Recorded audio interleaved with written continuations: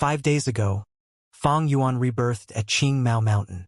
Back then, he worked together with Bai Ningbing in the Blood Barrier, and after his slaughter he obtained much post-battle loot. But these goo worms all had injuries in them. For the past 5 days, Fang Yuan had been floating around Jiang Mountain, so they lacked food and all died consecutively. For healing goo worms, Fang Yuan always lacked one, and he did not find one he liked either. A pity my goo worms all died in the self-detonation. Otherwise, I would not be injured to this extent. Bai Ningbing sighed towards the sky, but Fang Yuan laughed. Don't be too pessimistic. Not everything needs goo worms to be resolved. Oh! Bai Ningbing looked over with a questioning gaze. He saw Fang Yuan secretly activating his primeval essence, shooting something out of his mouth as a red light appeared. A flower goo resembling a lantern, rotating on its own and floating in midair. It was the Tusita flower. Fang Yuan willed, and the Tusita flower glowed in red as several objects flew out of it while wrapped in bright red light. There were bandages, medicine cans, and small medicine bottles. Small medicine bottles contain powder that can disinfect and diminish inflammation. You just need to use a little. In the medicine cans, there is medicine paste that can stop bleeding and form clots. You should know how to use a bandage, right? Fang Yuan, on saying so, split these items into 2 and gave a portion to Bai Ningbing. These are all methods used by mortals, but I did learn about them in the academy. Bai Ningbing received them, pouting, "You sure planned ahead." Saying so, she then opened the large medicine can and a disgusting smell rushed up into her nose, causing her to jump back and scream, "Why is it so smelly?" Fang Yuan laughed, not replying. He took off his shirt, pouring the powder from the small medicine can, causing his wounds to feel a sharp burning pain like fire. Next he opened the big medicine can, where inside was the mud-like medicine paste that was a blackish green and smelled horrible. But Fang Yuan was used to it in his previous life, not even flinching. He took out a handful of blackish green paste and spread it on his wounds, his actions being extremely refined. Next, he used the bandage and wrapped it many layers over the wound, quickly taking care of his injury. Because of the medicine paste, the injury area felt a cooling sensation, quickly replacing the fiery pain felt earlier. Your paste is quite useful. On one side, Bai Ningbing was still taking care of her injury as she gasped. Her robe was torn, and after applying the medicine, her breasts and nipples were almost exposed, but she did not have any reaction to it. While using the medicine, she even sighed, "Sigh, thinking about it now. If only we had a healing goo, that would be great." Fang Yuan took a look at her before activating the Tusita flower and taking out 2 sets of clothes he had prepared sufficiently, having intended to leave the village in the first place, so he bought many sets of clothing. Plus, Bai Ningbing and his age were quite close together. As they had similar body size, his clothes suited her well too. "Take this." He handed a set of clothes to Bai Ningbing. Bai Ningbing took the clothing and chuckled, feeling slightly shocked. "To think you prepared to this extent. Precaution averts perils on the safe side," Fang Yuan replied casually, taking off his remaining clothes and even his drenched socks into new sets. Immediately, with new clothing, he felt much better. Bai Ningbing also changed her clothes, throwing the torn white robe on the beach. But her expression was not looking good, for although they were out of danger at the moment, after changing clothes and bandaging her injuries, she also noticed the changes to her body. "What do you plan to do from now? When are you returning the yang gu to me?" She walked up, frowning as she asked. Fang Yuan picked up the black robe and socks that he changed out of. "Didn't I say it before? We are going to buy Gu Mountain now. As for that yang gu, at least wait until I am rank 3 first." Bai Ningbing frowned even more tightly, her pitch getting higher. "I have to wait until you are rank 3? She had never thought that one day she would get into such an awkward state. A proper man transformed into a woman. After the crisis of life and death was over, this strange sensation entered her mind. If possible, she did not want to endure it for even a second more.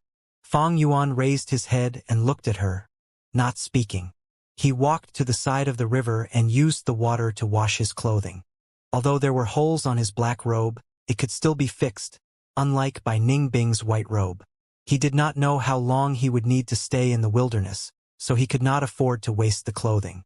Bai Ningbing was a smart person, and Fang Yuan's silence made her realize her true predicament. Right now, she had rank 3 cultivation but not a single goo worm. Even if she had, she could not do anything to Fang Yuan. The yang goo was refined already by Fang Yuan, so as long as he willed it, it could instantly detonate itself. The yin-yang rotation goo was a pair, and if it was destroyed, Bai Ningbing would never be able to return into being a male. Looking at Fang Yuan's back view, Bai Ningbing gritted her teeth, feeling extremely frustrated. To think that she, the Bai clan genius, had gotten into such a state, manipulated by others. This feeling caused the arrogant and prideful Bai Ningbing to feel extremely unhappy. Now we do not have a healing goo, so if we get into danger, what can we do? The problem is not just that, but I do not have a single goo worm with me. I have no fighting strength. No, I have to capture some wild goo worms and refine them. Otherwise, I won't even have any strength to protect myself. Bai Ningbing was rambling on when her stomach suddenly started growling. Damn! She held her stomach, feeling a strong sense of hunger. Hey! Guy who is washing clothes. Take out some jerky. I'm starving. While floating in the raft for 5 days, they relied on Fang Yuan's jerky as food. Although the jerky was tough, with the texture of wood when chewed on, it could fill the stomach and provide energy. Fang Yuan stood up, using his hands to wring the water off the black robe, shrugging it around before answering Bai Ningbing. Why are you so anxious? Hold this.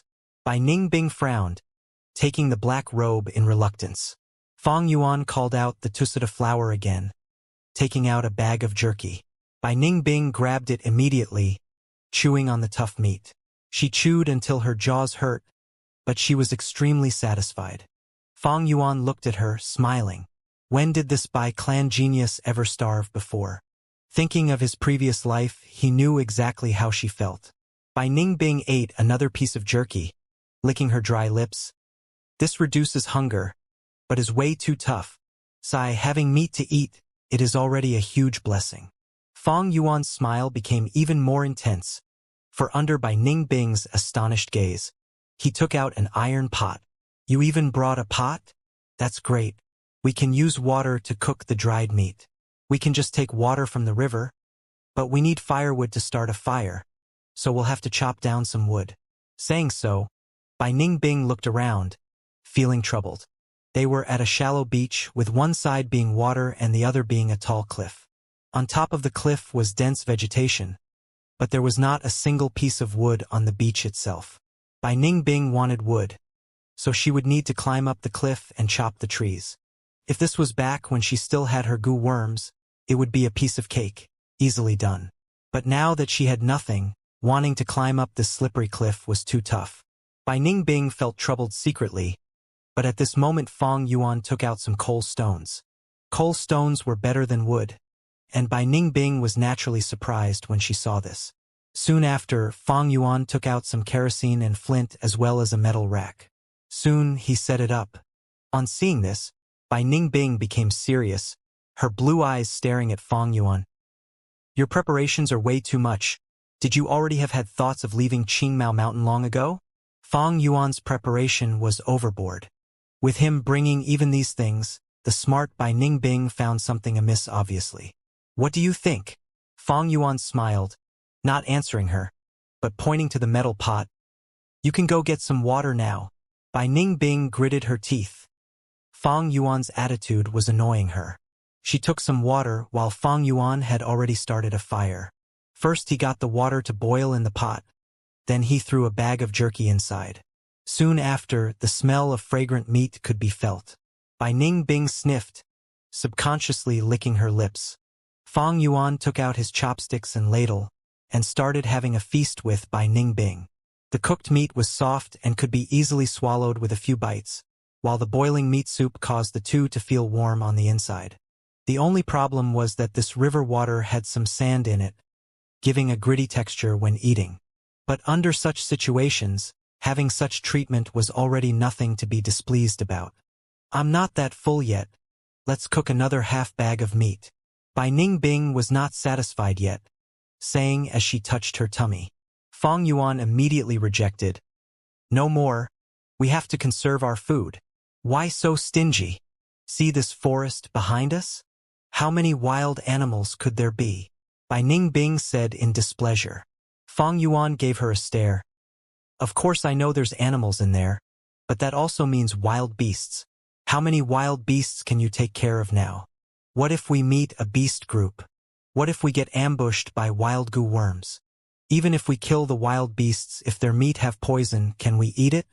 Can you differentiate between poisonous goo worms? Bai Ningbing stood dumbfounded, unable to retort. Fang Yuan snorted. Bai Ningbing was the Bai clan genius, so she naturally was full of utter arrogance. Thus this was enough already. If he continued lecturing her, she would hit her limit. He sat down cross-legged, taking down the pan and hanging his black robe on the metal rack, using the residue heat from the coal stone to dry it. Fang Yuan continued, It's getting late. Let's stay here for tonight and continue exploring the forest tomorrow. I specially chose this area with cliff on 3 sides so there would be little wild beasts that can reach us. Thus this is relatively safer. But we cannot be complacent. Let's keep watch in intervals. This was the benefit of having 2 people. Fang Yuan willed, and summoned the chainsaw golden centipede and sky canopy goo. These 2 goo worms, I'll lend them to you for the time being. Get familiar with them, Fang Yuan said. He was only a rank 1 initial stage cultivation, so it was near impossible for him to use a rank 3 goo worm. Even with a grade recovery speed and the heavenly essence treasure lotus, he could not display the true power of a rank 3 goo worm. He might as well give it to the rank 3 Bai Ningbing. Bai Ningbing received the goo worm, looking deeply at Fang Yuan. Between goo masters, goo worms could be lent. In the goo worms, a goo master's will resides. As long as the master acknowledges it, others can also communicate with the goo worm and use their powers. Of course, it is not as convenient as a goo worm one refines personally. Also, as long as the original owner wills it and changes his mind, the others would immediately lose their ability to command the goo worm. But even so, goo masters rarely lent their goo worms to others. Although they were forced by the situation, Fang Yuan's actions were extremely unrestrained, and this caused Bai Ningbing to become alert. Chainsaw golden centipede. Bai Ningbing mumbled with a complex expression as she stroked the dark golden carapace of this rank 3 goo. She had suffered quite a lot due to this chainsaw golden centipede during her battle with Fang Yuan. Who would have thought that there would be a time where Fang Yuan himself would lend it to her? The way Fang Yuan used the chainsaw golden centipede had left a lasting impression on her. Bai Ningbing immediately copied Fang Yuan's method and waved the chainsaw golden centipede like a great sword. From time to time, she willed the chainsaw golden centipede to lengthen or shorten, waving it around like a whip. The silver blades of the chainsaw rotated and cut through the air, producing a strange distortion of the light. Sky canopy goo. She put the sky canopy goo in her aperture, and inwardly poured white silver primeval essence on it with her brows raised. Immediately, her body was covered with an armor of white light. Fate really works mysteriously. To think, there would be a day where I would be using your goo, she sighed while looking towards Fang Yuan. Fang Yuan was silent. He was sitting cross-legged beside the warm coal with his eyes closed. His attention was on his aperture, where the full primeval sea of an A-grade aptitude appeared in front of him. 90%. His aptitude had only been just over 40%, and now it had increased by more than double. Although my cultivation has dropped from rank 3 to rank 1, with my years of hard work wasted, it is still all worth it. Fang Yuan was satisfied. In a goo master's cultivation journey, there were 3 most important things: aptitude, resources, and goo worms. None of these 3 aspects could be lacking. Previously, Fang Yuan only had C-grade aptitude and had to resort to all kinds of means of resources and goo worms to try to make up for the deficiency in his aptitude. Those years spent in Qing Mao Mountain had been quite difficult and exhausting. His cultivation speed had been pretty good, but that was the result of him exhausting all the means available to him and taking high risks. If his aptitude had been a grade at that time, he would have faced a completely different scene and be able to easily reach rank 3. Such a twist of fate. I now have an A-grade aptitude, but don't have the safe environment to grow up like in the village. Additionally, the resources and the goo worms I have now can't compare to before. Fang Yuan was now wandering outside his home ground, and with his weak cultivation he could face mortal dangers at any moment. This situation naturally couldn't compare with the safe and stable environment back at Qingmao Mountain. And of course, there would be no stable trading areas to exchange for mutual benefits. Fortunately, with the Heavenly Essence Treasure Lotus, the greatest problem that is resources is resolved. So at least there will be no worries before I reach rank 3. Fang Yuan looked through his 90% green copper primeval sea, where a blue and white lotus had taken roots in the depths of his aperture. Its petals were healthy and plump, giving off a holy and immortal aura. This Heavenly Essence Treasure Lotus was a rank 3 and had an enormous potential for development. Just to refine it, Gu Yu Clan's foundation spirit spring had to be wasted. It was equivalent to a miniature portable spirit spring, and back when Fang Yuan still had rank 3 cultivation, it continuously recovered Fang Yuan's primeval essence, giving him the recovery speed of AB grade aptitude. Rank 3 cultivation possessed white-silver primeval essence. Fang Yuan was now only a rank 1 initial stage with green copper primeval essence. With the Heavenly Essence Treasure Lotus in his aperture, his primeval essence recovery speed was raised to an extreme rate. If I only use rank 1 Gu, my primeval essence recovery speed would be shocking and almost inexhaustible. Using 1 or 2 rank 2 Gu worms might cause the primeval C to decrease, but the recovery speed would continuously balance it, causing it to be relatively stable. Using a rank 3 Gu will exhaust the primeval essence very rapidly, and the consumption would far surpass the recovery speed. My primeval C would be thoroughly dry within few moments. Fang Yuan calculated in his mind. After all, he now only possessed green copper primeval essence, and that too was the initial stage jade green primeval essence. The quality was far too low. Other than Heavenly Essence Treasure Lotus, Fang Yuan still had other Gu. First of all was his vital Gu, Spring Autumn Cicada. This rank 6 Gu was numbered 7 in the list of mysterious Gu. Once it turned into one's vital Gu, it could no longer be taken out of the aperture and was now residing in the middle of the aperture. After going through another rebirth, its aura was no longer the same. Its bright yellow-green light was completely gone and now looked dispirited and extremely weak. It was concealing its figure, and as time flowed, it silently absorbed time from the river of time and began another round of convalescence.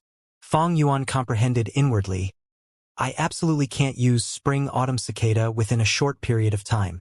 In such a dangerous state, if I used it, it would be absorbed by the river of time and I would just be throwing away my life by self-detonating.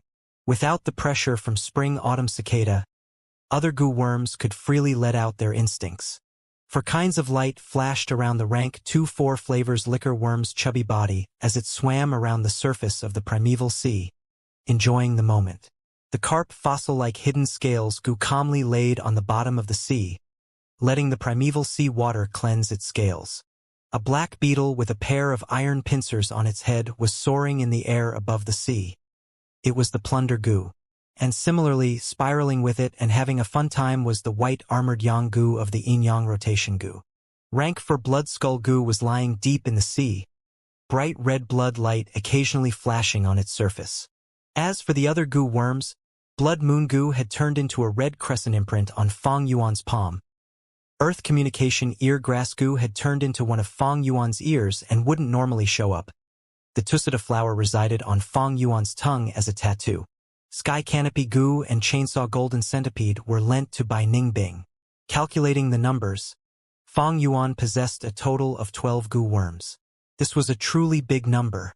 Generally speaking, it was normal for a low-level Gu master to have 2 or 3 Gu. When one reached rank 4 or 5, they would raise this number to 4 or 5. Even Divine Investigator Tai Shuileng only raised about 7 Gu. Do not be fooled by Gu Yu First Head or Lord Sky Crane. Both were special cases and were old monsters with centuries of accumulation. The amount of Gu worms possessed by Fang Yuan was 3 to 4 times more than normal Gu masters. More numbers meant huge economical burden on the Gu masters along with the pressure of managing and raising them. Fang Yuan may have chosen his goo carefully, with most of them being easy to raise. But with the limited goods and resources in the Tusita flower now, Fang Yuan was under a huge burden. Facing the brunt of this burden was the Four Flavors liquor worm, as its food was fine liquors. There was a lot of wine stored in the Tusita flower, but it would only be able to support the Four Flavors liquor worm for half a year. I need to find new source of liquors within these 6 months, or I have no choice but to reverse refine the Four Flavors liquor worm back to liquor worm. Next was the plunder goo. Plunder goo's food was difficult to find, and the amount of the food stored for it in the Tusita flower could only last for 5 months. Then it was the earth communication eargrass. Earth communication eargrass's food was ginseng roots, but thankfully there were a lot of it in the Tusita flower, enough to support it for a year. As for the blood skull goo and blood moon goo, both required blood which needed to be thought out properly. And for the yin-yang rotation goo, if they were intact and formed a complete Taiji light sphere, they would be self-sufficient in feeding on the transformation of the yin and yang qi. However, only yang goo was left now. Fang Yuan would need to take out some time to release it and let it absorb the yang qi in the air. Raising this yang goo was very important. Only with the yang goo could Fang Yuan suppress by Ningbing, gaining a cheap bodyguard and a guarantee for survival. This signified that Fang Yuan couldn't casually enter mountain and underground caves. If by any chance were he to be trapped in a special situation where yang qi wasn't available, the yang goo would die from starvation, and at that time, by Ningbing, in all his fury and despair, would become the greatest enemy to Fang Yuan. All in all, Fang Yuan was in an awkward situation now. He had a lot of high-ranked goo in his possession, rank 3, rank 4, and even a rank 6 goo. But the unfortunate thing was that he only had rank 1 cultivation at the moment. To him now, using the high-ranked goo was quite troublesome and inconvenient. The more crucial point was that he seriously lacked goo with healing and movement abilities. Now what I need to do is gather some wild goo worms and resolve these issues. If only I get lucky and come across a suitable goo, being able to escape from the shuttle swordfish groups could be considered my good luck. But there is no way I could be so lucky every time. After Fang Yuan sorted out his thoughts, he slowly opened his eyes with a grave expression. When he had just opened his eyes, he saw Bai Ningbing walking over with a white eggshell on his hand. Look at this. I was just trying out the chainsaw golden centipede and drilled the ground, but to think there is an egg hidden under this beach. Too bad it was smashed by chainsaw golden centipede. Bai Ningbing said. This egg was the size of half of a wash basin, and the white eggshell was thoroughly smashed and only some yolk remained in it. Fang Yuan only took a glance at this eggshell before his expression turned tense. This is bad. This is the egg of a 6-foot crocodile. Is this beach a breeding ground for the 6-footed crocodiles? He quickly stood up. Quick! Use the chainsaw golden centipede and check if there are more of such eggs in this beach. Bai Ningbing's gaze shook and pointed behind Fang Yuan. It's too late. Look! Fang Yuan turned around and saw hundreds of dead logs floating towards the beach from the river. The dead logs came ashore and revealed their true forms.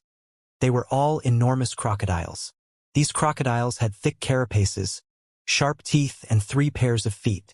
Right now, their bloodshot eyes were tightly staring at Bai Ningbing. 6-legged crocodile groups. Bai Ningbing subconsciously loosened her hand under the glares of the crocodiles. The white eggshell fell onto the sand, smashing further in the process, and what little yolk left in it seeped into the sand. Hiss! The 6-legged crocodiles hissed in rage before charging forward on their 6 legs towards the 2 youths. At the same time, in Qingmao Mountain, in the former site of Guyu Village, snow covered everything and glaciers had formed everywhere. A group of people were standing on the snow like iron nails nailed into this white world. Father! Tai Ruanan kneeled down on the snow and shouted out her father's name with tears flowing down her face. 5 to 6 days ago, Tai Shuelong had an intense battle with the Guyu First Head, but when he was at death's door, he kept his daughter's safety in mind and sent out the Mountain Giant Puppet Gu and Iron Fist Grappling Gu. The Mountain Giant Puppet Gu formed into a copper mask and covered Tai Ruanan's face, protecting her. The Iron Fist Grappling Gu turned into a giant hand, taking her away from the mess at Qingmao Mountain. However, these two had already been infected by the blood frenzy goo and had turned into a pool of blood not long after completing their tasks. Tai Ruonan rushed back to Qingmao Mountain in a crazed state, but on the way, she was besieged by a group of beasts. In the moment of her great danger, Tai family's reinforcements had arrived. They had come because of Tai Xueling. Tai Xueling always executed matters earnestly. Just to be safe, he had sent a letter for reinforcements to their clan. Tai Ruonan was able to rush here with the help of the reinforcements. However, the scene that appeared before her was a mountain filled with ice and snow where all the living beings were frozen, and there were no traces of her father. She and the Tai family reinforcements searched for several days and nights, before finally accepting the cruel reality. Divine Investigator had fallen. Her father had died. Father! Tai Ruonan cried out with a hoarse voice filled with extreme sorrow like the wail of the wild goose. Divine Investigator died in battle. This is the glory of a man of the Tai family. Lady Ruonan, my condolences. A young Gu master behind her consoled. On the snowy grounds, Tai Ruonan kneeled as her crying voice became weaker, her shoulders shivering and her fists tightly clenched as the snow melted in her hands into water. The young Gu master frowned, continuing, "Throughout the past few days, we have scoured the entire battlefield. We saw some traces left behind, and it seems there were a few that managed to escape this battlefield. Divine Investigator's letter talked about the Blood Sea inheritance. I'm worried that the demonic Gu master who inherited the Blood Sea inheritance might be among these survivors." When Tai Ruonan heard this, she stopped crying. She stood up from the icy ground as the freezing winds blew, her haggard face showing determination. "The feud of killing my father is greater than anything. Whoever the killer is, I will definitely find out the truth." The young girl's voice was hoarse, but when she spoke, her gaze and tone became very determined. The young Gu master sighed. "Investigations definitely have to be done. Our Tai family people cannot die with injustice. But Lady Ruonan, you don't have to go. Before coming here, the clan leader already informed us to bring you back to the village safely." Tai Ruonan stared with wide-opened eyes. "What? Don't think of chasing me away." The young Gu master smiled, looking at the sky. In the azure sky, there were several clouds floating. Tai Ruonan was about to argue some more, but suddenly her iris shrunk. "You!" Before she finished, her eyes closed and she laid on the snow softly, falling asleep. "Guei," the young Gu master called. "Here. I order your group to escort Lady Ruonan back safely." "Yes." Guei hesitated. "Then what about you, young master?" "Me? I have to follow the Yellow Dragon River and chase after them." The young Gu master laughed arrogantly.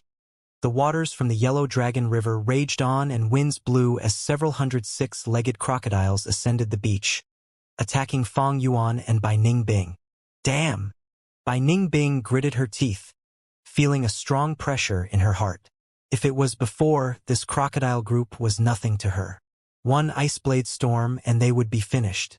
But now, she only had the Sky Canopy Gu and Chainsaw Golden Centipede, while also lacking the Northern Dark Ice Soul physique. Her blue irises quickly swept the environment as Bai Ningbing scolded. "What a great place you chose! With 3 sides as cliffs, how can we escape? Why so frantic? It's only 100 beast group, not 1,001, otherwise we would be dead meat. 100 beast group means we still have a chance of survival, we can kill them all." Fang Yuan quickly kept his clothes, racks, metal pots and retreated behind Bai Ningbing. Fang Yuan was extremely confident, causing Bai Ningbing's heart to feel slightly at ease. "What are you staring at? Go kill them." Fang Yuan swept his gaze at her, urging, "Why else did I lend you Gu worms? Don't forget I have the Yang Gu." "Bastard!" Bai Ningbing stared in rage, her heart burning as she cursed. No one knew if she was scolding the 6-legged crocodiles, Fang Yuan or both. But no matter what, she held the Chainsaw Golden Centipede and rushed up. Buzz buzz buzz. Razors rotated violently as the aggressiveness of a rank 3 Gu worm appeared, causing the 6-legged crocodile to halt in their steps. "A group of ugly maggots," Bai Ningbing chuckled, rushing up and slashing. A 6-legged crocodile was hit on its stomach, crying out as sparks flew, cut into 2 by the razors. Fresh blood spewed on by Ning Bing's face and clothes. As she felt the stimulation of blood, an intention of battle appeared on her face.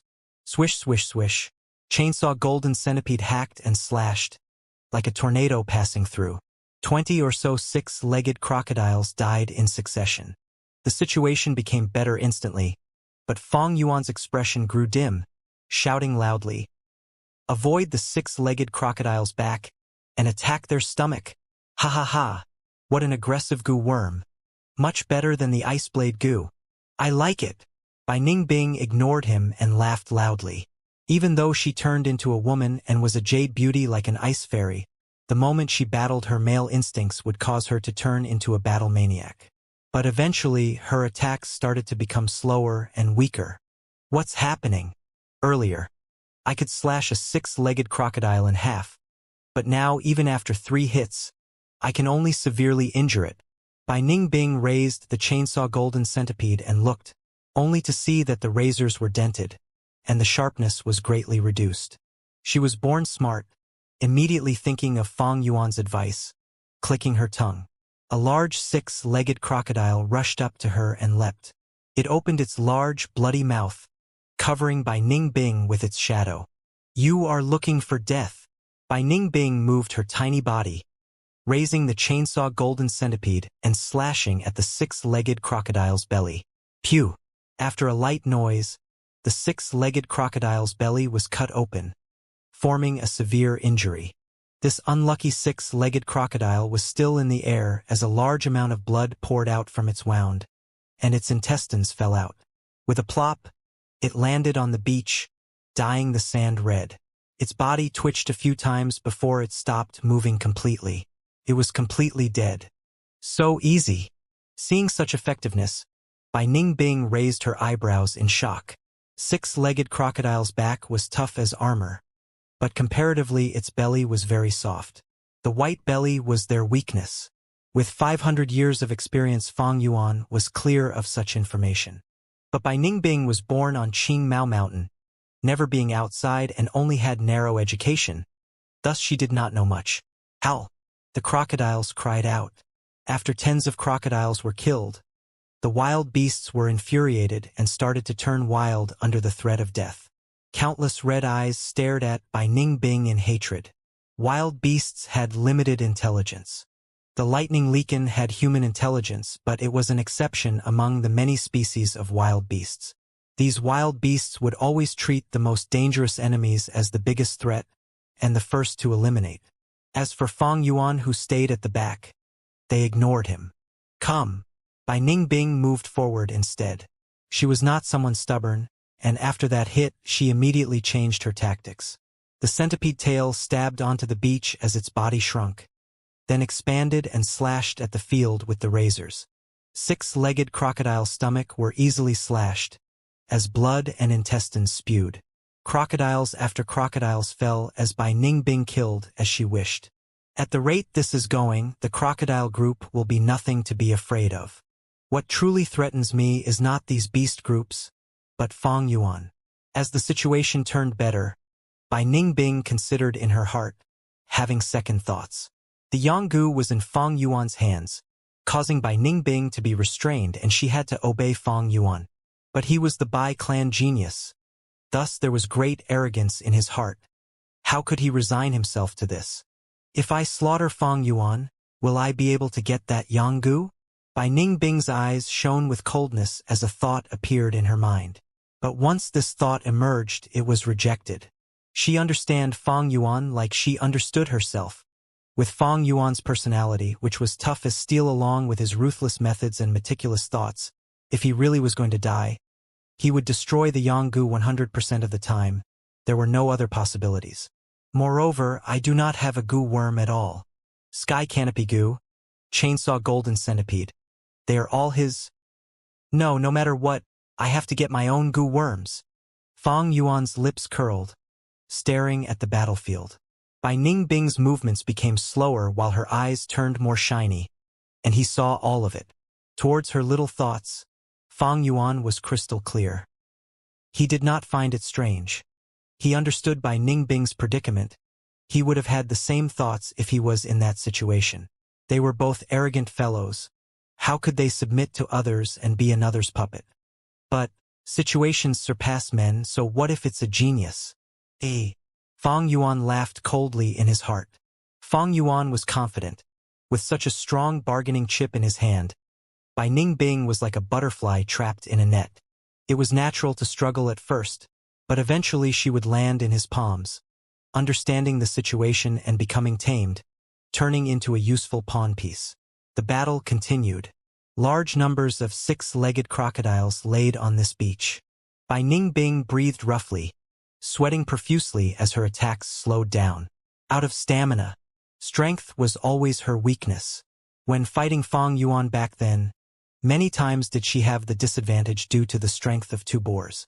Now that she fought for an hour, her stamina was running out.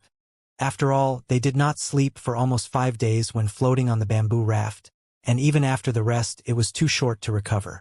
What caused her to be even more frustrated were those 2 lumps on her chest. Every time she moved, these 2 burdens moved along, causing her to feel very uncomfortable. Fang Yuan, are you not helping? She breathed roughly, calling. Saying so, she dodged the attack of a 6-legged crocodile narrowly, pressing on her weak knees and standing up. Fang Yuan said coldly, "Once I help, I will attract the attack of many 6-legged crocodiles. You want me to die? If I die, you will never get the Yanggu." 3 6-legged crocodiles approached, and Bai Ningbing had no choice but to retreat. She was tired to the point of fainting as her stamina reached its limits, and she saw darkness in front of her. The chainsaw golden centipede appeared even more heavy, constantly dragging her towards the ground. She gritted her teeth. "Fang Yuan, if I die, can you live? Rest assured, I am behind you." Fang Yuan rested his back on the cliff, as he willed, and a blood moon gu flew out of his palm, flying towards Bai Ningbing. "Take it and use it well." Blood moon gu originated from moonlight gu, so Bai Ningbing was very familiar with it. With just a few uses, she got used to it, and the bright red moonblades stabilized the situation. But good situations did not last, and although Bai Ningbing regained her footing, her primeval essence was starting to become insufficient. Ordinary rank 3 gu masters, to deal with beast groups, they have to employ kiting tactics, using primeval stones to recover their primeval essence. Bai Ningbing's method of facing them head-on and lasting until now was already outstanding. If a gu master's primeval essence runs dry, their battle strength will drop down to rock bottom. Bai Ningbing started to look back at the cliff behind her, wondering if there was a way to escape. When she saw Fang Yuan's casual expression while he was leaning against the cliff, she flew into a rage, scolding, "Fang Yuan, I fight at the front lines, yet you watch the show behind me?" Fang Yuan snorted. The former Northern Dark Ice Soul physique, the grand Bai Ningbing, can't even deal with 100 beast group. Bai Ningbing was exasperated. "If you have the guts, then you go and fight." Fang Yuan laughed coldly. "If I had rank 3 cultivation, it is enough to eliminate all these 6-legged crocodiles. Why would I need you?" Bai Ningbing breathed loudly, smoke coming out of her pores. Fang Yuan said seriously, "Bai Ningbing, I can tell you're used to fighting without restraint. You are a former Northern Dark Ice Soul physique, but now that you are a grade with 90%, if you still keep fighting like that, your primeval essence will definitely be insufficient.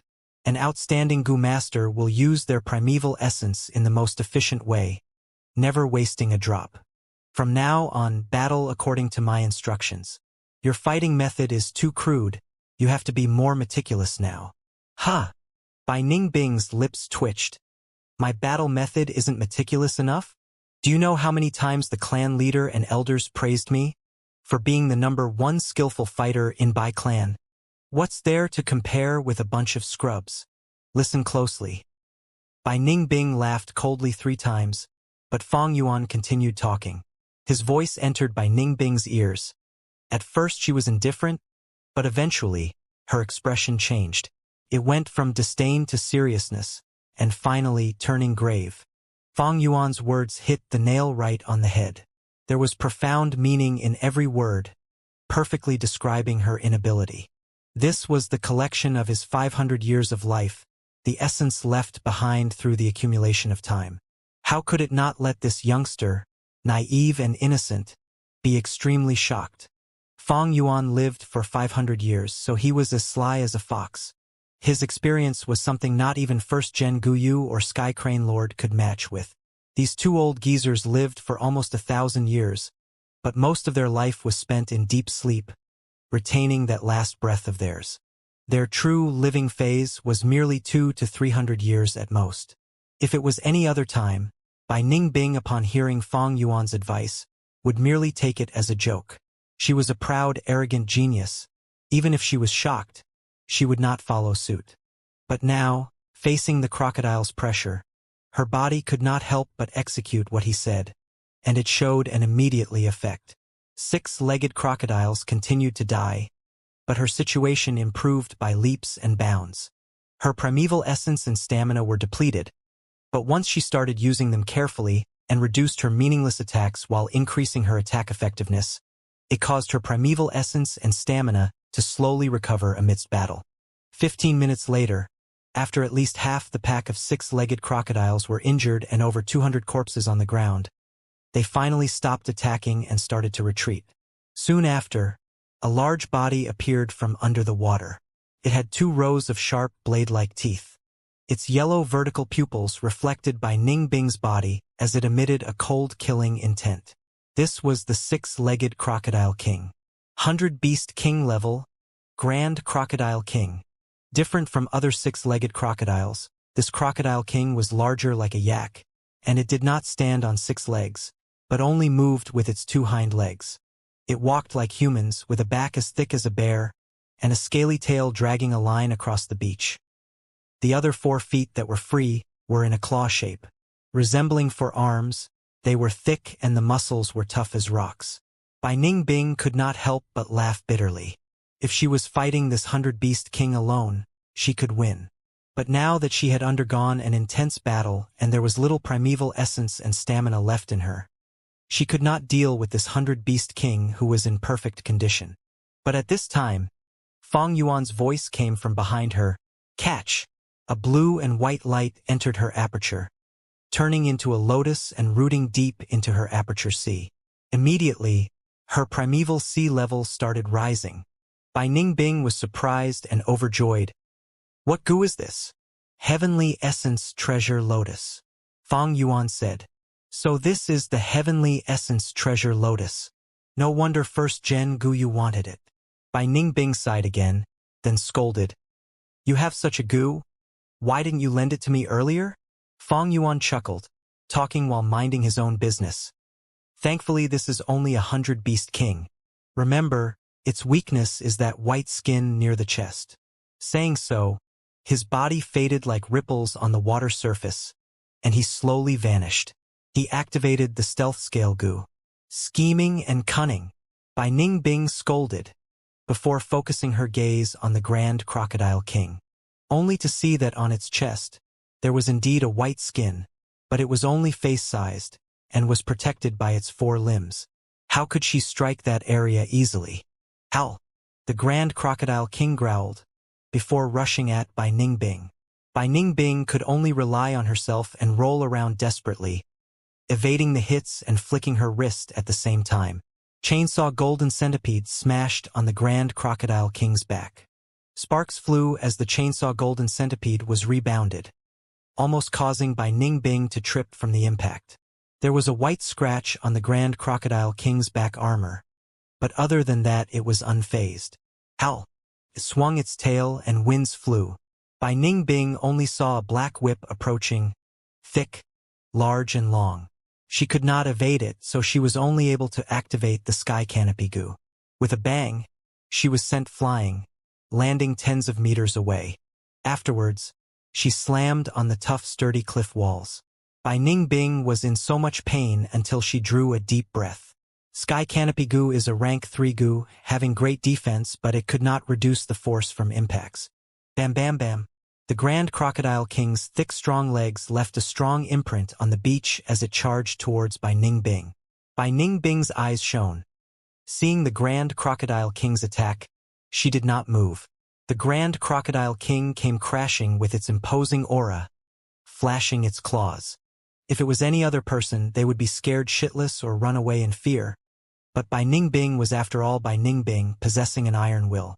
20 steps, 15 steps, 10 steps, 5 steps. Seeing the Grand Crocodile King was near, at the final moment, Bai Ningbing leapt. Bam! She narrowly evaded the Grand Crocodile King, and the latter crashed into the cliff walls, as large amount of debris fell and buried it. A beast is a beast after all. Bai Ningbing laughed loudly, about to chase after it, but suddenly thought of something and stopped. The next moment, the Grand Crocodile King's tail swept and sent the debris flying all over the place. Bai Ningbing observed silently, and a moment later the Crocodile King finally got free. It was in a desperate state. Half its teeth were broken and blood flowed out of its nostrils. Its golden pupils also turned red. It growled furiously at the sky and lowered its body, rushing towards Bai Ningbing at an even faster speed. Bai Ningbing retreated, smiling as she dodged. Bam! With a huge bang, the cliff walls collapsed, and smoke flew everywhere. An hour later, the injured Grand Crocodile King covered its white skin in futile, as blood continued to ooze out of its wounds. Soon after, it plopped on the ground, on the beach that was completely wrecked by the battle. This blood moon goo is pretty useful, huh? With that bleeding effect, I can kill that Grand Crocodile King so easily. Bai Ningbing looked at the red moon insignia, thinking in her mind. After the Crocodile King died, the remaining 106-legged crocodiles lost their drive and morale, escaping into the river one by one. Finally over. Bai Ningbing shook the chainsaw golden centipede on her hand away, sitting on the beach in exhaustion. Fang Yuan's figure came out of the shade, squatting at the Crocodile King's corpse and searching. Found it! When he took back his hand, there was one goo in each of his palms. Bai Ningbing, seeing this, breathed heavily in anger. She fought so intensely with the Crocodile King, finally killing it and chasing the crocodile group away. But the unscathed Fang Yuan came out to collect the battle rewards instead. Fang Yuan took a close look. These two goo, one was almost dying but still struggling. It had a turtle shell around palm size, but its protruding surface was covered in crocodile scales. The carapace goo.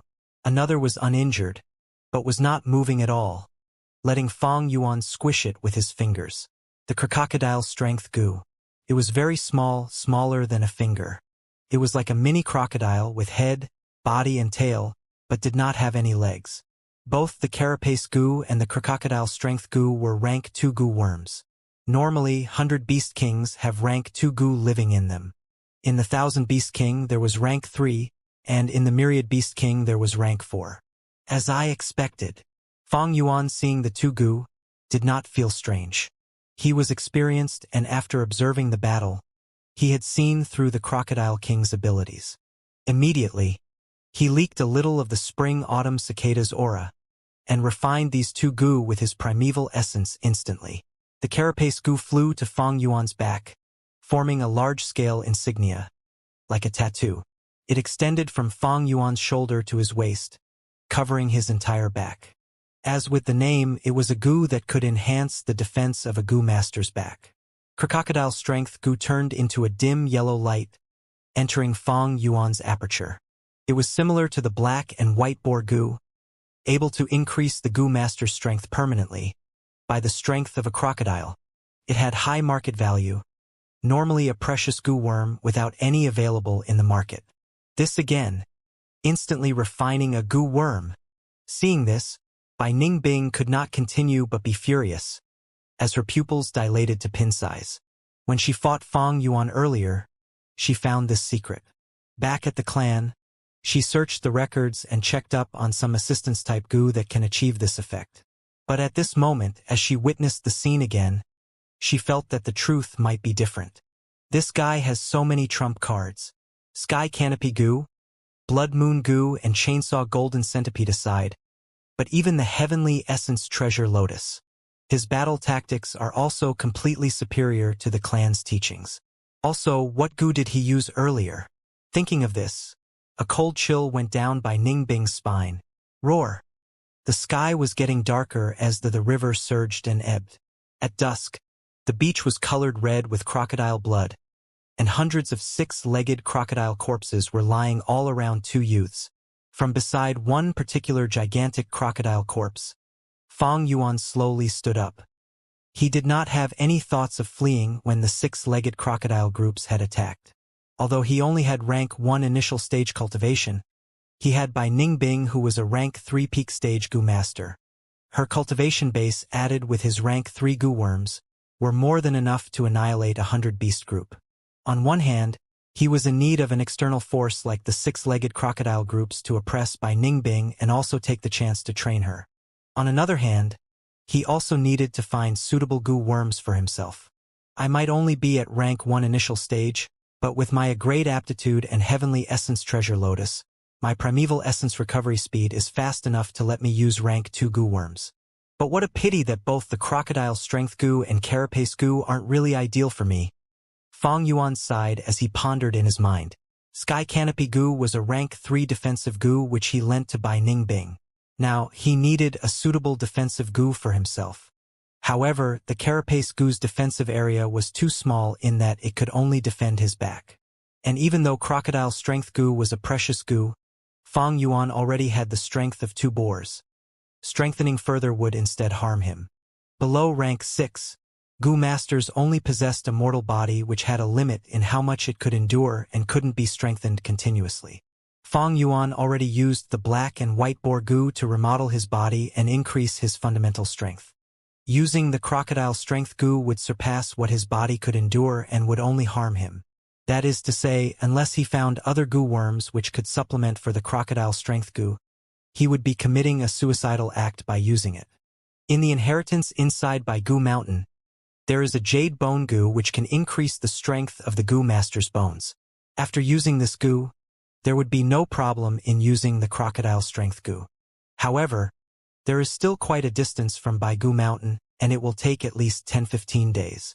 Fang Yuan gazed at southeast direction. Then he willed and summoned the crocodile strength goo. He gave the crocodile strength goo to Bai Ning Bing, and at the same time called back the heavenly essence treasure lotus. Use this crocodile strength goo, it will let you gain the strength of a crocodile. The process will be a bit tough, but it should be done after you repeatedly activate it for a month. Fang Yuan instructed. Bai Ning Bing nodded. She was inwardly happy. With the crocodile strength goo, she could make up for her weak strength. She had looked for such a goo back when she was in Bai Clan, but she had no luck in finding such goo. To think that she unexpectedly found the goo which she had always wanted out in the wild. Dangers lurked everywhere when goo masters journeyed outside. But at the same time, there were plenty of opportunities. Let's go, the blood odor here is too concentrated and will definitely attract the wild beasts. The cliff is also almost collapsed. It will be dangerous to camp here. Bai Ning Bing approved of Fang Yuan's proposal. But before leaving, Fang Yuan gathered as much of the crocodile blood and flesh as he could and stored them in the tusita flower. Crocodile strength goose food was crocodile flesh, and the fresh crocodile blood could be used to feed the blood skull goo and blood moon goo. The sun had already completely disappeared into the horizon and the night fell. Numerous stars could be vaguely seen in the sky. The cliff had collapsed by the Grand Crocodile King's attack, becoming easier to climb. After Fang Yuan and Bai Ning Bing climbed the cliff, a dense jungle welcomed them. The jungle seemed to continue on and on, touching the shadows of the faraway mountains. Furthermore, the depths of the jungle were covered in deep darkness, concealing unknown dangers and beasts. Chichihuhau, a series of odd noises sounding like the cries of birds or the howling of the apes, resounded in the two youths' ears. The two glanced at each other, realizing that the dangers lurked everywhere in the jungle. More so during the nighttime where there were scarce light, the jungle became more dangerous than during daytime. They had no other choices, however. Let's go, Fang Yuan hinted at Bai Ning Bing. Bai Ning Bing grinded her teeth, but she had no choice other than to drag her extremely tired body and walk in front, opening a path for Fang Yuan. The trees in this jungle were at least 4 meters tall, and being close to the river, The air was filled with moisture and the soil was much softer than normal soil. Under this warm and moist atmosphere, moss grew wildly, spreading over the ground, rocks and tree trunks. The darkness deepened and the chillness increased as the deeper they went into the jungle. Fang Yuan was still in a better condition. Bai Ningbing, however, shivered from cold. She had just engaged in an intense battle, and her whole body was soaked with sweat. Right now, as the chill invaded her body, she naturally felt much more cold. "Hey, how about making a fire and warming ourselves first?" Bai Ningbing spoke while scouting in front. Her voice echoed within the jungle, making the quietness of the jungle even more prominent. "Warm ourselves? Haha." Fang Yuan laughed. "Don't you feel that this jungle is too quiet? Let's stop and check the trees in front." Bai Ningbing slowed down her steps and concentrated. The trees in front of them were short and thick, with twisted roots that spread over on the ground. The ends of the branches all grew out into vines like green pythons, either coiling around each other or dropping down into the ground. The tip of the vines were like Venus flytrap or like mussels with open shells, quietly waiting for the prey. Beast trap tree. Bai Ningbing thought of what he had learned in the academy and recognized this tree. This tree was carnivorous, and the ends of its branches had softened down to become vines with only 2 leaves on the ends. The leaves were wide and big, and would normally remain open like a giant open mouth. However, once a prey walks close, the vines would shoot like a snake and the leaves would snap shut, swallowing the prey. Afterward, the tree would secrete acidic liquid and melt down the prey over the course of tens of days or even months before absorbing it. Bai Ningbing counted the amount of beast trap trees in front of him. There were at least 30 to 40. There were some distance between each trees, upon which grew ordinary trees. This is the area of beast trap trees. No wonder it was so quiet with no signs of any living creatures. But it isn't a problem. I can forcefully open up a path with a rank 3 goo, Bai Ningbing said. Fang Yuan, however, shook his head. "We need a safe campsite right now, and from how I see it, this area of beast trap trees looks pretty good. We might not necessarily find a safer place to spend the night in this dense jungle if we charge through this area." Bai Ningbing couldn't help opening up her eyes wide when she heard what was said. "In this place? These beast trap trees are safer." Fang Yuan glanced at her, but didn't explain. Instead, he turned around and walked back through the way they had come. Bai Ningbing grinded her teeth. Yang Gu was with Fang Yuan, so she had no choice but to follow Fang Yuan back to the beach. Fang Yuan chose 2 sturdy crocodile corpses and opened up their cut bellies. He removed the internal organs and cleaned it thoroughly before dragging the corpses back to the jungle. "You are actually thinking of?" Bai Ningbing was smart, and as she saw this, she already could vaguely guess Fang Yuan's motive. She couldn't help but be amazed by Fang Yuan's creativity. Humans are above all creatures, having unbound wisdom.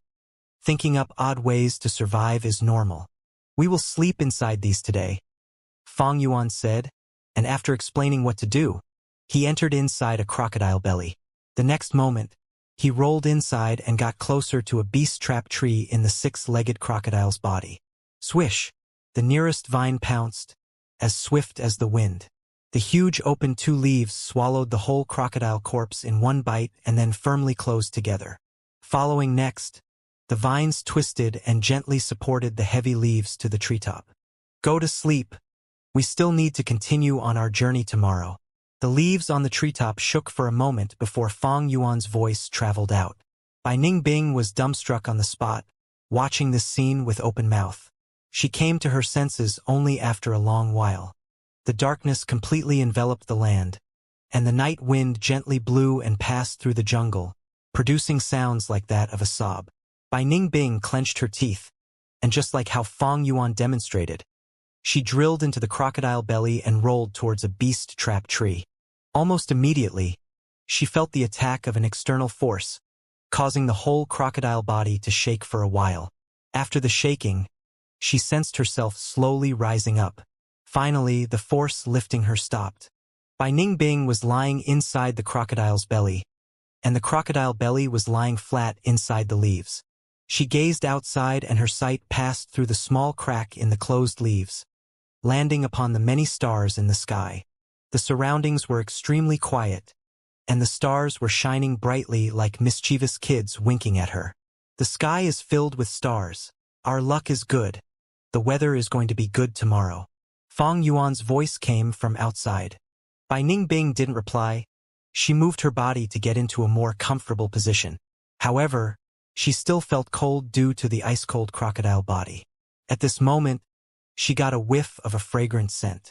Bai Ningbing wasn't surprised as Fang Yuan had already explained this to her.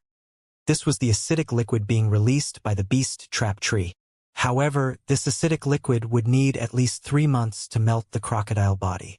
Hence, hiding inside the crocodile body was very safe for the moment. Oh right, I better use the crocodile strength goo first and then sleep. Bai Ningbing thought inwardly, but her eyelids seemed to be as heavy as a mountain, gradually shutting close. The next moment, she was in a deep sleep. She was too tired. First it was continuously drifting for 5 days and 5 nights. Then it was the intense battle with the crocodile groups. And in the battle, she had surpassed her physical limits and unearthed a part of her potential. Maybe it was because she had turned into a female, the pressure from Fang Yuan intentionally or otherwise, it made her exhausted in both body and mind. Fang Yuan, however, wasn't asleep. From within the crocodile body, he called out the tusita flower and took out some cotton clothes and cloak. He then divided these into 2 parts, one part for a cushion under his body, another part for covering his body. Although he tossed around, this layer of preparation immediately brought him some warmth. Under the cage of the leaves, the crocodile body changed into a pleasant hotbed. Fang Yuan still had some energy left. He closed his eyes and fell into meditation, using his primeval essence to nurture his aperture. He might have no liquor worm to upgrade his primeval essence, but with the assistance of heavenly essence treasure lotus and his a great aptitude, the amount of time he could nurture his aperture increased by a great amount. The primeval sea was turbulent, rising and falling as its waves cleansed the aperture walls. Every time the primeval essence was consumed, it would be immediately replenished. Even continuing to nurture the aperture for a whole night wouldn't be able to exhaust the primeval essence. However, Fang Yuan did not do such a thing, for nurturing the aperture couldn't replace sleep. He stopped cultivating after midnight and went to sleep. He was a light sleeper and was able to hear the vague sounds of the wind and the howling of beasts in his sleep. Many wild beasts were attracted to the odor of the blood in the beach and trudged through the jungle towards it. And when they passed through this area of trees, they were captured by the beast trap trees. The sun hung brightly in the blue skies and white clouds. Sunlight shone on the land as Yellow Dragon River flowed, with a dense forest beside the river, forming an ocean of greenery. On the beast trap tree's crown, vines hung as 8 or 9 leaves formed a cage, like a gathering of seashells standing tall.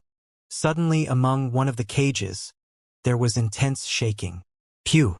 A bright red moon blade shot out from there, tearing the leaves apart.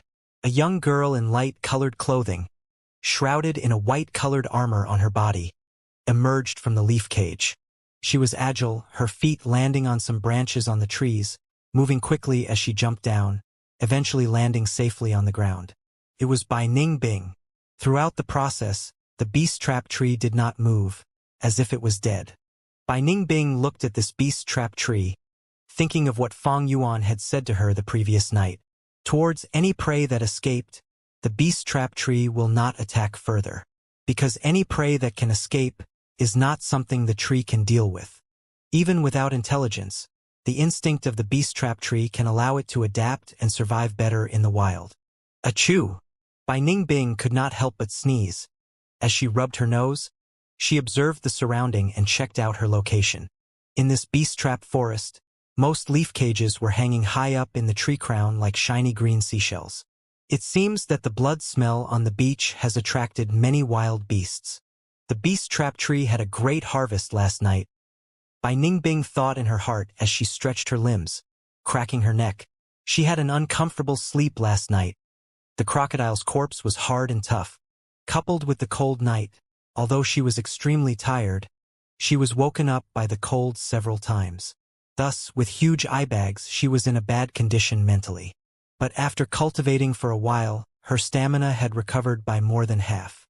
At this moment, she was standing in an area with sunlight, using the sunlight to dispel the coldness in her body. "By Ning Bing, let me out." A voice was heard, none other than Fang Yuan. He did not need to use the earth-hearing communication grass to notice the commotion. Bai Ningbing glanced at another beast trap tree. On this tree crown, the leaf cage that had captured Fang Yuan was still at the same spot. She laughed inwardly, not replying, instead closing her eyes and resting while bathing in the sunlight, delaying on purpose. 15 minutes later, she shot out a blood-colored moonblade, cutting the vines apart. The seashell-like leaves scattered on the ground as they tore and dispersed. Bai Ningbing slowly walked over, using another blood moonblade, cutting the leaves as Fang Yuan moved his way out of the cage. "What's with the delay? I woke up ages ago, and even managed to cultivate for a while." Fang Yuan's face was gleaming, looking extremely refreshed. The clothes and cloak that he took out last night had already been kept. Bai Ningbing snorted. Fang Yuan's current situation was beyond her expectations. She had thought that Fang Yuan would be like her, not being able to sleep while feeling hungry and cold. Thus she delayed his release, trying to torture him. But to think that his condition was at its peak. "It's getting late, we have to start moving. Let's eat first." Fang Yuan shot out the tusita flower, taking out the coal stone, iron rack, iron pot, water bottle, and dried biscuits, etc. He moved quickly, cooking a pot of meat stew in a short while. Next he searched around, finding a large number of mushrooms under the cover of the beast trap tree. These tree shrooms were long, dry, and thin, looking dark purple or black. Bai Ningbing looked at Fang Yuan as he put these into the pan, questioning, "Wild vegetation cannot be eaten without caution. They might be poisonous." "Yup, you're right." Fang Yuan nodded. "Then don't eat." Bai Ningbing laughed coldly. "If you get poisoned, I do not have a healing goo worm." Fang Yuan indifferently took out a ladle, drinking a huge mouthful of meat soup under Bai Ningbing's close watch. Bai Ningbing snorted. Only until Fang Yuan drank 5 to 6 mouthfuls of soup did she assure herself that there was no danger in the soup. After drinking from the ladle, her eyes shone. Compared to yesterday, this stew had a much fresher and sweeter flavor. She directed her gaze towards the tree shrooms in the soup. Evidently, the difference was due to these mushrooms. She could not help but look at Fang Yuan as he sat on a rock, drinking soup with his head lowered as he ate the dry biscuits, full of vigor.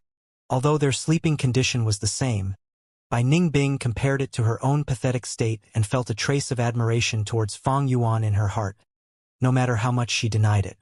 Of course, if she knew that Fang Yuan had secretly taken out his cloak and clothes to keep warm, then she would have had a different feeling altogether. Fang Yuan felt her gaze landing on him. But he did not raise his head, only smiling lightly, pretending he did not notice it, and continued eating. Ever since Qingmao Mountain, where Bai Ningbing resolutely saved him, Fang Yuan felt that pure demonic nature in her. Demons are crazy, impervious to reason, adamantly walking on their own path. Bai Ningbing's demonic nature gave Fang Yuan some ideas on how to make use of her. But this person, Bai Ningbing, was also complex. On one hand, she was too tender. After getting new life and solving the problem of the Northern Dark Ice Soul physique, she did not want to give up anymore, enjoying life and not resolving to die. But on the other hand, her demonic nature made her pursue excitement, thus having a completely unrestrained personality. She did not fear death, and if death was exciting enough, she would chase after it. Such a person is like a young dragon, full of curiosity towards the world, carrying an unrestrained nature, and whose wildness was untamable. She had her own path, her own ambitions and aspirations. Bai Ningbing had not fully grown into a demon lord. She was merely a demon child now. But this true demon will never change her path, and her direction cannot be altered, and she definitely will not submit to anyone. True demons are only loyal to themselves, moving in the darkness alone, walking their own paths. True demons will admire other people, but they will never submit. A true demon is the lord of their own, the supreme existence. Fang Yuan understood Bai Ningbing because Fang Yuan understood himself. He knew that Bai Ningbing would never submit to him, but not submitting does not mean she couldn't be subdued. While not able to change her path, it does not mean she cannot be used. If Fang Yuan had rank 3 cultivation, he would not need her. But with only rank 1 initial stage now, Bai Ningbing's value was great. Of course, wanting to subdue her and make use of her, some efforts needed to be put in. Bai Ningbing was smart and arrogant, and could not be forced. Only through some small matters, or external influence to exert pressure on her, can she slowly be tamed.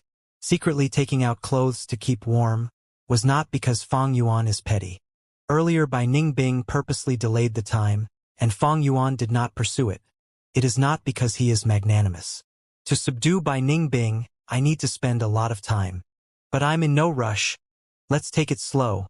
I need time to recover my cultivation. After the 2-8, it was near noon already. On the ground, there were footprints of wild beasts all over. The two continued moving, as Bai Ningbing paved the way towards the southeast direction. The deeper they went, the taller the trees in the forest. Earlier there were only beast trap trees around 3 to 4 meters tall, but gradually they became 5 to 6 meters tall, and at times there were 7 to 8 meter tall king trees, like a crane among a flock of chicken. Of course, there were also dying tree branches that had fallen onto the ground, filled with green moss. Or at some areas, there were budding leaves, or broken wood, split apart by lightning, showing the fury of the heavens. These great beings grew in close proximity in this area, shrouding the heavens. The deeper one went, the colder it got.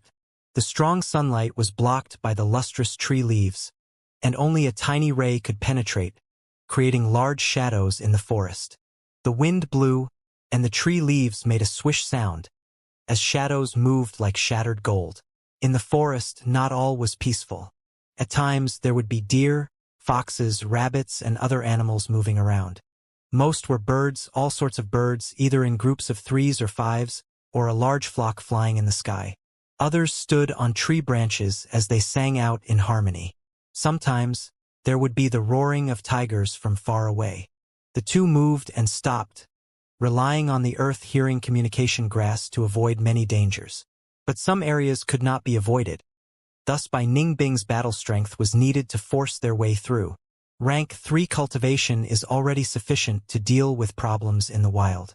Night descended again, and Fang Yuan found a safe camping spot. It was a stone hill. Bai Ningbing was extremely tired, falling asleep immediately even on the rough, sharp rocks. On the second day when she woke up, her body ached all over and even her head could not rotate properly, having gotten a stiff neck. Her sneezing also became more frequent. It was obvious she caught a cold. Fang Yuan took all these into consideration as they continued on their journey.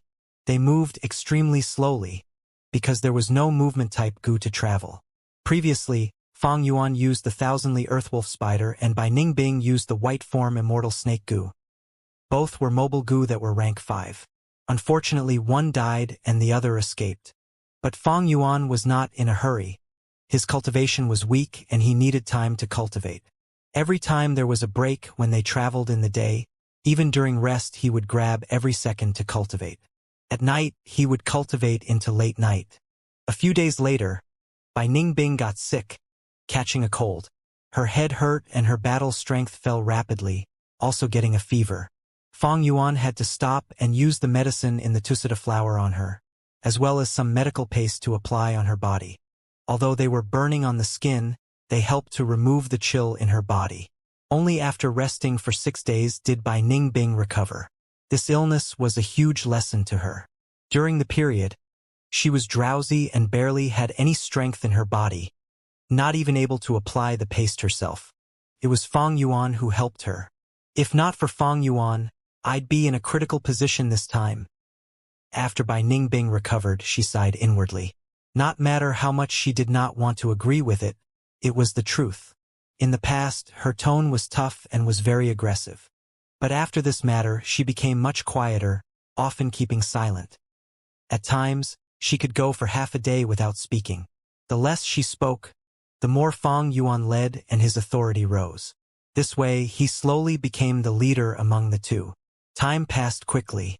Half a month later, Bai Ningbing grew thinner, but her body radiated a strong elite aura.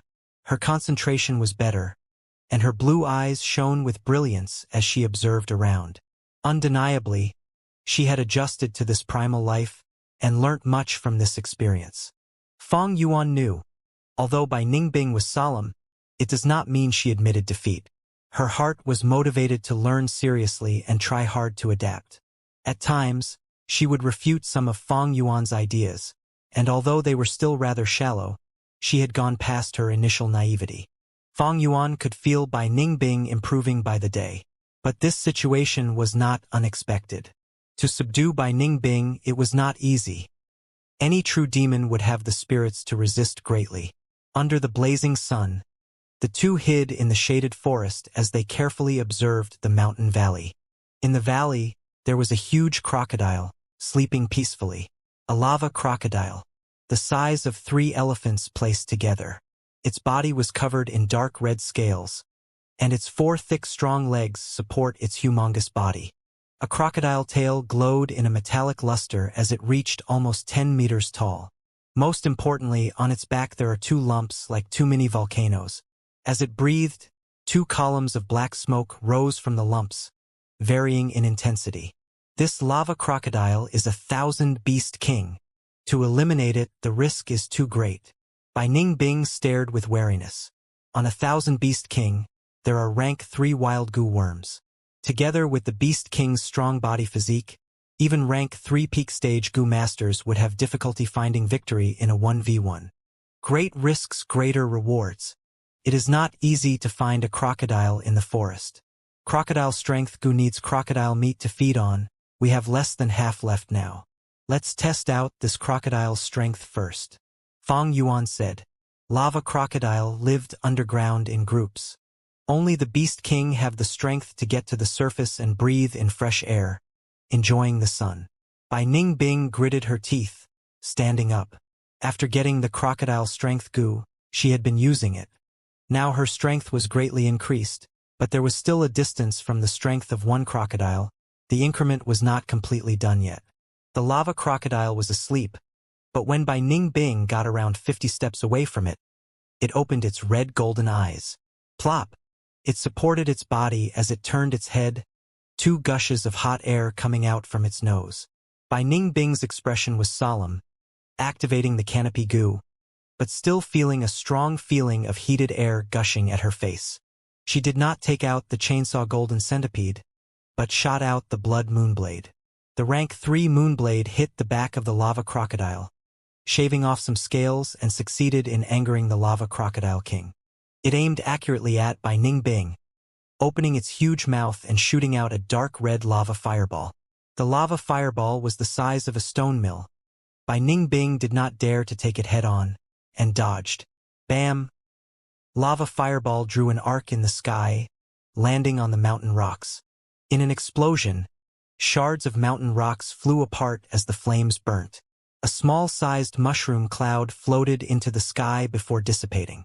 At the explosion area, a huge crater was created, and inside fresh lava was still flowing as they slowly cooled down. Rank 3 lava explosion goo. Fang Yuan, seeing this, concluded in his heart. Few minutes later, Fang Yuan threw down a rope from above the cliff and pulled Bai Ningbing up. Lava Crocodile King growled several times, but did not give chase. Fang Yuan and Bai Ningbing's figure vanished as it continued to lay on the ground, enjoying its sunbath once again. This is because Bai Ningbing's attacks were merely probing. The Lava Crocodile King did not find her a threat, only thinking that she was an intruding wild beast, thus chasing her away. This is a Lava Crocodile King, with 3 goo worms inside it. 1 lava explosion goo, 1 flame stomach goo, and 1 accumulating ash goo. All 3 are rank 3 goo worms. Covering attack, defense, and healing, all 3 basic aspects are assured. Leaving the valley, Fang Yuan concluded what he observed. Bai Ningbing frowned deeply. She herself had probed earlier, and knew that to kill this Crocodile King, it was extremely difficult and was near impossible. Never mind that lava explosion goo, even the flame stomach goo's defense cannot be broken by blood moon goo. Only the chainsaw golden centipede can do it when it gets close. But if we really did that to destroy the flame stomach, the centipede would be crippled as well. These days, after using it to kill enemies, the razors were already in bad shape. Plus, even if we break the defenses, there is still the accumulating ash goo that can heal the Crocodile King. Its stamina is definitely greater than both of us combined. In a battle of attrition we would definitely lose. Most importantly, it can burrow underground and go back to its nest. We cannot stop it from leaving. Bai Ningbing said. Fang Yuan nodded. Your analysis is right, but I want to kill it even more now. Since ash goo that eats ashes is food, it is easy to feed. It is also very suitable as our healing goo worm. Humph, although the goo worm is good, we need to live to enjoy it. Although you have the yang goo, don't think of manipulating me, ordering me to risk my life in such a combat. Bai Ningbing snorted. We cannot fight it head-on, but we can use intelligence. Never mind about other wild beasts, but this lava crocodile king, we can use it to attract other beast kings and cause them to fight among themselves, and then reap the rewards from it, Fang Yuan said as he did not wish to give up due to difficulty. Creating a miracle out of the impossible, it was his favorite thing to do. If it was any other wild beast, unless they just migrated and arrived, they would have their respective territories. Among themselves, they would know each other's existence and would not cause any infighting. But the lava crocodile king was different. It normally lived underground, and sometimes came to the surface to breathe fresh air, like the fish deep in the sea, jumping out of the surface of the water. Their existence was not known by other beast kings. They are like illegal immigrants. Unless it was a beast king like the lightning Leakin, most did not have high intelligence. Once a beast king is lured over, they would feel threatened by one another and begin an intense battle. Once they both got injured, Fang Yuan and Bai Ningbing would be able to rob the owner when his house is on fire. Fang Yuan's words caused Bai Ningbing's eyes to shine. She nodded. We do not have a movement-type goo, thus this plan is risky. But compared to fighting the lava crocodile king head-on, we have greater hopes of success. We can give this a try. Like human society, among wild beasts they each have their own territories. Stronger beast kings led beast groups and occupied areas with abundant resources. Just like how a human clan would occupy a spirit spring. Among forces, they would have interactions, and as long as they ventured into other areas, they would have some findings. The next 5 days, Bai and Fang used the lava crocodile as the focal point as they searched around. The northwest direction which they came from did not need more scouting. Looping around the valley, towards the southeast direction, they found a white ape gang. The leader was an old white ape, 1,000 beast king. A white ape's speed was fast, and if it was lured, the two would definitely get caught up and be surrounded. Thus, they had to give up their plans here. At the southwest direction, it was a rotting swamp. The smell was overbearing. This is the world of the poison. The poisonous snake lay below the roots of the tree, as fist-sized poisonous bees flew around in groups, and large spiders' webs had black spiders around the size of a face. From the center of the swamp, there was frogs screeching. Fang Yuan deduced that it was a healing goo that was the lord of this swamp, poison-swallowing toad. It was rank for having a small body and fed on poison as food. If a goo master is poisoned, activating it to absorb the poison would result in a healing effect. Its speed was bad, but entering the deep parts of the swamp and luring it out is harder. Fang Yuan and Bai Ningbing did not have any healing goo. If they were bitten by a poisonous creature, it would result in much trouble. Furthermore, finding a tiny poison-swallowing frog in a large swamp was extremely difficult. The two finally moved towards the northeast direction, finding a beehive as huge as a house. Inside there was a large number of a terrifying insect group, the frenzy needle bee. These bees were even greater trouble. Frenzy needle bee, once becoming a goo, had the ability to penetrate all things. That is to say, even with Bai Ningbing's sky canopy goo protection, it would be pierced by the rank 3 frenzy needles. The winds howled in the night. Winds blew into the mountain caves as the campfire flickered in response. This was a small mound and a cave was found inside. This cave did not have an optimum location. First, it did not face against the wind. Thus winds blew into the cave and caused it to be very moist. Next, the top was not covered, like a well as the stars in the skies could be seen. Fang Yuan and Bai Ningbing were solemn, sitting around the fire. Fang Yuan was expressionless while Bai Ningbing sighed in disappointment. These few days we explored the surroundings completely. Although your idea is great, we have no suitable targets. It seems we can only give up on the Lava Crocodile King. Plans are made by men, but success is decided by the heavens. We have insufficient strength. Thus we can only rely on luck for some things. Never mind, I still wanted to raise the crocodile strength goo, but it seems we cannot kill the Lava Crocodile King. Tomorrow we will set off and continue towards Baigu Mountain. Fang Yuan nodded helplessly, but at this time, suddenly from the outside, the Lava Crocodile King's furious growls could be heard. What happened? It is that Lava Crocodile King. The two made eye contact as they left the cave, looking towards a faraway place, only to see that in the valley, rainbow colors were shining as the flames burnt brightly, giving off an imposing aura. In the brilliant rainbow light, a pheasant as large as a mountain showed its body. Its crown shone like gold, erecting highly. The feathers on its body shone in all colors, changing all the time and giving an out-of-this-world brilliance. Oh no! It is the Xian Yuan Divine Pheasant, a myriad beast king-level bird. The Lava Crocodile King is done for, Fang Yuan said immediately. Xian Yuan Divine Pheasant. Bai Ningbing was perturbed. This is a lone traveling myriad beast king, able to fly in the skies, only landing to find food. Divine Pheasant is low in numbers. They have all sorts of rainbow goo in their bodies. Once they battle, the skies would be filled with rainbow lights, shining in 5 to 7 different lights.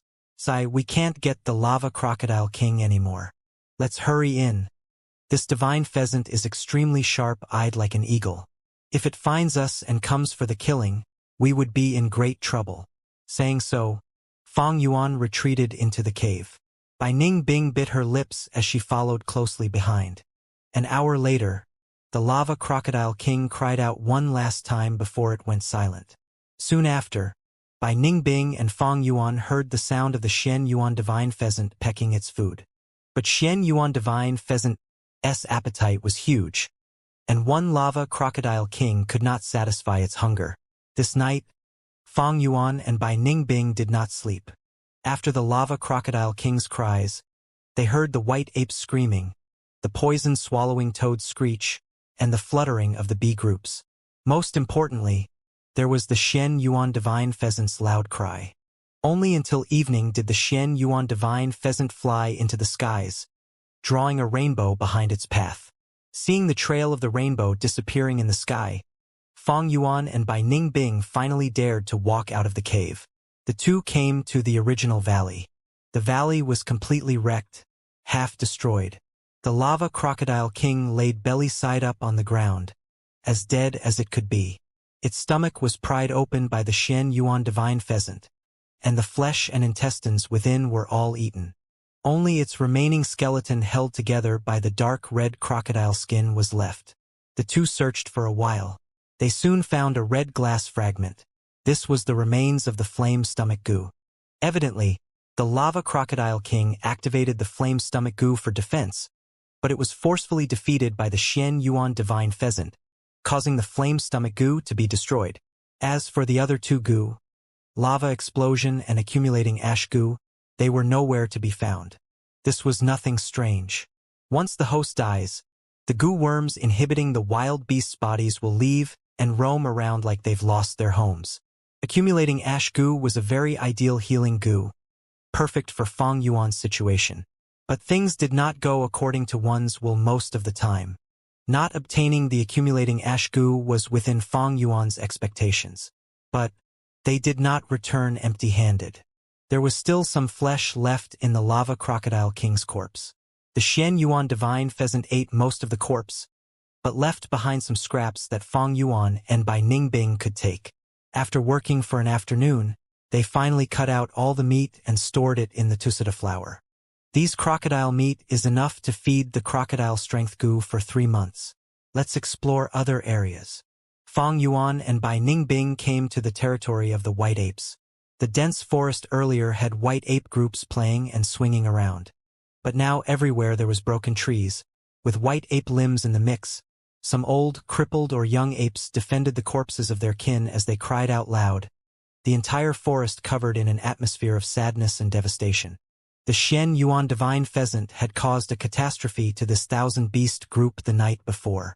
Right now only 200 or 300 were left, and the last few hundred beast king white apes were all injured. Bai Ningbing stared with shining eyes. Right now the white ape group is at their weakest. Shall we attack? Fang Yuan stopped her. Not that he pitied these white apes, but knew that, in a way, they were even more dangerous now. An army burning with righteous indignation is bound to win. Don't mess with these white apes. Once you do, they'll attack in rage, relentlessly attacking until we're dead. Those few hundred beast kings, although they are injured, it is not something you can deal with alone. Bai Ningbing, hearing so, looked at Fang Yuan before giving up on her plan to attack. The two moved towards the southwest area, towards the rotten swamp. The swamp had turned into a completely different site, ravaged by the Xian Yuan divine pheasant. Their living environment had been greatly destroyed, and the swamp's major forces were redistributed. Although the Xian Yuan divine pheasant left, the swamp was not in peace. All sorts of poisonous beings were killing each other in chaos. Fang Yuan and Bai Ningbing stood at the fringe of the swamp. In only a while, they saw 3 battles occurring. One sight was of 2 brightly colored poisonous snakes battling, until one was swallowed by the other. But not long after, a crab-sized scorpion came and stabbed the poisonous snake to death. The second battle was between a poison powder moth and an eerie blue toad. When battle ensued, the toad stretched its tongue and swallowed the moth. A moment later, the moth died of suffocation in the toad's mouth, but the toad was also poisoned to death by the powder. The third battle was between a face-sized black spider, coming out from the mud. Its body was covered in ants. After a while the ants won, and completely devoured the spider. Seeing such a chaotic scene, Fang Yuan and Bai Ningbing left immediately. Finally they came to the nest of the frenzy needle bee group. The house-like beehive had collapsed completely. The surroundings was quiet. Not a single frenzy needle bee was left. The two got closer. Immediately, the fragrant smell of sesame entered Bai Ningbing's nose as she sniffed. What smell is that? The smell of the beehive. Frenzy needle bee do not create honey, but their hives are a great goo refinement material. At the same time, it is a kind of food that humans can consume directly. Fang Yuan said so, stretching his arm into the beehive. Crack. The beehive fragments were dark yellow color. Under Bai Ningbing's curious gaze, he placed the beehive into his mouth, biting and crushing it in a few bites, swallowing it. The beehive tasted like biscuits on earth, fragrant and crispy. But undeniably, this naturally produced food was much more delicious than biscuits. It carried a light sweetness, not oily at all, but instead having a refreshing flavor. Good taste. Bai Ningbing also took a piece to eat, and after consuming it, she felt her mouth salivating. The sweet flavor caused her frowning eyebrows to ease subconsciously. Our salted meat and dry biscuits are finishing. We should collect some beehives and store it in your tusita flower, Bai Ningbing suggested.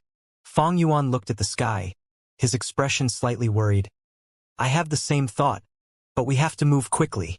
You're worried that the blood smell of the lava crocodile king as well as the white ape's corpse will attract new wild beasts? Rest easy, there is no wind today. Wild beasts will not be attracted over, at least not in the meantime. During this period, we can collect to our heart's content. Bai Ningbing laughed. Fang Yuan shook his head, about to speak when suddenly his expression changed. Buzz, buzz, buzz. The sound of bees buzzing and flying entered their ears. Bai Ningbing looked at the sky immediately, only to see a thick cloud formed by numerous frenzy needle bees, attacking towards them. The frenzy needle beehive, although destroyed by Xian Yuan divine pheasant, and the most delicious piece of the beehive at the center was eaten, the frenzy needle bees were not reduced much in numbers. Frenzy needle bees could not cause damage to the Xian Yuan divine pheasant, so after the latter ate enough, it did not waste extra energy in exterminating these insignificant things. Frenzy needle bee group's house was destroyed, and because they had low intelligence, they started attacking the Xian Yuan divine pheasant. But once the Xian Yuan divine pheasant flew high into the sky, they no longer had the strength to pursue them, and were unable to continue chasing. Thus, they could only return to their hive and reconstruct their houses. Afterwards, they saw two youngsters standing in their house eating their hive. Under this situation, what hesitation was there? The fury towards the Xian Yuan divine pheasant earlier was completely transferred to Fang Yuan and Bai Ningbing. At once, numerous frenzy needle bees flapped their wings and rained down on the two. Bai Ningbing was stunned. "Why are you still not running?" Fang Yuan turned around and left, taking huge strides. Being reminded like this, Bai Ningbing immediately turned around and chased after Fang Yuan. The frenzy needle bee group was behind them, relentlessly chasing. Fang Yuan ran in front while Bai Ningbing fell behind. They did not have a movement-type goo. Thus Bai Ningbing was quickly caught by the bee group. Chink chink chink. Bai Ningbing activated the sky canopy goo, and a white armor appeared but flickered immediately, receiving almost 1,000 attacks in just a moment. Frenzy needle bees needle were tough as steel, extremely sturdy. Together with their high-speed flying, it was no inferior to a needle rain attack. Large numbers cause a qualitative change. Bai Ningbing's primeval essence continued to reduce. The bee group's attacks are not to be underestimated. What was more troubling was that some of the frenzy needle bees had become goo. Rank 3 frenzy needle bee goo had piercing ability, so even the sky canopy goo could not defend against it. Bai Ningbing's back was quickly pierced and she bled, causing her to grunt in pain, while her running speed broke her usual limits due to the stimulation. Bai Ningbing had never thought she could run so quickly on her own. With her speed, it looked like mountain rocks and trees came flying at her, and she had to concentrate with all her mind to dodge them. If she was tripped by anything, the bees would surround her at the first opportunity. Under such an attack, she was dead meat. With Bai Ningbing behind him tanking the pressure, Fang Yuan's situation was much better. He activated his primeval essence, injecting them into his carapace goo at his back. The skin on his back became uneven, slightly bulging and becoming a tough and thick crocodile skin armor. Ordinary frenzy needle bees could not penetrate the crocodile skin armor, and the few bee goo were attracted by Ningbing. After running for another 15 minutes, the bees still chased relentlessly. Fang Yuan and Bai Ningbing were panting as their speed started to reduce. "There's hope. There's a lake in front." As the situation turned dire, Fang Yuan suddenly shouted. Bai Ningbing was overjoyed. Trees became less densely packed as a blue-white light appeared, expanding within the greenery. The two rushed out of the forest, and a lake was seen. Fang Yuan did not hesitate, and with a plop, he jumped into the lake. Bai Ningbing followed closely behind. Swish, swish, swish. Frenzy needle bees were bent on getting them, diving into the water as well.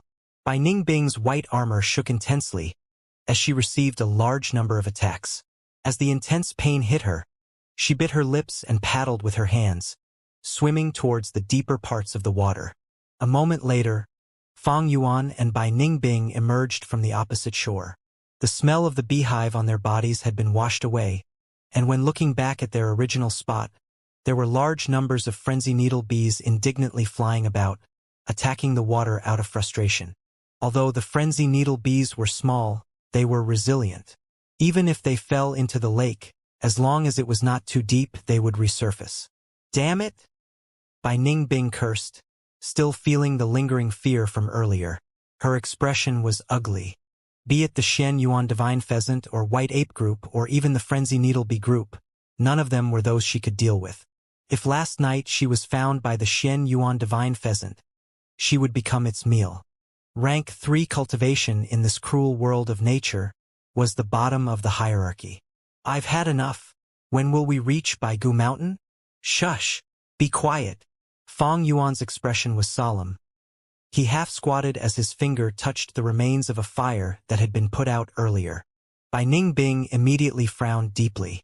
Undeniably, these were traces left behind by humans. The lake water was still, reflecting the clear blue sky and white clouds. Even after losing the frenzy needle bees chase, Fang Yuan and Bai Ningbing's mood were solemn. because in front of them, there was traces left behind that signified this area was once used by people to start a fire and cook meat. Earth communication ear grass. Fong Yuan willed and roots grew out of his ear. As they extended into the ground and dug their way in, Fong Yuan's hearing became many times stronger. After listening for a while, his expression loosened up, as there was no one ambushing in the vicinity. Soon after, he went to the remains of the fire and touched the ashes, not letting go of any evidence that he could find. The fire was started half a month ago. The other party is alone and should not be nearby.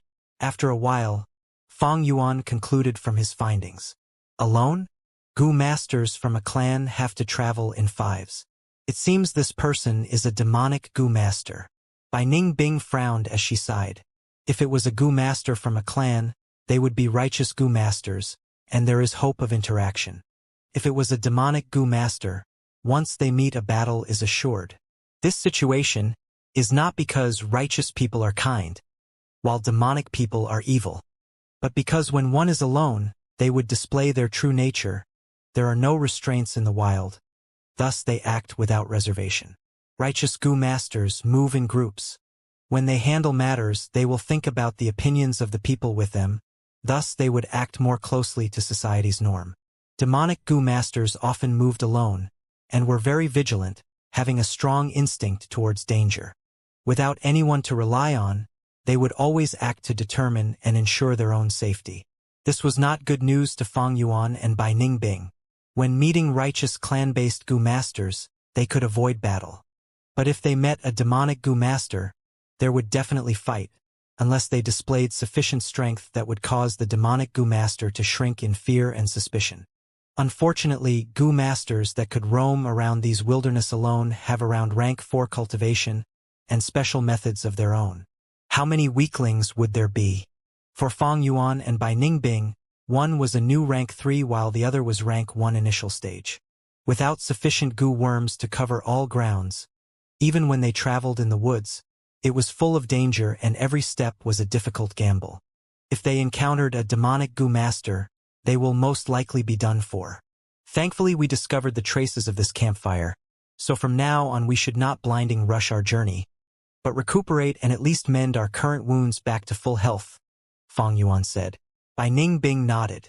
After being reminded, she also felt her back hurting. Fong Yuan summoned the Tusita flower, taking out bandages and medicine, giving a large portion to Bai Ning Bing. Although the Carapace Gu's defensive area was small, usually being useless, this time it helped Fong Yuan by a lot. And because Bai Ning Bing attracted most of the firepower, Fong Yuan barely had any injuries. He quickly handled his wounds and rushed over to help Bai Ning Bing. Bai Ning Bing took off her upper shirt. Numerous fingertip-sized holes filled her back, causing fear to whoever who saw it. Frenzy Needle B is rank 3, large in numbers and also having penetrating abilities. It countered the Sky Canopy Gu. But Bai Ning Bing also used the Ice Muscles Gu before, so with 2 layers of defense, her life was saved. TSK. Bai Ning Bing gritted her teeth, breathing in deeply as she endured the pain of cleaning the wound. Soon after, the injury was bandaged. Fong Yuan placed the empty medicine cans and the last remaining bandage into the Tusita flower. We have little medication items left, the same with bandages. Even though we have been thrifty and even reused the bandages when we could, it seems we really need to find a healing Gu as soon as possible. Fong Yuan stood up with a solemn expression. Medication is an expendable item, and was difficult to make, and takes time to collect. If they had a healing Gu, not only would the effect be better, it also used primeval essence that can be naturally recovered. With this comparison, the superior one stood out easily. But an ideal Gu worm is too hard to find. The truth is, within this half a month, they encountered many chances, but they either had insufficient strength, or it was an inappropriate environment, lacking proper preparations to capture the Gu. We have to get a healing Gu. But before that, I have a problem here, Bai Ning Bing suddenly said. What problem? Fong Yuan raised his eyebrows. Bai Ning Bing was naked above and she turned over and pointed to her chest. These 2 lumps of meat. They are in the way. When I run they will jump all over the place, and even in battle they are a burden. I want to slice them off, but I'm worried the injury would be too severe. Without a healing goo worm, I might get into even more trouble. She was the Bai clan genius, focused on cultivation. She barely knew anything outside of it, thus having even less concern towards females. Even though Bai Ningbing had turned into a girl, she had lived as a guy for her entire life. Thus she didn't care in her mind and did not treat this body as anything sacred. After all, she knew that the Yanggu in Fang Yuan's possession could give her back the body of a male anyway. Thus, Bai Ningbing had never thought of herself as a girl. Fang Yuan stared at her emotionlessly. There will be too many problems with slicing them off. You can wrap them up. Wrap what? Bai Ningbing asked. Use the bandage to wrap around your bosom and treat them like an injury. Then they will be fixed in place, Fang Yuan said. Bai Ningbing's expression was helpless and anguished, sighing. Sigh! That's the best I can do now. The sun gradually sank as the night sky descended. There were streams of wild beasts coming to the lake to drink water, and the two did not dare to stay there for long. Fang Yuan found a naturally formed cave at a nearby steep cliff. Although it was slightly cramped, it was safe. After clearing the birds living within it, the place became their temporary residence. Few days later, Bai Ningbing's injuries recovered mostly. The two continued on their journey towards Bai Gu Mountain. But considering that mysterious demonic Gu master, on this trip Fang Yuan was extra cautious, constantly stopping and using the earth communication eargrass to check the surroundings. On the second day of their journey, their cautiousness reaped them good rewards. He found burnt wood under a tree, evidently caused by the demonic Gu master. On the third day, they examined traces of an intense battle near a stream. The corpse of a large green python lay there, the meat fully eaten by wild beasts, leaving behind only a skeleton. The ground was full of its scales, and the stream even moved in a new path, after many trees were broken and chopped down. Fang Yuan observed for a while, his tone relaxing. That demonic Gu master once fought an intense battle here with the green python. This is 100-beast king green python. To undergo such a fight, it seems that this demonic Gu master also has rank 3 cultivation. But even so, Fang Yuan did not want to meet with this demonic Gu master. He would rather deal with unintelligent wild beasts or Gu masters. Gu masters have intelligence, and would use every bit of strength wisely. A rank 3 demonic Gu master has much greater threat to Fang Yuan and Bai Ningbing compared to the frenzy needle bee. But things do not go according to wishes, and on the afternoon of that day, the two found traces of the demonic Gu master once again. This demonic Gu master is injured. There is some flesh that was cut away on the ground here, so it seems the Gu master got poisoned, Fang Yuan said. On Earth, there are no poisonous pythons, but in here they were extremely common. Upon hearing so, Bai Ningbing's eyes shone brightly. Undeniably, this was good news. The weaker the demonic Gu master, the more advantageous it is for them. For the next few days, the trace left behind by the demonic Gu master increased. With his 500 years of experience, Fang Yuan deduced that they were getting closer towards the injured demonic Gu master. Be extra careful. I can deduce that this Gu master's injury is getting more severe, and the green python's poison has severely infected her body. But because of this, a demonic Gu master's attitude would easily become more extreme, Fang Yuan reminded Bai Ningbing. Battle would definitely be handled by Bai Ningbing. Fang Yuan's rank 1 initial stage cultivation is useless. The greatest advantage now was that the enemy was out in the open, while Fang Yuan and Bai Ningbing were hidden. The two moved with even more vigilance than before. They moved even more slowly, and moved with less distance than before. Eventually, on one afternoon, Fang Yuan opened his eyes, keeping the roots coming out of his ears. I found that demonic Gu master. That person is in that cave, at their last breath. Just earlier, he heard the sound of human breathing in that cave. Strike while the enemy is weak. Bai Ningbing aspired to battle, revealing ruthlessness in her eyes. But she was stopped by Fang Yuan. Be patient. We do not need to strike.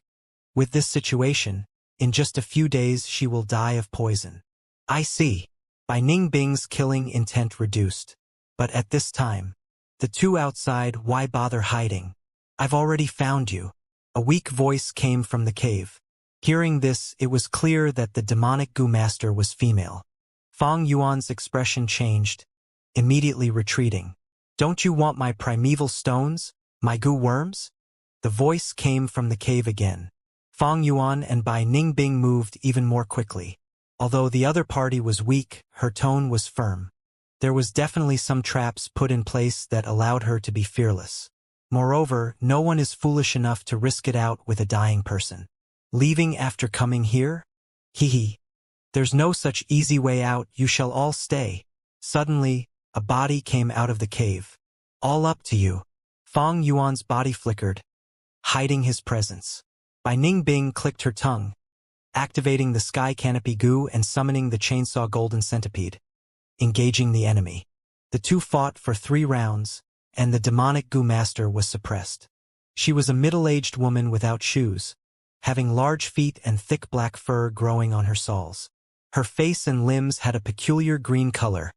It was caused by the green python's poison. After a moment, the demonic female goo master gradually could not contest. Suddenly, she stepped the ground firmly and jumped back into the cave. Bai Ningbing chased after relentlessly. Don't chase her, Fang Yuan suddenly reminded, but did not make it in time. Bam! A loud explosion occurred right under Bai Ningbing's feet as her entire body was blown away. Rocks and fragments flew as smoke rose into the air. Bai Ningbing was sent flying to the ground, but with a jump, she stood up again. She had the protection of the sky canopy goo and was uninjured, but the sky canopy goo in her aperture took the impact, her white armor fading by at least 30%. What the fuck? Bai Ningbing cursed, concentrating and looking over. The explosion site had turned into a 2 to 3 meter crater. Inside the cave, the demonic female goo master laughed smugly. Good! Even if I didn't kill you this time, come at me again if you have the guts, little woman. Humph! Bai Ningbing snorted. Although she was furious, she was not an impulsive person. During the earlier explosion, although the sky canopy goo protected her, if she took a few more hits, the sky canopy goo would have been destroyed. What was that earlier? An explosion suddenly burst from the ground. So if I left the ground, would I be able to avoid such an attack? Bai Ningbing thought in her heart. She was not stupid, although naive and pure in some areas, and her battle instincts and wits were still at genius level. I do not have a flying goo, and if I leap I am bound to touch the ground. No, I do not have to attack. This person's words earlier was trying to incite me to attack, hee. Thinking so, Bai Ningbing laughed darkly. Do you think you are safe if you hide in the cave? I just have to camp here, you will come out eventually. Ha ha ha, then wait all you want. I have prepared a large amount of food, and you are vulnerable to the weather outside. So let's see who will outlast the other. The demonic female goo master retorted. Bai Ningbing laughed coldly. For the longer they dragged, the more beneficial it was for her. Because this demonic female goo master was poisoned by the green python, she would get weaker as time passed. But at this time, Fang Yuan cupped his fist at the demonic female goo master. We met by coincidence in the wild, we are purely passing by. Making things difficult for you is the same as making life hard for ourselves. I hope we do not meet again. Farewell. Saying so, he turned around and left. Go where? She is only a rank 3 goo master. As long as we grasp that explosion method, we are assured to win. Bai Ningbing frowned. Fang Yuan snorted. You are also rank 3, but I am rank 1. Let's hurry on the journey. Stop creating so much troubles.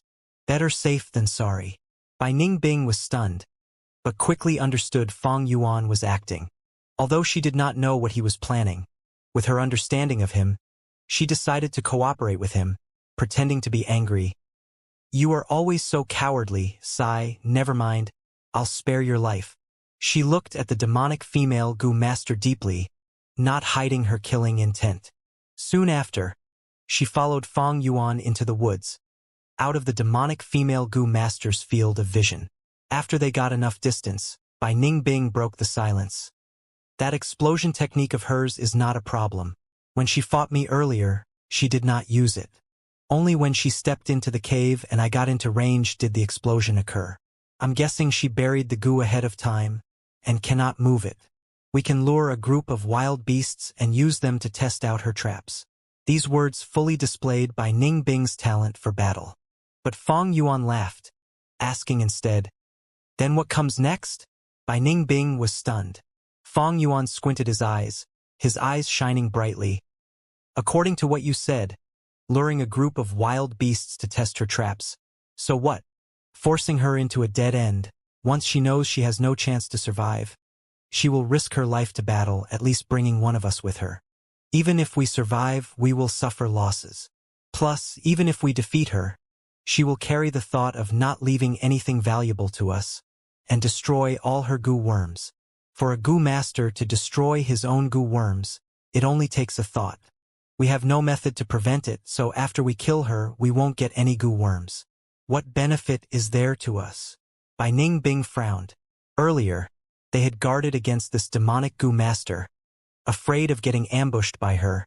It was to protect themselves. But once they found out that she was not too strong, their intentions changed completely. It was to kill this weakened demonic goo master and take her goo worms, strengthening themselves. Wild goo worms were of all types, but those with suitable ranks and were easy to feed were few. A goo master's goo worms were all carefully selected, considering all aspects.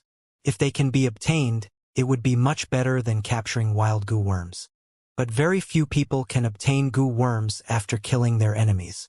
Other than dying in battle, goo masters just need one thought to order the goo worm to destroy itself. Many of those defeated have enough time to react, and would not leave their goo worms to the mortal enemies that kill them. It would not be hard to kill this demonic goo master, but to take all her goo worms it would be difficult.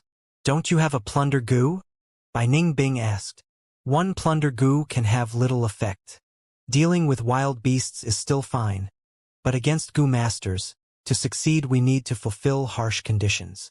Fang Yuan shook his head. Bai Ning Bing suddenly thought of something, worried. "If we leave like this and end up allowing her to escape easily, what would we do then?" Fang Yuan laughed heartily, saying confidently, "In the short period, she will not escape.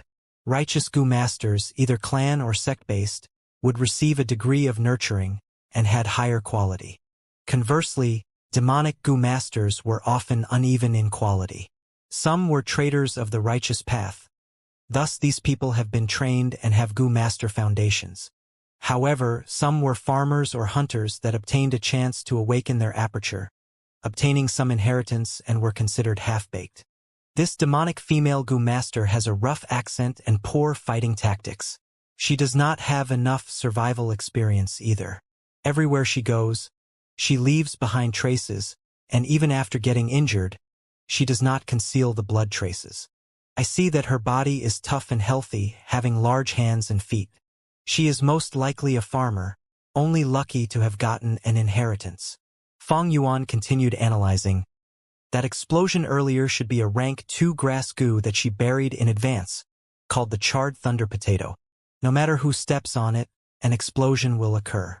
Farmer peasant, how much knowledge can she have? Getting python poison and being unable to cure it. With her worsening injuries, she feels frightened and unsafe. Thus she subconsciously planted many charred thunder potatoes in front of the cave. If we force her, she might do some extreme things. But if we leave on purpose, she will have a breather and temporarily relax her emotions. She might even suspect whether or not did we truly leave. There are dangers outside, and she might encounter us. Meanwhile, those charred thunder potatoes give her the greatest assurance. Thus, in this short period, she is not going to leave." Bai Ning Bing was expressionless, listening quietly. As much as she denied it, she had to agree with Fang Yuan's analysis. What he said made sense, almost like he could see the events before him. She could not compare to him. "You analyzed well, but she has poison on her, there is no way to drag. She will eventually leave the cave," Bai Ning Bing retorted. Fang Yuan nodded, pointing at his right ear. "Thus, we have to surveil her." His earth communication ear grass goo, although only rank 2, had much greater range than most rank 3 goo worms.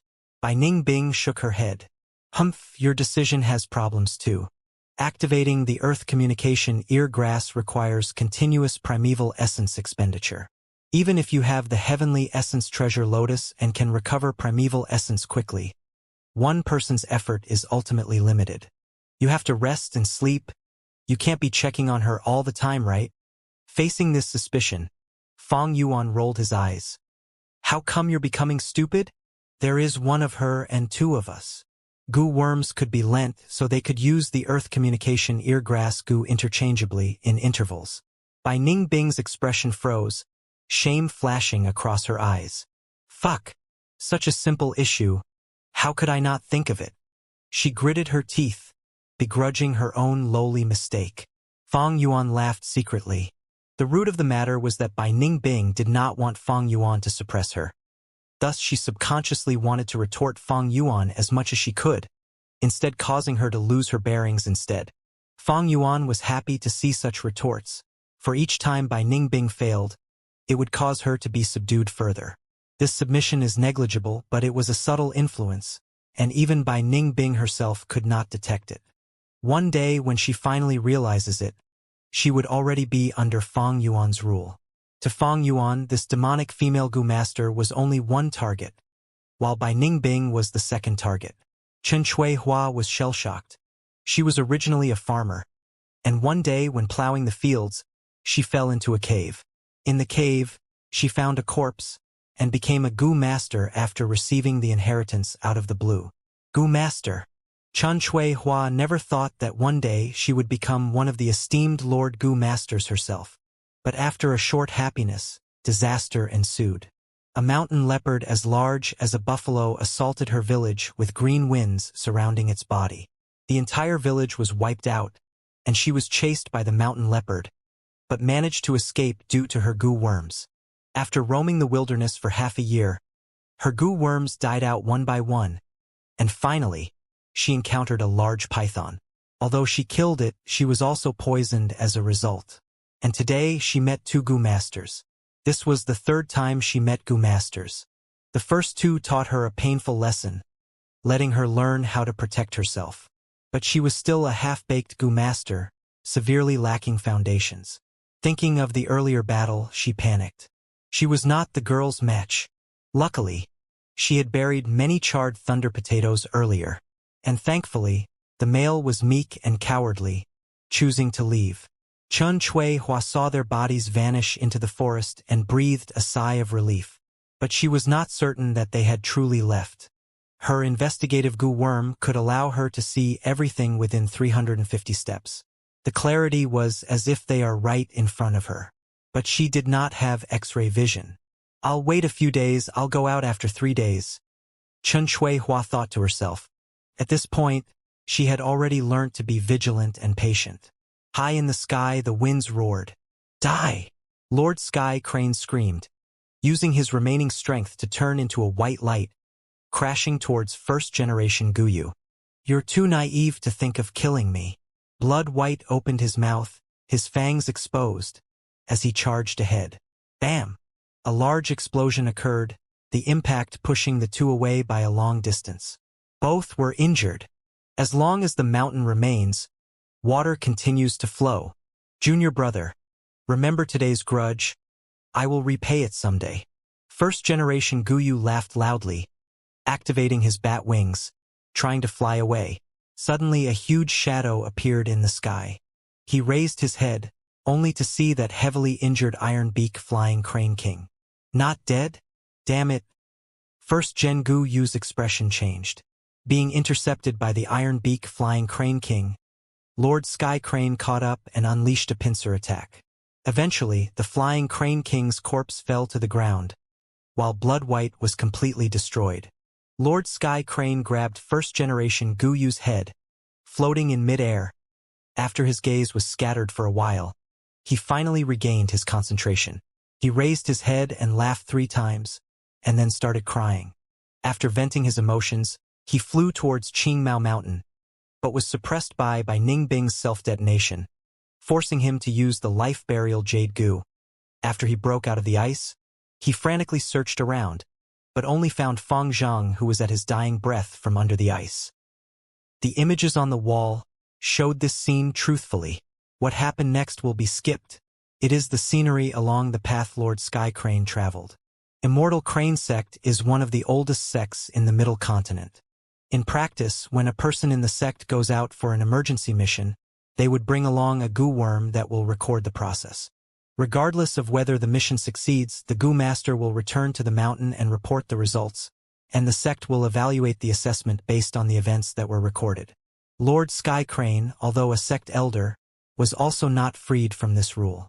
However, he was too senior in authority and barely any goo masters had the qualification to assess him in the sect. Not even the current Immortal Crane sect leader could. But at this point, the elderly sitting in front of Lord Sky Crane was not an ordinary person. Supreme Elder He Fengyang, rank 6 goo master, titled Winged Crane Flying Immortal. He was wearing a white robe with a black belt, sitting on a futon with wide sleeves. His face looked like a youngster, smooth as jade. His eyebrows were green and long, extending to his waist. His eerie dark eyes stared at the scene in the wall, and then slowly retracted his gaze. Lord Sky Crane stood beside him politely, not even daring to breathe loudly. Truthfully speaking, Lord Sky Crane had been asleep for almost 1,000 years, and the Crane Immortal was still his junior. However, seniority was not determined by age, but by strength. Lord Sky Crane was rank 5, and although he was only a rank away from He Fengyang, this distance was like an entire world apart, the difference between heaven and earth. Rank 5 are mortals, rank 6 are immortals. Lord Sky Crane. He Fengyang spoke slowly, his voice as soothing as the calm river water. I am here, Lord Sky Crane quickly replied. Although you killed our sect's traitor this time, you did not manage to retrieve the blood skull goo. Instead, you were suppressed and toyed around by 2 juniors. In the room, He Fengyang's voice reverbed. Lord Sky Crane's head was hung even lower, showing signs of shame. However, one of them is the Northern Dark Ice Soul physique. No surprise you got suppressed. What's fortunate is that you tried to make amendments later. Let me ask you, the young man that you brought back, is he really the twin of the young man in the video? He Fengyang asked. I've already investigated, it is so. The one that escaped is his older brother Feng Yuan. The one captured is the younger brother Feng Zheng. What's stranger is, these two are not on good terms. When I showed him the video of his brother slaughtering their clansmen, he hated his brother so much he would kill him on the spot. Lord Sky Crane laughed eerily. He Fengyang nodded. It seems you have a plan, but do you have enough time? Lord Sky Crane's expression changed, his face turning solemn.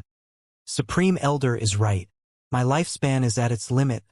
I am about to die with only a few days left to live. Even the life burial jade goo cannot change my fate. His situation can only be resolved by finding a lifespan goo to solve the root problem. But lifespan goo is hard to find. There are a few in Immortal Crane sect, but they are not for him. They are held in the hands of the sect leader and some supreme elders. Thus, I have given up my lifetime saving and goo worms earlier to exchange for a spirit incubating flea. I've brought Feng Zheng into our sect and made him my pupil. Afterwards I will teach him and refine the bloodkin worm. I will then incite him to kill his brother and retrieve the blood skull goo for our Immortal Crane sect. Lord Sky Crane said. He Fengyang raised his eyebrows. It sounds like you are confident of your plans. But, will that Feng Zheng really be manipulated by you? Although he had good talent, he is after all a kid. After I die, and store my soul in the spirit incubating flea, I will accompany him to grow, and advise him in cultivation. The road has already been paved for him. All he has to do is to walk. Saying so, Lord Sky Crane kneeled on the ground, begging, Please give me another chance, Supreme Elder. He Fengyang was solemn before saying, Never mind, this might be your last attempt anyway. Thank you, Elder. Thank you, Elder. Lord Sky Crane was overjoyed. Go, I await your good news. Within 20 years, I will attain success. Lord Sky Crane was excited and his tone was trembling as he made his way out. Southern borders, Wancheng Mountain, Tai Clan City. The tall, thick black rock walls, Extended thousands of Li Tai clan city was built at the upper half of the mountain. Many rock houses, steel towers, lined up and extended to the mountain peak. The sunlight shone down on people who moved about in the city. Carriages, horses and crowds, showing off a scene of prosperity. Clan Leader Pavilion is situated at the mountain peak, heavily defended, and have little people moving around. Patrolling groups take turns and the Gu Masters are all vigilant, with not a hint of slack. On top of the Clan Leader Pavilion, 2 people were standing. A middle-aged man with a face cold as steel, with some warmth in his eyes. Beside him was a young girl, having a sad but determined gaze. It was Tai Ruanan. You've only been back for a few days, right? This is the 19th time you are asking me. I am extremely upset by your father's death. You lost your mother early, and now your father too. But you must remember you have me, your uncle. You are my niece. I will not put you in danger. Tai clan leader sighed. Tai Ruanan's eyes were shining, staring straight at Tai clan leader. Uncle, do you know? Although father passed away, I feel happy for him amidst my sadness. Father has spent his life eliminating evil, punishing crime. He did it, even with his injuries he did not back down. He walked on his path and finished it with resolution. And now, it is time for me to do the same. Tai clan leader was stunned. This moment, he could see Tai Xieleng's shadow in Tai Ruanan. So similar, these eyes, this gaze. In his recollection, he seemed to have returned to his younger days, with Tai Xieleng by his side, staring at the demon suppression tower at the peak of the mountain, saying with determination, I will bring down all crime in this world, and fill the world with justice and love, locking all demonic Gu Masters in the demon suppression tower, even if I have to fill it up. The oath back then was still echoing in his ears. But his friend is no longer around. Seeing the 2 images overlap, Tai clan leader shook his head, dispelling the memories. He looked at the adamant Tai Ruanan with an admiring, loving, worried, and encouraging gaze. The path that you chose is not an easy one. Teren did not answer, but looked at the mountain peak. On Wancheng Mountain's peak area, there is a majestic steel tower. Its aura was overwhelming, like it is holding up the heavens, stepping on the mountains. The white clouds surround it like a mist, causing others to see it in a foggy image, adding a hint of mystery to the tower. This tower is not only famous in the southern borders, but also famous all over the world. Even in Middle Continent many people know of it. Demon Suppression Tower. The tower itself is over 300 meters tall, with almost 100 floors. It was designed to be rustic and ancient, overflowing with righteousness. Since it was built, hundreds, thousands, and even 10,000 demonic Gu Masters have been imprisoned by Tai clan. Even Tai clan leader was not sure. It was the symbol of righteousness, the pride of the Tai Gu Masters. It is also the resting place for many demonic cultivators, leaving behind their anguish, regret, indignance, and remorse. Demonic Gu Masters pale when talking about it, and righteous Gu Masters dance in pride when speaking of it. Tai Ruanan opened her mouth, her tone determined, like she was talking to Tai clan leader, and also herself. Wancheng Mountain Peak has a demon suppression tower. My heart also has a demon suppression tower. This path, father could not finish walking on it. I will walk it for him. I can't hold on much longer. Chun Shui Hua felt her head spinning, feeling sick and wanting to vomit at times. But she had nothing to vomit, and her body felt weak, as a sense of lethargy hit her. Her plan too was hold on for 3 days. But a day had passed and she knew she was too optimistic. The danger the python poison caused her was worsening. She knew she was being forced into a dead end. She needed to find a healing Gu worm as soon as possible. God damn it, if not for those 2 bastards, I might have caught a wild Gu and cured my poison already. She felt uneasy after getting poisoned. She had been trying to find a healing Gu, but amidst the large forest, filled with danger, she did not have any catching methods and have no made any progress. Bai Ningbing raised her dagger, cutting towards her right ear. Hold it. Fong Yuan stretched out his arm, grabbing Bai Ningbing's limb. The sharp knife was only a millimeter away from her right ear. To use the earth-hearing eargrass, one needed to cut off their right ear and replace it. It was just a ear, nothing much, especially compared to the rewards. Bai Ningbing did not feel any hesitation. Demonic cultivators were ruthless in nature. Ruthless to others and even more to themselves. Only people like who can give up what is needed and can have a great achievement. No need to do so, she's out. Fang Yuan said, starting to move. He used the earth-hearing eargrass, following Chun Chui Hua from far away. Not long later, he heard fighting noises. The two moved closely with the dense shrubs, following behind secretly, only to see this demonic female Gu master fighting with a twin-headed boar. After watching for a while, their eyes shone with excitement. Chun Chui Hua's situation was disastrous. Her battle strength was lower than ordinary by a large margin. This twin-headed boar is 100 Beast King, having a defensive Gu. This is a battle of attrition. We can take advantage of them. She really buried the charred Thunder Potato Gu. A bit strange. This Gu master fought for so long. Why isn't her primeval essence running out? It seems she has some support Gu like the Heavenly Essence Treasure Lotus, or Fishbubble Gu, etc. After another short while, Fang Yuan saw that the time was right, and called the Stealth Scales Gu, handing it to Bai Ningbing. Bai Ningbing understood and nodded in agreement, hiding her body and getting closer secretly. Bam! Another explosion occurred. The twin-headed boar stepped on another charred Thunder Potato Gu. This time it fell for good, never getting up again. It laid on the ground, continuing to struggle as its stomach was blown open.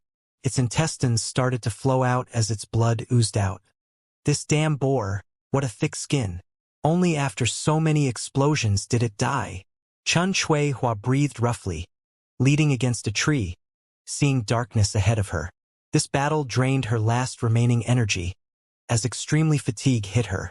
The fear in her heart sustained her, preventing her from just fainting immediately. No, I have to hurry back to the cave. If I collapse in the wild, it will be too dangerous. She was about to move, when she felt wind by her ears. Strange. How can there be wind? This was the last question in her lifetime. Bai Ningbing patiently got closer, and struck like lightning. She used the boar's death to cause the demonic female Gu master to let down her guard, then killed her in one strike.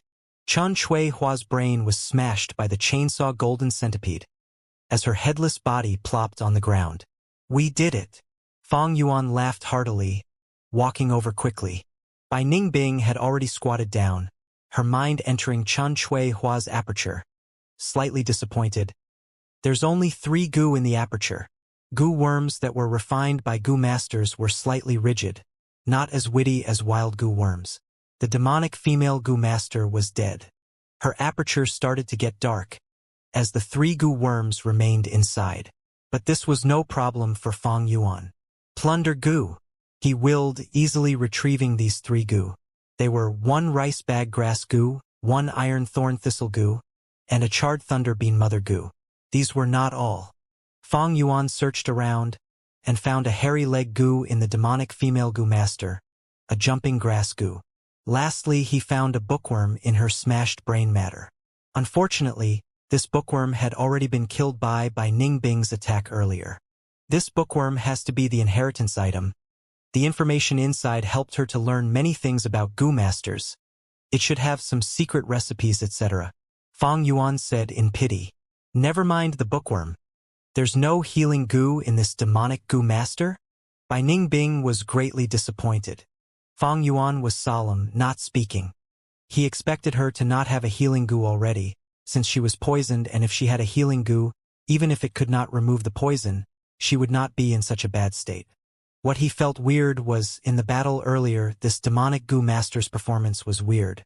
Especially in terms of primeval essence, her recovery speed surpassed a grade, in par with the 10 extreme physiques.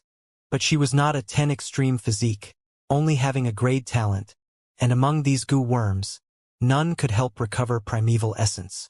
So this is how the breasts are tied.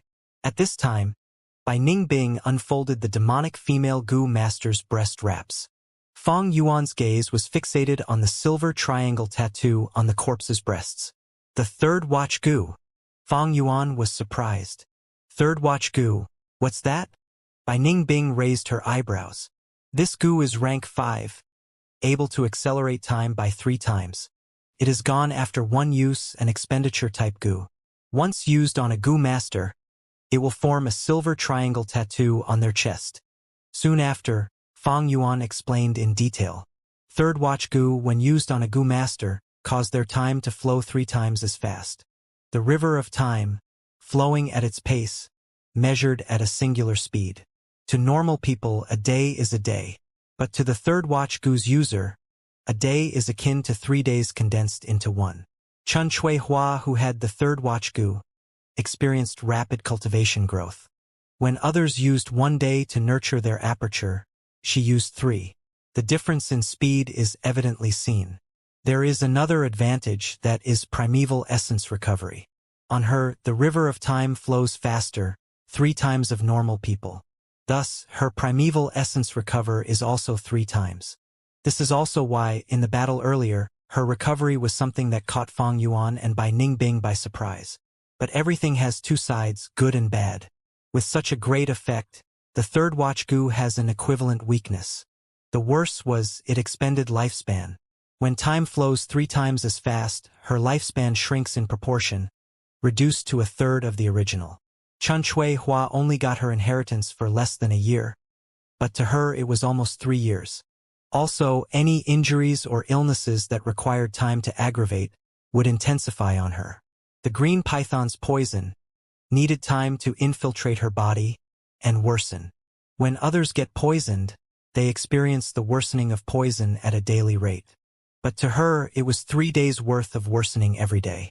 This is also why the poison affected her so greatly. To be given this third watch goo, it seems this woman's inheritance is at least a rank 5 inheritance. Unfortunately, it had gone to waste, falling in the hands of such a person. Bai Ningbing snorted, looking at the headless corpse in disdain. In the long run, the third watch goo's danger is huge, shrinking the goo master's life to 1/3. But the truth is, this goo is very useful to a demonic goo master. Demonic goo masters fight alone, without any clan or sect support. They also have to guard against the ganged attack of the righteous faction, and thus put survival as their priority. Only living is important, everything else can be discarded. The higher their cultivation, the greater their chances to survive. Third watch goo can condense a goo master's life, displaying their full potential at once. Like the sakura blossoms, or fireworks, short-lived but brilliance. But without the third watch goo, the sakura's buds won't grow in time, and would have been uprooted already. This is nothing strange. Those who use the third watch goo are all courageous and forward-looking people. But this woman had a different personality, weak and meek, like dragging and have no courage to move ahead. Thus she ended up like this. It is life. Fang Yuan gave the corpse a final look, before concluding. Bai Ningbing's expression was ugly. Without a healing goo, what outcome would they face? This demonic female goo master was the best example. Would this be her future as well? Fang Yuan laughed instead, patting her shoulders, consoling. The paths in this world are carved out by humans. Everyone has their own paths, no matter how wide others' path is. It might not suit you. We are both walking on our own paths. What is there to worry? Hearing so, Bai Ningbing's expression froze, before lightening up, nodding. You are right. Fang Yuan squinted, gazing at the dense forest ahead. After killing this demonic goo master, and obtaining her goo worms, his strength increased tremendously. But he knows that he lacked a healing goo, and did not place his hopes in his luck. From now on, he might get a healing goo, or be like this demonic female goo master, not getting anything even until death. Or the next moment, he might get trampled by wild beasts and die, ending his ambitions. But so what? Stepping on his path and continuing forward. That is all there is to do. Swish, swish, swish in the aperture. Waves of primeval essence ebb and flow, rushing towards the surrounding aperture walls. The sea was jade green, crashing continuously. It was rank 1 initial stage primeval essence. Rank 1 goo masters have green copper primeval essence, initial stage being jade, Middle stage is pale green, upper stage is dark green, and peak stage is black green. The surrounding aperture walls were shining brightly. Under the attack of the jade green waves, his foundation was slowly built up. Afterwards, the white light burst and dimmed. White light condensed with each other, forming a waterish light ripple. At this point, the aperture light wall turned into a water wall. Finally, from rank 1 initial stage to middle stage, a light excitement emerged in Fang Yuan's heart. Initial stage aperture walls are light walls, middle stage is water walls. Once the water walls are created, it means Fang Yuan was back to rank 1 middle stage.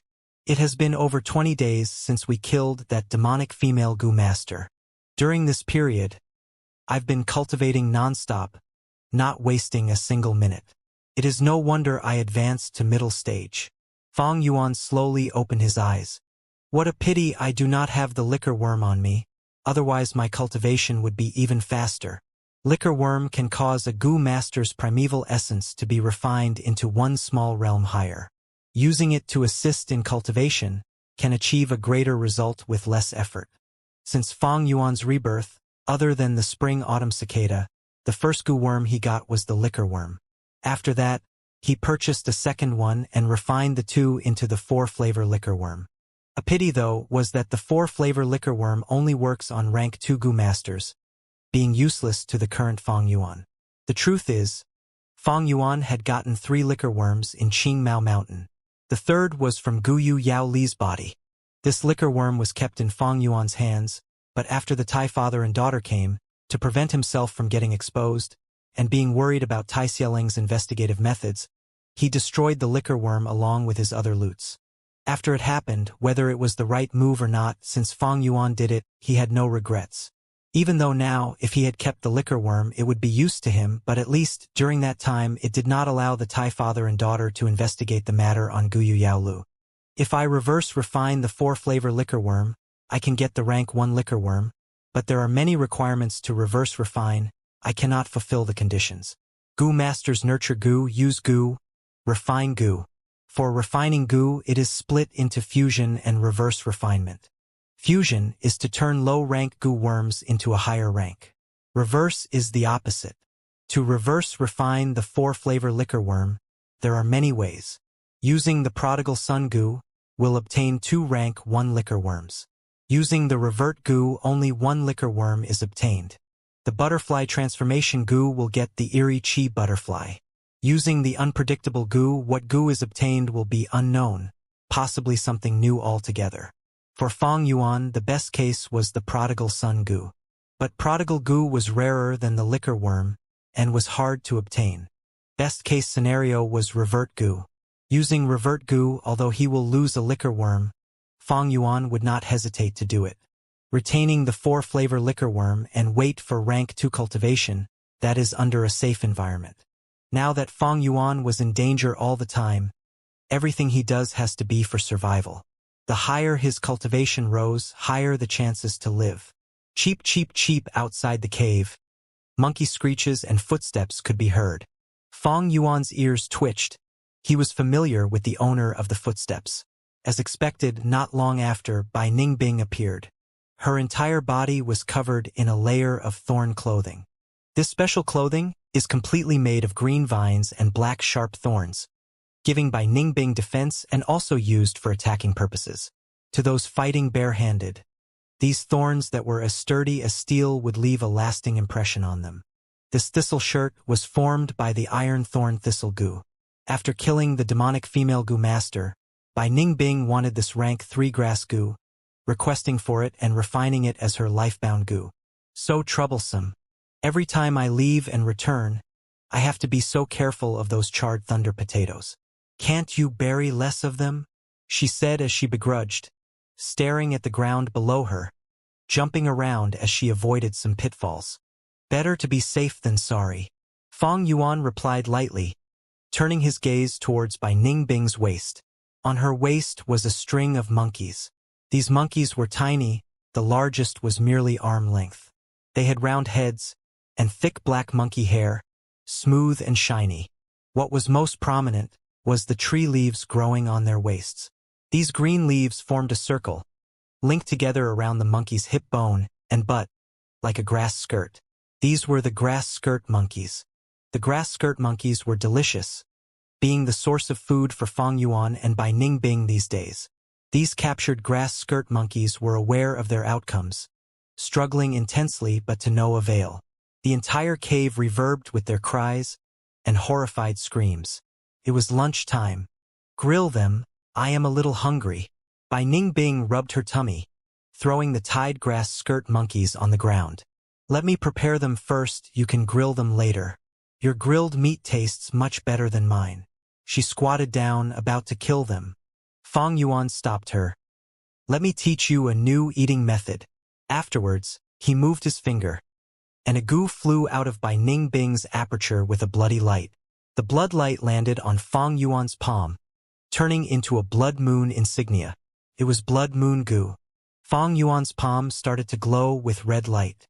Although the blood moon goo was rank 3, Fang Yuan was not using it to attack, thus he could still barely control it. Bai Ningbing did not know his intentions, her blue eyes staring intensely, only to see Fang Yuan stretching his hand, raising a grass skirt monkey. He grabbed its neck, causing its head to be unable to move. Soon after, the palm shining with red light landed on the monkey's head and circled one round. Back then, he used the moonlight goo to open the gambling rocks. Now he used the blood moon goo to cut the monkey's head. After one round, Fang Yuan's primeval essence hit rock bottom. As the red light vanished from his palm, Fang Yuan smiled as he grabbed the monkey's head, pulling it, and opened its skull. The white monkey brain was revealed from within. The grass skirt monkey struggled profusely, screaming in utter pain. Its shrill screams echoed in the cave. But Fang Yuan has the strength of 2 boars, his arms like steel, not moving at all. The grass skirt monkey's limbs were tender and did not have claws, unable to harm Fang Yuan at all even if it tried. Have a taste of this fresh monkey brain. Saying so, Fang Yuan handed a spoon to Bai Ningbing. Like this, raw. Bai Ningbing, looking at the white brain with some blood traces, hesitated. Fang Yuan smiled, demonstrating. He placed the spoon into the monkey brain, scooping and placing it into his mouth. As he swallowed, the brain flowed down his throat. At that moment, the grass skirt monkey's screams intensified, its body spazzing like it was electrocuted. Bai Ningbing tried too, scooping the monkey brain and placing it into her mouth. At once, a fragrant grass smell spread from her tongue, without a tint of blood. Like the texture of bean curd, with just a little strength, the entire monkey brain melts in your mouth, with a little sweetness, giving a refreshing taste in the entire mouth. Her throat gulped, swallowing this monkey brain. Her blue eyes shone with bright light, crystal clear, as the fairy-like face showed an enjoying expression. So incredibly delicious, the young girl exclaimed. Only this grass skirt monkey can have such a taste. Their brain is a natural delicacy. Fang Yuan said as he scooped another into his mouth. He advanced to middle stage and it calls for a mini celebration. This monkey brain is a good reward. Bai Ningbing laughed heartily, moving faster than before, swallowing the second mouthful. This grass skirt monkey whose skull was cut open, after a temporary madness, was at death's door. Its bright jewel-like eyes had already turned dim. Other grass skirt monkeys, seeing their companion's state, struggling like crazy trying to escape. Under the restraint of the ropes, their struggles were futile, only allowing them to roll around on the ground. Eating this monkey brain feels like eating ice cream on Earth. The two worked together and very quickly finished this monkey brain. One more, one more. Bai Ningbing did not have enough, licking her lips and waving the spoon, demanding. Fang Yuan's primeval essence had recovered to 90% already. He did the same thing and cut open another skull. At once, the two continued their meal satisfied.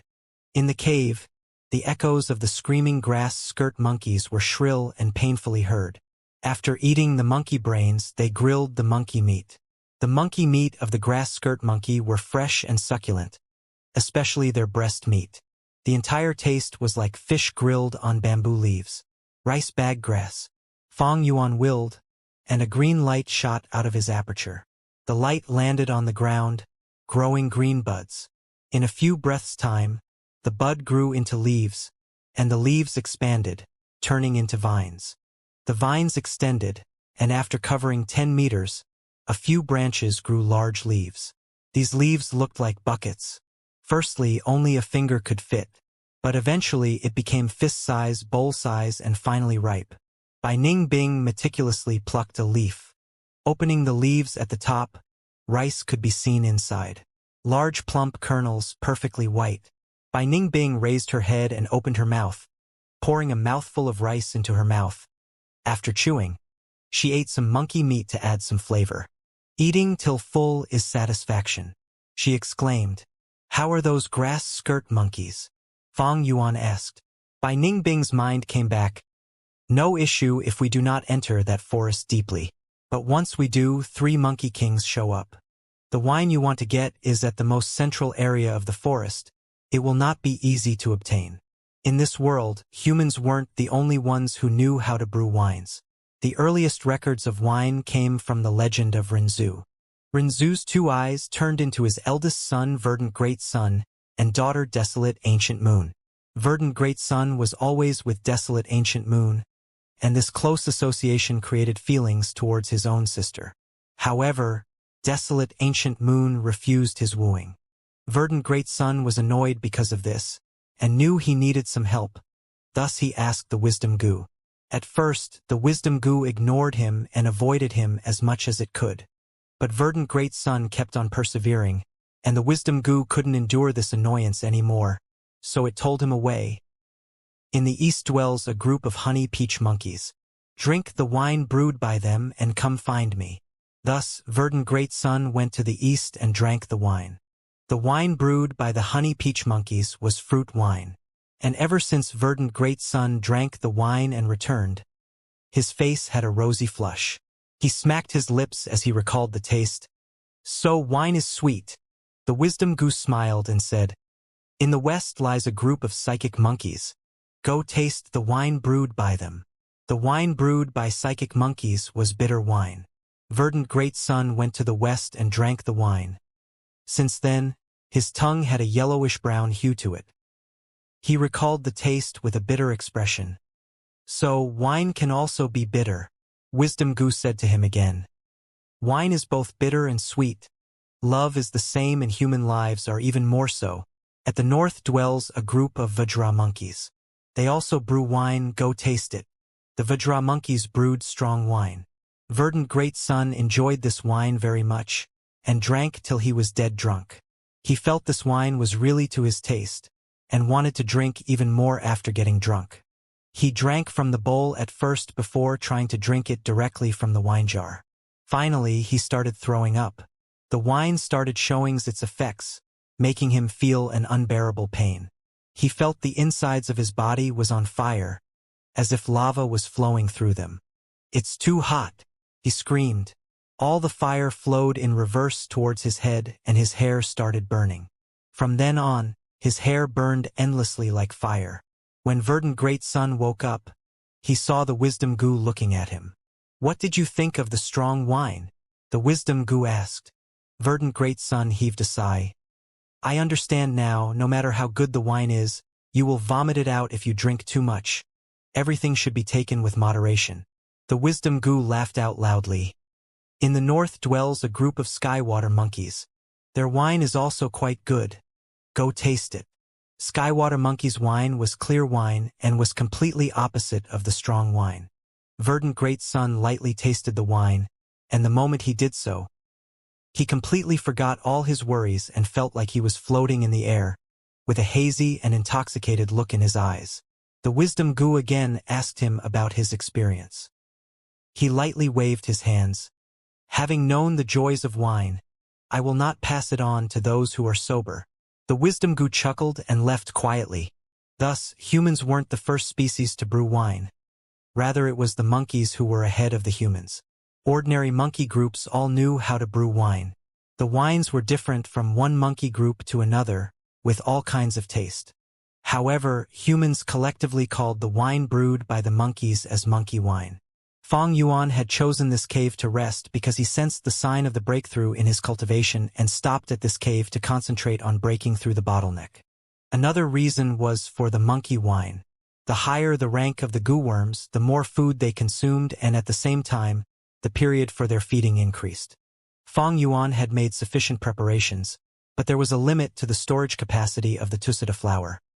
After the consumption in this whole journey, there was some space cleared up which would be more than enough to store some monkey wine. Wine had other uses as well, disinfecting the wounds and warming the body. The reverse refinement of 4 flavors liquor worm also required wine as an auxiliary ingredient. Even if the conditions for the reverse refinement weren't met, having wine as a backup food for the 4 flavors liquor worm was good enough. However, getting the monkey wine wasn't easy. This grass skirt monkey groups were 100 beasts group, but their scale was close to that of the 1,000 beasts group, and had 300 beast monkey kings. Monkeys were a united bunch and faced their enemies in groups. Bai Ningbing might be a rank 3 peak stage goo master, but she was alone and trying to brute force her way through would only lead to disaster. And although Fang Yuan had advanced to rank 1 middle stage, the amount of help his advancement could give was next to nothing in this situation. However, Fang Yuan was determined to get the monkey wine, and Bai Ningbing was worried about this. So, we need to use our brains, follow me. Fang Yuan stood up and patted Bai Ningbing's shoulder. He carefully stepped on the ground, avoiding the buried charred thunder potato, and walked out of the cave. Outside the cave were lush trees, bright sunlight, with the bird songs and fragrance of flowers in the air. In moments, the two neared the territory of the monkey groups. Fang Yuan carefully observed and finally chose a sloped area. He surveyed the area from the higher grounds before nodding his head in satisfaction. He stepped around on the ground and said, "Let's dig here." After enough time passed for an incense stick to burn, this sloped area that faced the sun was dug out by the two, with a depth of 30 feet and a diameter of 50 feet. Charred thunder potato mother goo. Fang Yuan crouched on the bottom of this pit and summoned the goo with a thought. This goo resembled a potato, with uneven surface and tiny little holes all over it. Regardless of its appearance, it was a genuine rank 3 goo. "My primeval essence won't be enough. I will lend it to you." Fang Yuan handed the charred thunder potato mother goo to Bai Ningbing. Bai Ningbing held the goo and poured her primeval essence to it. Soon, green sprouts sprouted out from those tiny little holes in the potato mother goo's surface. The sprouts grew rapidly, blossomed, and bore fruit. After several breaths of time, the finger-thick dark green fruit was fully matured. The sprout withered and came falling down with the fruit on Bai Ningbing's hands. Fang Yuan took these dark green fruits and carefully filtered through them, removing the bad, dead, or empty shells. After the selection, there were less than 1/3 of the fruits left. These fruits were the charred thunder potato goo, a rank 2 goo. Once they were buried in the ground, they grew with the help of the fertility of the soil, and as long as any living being stepped near it, the vibration would cause the charred thunder potato goo to self-detonate. Fang Yuan held one of the fruits and refined it instantly. As he pinched it in between his fingers, he poured his green copper primeval essence towards it. The charred thunder potato goo started giving off a faint green light and slowly hovered up. With a shift of his mind, the charred thunder potato goo quickly drilled into the ground. Fang Yuan deliberately buried it deep on the ground, stopping only when the potato goo was buried an arm's length into the ground. The primeval sea in his aperture rapidly decreased as the surrounding fertility of the soil gathered towards the charred thunder potato goo. In Fang Yuan's perception, this tiny grass goo instantly grew up to a fist-sized potato. This was a matured charred thunder potato goo which could explode with even a slight vibration. Bai Ningbing marveled at this scene. "Looks like that demonic path female goo master buried the charred thunder potato goo near the surface of the earth, making it easy to self-detonate. The way you buried it, it should not explode even if I step above it, right?" "Naturally," Fang Yuan replied and continued on his work. Bai Ningbing's mouth twitched. Fang Yuan didn't reply her properly, and with her proud demeanor, she didn't question anymore, but rather concentrated her gaze and began to ponder upon it herself. After being with Fang Yuan for such a long time, she knew Fang Yuan never made useless moves. Fang Yuan stood up only after burying this layer of the pit. He wiped the sweat on his forehead before calling Bai Ningbing to bury the pit together. But after just covering the pit for a bit, when the bottom of the pit was raised by 15 feet, Fang Yuan ordered to stop. Then he continued burying another charred thunder potato goo. Bai Ningbing immediately realized Fang Yuan's plan upon seeing this. So it was like that. Charred thunder potato goo is only a rank 2 goo, and self-detonation of just 1 has a limited power. By burying them like this, once they explode, even 1,000 beast kings might not get off easy. But how will you lure those 3 monkey kings here? Charred thunder potato goo was an offensive goo, but it couldn't be moved, which greatly lowered its practical value. How difficult can that be? At the opportune time, we will just capture 2 to 3 young grass skirt monkeys and taste their brains here. At that time, their miserable screeches will definitely attract the furious monkey groups. It will only be ordinary monkey groups at first which you will be able to block and fend off. Then it should be those 3 monkey kings. Fang Yuan replied while burying the grass goo. Bai Ningbing couldn't help nodding her head. Wild beasts were wild beasts, possessing limited intelligence. Fang Yuan's plan might be very rough, but it was absolutely practical. As long as we kill the 3 monkey kings, getting the monkey wine will be as easy as a pie. Of course, it will be even better if we can take the goo worms on those monkey kings. Bai Ningbing mulled over it. Following this, they spent the whole afternoon in this pit. Bai Ningbing produced the charred thunder potato goo continuously, after which Fang Yuan would personally bury them into the ground, and then the 2 would bury that layer of soil. After 1 layer of soil was another layer of soil, till the pit was filled to the surface. The 2 were drenched in sweat. Fortunately, Fang Yuan possessed the strength of 2 boars, and Bai Ningbing had also fully cultivated the strength of 1 crocodile. However, the next day, Fang Yuan wasn't showing any signs of stopping and continued to dig out another pit. Bai Ningbing was puzzled by it. Fang Yuan replied, "Just 1 pit isn't enough of a guarantee. There should always be backup plans. Being a bit more prepared is always a good thing." Like this, in the following 3 days, Bai Ningbing finally became aware of Fang Yuan's close to perverted cautiousness. They had dug no less than 5 pits and buried great numbers of charred thunder potato goo. Naturally, the scale of the first pit was the greatest. Due to all these preparations, the grass skirt monkey plan went by extremely smoothly. The monkey groups were all defeated with just 2 pitfalls. Out of the 3 monkey kings, 2 died and 1 was injured. The injured monkey king escaped with the remaining monkey groups. The dead monkey kings were blasted to pieces. The goo worms on them didn't survive. Fang Yuan stored great amounts of monkey wine till the tusita flour couldn't store anymore. The amount of wine was enough to reverse refine the 4 flavors liquor worm. There wouldn't be a problem in feeding the liquor worm for at least 2 years.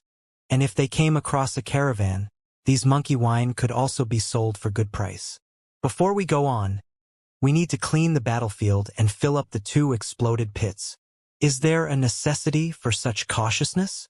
Bai Ningbing felt pain whenever she thought of the pitfalls now. Fang Yuan glanced at her before saying one sentence which made Bai Ningbing obediently work. "Did you forget how we chased that demonic path female goo master? It was by relying on the tracks left by the demonic path female goo master on her way. Those pitfalls that you dug, don't end up burying yourself with it. By Goo Mountain, I am finally here." Fang Yuan sighed as he stared at the white mountain from a slope. Bai Ningbing was beside him, standing silently. The 2 were in rags with tiredness showing all over their faces.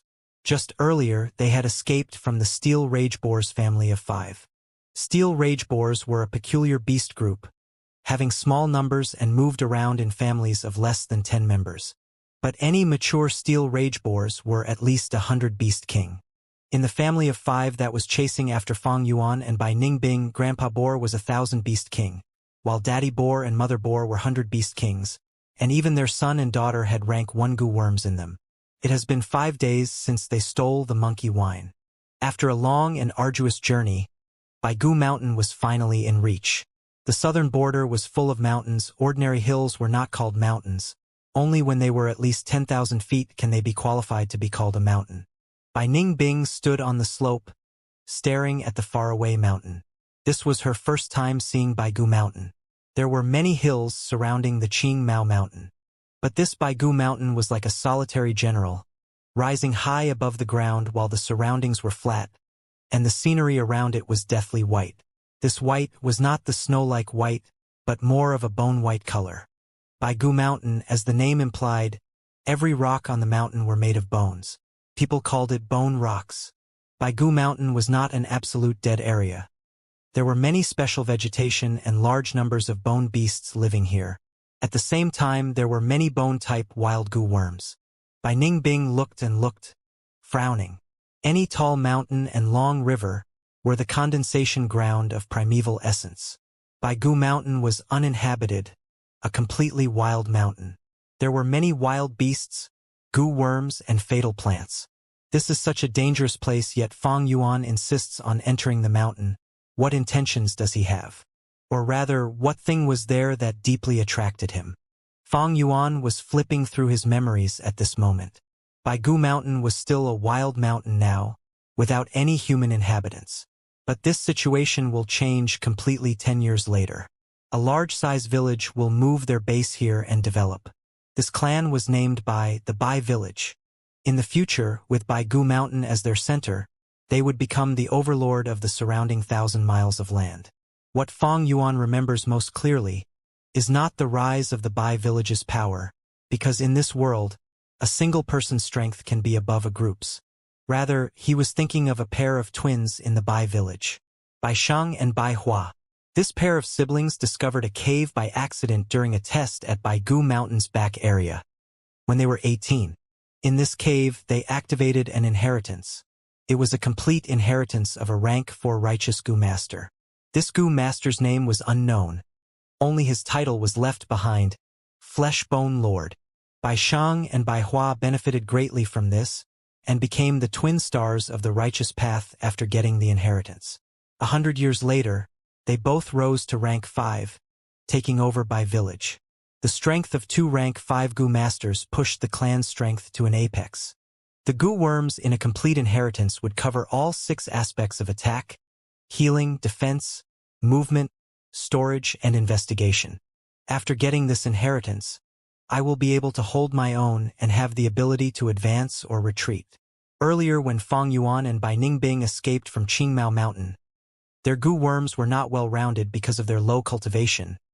They were like a boat moving against the tides, moving up the cliff. With just a little bad luck, they would be in danger. After a tough struggle, their chance came, and they killed a heavily injured demonic female Gu Master. By taking her Gu, which included the rice bag Gu and jumping grass Gu, they could barely get by. But they still had weaknesses, not only due to the lack of healing Gu, but also because of their low cultivation. Even if Fang Yuan advanced to rank 1 middle stage, so what? Green copper primeval essence was still green copper primeval essence. What he was relying on now was his A-grade talent and the heavenly essence treasure lotus recovery speed to sustain his consumption. But to be strict, his battle strength was negligible. If not for Bai Ningbing, he might have died to the crocodiles during the battle in the beach. He was able to get this far due to Bai Ningbing, but relying on others could never compare to relying on oneself. If I can get the Baigu Mountain inheritance, many problems would be easily resolved. Fang Yuan thought to himself. Firstly, it was the Jade Bones Gu. With this Gu, the bones in his body would cast away the brittleness of mortal bones and become more firm and tougher. His current body can only sustain the strength of 2 boars, but after he used the Jade Bones Gu, he would be able to add the strength of a crocodile on top of this. After that was a healing Gu. Fang Yuan remembered this inheritance has a very famous rank 3 healing Gu, Flesh White Bones. In his previous life, it was received by Bai Hua, causing her to become a famous healing Gu Master. Finally, it was the one Fang Yuan ranked as the most important, Bone Flesh Unity Gu. This Gu was the Bone Flesh Lord's innovation, the only one in the world. This Gu's incredible usage riled up many large forces in the southern borders, in his previous life. If Gu worms were to be classified according to their use, they could be divided into 7 categories: attack, defense, healing, investigation, storage, movement, and cultivation. Liquor worm, for flavor liquor worm, man-beast burial goo, relic goo, or heavenly essence treasure lotus. They were all under cultivation category. And this bone-flesh unity goo was a mystical goo under the cultivation category. Similar to yin-yang rotation goo, it was a pair of goo used on two goo masters. It could let the two goo masters undergo dual cultivation and advance their cultivation together, getting greater effects with less effort. If I can obtain the bone-flesh unity goo, with by Ning Bing's help, I can advance my cultivation quickly. My cultivation will be shocking after I reach rank 3 stage. Especially in early stages, its effects will be even better than the liquor worm. I must get it no matter what. Fang Yuan glanced at Bai Ning Bing through the corner of his eyes. Bai Ning Bing realized nothing, still staring at Bai Gu Mountain. Fang Yuan laughed coldly in his heart. When they were about to move out, a few silhouettes suddenly flew towards them. Righteous Gu Masters. Both Fang Yuan and Bai Ning Bing were taken aback. A total of 4 Gu Masters were approaching them. When they were 100 steps away, they landed on the ground and moved towards Fang Yuan and Bai Ning Bing. The leader was an old Gu Master, giving off a rank 3 aura while the remaining 3 were all rank 2. Their uniform were the same and their movements were in synergy, showing the signs of an elite group. How can we encounter righteous Gu Masters in this desolate mountain range? Gu Masters and wild beasts are completely different.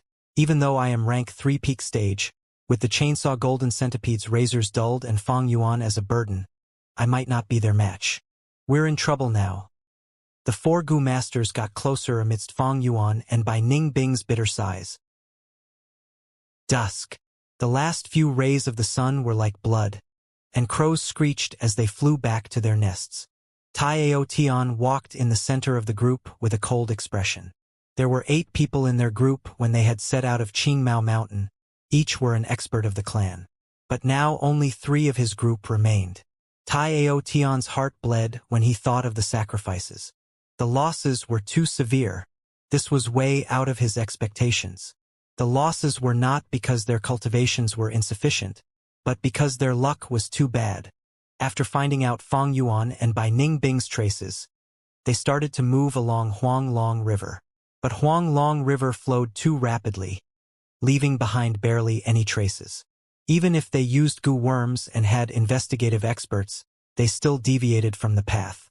With no choice, they had to move against the current, spending a lot of time before discovering Fang Yuan and Bai Ning Bing's raft. However, troubles came soon after. They encountered a large number of 6-legged crocodiles and were attacked. To be honest, they were pretty unlucky. This beach was the breeding ground of the 6-legged crocodiles, and after it was destroyed, the 6-legged crocodiles that dominated the area were wiped out. Beast groups were also split up into different forces. After the original owner died, this place became free for all, and many surrounding groups of 6-legged crocodiles competed for it. Just when they were about to take control of this area, Tai Clan's group arrived on the shore. What thing dares to invade our territory? This land belongs to us 6-legged crocodiles. Snatching territory from us, you're asking for it. The territorial concept of wild beasts was not to be trifled with. Thus, a huge battle broke out, and under the united attacks of 2 groups of 1,000 beast groups and 3 groups of 100 beast groups, the Tai Clan group lost 2 members and were forced to escape. Fang Yuan's methods of removing traces were very experienced. Thus, their investigations did not make much progress. With the help of Gu worms, they eventually found out the direction Fang Yuan was headed to. But then, a colorful nightmare descended. The Xian Yuan divine pheasant descended from the sky, staring at them and thinking of them as food. Even now, the entire escape process was deeply buried in Tai Ao Tian's heart. The image of the Xian Yuan divine pheasant became his nightmare, waking him up from his sleep every night. Xian Yuan divine pheasant took away 3 of his companions' lives. Among them were their most professional investigative Gu Master, and even a rank 3 defensive Gu Master. Truly insane losses. Right now, the Gu Master in charge of investigation was a half-baked one. Even with such a loss, Tai Ao Tian did not think of giving up. He was the 4th young master of Tai Clan, with a great aptitude and carried the hopes and dreams of the clan since young. he cultivated intensely, inheriting the iron will personality of the Tai clansman. Reinforcing Tai Shuelong and his daughter was his first mission out of the village. But he only managed to save Tai Ruanan, and the divine investigator was sacrificed. This was a great contrast to his original intention. However, if he caught the demonic bastard that got the Blood Sea inheritance and take revenge for Tai Shuelong, it would be a great success. Such a merit would turn into his asset when vying for the clan leader position in the future, getting him more support from the clansmen. He was not worried about the strength of the demonic bastards. In the process of chasing them, they had discovered from the traces that the two had limited battle strength, or maybe they had suffered some injuries, only having the collective strength of one rank 3 Gu Master.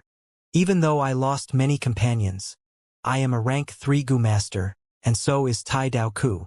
With 2 other rank 2 Gu Masters to assist, our strength dominates those 2. Once we capture the demonic bastards, the loss of manpower will turn into proof of my iron will and never give up traits. Tai Aotion's eyes shone with determination. 4th young master, we have found some traces ahead. It seems the direction we are heading is not wrong. At this moment, the investigative Gu Master reported. Oh, quickly bring me there.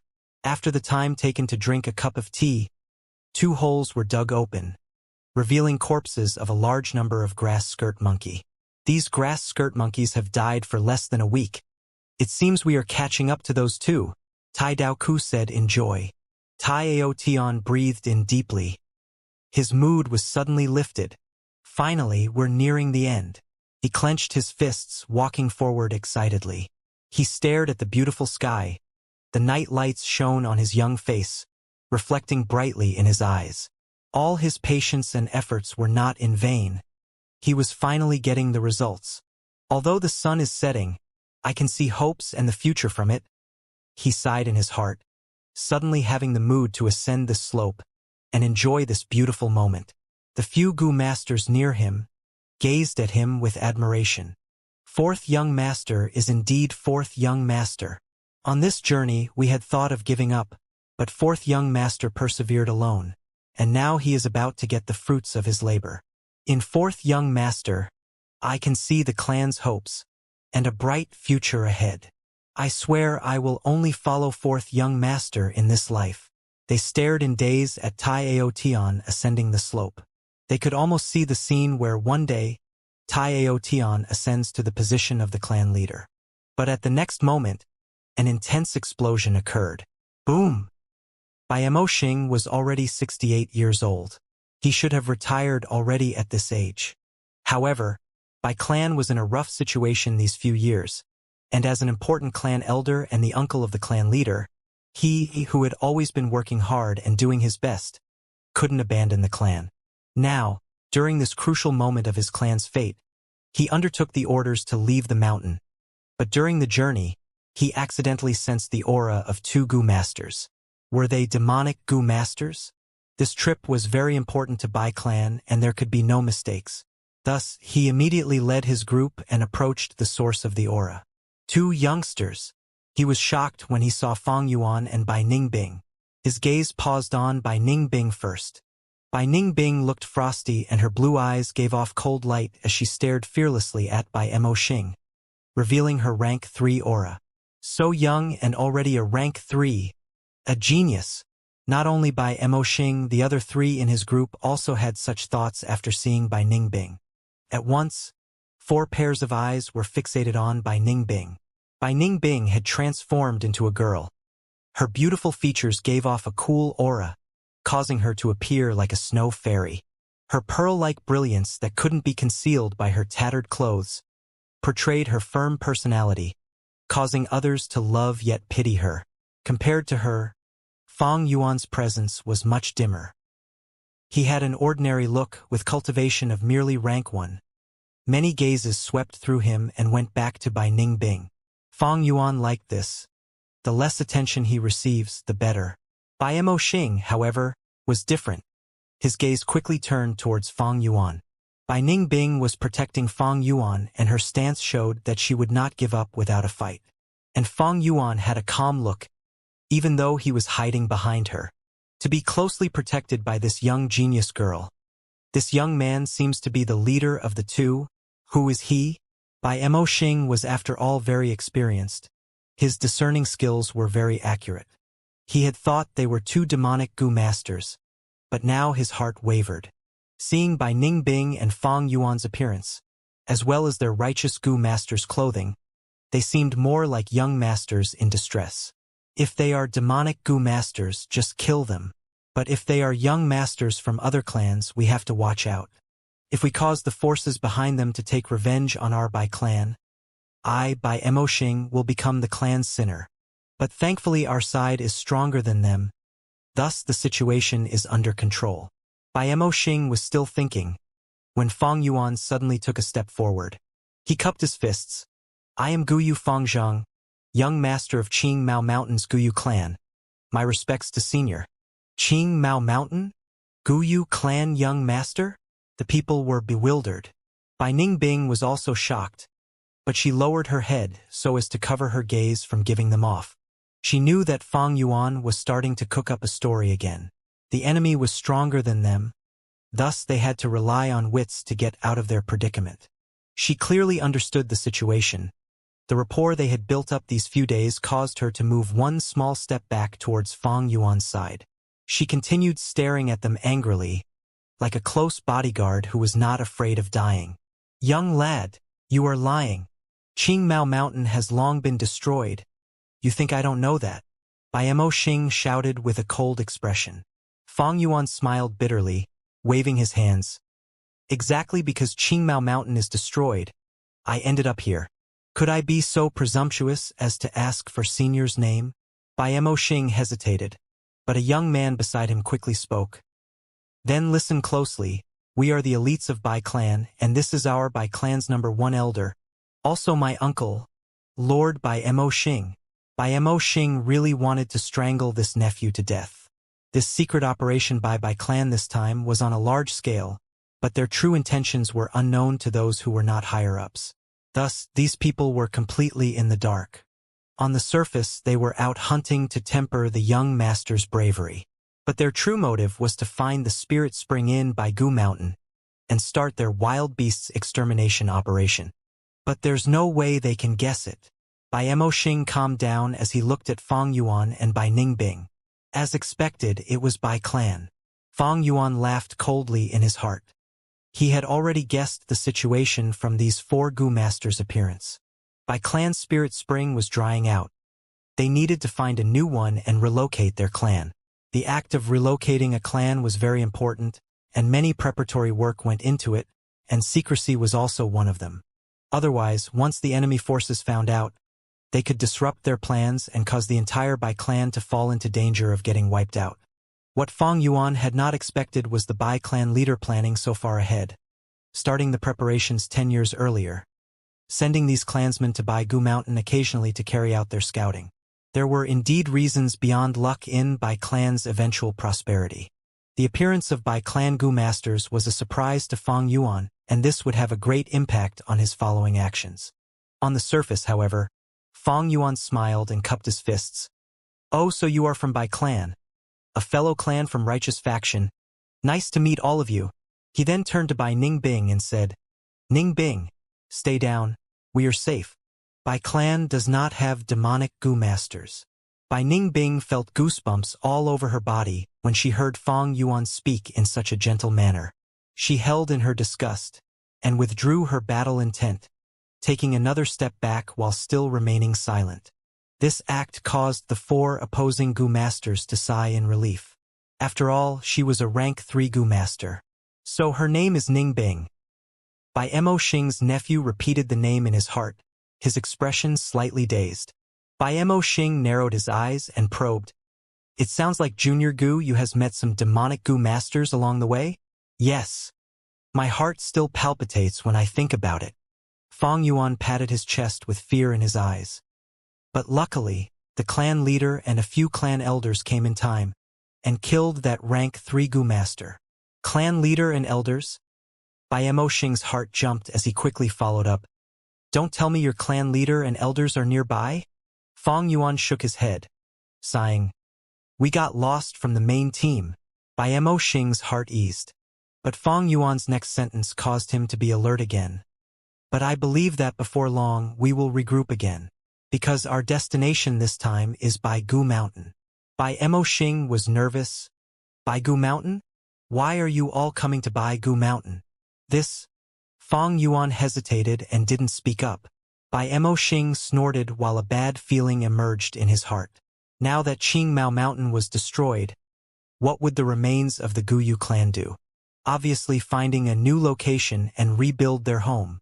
Don't tell me they chose Baigu Mountain too? Damn it! In an instant, Bai Mo Xing's heart surged with killing intent. If his guess was correct, then Qingmao Mountain's main team was his Bai clan's enemy. But he soon contained his killing intent.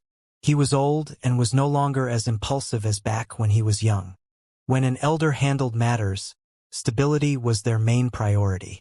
He calmed down and thought about it. Even if he killed these two immediately, it might not salvage the situation. Killing these two would not stop the remaining Qingmao Mountain inhabitants from coming. It would instead worsen the situation, creating foes even before they met. These enemies had no foundation here but were powerful. Didn't you hear what the Guyu young master said? The main team had the clan leader and several elders. The most troublesome part was these people wouldn't hesitate to fight to death if the situation became desperate. Furthermore, even if he attacked now, that girl called Ningbing was a true rank 3 Gu master. His side would still have casualties, although they were stronger. Finally, such an important matter should not be decided by him. The clan leader was not far away. Why not ask her for instructions? Bai Mo Xing decided to stabilize the situation with Fang Yuan and Bai Ningbing first as he thought of this. He started smiling and said enthusiastically, "This is really a coincidence, Junior. Our Bai clan's main team is just nearby. We are holding an annual hunting event. As half the landlord, we invite you to come and be a guest. Please allow us to host you." This? Fang Yuan hesitated purposely. Come. Our Bai clan's grilled lamb leg is top tier. Bai Mo Xing's nephew also began to persuade, but his gaze was fixed on by Ningbing. Fang Yuan touched his tummy, showing a conflicted expression. A bit of hesitation but also yearning. Bai Mo Xing's eyes shone and laughed loudly. "Junior, don't hesitate anymore, and you are not giving me face." Only then did Fang Yuan bow. "Then I shall impose upon your clan." A banquet was held inside a spacious tent. Fang Yuan and Bai Ningbing took a seat next to each other. A few clan elders sat opposite each other, and in the head seat was the Bai clan leader. The tent's roof was opened, allowing them to see the blue sky, and in the center was a lamb being grilled, its fragrance extending throughout the entire tent. "Come, lamb leg is the most tender. Guests from afar, please have a taste," Bai clan leader said with enthusiasm. She was a middle-aged woman, and under her indication, the servants grilling the lamb cut the lamb leg and offered it to Fang Yuan. Soon after, they cut off the other leg and placed it in front of Bai Ningbing in a silver plate. The lamb leg was still sizzling hot. Fang Yuan took a bite. He could taste the crispy fragrant skin and the tender juicy meat. If it had been marinated with some honey or some cumin powder, it would have been even tastier. Indeed a delicacy, no less than the grass skirt monkey's brains. Even Bai Ningbing was full of praises. "Our guest's happiness is our utmost pleasure." Ha ha ha. Bai Mo Xing laughed. Fang Yuan ate and ate, when suddenly his tears started flowing out. Everyone was shocked. Bai clan leader asked, "Junior Fang Zheng, why are you crying? The taste is truly divine. But thinking of the last few days where I and Ningbing could barely survive, going through one danger after another, and thinking of our clansmen suffering in the wild without food to eat, I can't help but feel heartache. Please forgive me, Bai clan leader." Fang Yuan stood up and cupped his fist. The few clan elders glanced at each other and sighed. Bai clan leader asked, "My clan feels deep sympathy towards Guyu clan's disaster. Junior, can you tell me what in the world happened at Qingmao Mountain?" The once lively Qingmao Mountain had turned into a world of ice and snow. Such a change had long attracted the attention and investigations of nearby forces. In these few months, news of Qingmao Mountain being destroyed had gradually spread far. I don't dare to recall. Every time I think of it, it feels so painful. Fong Yuan sat down, his face full of grief. Servants, bring the wine. Seeing Fong Yuan unwilling to speak, Bai clan leader did not pursue the matter, but ordered her servants to bring 2 vats of wine. Bai Ningbing was indifferent. She never drank wine, only water. Fong Yuan opened the seal immediately, gulping and drinking a mouthful as his tears fell once again. Bai clan leader was stunned. Junior, why are you crying again? Your clan's wine is intoxicating, but it makes me recall our green bamboo wine and of those days when I drank on Qingmao Mountain. Fong Yuan wiped his tears as he said. The clan elder's sighs became even louder, and many started consoling Fong Yuan. Fong Yuan's encounter caused them to feel a sense of resonance. After all, Bai clan's spirit spring was starting to dry out, and if they couldn't find a new spirit spring, Guyu clan's sorry state would be there Bai clan's future.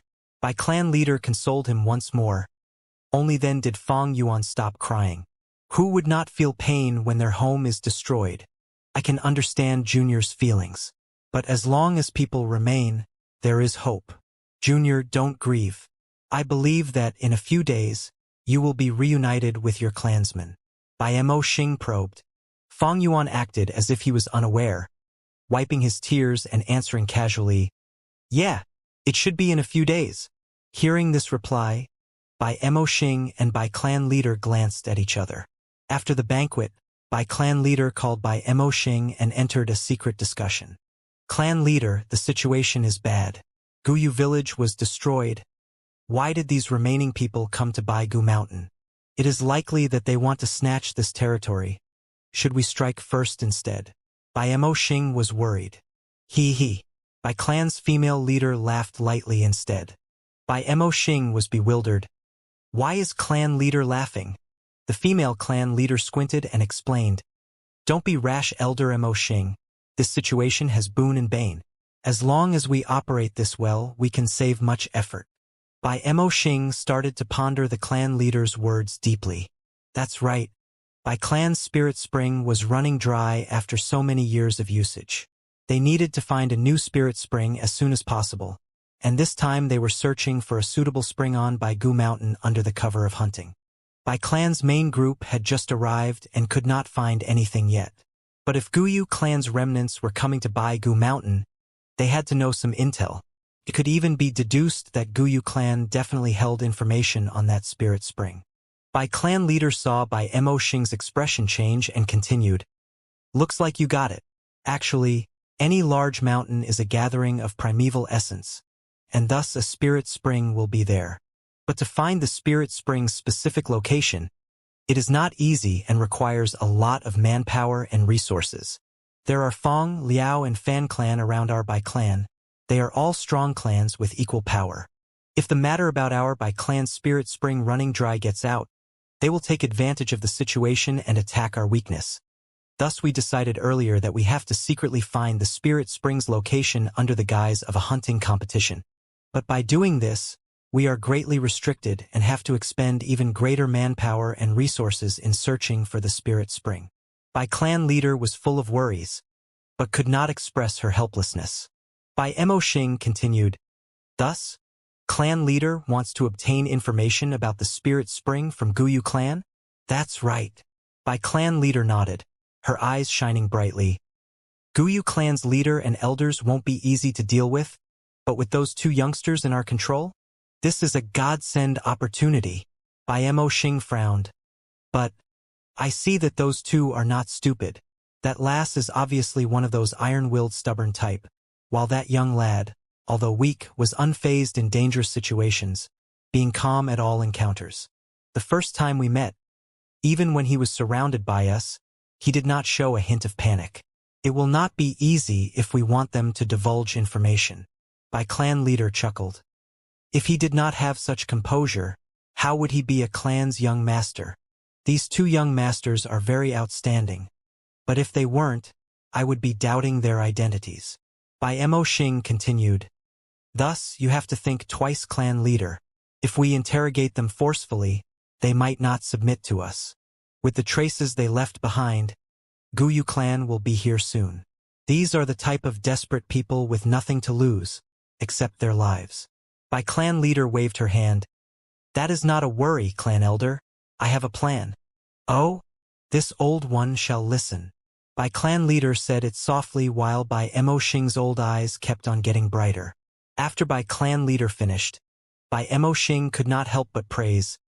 This is a good plan. I saw that Gu Yufangzhang is very attached to his clan. He even cried twice for his clan in the banquet. He is after all a youngster, clan leader. This plan that you came up with is like placing honey in front of a young bear or placing a carrot before a young rabbit. There will be no issues getting him hooked. Fang Yuan opened a corner of the tent's cover. It was night time already, but Bai clan's temporary camp was well lit. The tents were placed perfectly in order, with iron racks and torches at every certain distance, and patrolling Gu master groups all night round. Young Master Fang Zheng, what is the matter?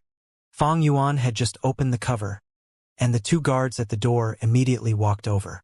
Fang Yuan burped out some wine. I drank a lot of wine at the banquet. Is there anywhere I can relieve myself? Young master, right this way. You are our esteemed guest. The clan leader has arranged a special spot for you. No further than 30 steps away. One of the guards immediately said, Give me a direction. I do not like anyone near me when I pee. Fang Yuan rejected. I do not dare to disobey, young master. The wooden lavatory is right there. The guard pointed towards it, bowed and left. Fang Yuan got to the wooden lavatory, and after peeing, he pretended to be drowsy and walked in an opposite direction. He was not even 20 steps out when a few patrolling Gu masters came over. Esteemed guest, that is the wrong direction, your tent is over there. Is that so? I remembered it was there. Fang Yuan burped. Esteemed guest, this way please. Bai clan Gu masters smiled hypocritically, with a forceful tone. Fang Yuan was brought back to the tent again. In the tent, the lights were turned on. There were 2 beds on eastern and western side in the tent. Bai Ningbing was sitting on her bed and cultivating, using primeval essence to nurture her aperture. Hearing Fang Yuan enter, she opened her eyes, inquiring with her gaze. Fang Yuan glanced at her, before falling down on the bed. Ningbing, sleep early. You were exhausted these few days. Don't worry, we will join up with our clansmen in few days. His words slurred at the end, and eventually he closed his eyes, snoring, evidently falling asleep. Bai Ningbing's pupils shrunk. She knew Fang Yuan was acting, purposely saying that as a precaution against any surveillance-type Gu worms.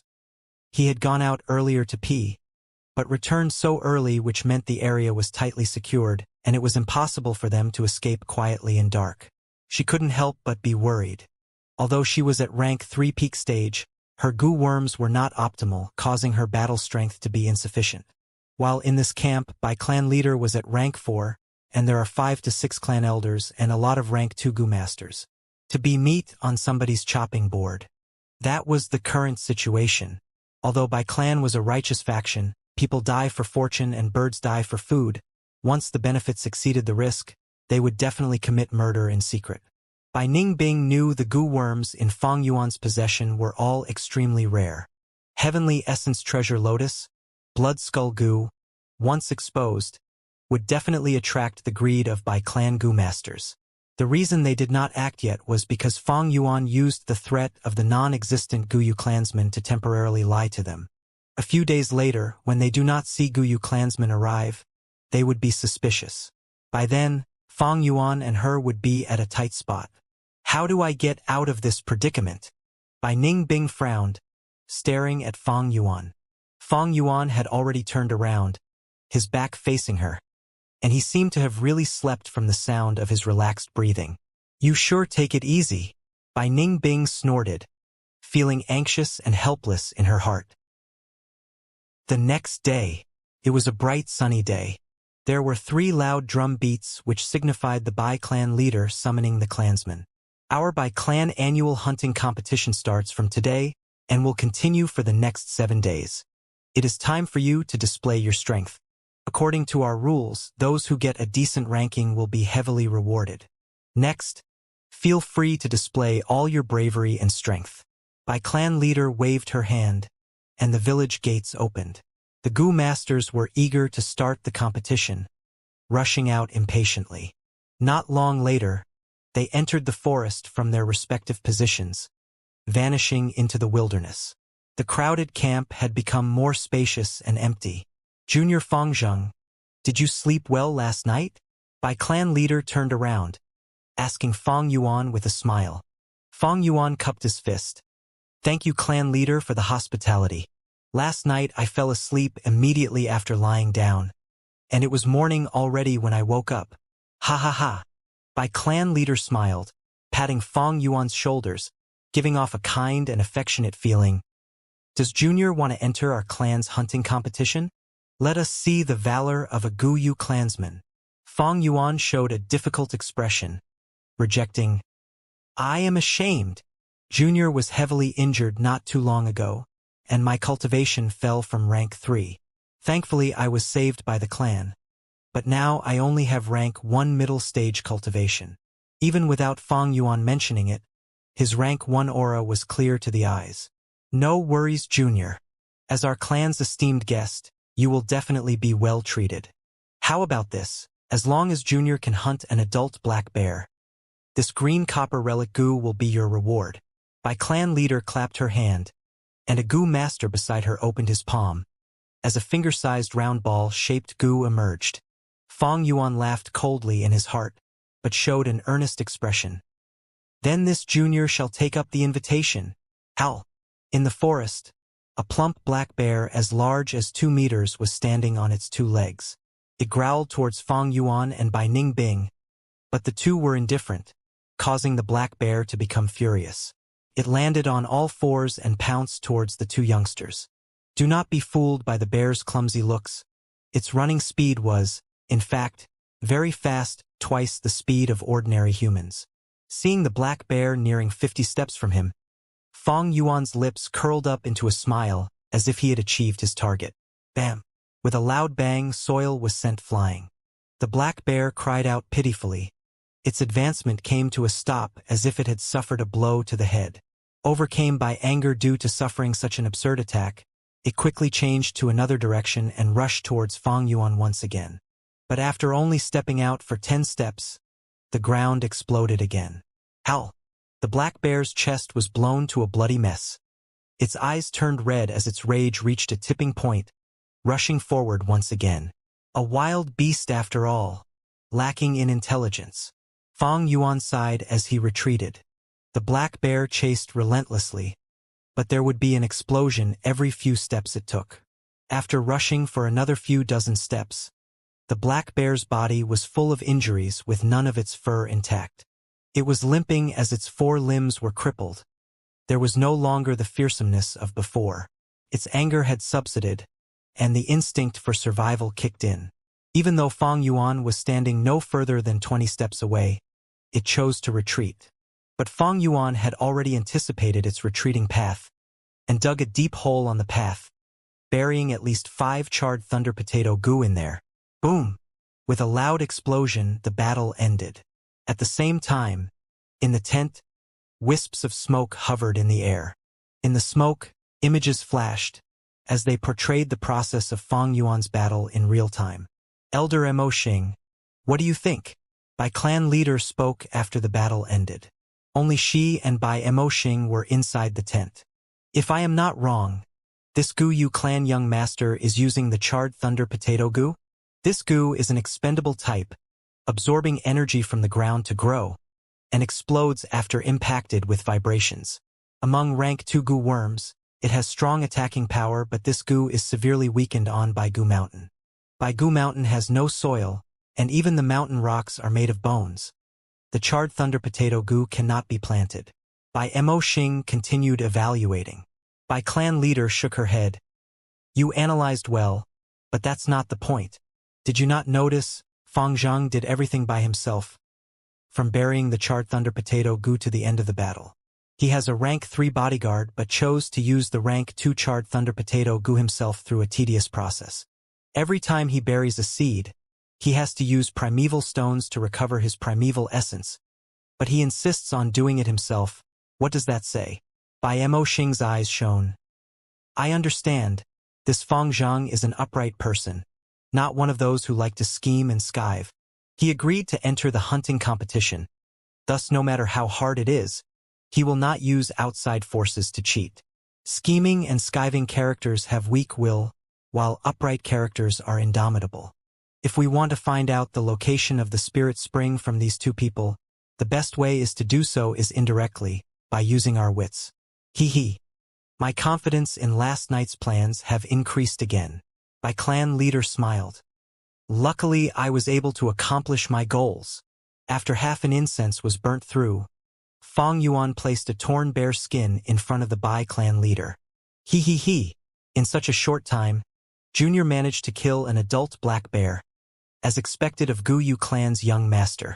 Bai clan leader's face showed a trace of shock, which immediately turned into a smile. Junior might as well go back to rest. The green copper relic Gu will be sent over shortly. Thank you, clan leader. This Junior will take his leave. Fong Yuan and Bai Ningbing moved out of the central tent and back to their tent. Soon after, a Gu master brought over the green copper relic Gu. Fong Yuan took it and immediately used it on the spot, raising his cultivation from middle to upper stage. Gu master's small realms were easy to break through and was just a matter of efforts and time. Big realms, however, needed aptitude to break through. Relic Gu, Stone Aperture Gu along with many other Gu worms could reduce the time needed by Gu master to raise their cultivation. As for rank 1 upper stage, it is still rank 1. This small growth could not change or affect the situation at all. At night, Bai clan leader organized a banquet again, inviting Fong and Bai. Bai clan's tradition was to hold banquets every day during the hunting competition. Large bonfire banquets were held in the open areas. As for the small banquet in the central tent, only the first few ranked participants would be invited. But because Fong and Bai had different identities, they still remained on the guest seats. Come, let me introduce to Junior our clan's rising star. You youngsters should interact with each other. During the banquet, Bai Mo Xing started the conversation. There were 4 youngsters in the tent. 2 males and 2 females, all were rank 3 Gu masters. One of the guys was Bai Mo Xing's nephew, Bai Mo Ting. He had a slim body and was ranked 3rd in today's hunting. Among the 2 girls, one was called Bai Chao Shui, who looked very careless, but was ranked 4th.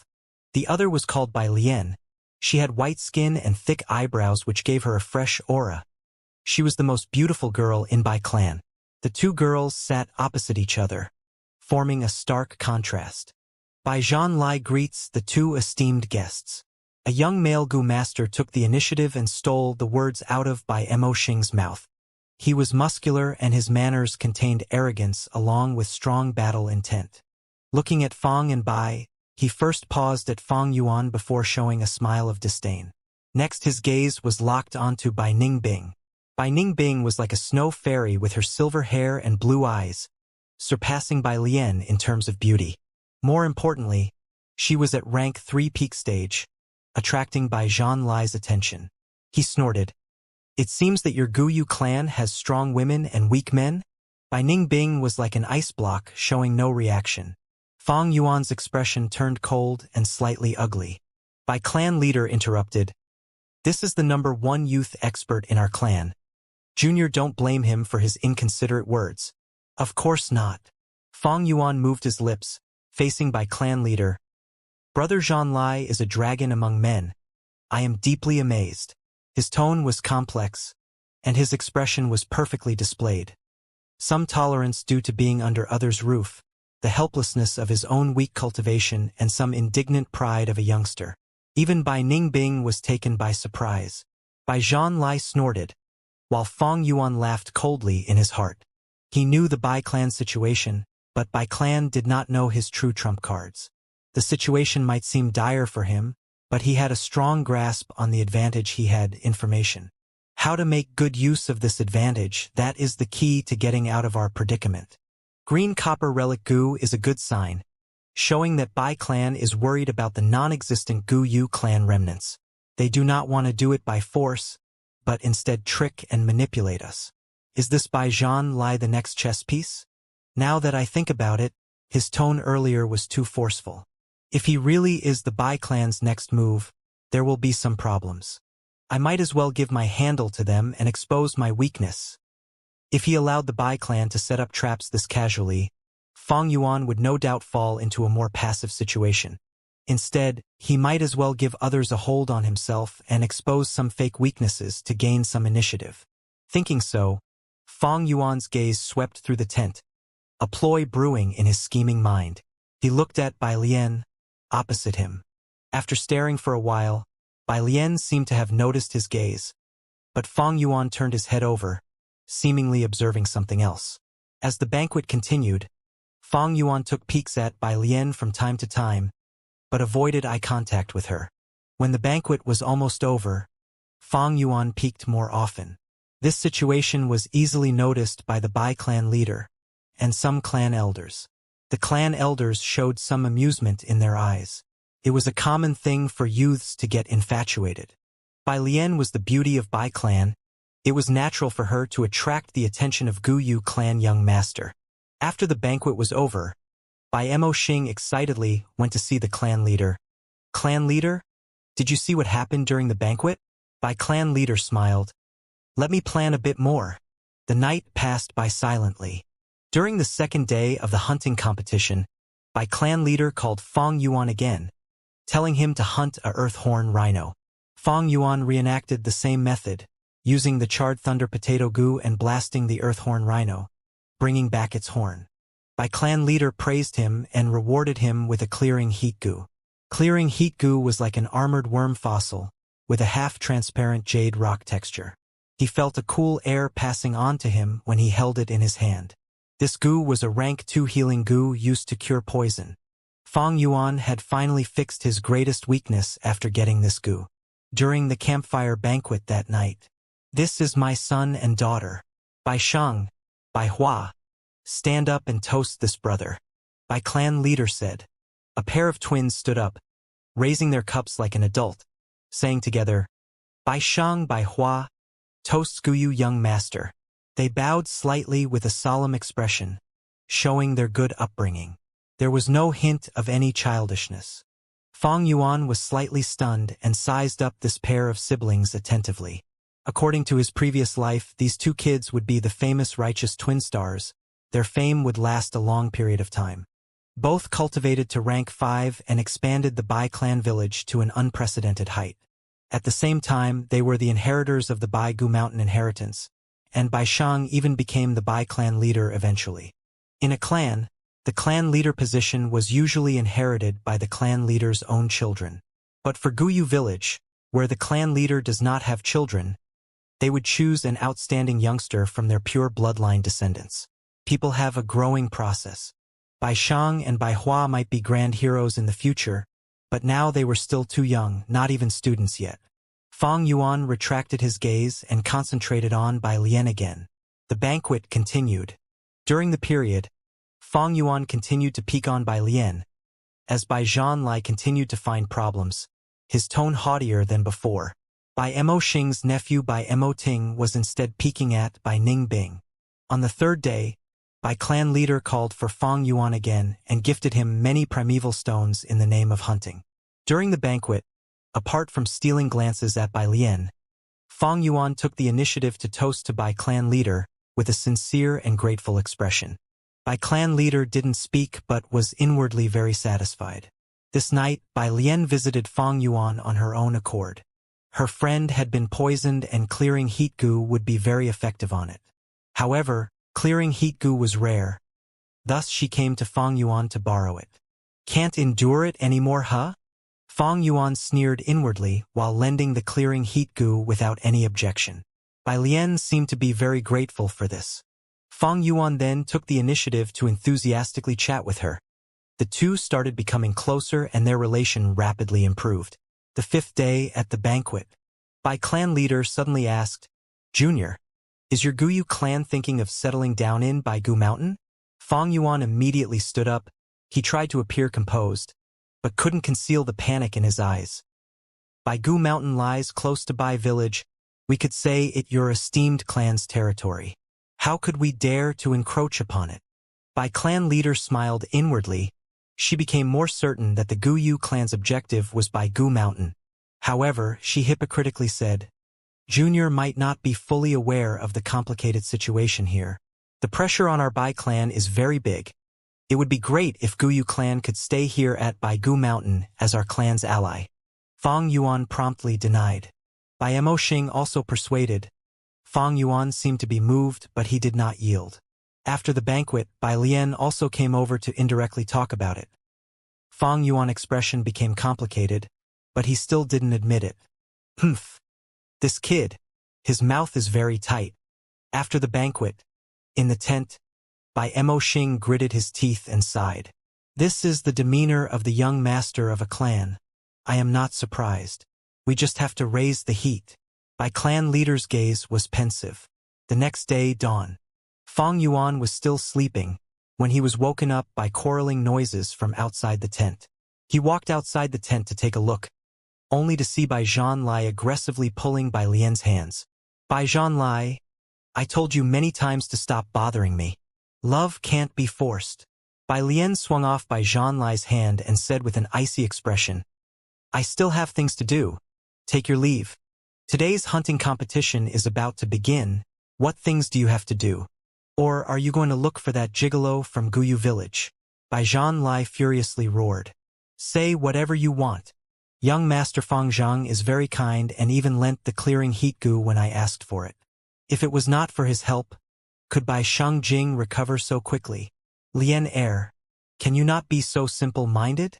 Clearing heat goo, haha. The way I see it, he is just thinking to get intimate with you. Don't tell me you didn't sense his glances? Bai Zhanlai worriedly said. Bai Lian glared.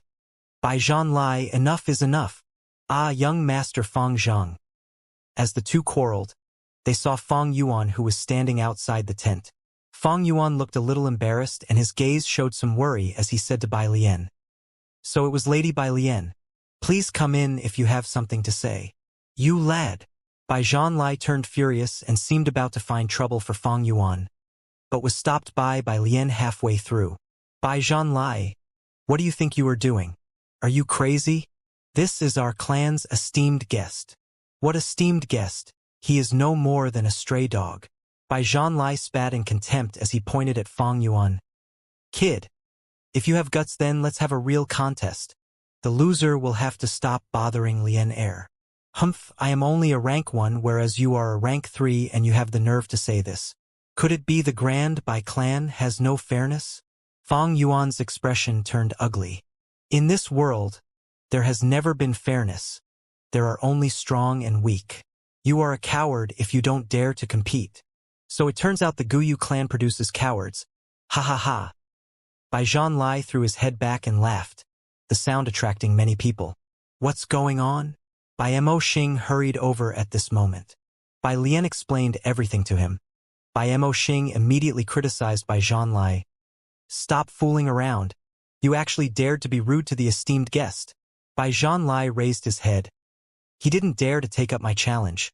He is not a warrior. Since he is not a warrior, why should I be courteous to him? You! Bai Emoxing stared in fury. Bai Lian said, anyone who accepts such challenge would be an idiot. Young Master Fang Zheng's cultivation has fallen because of injuries. If he was at his peak state, you might not be his opponent. A young lady was saying such things towards Fang Yuan. If Fang Zhang was really here, his heart would have been completely filled with appreciation. Fang Yuan, however, sneered. Such a good performance. I will compete with you in place of young Master Fang Zheng. Bai Lian continued. Bai Zhanlai gasped with rage. Why are you sticking out for him? Besides, on what basis are you representing him? He is only a gigolo, a spineless coward. I alone can win 10 of him. I won't compete with you. Kid, if you have guts then stand up. Not even saying anything, are you still a man? If you want to compete, then let's compete. Who is afraid of whom? Fang Yuan seemed to have been spurred on by the remarks, as he straightened his neck and said in an impulsive manner, Lord Elder, did you hear it? He agreed. Bai Zhanlai immediately shouted out with glee all over his face. Bai Emoxing furrowed his brows. One should always be brave enough to receive challenges. Junior Fang Zhang, we all see your bravery, but you are our clan's esteemed guest. How will we explain to Guyu clan if there are any mishaps? And your cultivations are not at the same level, so the challenge loses its fairness. Lord Elder is correct. Junior was thoughtless. Fang Yuan deliberately hesitated. Seeing Fang Yuan seemingly about to withdraw, Bai Zhanlai and Bai Lian quickly communicated with their gazes. Bai Zhanlai continued to speak, provoking Fang Yuan's anger and spurring him on. Bai Lian bit her lips before walking in front of Fang Yuan. She opened her watery big eyes and spoke softly. Young Master Fang Zhang, if I may be so bold to ask a favor. Oh, what request? I really wish young master would accept this challenge and help me get rid of Bai Zhanlai's persistence. I really can't endure his harassment. Bai Lian said with eyes filled with tears. A young girl was imploring a boy like this to drive away a nasty pursuer, especially if this boy also had good feelings about this young girl. Tell me which boy could refuse. Thereupon, Fang Yuan immediately patted his chest and agreed. Not to worry, Lady Bai Lian. Your affairs are my affairs. I will give it my all. Fang Yuan paused before speaking with some hesitation.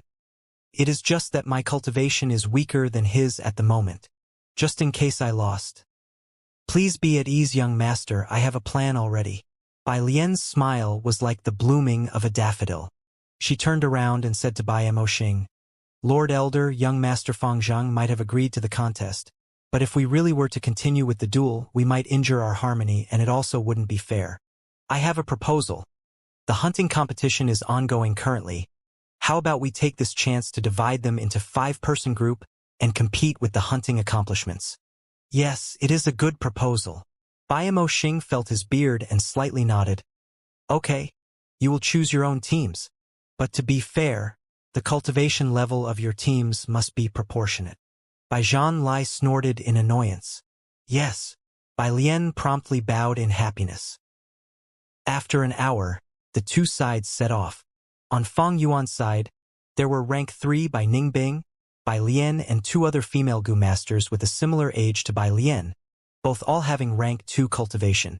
Among them was Bai Shangjing, who was very grateful to Fang Yuan.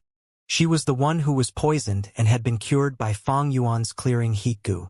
The group was harmonious, and although Fang Yuan had the lowest cultivation, he was the core of the group. Young master, you don't need to worry. We have already gotten detailed information on the locations of the more precious preys. You only need to follow us. Bai Shangjing was responsible for scouting, and she was quite lively. The group followed her, and sure enough, they were able to kill many unique prey.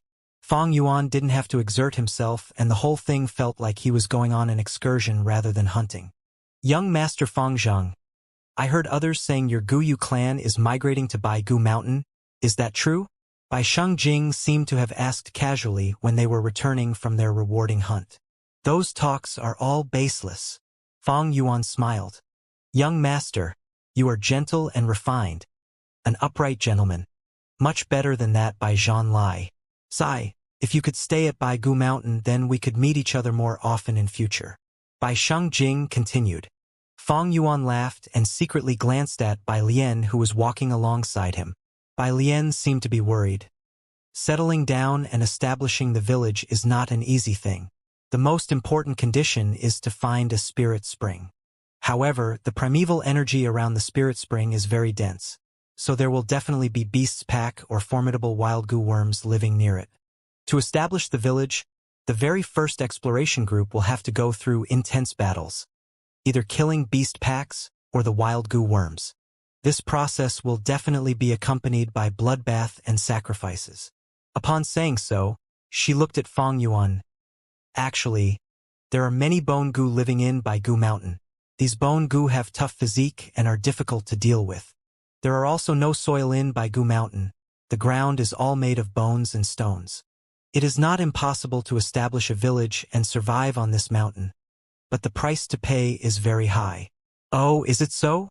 Fang Yuan's smile contained a trace of reluctance, and his gaze seemed to reveal deep worry. Then, he pretended to act nonchalant, asking, I am quite interested in Bai Gu Mountain. Bai Lian, your clan could be said to be half the owner. Could you tell me what dangers are on this mountain? Bai Lian smiled. Then please listen, young master. She exaggeratedly spoke while secretly activating the anxiety accumulation goo inside her aperture. This goo worked as quietly as the spring breeze and would silently influence everyone within 10 steps of it. It aggravated people's thoughts and increased their worries. Fang Yuan's smiling expression gradually faded, and the worries in his eyes became more visible. Young Master Fang Zhang doesn't need to worry. We will definitely win against Bai Zhanlai this time. Bai Shangjing intentionally eased Fang Yuan's worries. Fang Yuan nodded, and after replying few sentences, he appeared absent-minded. Following, he kept on asking many questions. They were all about Baigu Mountain, especially about certain areas in the back of the mountain. Bai Lian patiently answered all his questions. This scene was playing in real time in the camp. The fish has taken the bait. Bai clan leader showed a smug smile. Back of the mountain. She started looking at the map on the table. After a short period of time, Bai clan leader took her gaze off the map, giving up. Baigu Mountain was huge. Even though the range was restricted to the back mountain, it was still a long way to pinpointing the exact location. That Guyu lad, he is on guard against our Bai clan and would not ask for the direction directly. It seems that to find out the location of the spirit spring, we will need to buck up. Bai clan leader gritted her teeth, evaluating. Once they obtained the location of the spirit spring, Bai clan would hold a thorough investigation. But if the spirit springs surrounding beast groups isn't a lot, and the price for killing them isn't huge, I will strike directly. After all, we have the initiative to act first. But if the surrounding wild beasts and goo worms are too many, we will provide support and reinforce Guyu clan, making them bear the brunt of the attacks, while we wait for the opportunity to reap the rewards afterwards. If we do this well, we might even absorb the remnants of Guyu clan. Thinking of the great plan, Bai clan leader laughed out. She had no idea now that the so-called Guyu remnants were just a big fat lie. In fact, Fang Yuan obtained even more valuable information from Bai Lian. The righteous inheritance was at the back mountain of Baigu Mountain. Fang Yuan did not fake the information. However, there were many bone beasts at the back mountain, and even more goo worms dominating the area. It would be tough and full of obstacles to claim the area as a clan territory. He knew from Bai Lian's words that there were some exaggeration. Relying on his 500 years of experience, he filtered the exaggerated parts and obtained one truth. If he and Bai Ningbing worked together to get to the inheritance ground, it would take at least half a year. The situation on Baigu Mountain was not like the woods. There were large numbers of wild beast groups, and many ferocious beasts and dangerous goo worms lurked. Many areas needed to be avoided, and some places even needed to be steered clear of. Once back at the village, it was like what Bai Shangjing said. Their battle results were superior to Bai Zhanlai. After a day of circulation, this competition was widely known. The five walked in the campgrounds, receiving much attention. Senior Bai Lian won today. That is just Lord Bai Zhanlai being unlucky. Hunting relies on luck too. If you do not encounter rare prey, so what if you have strength? Those two, are they the ones from Guyu clan? Who is that girl? So beautiful. Not any less than Bai Lian's beauty. I heard this Guyu clan young master is interested in Lord Bai Lian, truly a lame toad trying to eat swan meat. According to my observations, this person's nature is flawed. Having one beside him already, yet craving another. No wonder Lord Bai Zhanlai was furious. Everyone can tell Lord Bai Zhanlai is interested in Senior Bai Lian.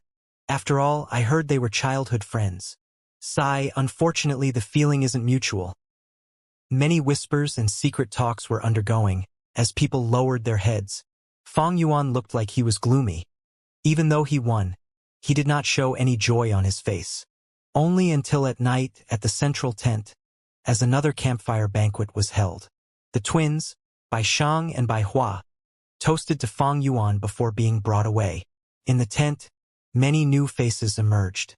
Bai Lian and Bai Zhanlai's competition caused them to leave the ordinary hunting competition. Thus, the spots they used to hold were freed now, causing many youngsters in the Bai clan to step up. These two males were evidently closer to Bai Zhanlai. One stared at Fang Yuan angrily during the banquet while the other was apathetic. Junior, it has been so many days. Where are your clansmen? At the banquet, Bai clan leader asked. Fang Yuan showed some worry. According to my calculations, it should be these few days. Sai, maybe they encountered some trouble, but with their strength, there should be no problems. Bai clan leader nodded. What she was concerned with was Fang Yuan. After spending so much effort and establishing this stage, at this point where progress was being made and success was around the corner, she did not want the Guyu remnants to appear and thwart the entire plot. What she did not know was, her worry was unnecessary. In this world, only two Guyu remained, Fang Yuan and Fang Zheng. No worries, Junior. I have sent people to scout around. I believe that not long later, you will hear news of your clansmen. After reacting, Bai clan leader consoled Fang Yuan. Fang Yuan quickly thanked her, as Bai Ningbing frowned. The situation was getting more critical. The longer they dragged, the worse it was for them. Now was still fine, using excuses to answer them. After all, in the wild, encountering unexpected troubles is normal. But after they dragged it out, Bai clan would be suspicious, and may even find out the truth behind their lies. But these days, they continued to hunt in the wild, and Bai Ningbing did not dare to do anything. She knew that there were Bai clan Gu masters invigilating the entire process, hiding at a corner. They lacked a strong movement Gu, and with the complex forest terrain, it limited their speed. In Bai Ningbing's perspective, the situation was worsening by the day. They seemed to have fallen deep into the quicksand, sinking deeper as time passed. At this rate, they would be thoroughly consumed. What exactly are you planning? Bai Ningbing stared at Fang Yuan. She understood Fang Yuan. He was not the type of person to wait and die. But because of her little life experiences, she could not think of a way to break out of the situation. In this environment, she could not discuss openly with Fang Yuan either. The pressure in Bai Ningbing's heart was intensifying. Another day passed. Fang Yuan's group was narrowly beating Bai Zhanlai's group in terms of results. At the banquet, Bai clan leader called Bai Mo Xing for another secret discussion. Clan leader tapped on the table with her finger. This cannot go on. Although today during the hunting, Bai Lian continued to talk about the dangers of Bai Gu Mountain. I could feel Fang Zhang wavering, but time waits for no one. Once the Guyu group shows up, Fang Zhang would have found his pillar of support, and our efforts would have been in vain. Time is not on our side. Bai clan leader's side, unable to hide her worry. What she did not know was, Bai Ningbing was more worried than her. Time was even more precious for Bai Ningbing and Fang Yuan. Bai Mo Xing pondered for a while. Clan leader, the way I see it, it is not realistic to expect Fang Zhang to trust us in the short run and give us the location of the spirit spring. I have an idea here, but we still need to continue manipulating and intensifying his pressure. Oh? Speak. Bai Mo Xing whispered softly. Bai clan leader nodded slightly. You are right, that Fang Zhang is very anxious, probably worried that his clan would suffer too much losses from fighting for the spirit spring. Doesn't he want information on the area near the spirit spring? He definitely wants it, but is wary of us. Moreover, their cultivation is weak too. Your idea seems good. Subconsciously, the female clan leader felt that this method was inappropriate, but now that they had no better plans, they could only try this. Thus, on the third day of the duel, Bai Zhanlai accidentally caught a wild swimming dragon butterfly during hunting, and the entire camp was in a commotion. Bai Lian showed a grim expression. The situation is looking bad. Swimming dragon butterfly Gu, rank 3 and very precious. Bai Zhanlai's score is way ahead of us. We can only take a risky move to have a chance to win. I am very clear of the forest's terrain. We can only go into Bai Gu Mountain to hunt, and kill bone beasts or capture wild bone Gu. Bai Ningbing heard this, and her heart jumped. Bai Gu Mountain, isn't that the best way to break out of their predicament? Haha, to think that an opportunity would arrive like this. Although Bai Gu Mountain was dangerous, it was the best way to escape Bai clan. Fang Yuan shook his head. This is too dangerous. Lady Bai Lian, we have limited strength. Forget it. Bai Ningbing stared with wide-opened eyes, wanting to strangle Fang Yuan so badly. Bai Lian laughed instead. No worries, young master. I have a plan. I have a good relationship with Bai Shang and Bai Hua. We can coax them into joining the hunt tomorrow. They have no cultivation. Thus they are not considered reinforcements for us. But they have Gu masters hiding around protecting them from danger. If we enter Baigu Mountain and encounter danger, how can they not help? We will not take the wild beasts they kill, but only hunt our own. The beast groups are bound to have the old, sickly and weak. The wild beasts on Baigu Mountain are way more valuable. Fang Yuan was shocked. To think that Bai Clan is doing this, all just to prevent my suspicion. As he thought so in his heart, he said instead, "Great idea! Lady Bai Lian is truly pure-hearted. I am very amazed." "No, I am flattered." Bai Lian smiled shyly, but smugness flashed across her eyes. The next day, at dusk, in the central tent, Bai Clan leader stared at the rainbow smoke in the air tightly. In the smoke, an image appeared. In the image, there were 7 people. Other than Fang Yuan, Bai Lian, and the 3, there were also 2 children, the Bai Clan young masters. It seems Baigu Mountain is very peaceful. We've moved for so long, and not encountered any trouble. In the image, Bai Shangjing spoke. Bai Clan leader snorted out of anger. To protect them, she sent out a large number of Gu masters to pave the way, not leaving behind a single elder, all protecting them in secret. The reason Fang Yuan's group was having such an easy time and encountering sporadic wild beasts was because they were purposely left behind by the Bai Clan Gu masters. In this 6 hours, Bai Clan had sacrificed tens of outstanding Gu masters, and even 3 elders were injured. Among them, 2 were severely injured, falling unconscious and were on the way back to camp. But this was still Baigu Mountain's foot. The more they ascended, the more danger lurked. Don't see how easily Fang Yuan and the others traveled.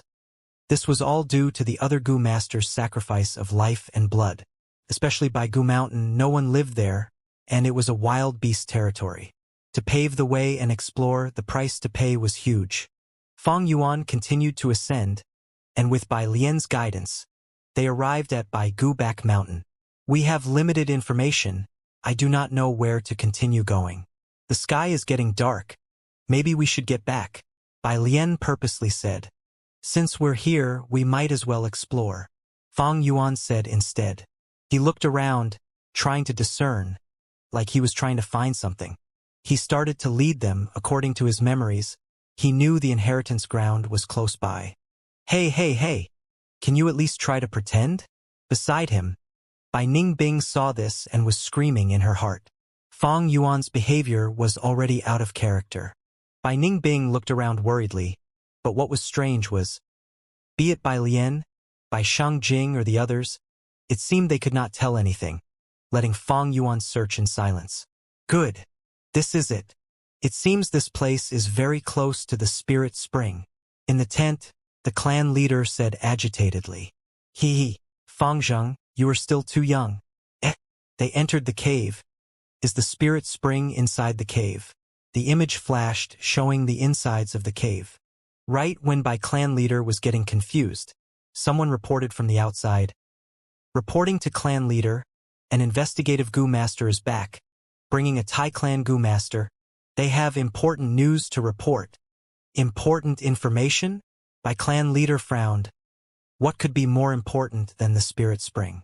Since it's not an emergency, let them wait first, she instructed before turning her gaze back to the smoke image. The image showing the situation in the cave. Fang Yuan and the group moved deeper into the cave, till they reached the end. This cave wasn't big. Bai Clan leader was disappointed as she did not see the spirit spring. There was no way it could be in a place like this. It seems that we still need some time to find the spirit spring, Bai Clan leader muttered. She swung her sleeves and kept the smoke back in, before saying towards the outside of the tent, "Call them in." The tent flap was opened. A fierce and vigorous investigative Gu master walked in and bowed. "This subordinate greets Lord Clan leader. I have an important news to report." There was a trace of anxiety in his voice. "You captured a Thai clan Gu master." Bai Clan leader frowned slightly. Thai clan was a huge powerhouse which not even 10 Bai clans could match. There would be huge trouble if the matter was not handled properly. Bai Clan leader was blaming the subordinate in her heart. This Thai clan Gu master was like a bomb. He should have killed him secretly in the woods. Bringing him back to the clan would leave behind evidence and cause complications. This subordinate had received a mission, and while investigating the directions of the Guyu remnants, I accidentally found a heavily injured Gu master. I was suspicious at first, thinking he was a Guyu clansman. But after healing him, he claimed to be a Tai clan Gu master. And he told me a shocking news. Qing Mao Mountain's 3 clans were completely wiped out. A mysterious demonic Gu master managed to escape from the disaster, and the Tai clan mobilized their Gu masters to pursue these demonic Gu masters. The investigative Gu master reported. "What did you say?" My clan leader was surprised. Her heart jumped, and she started frowning. At this instance, Fang Yuan and Bai Ningbing's images flashed in her mind. Are these 2 youngsters demonic Gu masters? They didn't look like it, especially when she thought about Fang Yuan's crying image at the banquet. How can such a person be a demonic Gu master? How can you be sure this person is a Tai clan Gu master? My clan leader asked again. This is the Tai clan token I got from his body. And his Gu worms are also Tai clan's characteristic Gu worms. The investigative Gu master said while handing over a metal token. My clan leader received the token. She felt a cold sensation from the token. It was indeed the Tai clan token, but there is also a possibility that this person killed the Tai clan Gu master and took the token as their loot. Maybe this person is trying to mislead us. He might just be the demonic Gu master the Tai clan is pursuing. My clan leader thought of a possibility. In order to live, demonic Gu masters obviously have to lie about their identity. The Bai clan leader had too deep of a preconceived perception. But no matter what, she would have to confirm it herself. She squinted and said, "Bring that captive here. Move." Soon, the tent was opened and a Gu master was brought over. It was Tai Dao Ku. His hair was a mess and his face pale as he walked towards the Bai clan leader. "Kneel down." The Gu master behind kicked, and the strong-willed man grunted, kneeling on the ground. But he strongly resisted and tried to remain standing. "Stay still." 2 Gu masters behind him held each of his arms, forced him down. Tai Dao Ku struggling was to no avail. He shouted, "I, Tai Dao Ku, will kneel to the heavens and earth, will kneel to my parents, will kneel to the clan leader, but do not humiliate me or I'd rather die." Oh, great acting! By clan leader's eyebrows raised. But she just sneered and interrogated. "Speak. You are a demonic Gu master. How did you kill the Tai clan Gu master and obtain this token?" Tai Dao Ku was stunned. Before spitting out some bloody phlegm, "Spit! I am Tai Dao Ku of the Grand Tai clan. My name and surname will never change. Now that I've landed in your hands, do whatever you wish to me, but trying to frame me like this, isn't it too hypocritical?" The phlegm did not land on by clan leader, as it hit an invisible wall in midair and fell on the ground. By clan leader's expression turned ugly. Tai Dao Ku laughed coldly. "Our Tai clan is an expert in pursuing and investigation. By clan, you captured me and humiliated me like this. You better decimate my corpse, and pray you are not found out. If not, you shall face the wrath and revenge of our entire Tai clan." By clan leader sneered.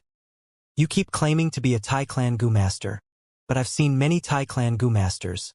Those who are below rank 5 would move in large numbers, and are extremely spirited and iron-willed.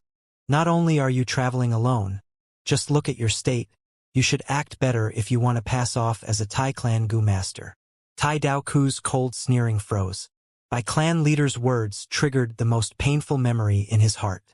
Back when they left Qingmao Mountain, all 9 of them were high-spirited, but now only he was left, and that too as a prisoner. Sadness, especially when he thought about how Tai Ao Tian died. The huge regret and pity intensified his pain. Tai Ao Tian was the Tai clan's 4th young master, with superior talent and a determined nature. There were many expectations placed on him since young. He was a strong competitor for the clan leader position, and was the future hope of the Tai clan. The intellect and talent he displayed made Tai Dao Ku see the future of the Tai clan in his hands. But when that overwhelming explosion occurred, everything ended. It was too abrupt. Tai Ao Tian, who was in the middle of the explosion, didn't even have time to activate his defensive Gu before he was blown to bits. A generation's genius, the star of the future, died in such an obscure way. Not only Aotion, some others were affected as well and died in the explosion along with countless goo worms. There were only 2 people alive, both heavily injured. Ku Dao was one of them. Back then he was at the back of the team, and because his skin had turned into bronze skin by his goo worm, he preserved his life. Another injured person had lost half his body, and in a short while, fell into a coma, eventually dying after resuscitation failed. Dao Ku cried as he buried his clansmen. He had wanted to bury them separately, but most of the corpses were in pieces. Aotion was the most pathetic. Only a palm-sized piece of flesh was left of him. He carried his extreme pain and grief, and built a tomb, cutting a huge rock and moving it there as a marking. Next, he investigated the explosion site. With his experience, he concluded it was the charred thunder potato goo. Almost 100 charred thunder potatoes, buried together. Without a doubt, this was a huge, devious, ruthless, and extremely evil trap. Who would do such a wicked thing? Who set this trap? Dao Ku thought about it hard, and felt that Fong and Bai were the most suspicious. Of course, he did not know their names or the exact info, but he understood that this culprit was most likely the demonic goo master they had been chasing. Too despicable. Too vicious. Dao Ku flew into a rage, his hatred as deep as the sea. Revenge. He must get revenge, and bring this demonic goo master to justice. Dao Ku could no longer return to Tai Clan. He was responsible to get to the end of the 4th young master's death. Furthermore, if he returned empty-handed like this, it would be a huge disgrace to his character. He had to continue the chase. His life had suddenly turned from colorful to gray. He wanted to kill the demonic goo master of Qing Mao Mountain to vent his anger. Even if he could not, he wanted to give his all. Revenge! Revenge! He shouted he would not stop until he killed Fong and Bai. However, reality was cruel. His injuries could not receive proper healing, and in a few days he suffered from a high fever and terrible headache.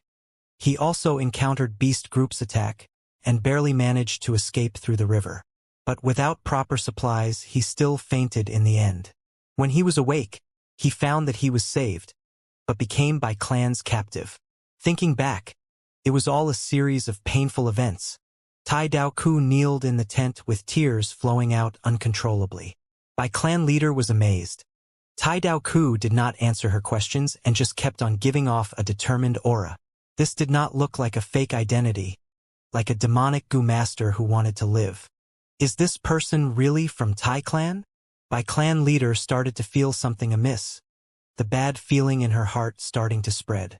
She wanted to find out more details, but Dao Ku did not reply and even closed his eyes. Bai Clan leader's mind turned as she suddenly said, "Not long ago, our Bai Clan entertained 2 Gu Yu clan guests. They are 2 youngsters, one claiming to be Gu Yu clan's young master." Before she finished, Dao Ku opened his eyes abruptly. His once dead eyes started shining with radiance. Hatred, anger, joy, all sorts of complex emotions burst forth. He wanted to get up agitatedly, but was pushed down by the 2 Gu masters behind him.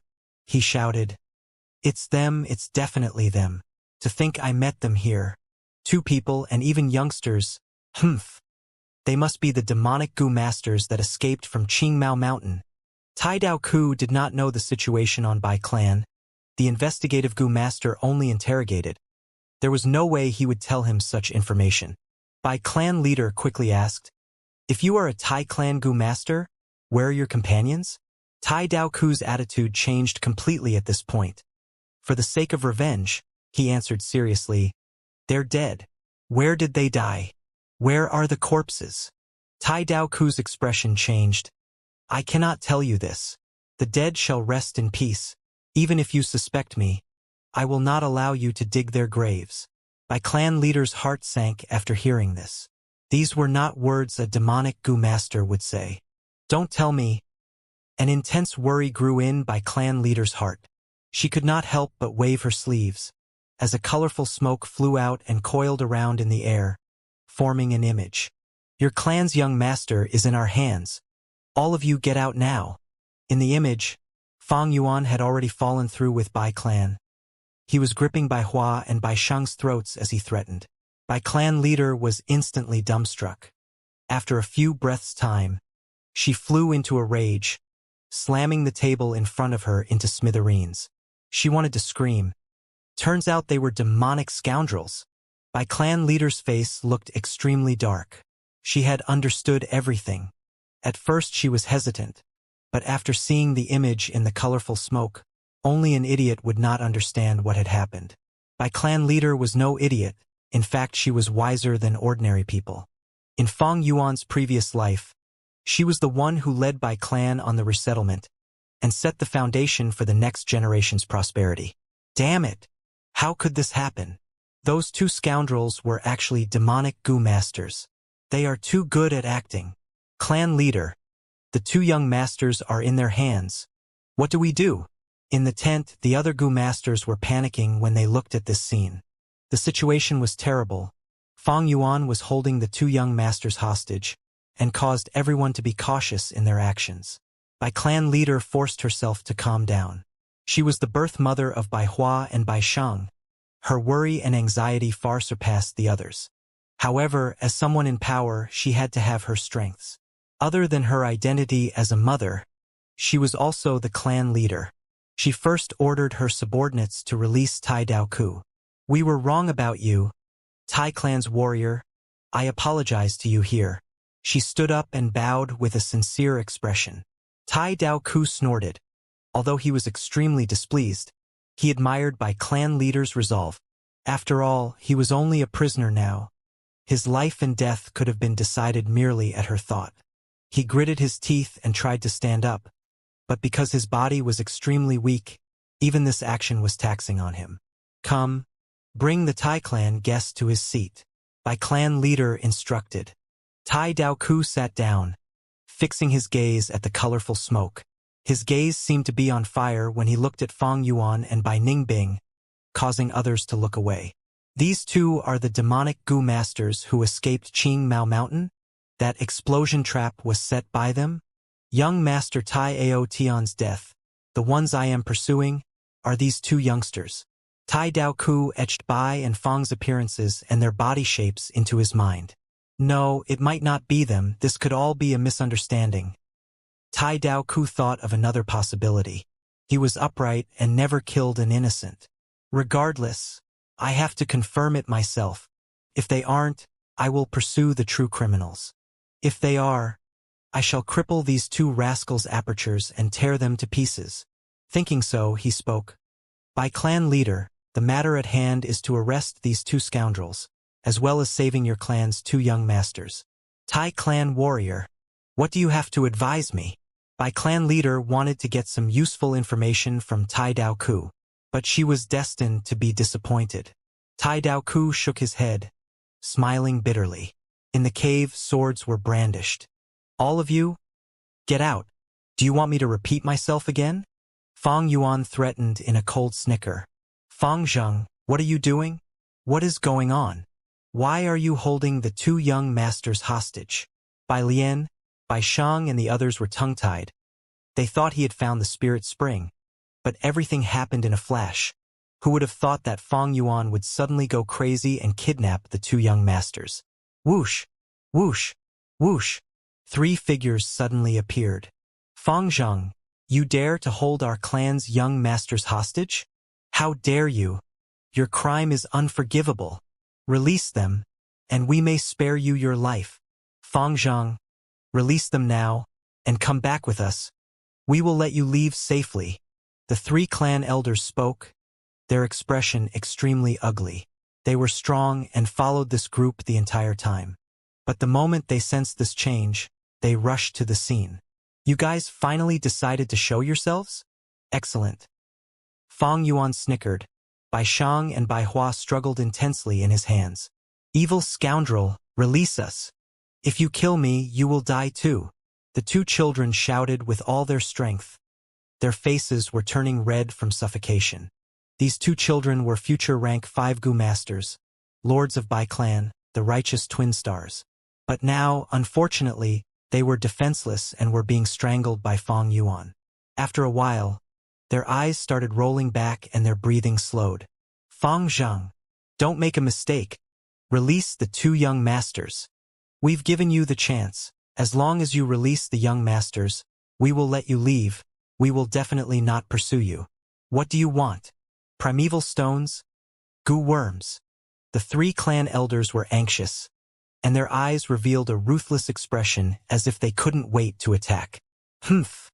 Weren't my earlier words clear enough? All of you get out if not.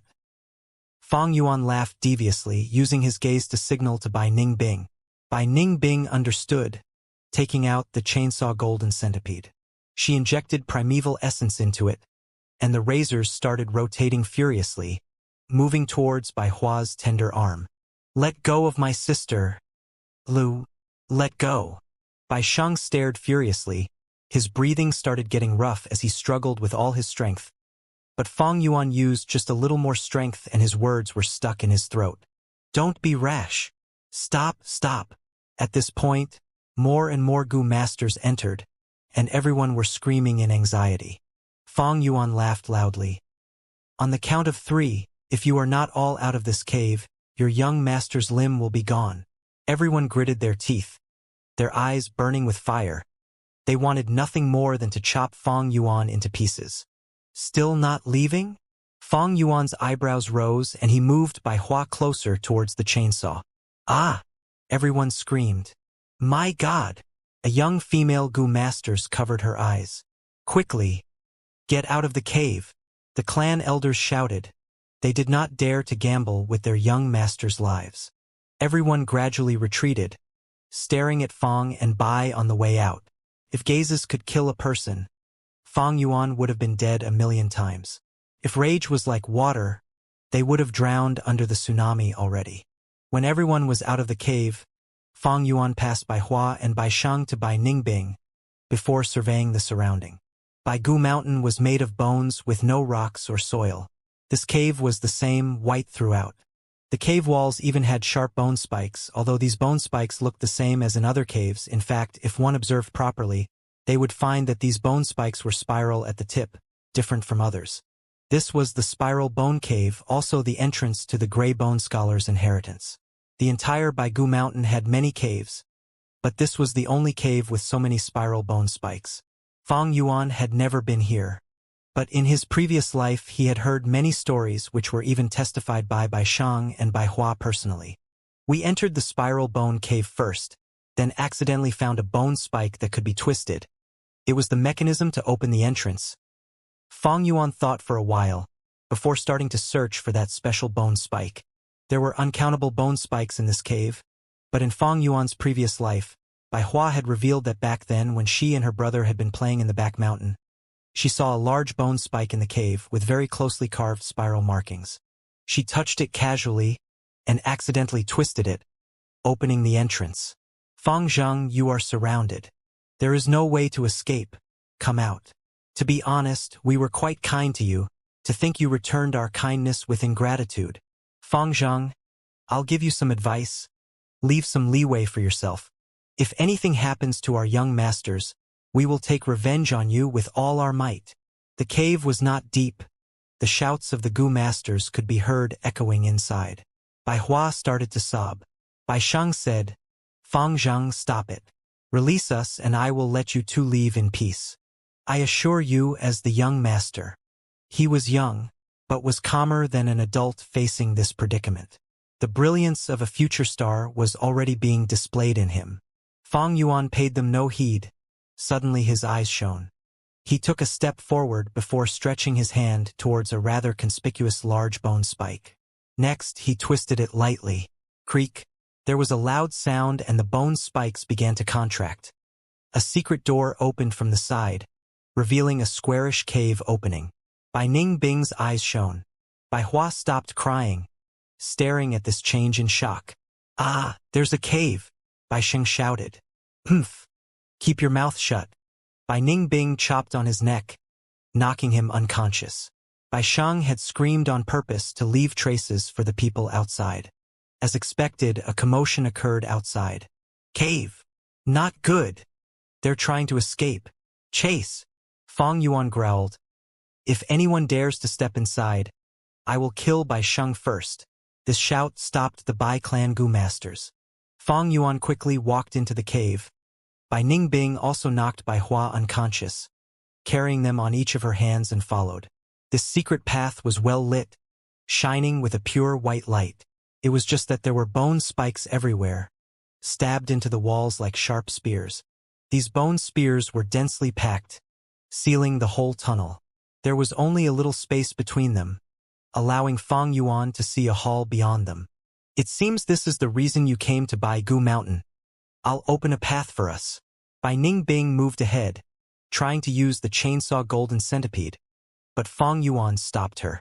These bone spears are extremely tough. Don't be in a hurry.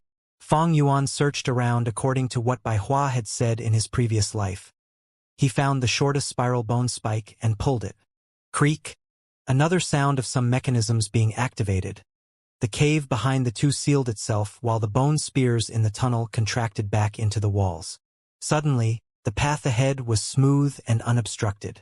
Fang Yuan laughed heartily, turning and saying to Bai Ningbing, "Welcome to Bai Gu Mountain." Bai Ningbing's gaze flickered as she looked behind subconsciously.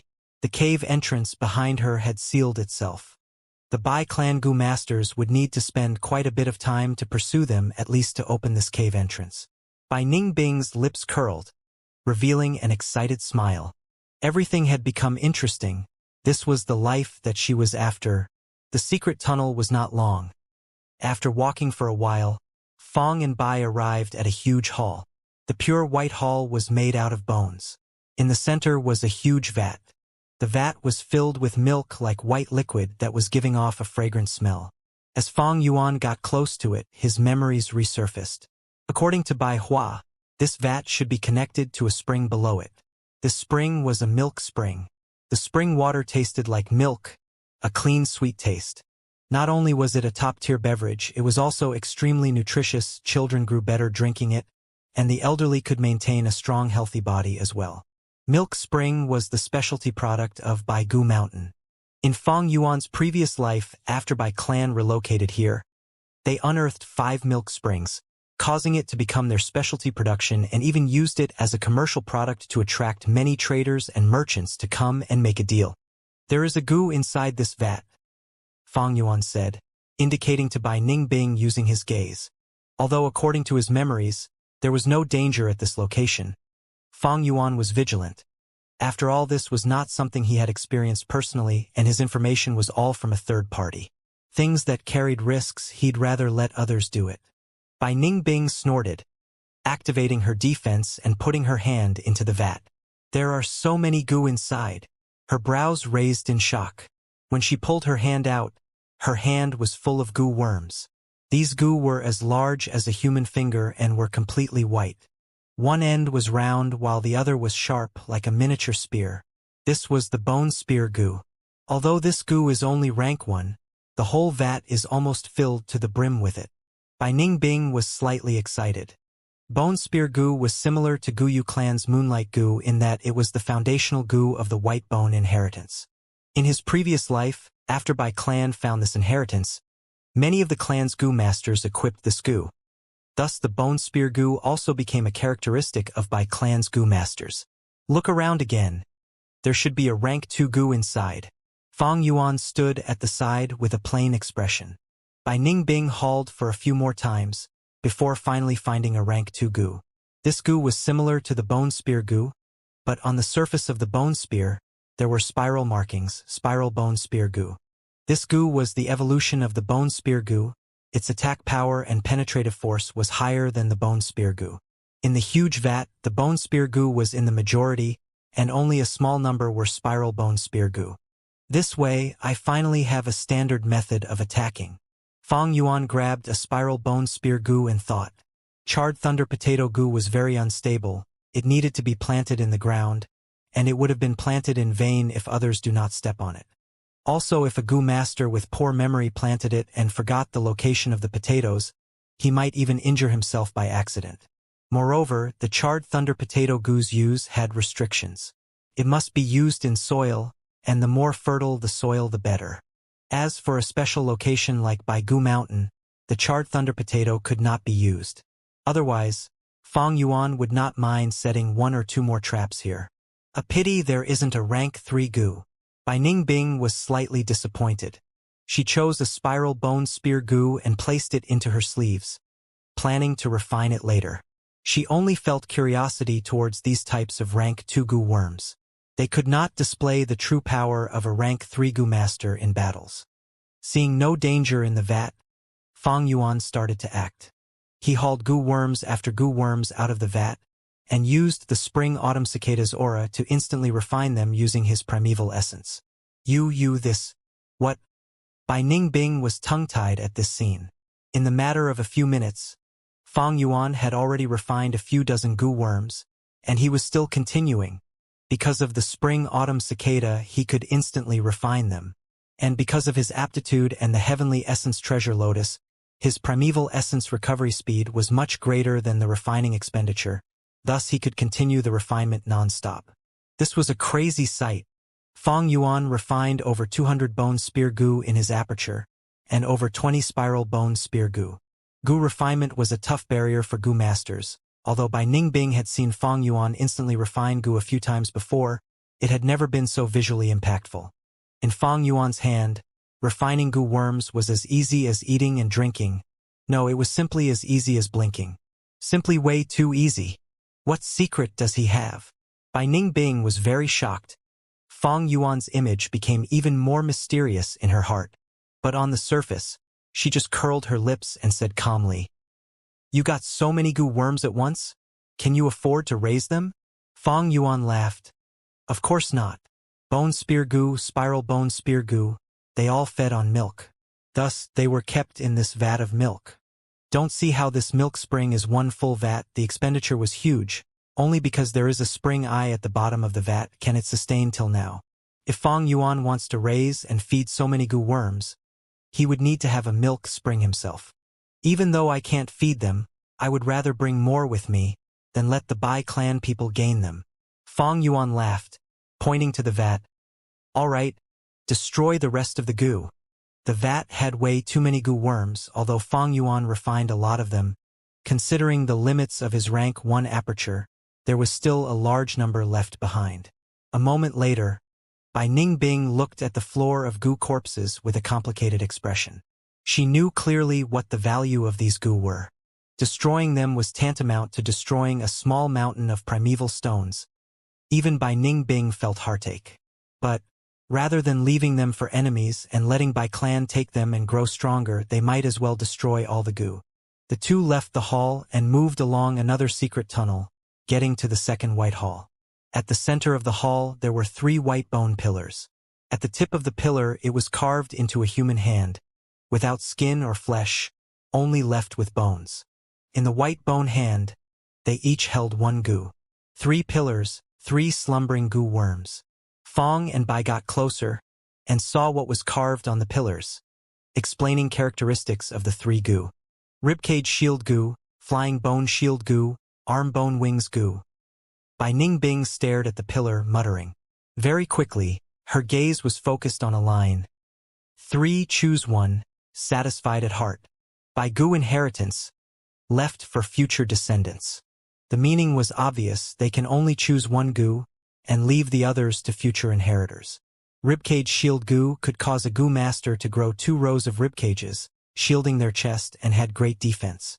It was a rank 3 goo, advantages being, other than the initial growth period, which needs a lot of primeval essence, afterwards it can be sustained without primeval essence, something like the heavenly essence treasure lotus. After it is refined, it can be used without injecting primeval essence. Flying bone shield goo, after using 3 flying bone shields would fly out, being small and floating around the goo master's surroundings. Arm bone wings goo would grow a pair of bone wings at the forearm area.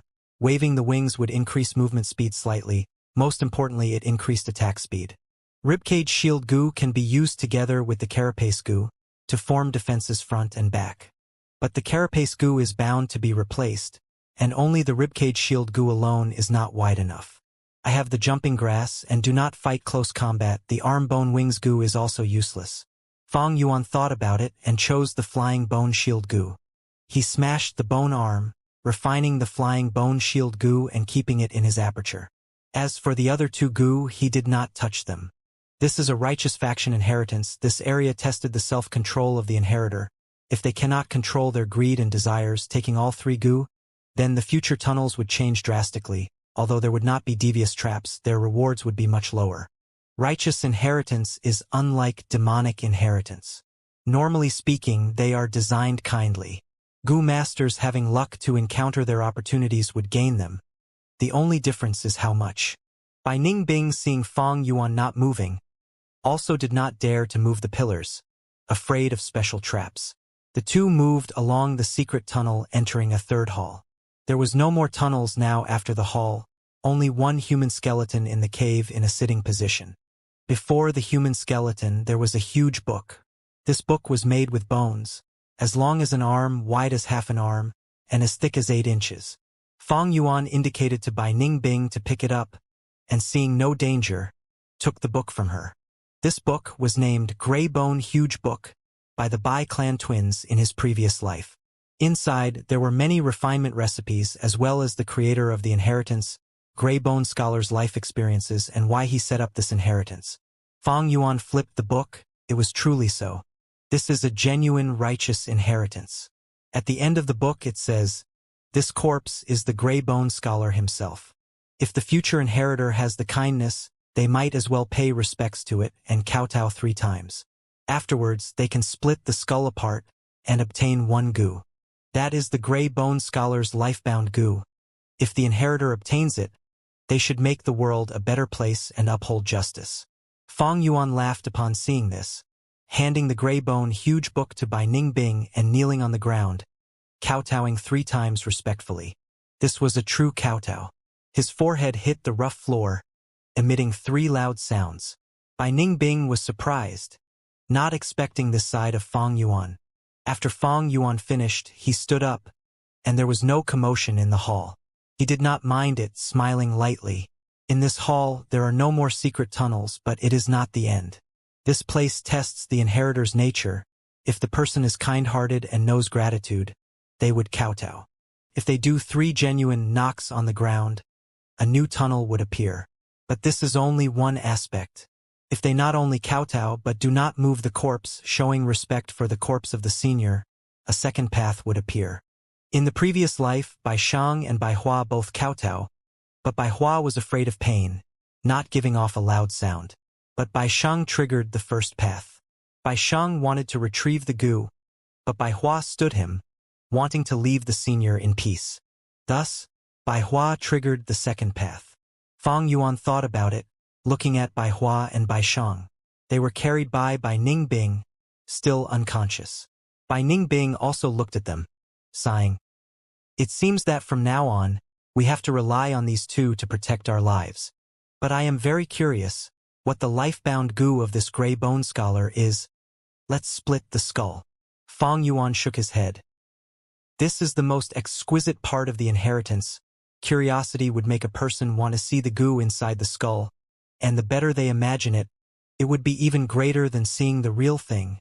Don't be rash. Once he finished, a part of the bone wall shrunk, moving away and revealing a new tunnel. I see. Bai Ningbing seemed to have understood something, about to strike but stopped by Fang Yuan. Although this cave is correct, it is not the most valuable one. Wait a bit longer. Waiting makes time feel much slower, especially when Fang and Bai are still being pursued by Bai clan. After waiting for 5 minutes, Bai Ningbing started to get impatient, but suddenly a new door slid open, revealing another tunnel. Haha! This is it. Fang Yuan laughed loudly, moving forward and raising his leg, smashing Grey Bone Scholar's corpse to bits. When this tunnel appeared, the corpse lost its meaning. Fang Yuan took out a goo from the skull, a rank 3-bone spike goo. Rumble! There was an explosion. Smoke and dust filled the air before clearing up to reveal a cave. There really was a cave. No wonder they disappeared completely. They must have entered this cave. It's odd. Why is there such a mechanism here? Ah, clan leader is here. Bai clan leader had arrived just in time to see the group blasting open the wall and revealing the secret tunnel. This should be an inheritance ground. Accompanying the clan leader was Tai Dao Ku, who deduced it at a glance. So it was like that, those two thieves' true destination was here. Bai clan leader gritted her teeth as a chilling light flashed past her eyes. Truly great acting. She had been recalling the scenes of her interaction with these two in these few days, on her way here. The more she recalled, the angrier she got. She was actually duped by two youths. The majestic Bai clan leader along with a group of clansmen were all playing into two juniors' hands. If words of this were to spread, it would be an enormous strike towards Bai clan's reputation. Junior didn't handle it properly and couldn't protect the two young masters. Clan leader, I ask for punishment. Bai Lian, Bai Jing and others nervously knelt on the ground, asking for forgiveness. Stand up, you only did it according to my instructions. If we have to blame someone, we can only blame those two thieves for being too cunning. Bai clan leader's words relieved Bai Lian and the group from a great burden. You have been in contact with these two thieves all the time. Did you really not find any flaws? Tai Dao Ku asked. The three girls stood up with complicated expressions. It was especially so for Bai Lian. She had been thinking she was playing Fong and Bai like toys in her palms, but to think that she was the one that was played. There were no flaws. Those two were too capable at pretending. Thinking back now, they were using our Bai clan. Truly cunning and devious. The three girls shook their heads as a reply to Tai Dao Ku. Tai Dao Ku had also learned about the general situation from Bai clan leader on the way. Of course, the matter regarding Bai clan Spirit Spring was naturally not revealed. Yes, as you say, those two thieves' real purpose should have been this place. Their strength is not enough to let them wander around Bai Gu Mountain. So they borrowed your Bai clan's strength. Tai Dao Ku analyzed from a third-person view. Bai clan's Gu masters' faces turned ugly upon hearing him. It was indeed so. In these days they had sacrificed a lot and paid a huge price to pave a way through Bai Gu Mountain. However, they ended up paving the way for Fong and Bai. Curse these two scoundrels. If those two thieves land in my hand, I will cut them into pieces. Clan leader, let my group take this task. I will kill those bastards and wipe away this disgrace. In an instant, the mountain cave was filled with angry uproars. Bai clan leader looked around her before slightly nodding her head. It was not that she didn't want cruelest deaths for Fong and Bai. As the mother of Bai Shang and Bai Hua, she hated not being able to be with her children at this moment. Morale was at its peak as the entire clan was motivated by anger. Bai clan leader looked towards the elder who had asked her to let him take the task. Then I order your group to pave the way through this secret tunnel. Yes, the elder accepted the command. Hold up, the bone spikes in this passage are uneven and completely sealed off. How did those two thieves enter inside? There must be some mechanism. Let me check it first. Tai Dao Ku raised an objection. The elder who had just accepted the command glared. It is an emergency now, the two masters are in grave danger. It's going to take forever trying to slowly look for the mechanism. Bone spike goo. Fong Yuan held this goo and observed its details. This goo was about a fist-sized and was like a ball cactus, with thorns like bone spikes all over on its surface. It was also somewhat heavy. It was a rank 3 goo, a typical goo which would damage both the enemy and the user. If the enemy received 1000 damage, then the user would be inflicted with 800 damage. The reason was when a goo master used it, their skeleton would undergo changes before sharp and hard bone spikes port-root out.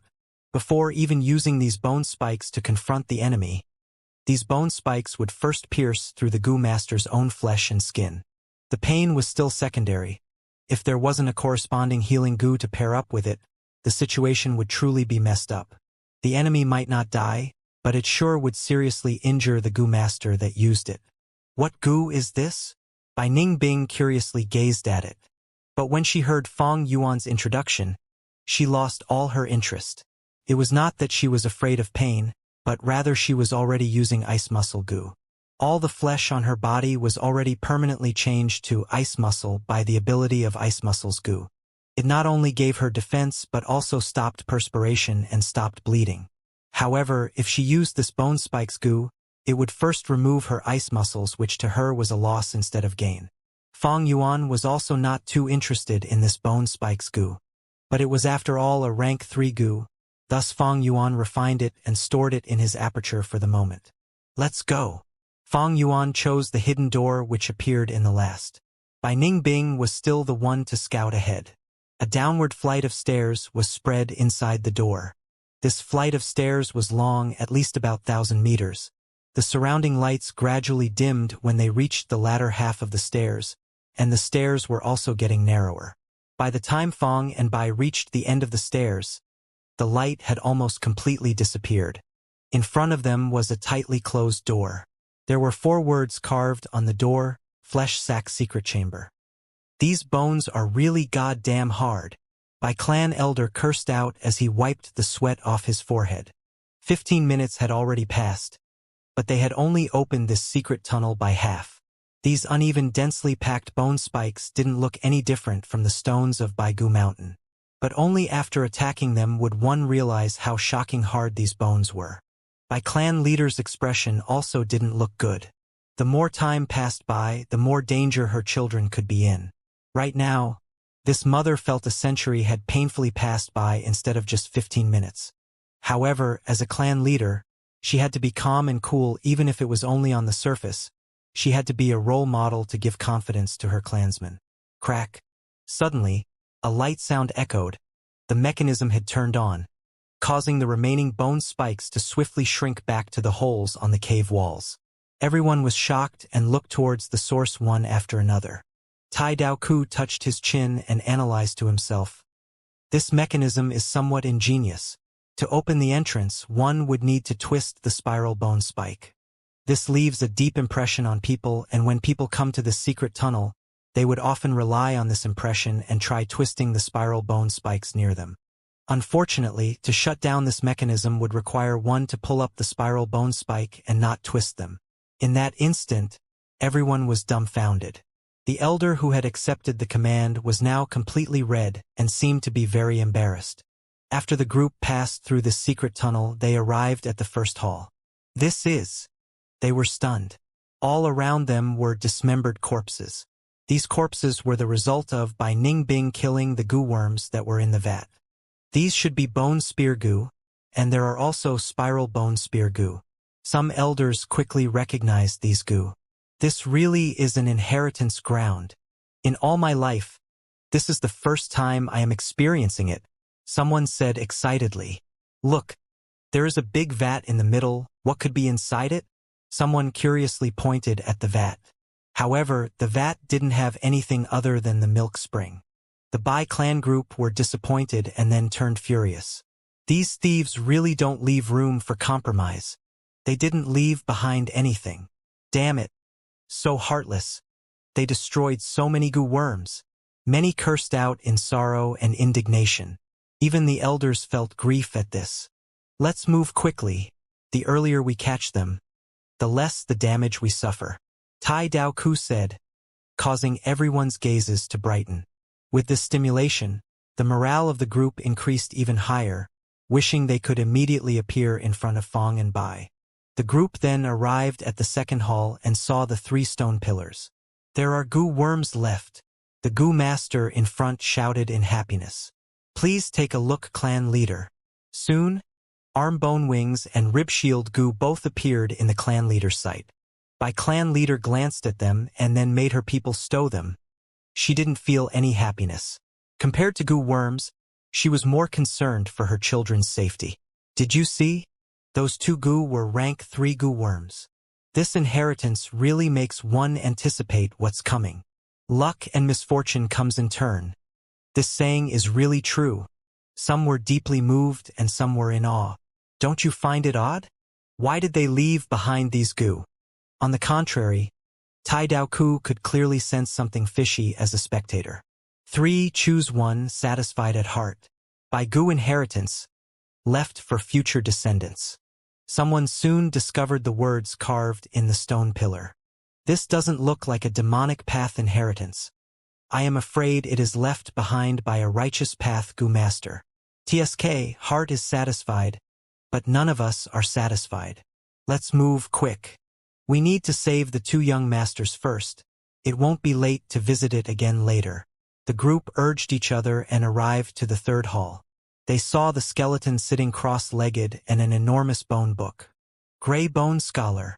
So this inheritance belonged to this senior. An elder opened the book and realized that this was indeed a righteous path inheritance. By clan leaders' furrowed brows relaxed a little. This was the first good news she had heard till now. Righteous path inheritance was usually mild and wasn't treacherous like demonic path inheritance. Tai Dao Ku, however, was starting to frown. He increasingly felt something was wrong. The words on the stone pillar had given to an indescribable worry in him. The group picked up the smashed skull and saw a bone spike goo inside it. Following that, a part of the stone wall slid open and showed a new secret tunnel. The group entered this passage. Flesh Sack Secret Chamber. Bai Ningbing murmured before trying to push open the door. The door was not locked at all and easily opened. Behind the door was a hidden room which was not that big, but was very grotesque. The walls in the hidden room were all made of flesh. When Fong and Bai walked inside, they felt like they had walked into the stomach of some monster. The flesh walls were warm and slightly throbbed rhythmically as if there was a heart inside them. As if sensing someone's presence, the flesh walls suddenly opened up a small crack and revealed white teeth all over it. Bai Ningbing was astonished. There seemed to be countless opened large mouths in the flesh walls. The mouths opened up with jaws clenched, revealing a set of even teeth. The phrase "bearing one's fangs" seemed to match this scene perfectly. He. Ha ha ha. He. These mouths let out all kinds of laughing sounds. The laughs mixed together and echoed in this narrow secret chamber. Anyone that heard it would feel their hearts palpitate. This flesh sack secret chamber was strange. The surrounding flesh walls were filled with mouths and the mouths were open, revealing tightly clenched white teeth. Not only this, these mouths were even letting out strange laughters, making one shiver all over. Fong Yuan patted Bai Ningbing's shoulder. This is the effect of flesh laughter goo.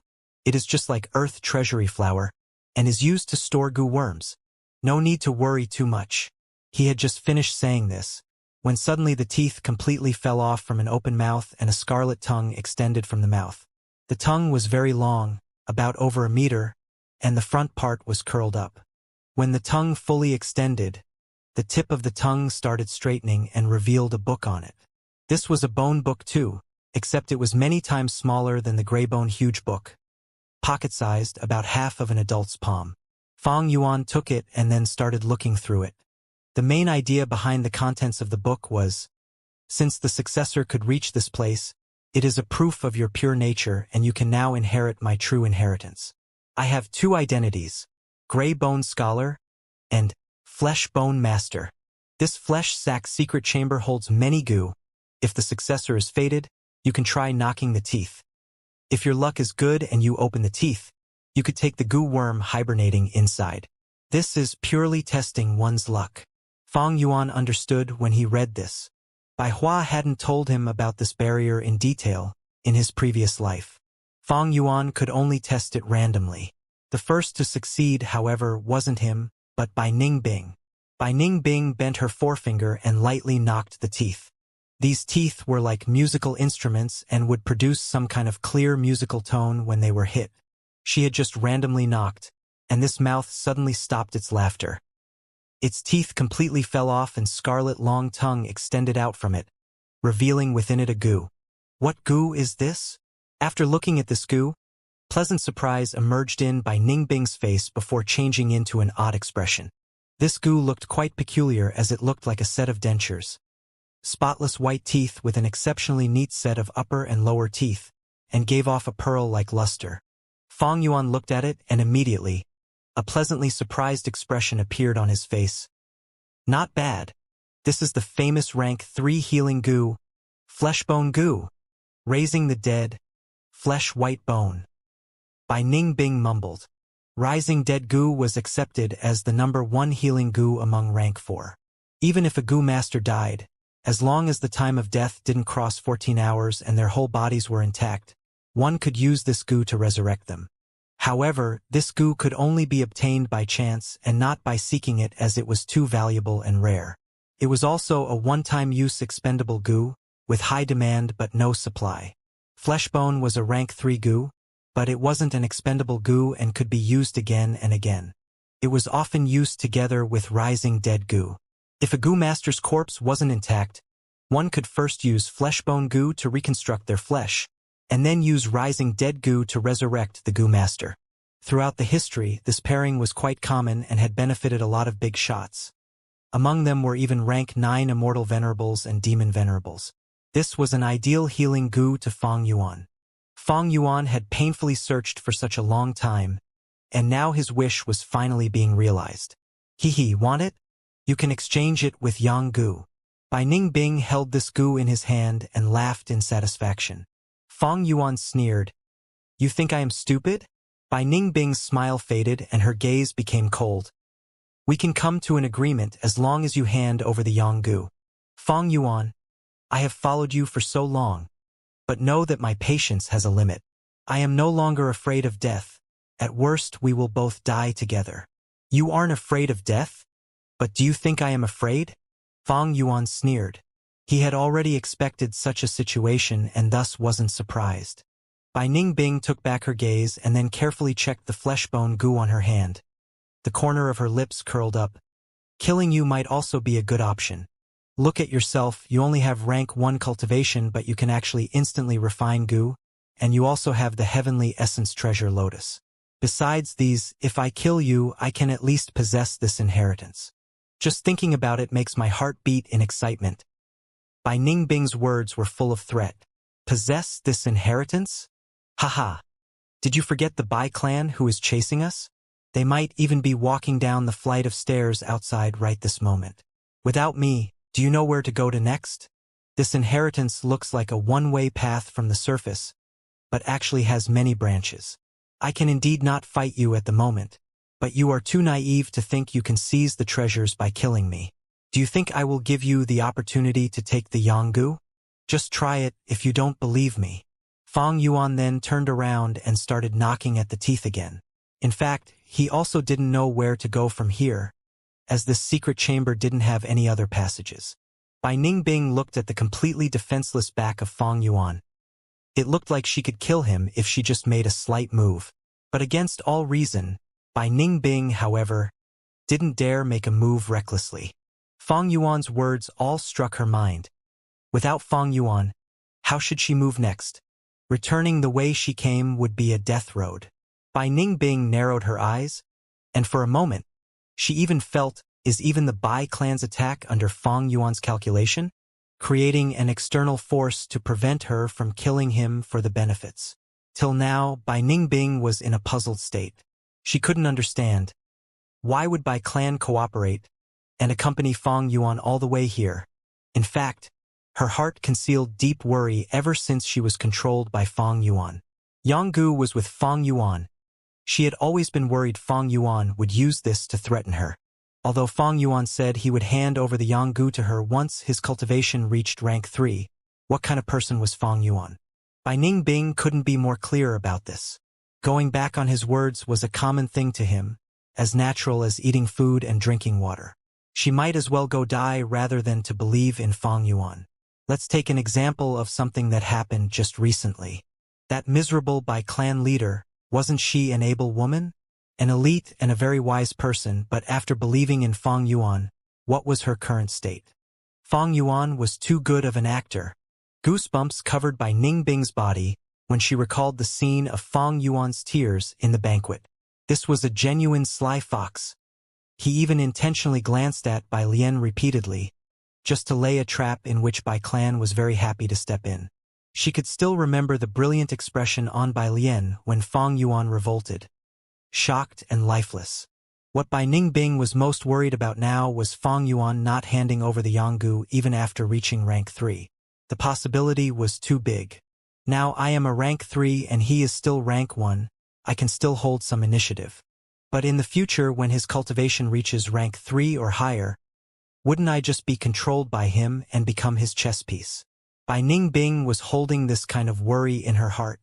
And this worry deepened even more after Feng Yuan used green copper relic goo and instantly broke through to rank 1 upper stage. Bai Ningbing was worried, But right now, there were many who were more worried than her, their worries even reaching an extreme point. What's going on? A group of people stood outside the exit of the inheritance and looked at their surroundings, their faces turning horribly ugly. They had moved quickly through the path and charged through several bone halls. They were able to make some gains, but from the start to end, they didn't encounter Fong and Bai. In the end, they walked out of the secret tunnel to the outside of the mountain. It really is like this, Tai Dao Ku suddenly exclaimed. His words immediately attracted the attention of many. Brother Tai, what do you mean? Bai clan leader immediately asked. If it was before, she would have already realized the answer with her astute senses. But now, her children were kidnapped, and as time continued to pass by, she became more disconcerted. This Baigu mountain inheritance seems to be a one-way path, but it actually has many branches. Like this branch in my hand. He casually broke off a thin branch from a bone tree near him. The path at the start should have been the same for both us and them, thus we could see their traces on our way. But afterwards we should have walked through a branch path and they should have walked into another branch. Do you still remember the second hall? There were 3 pillars and I suspect that there was a contraption set up in the pillars. When we walked into the third hall, there was the gray bone scholar's skeleton, but there were no signs of the skeleton being moved.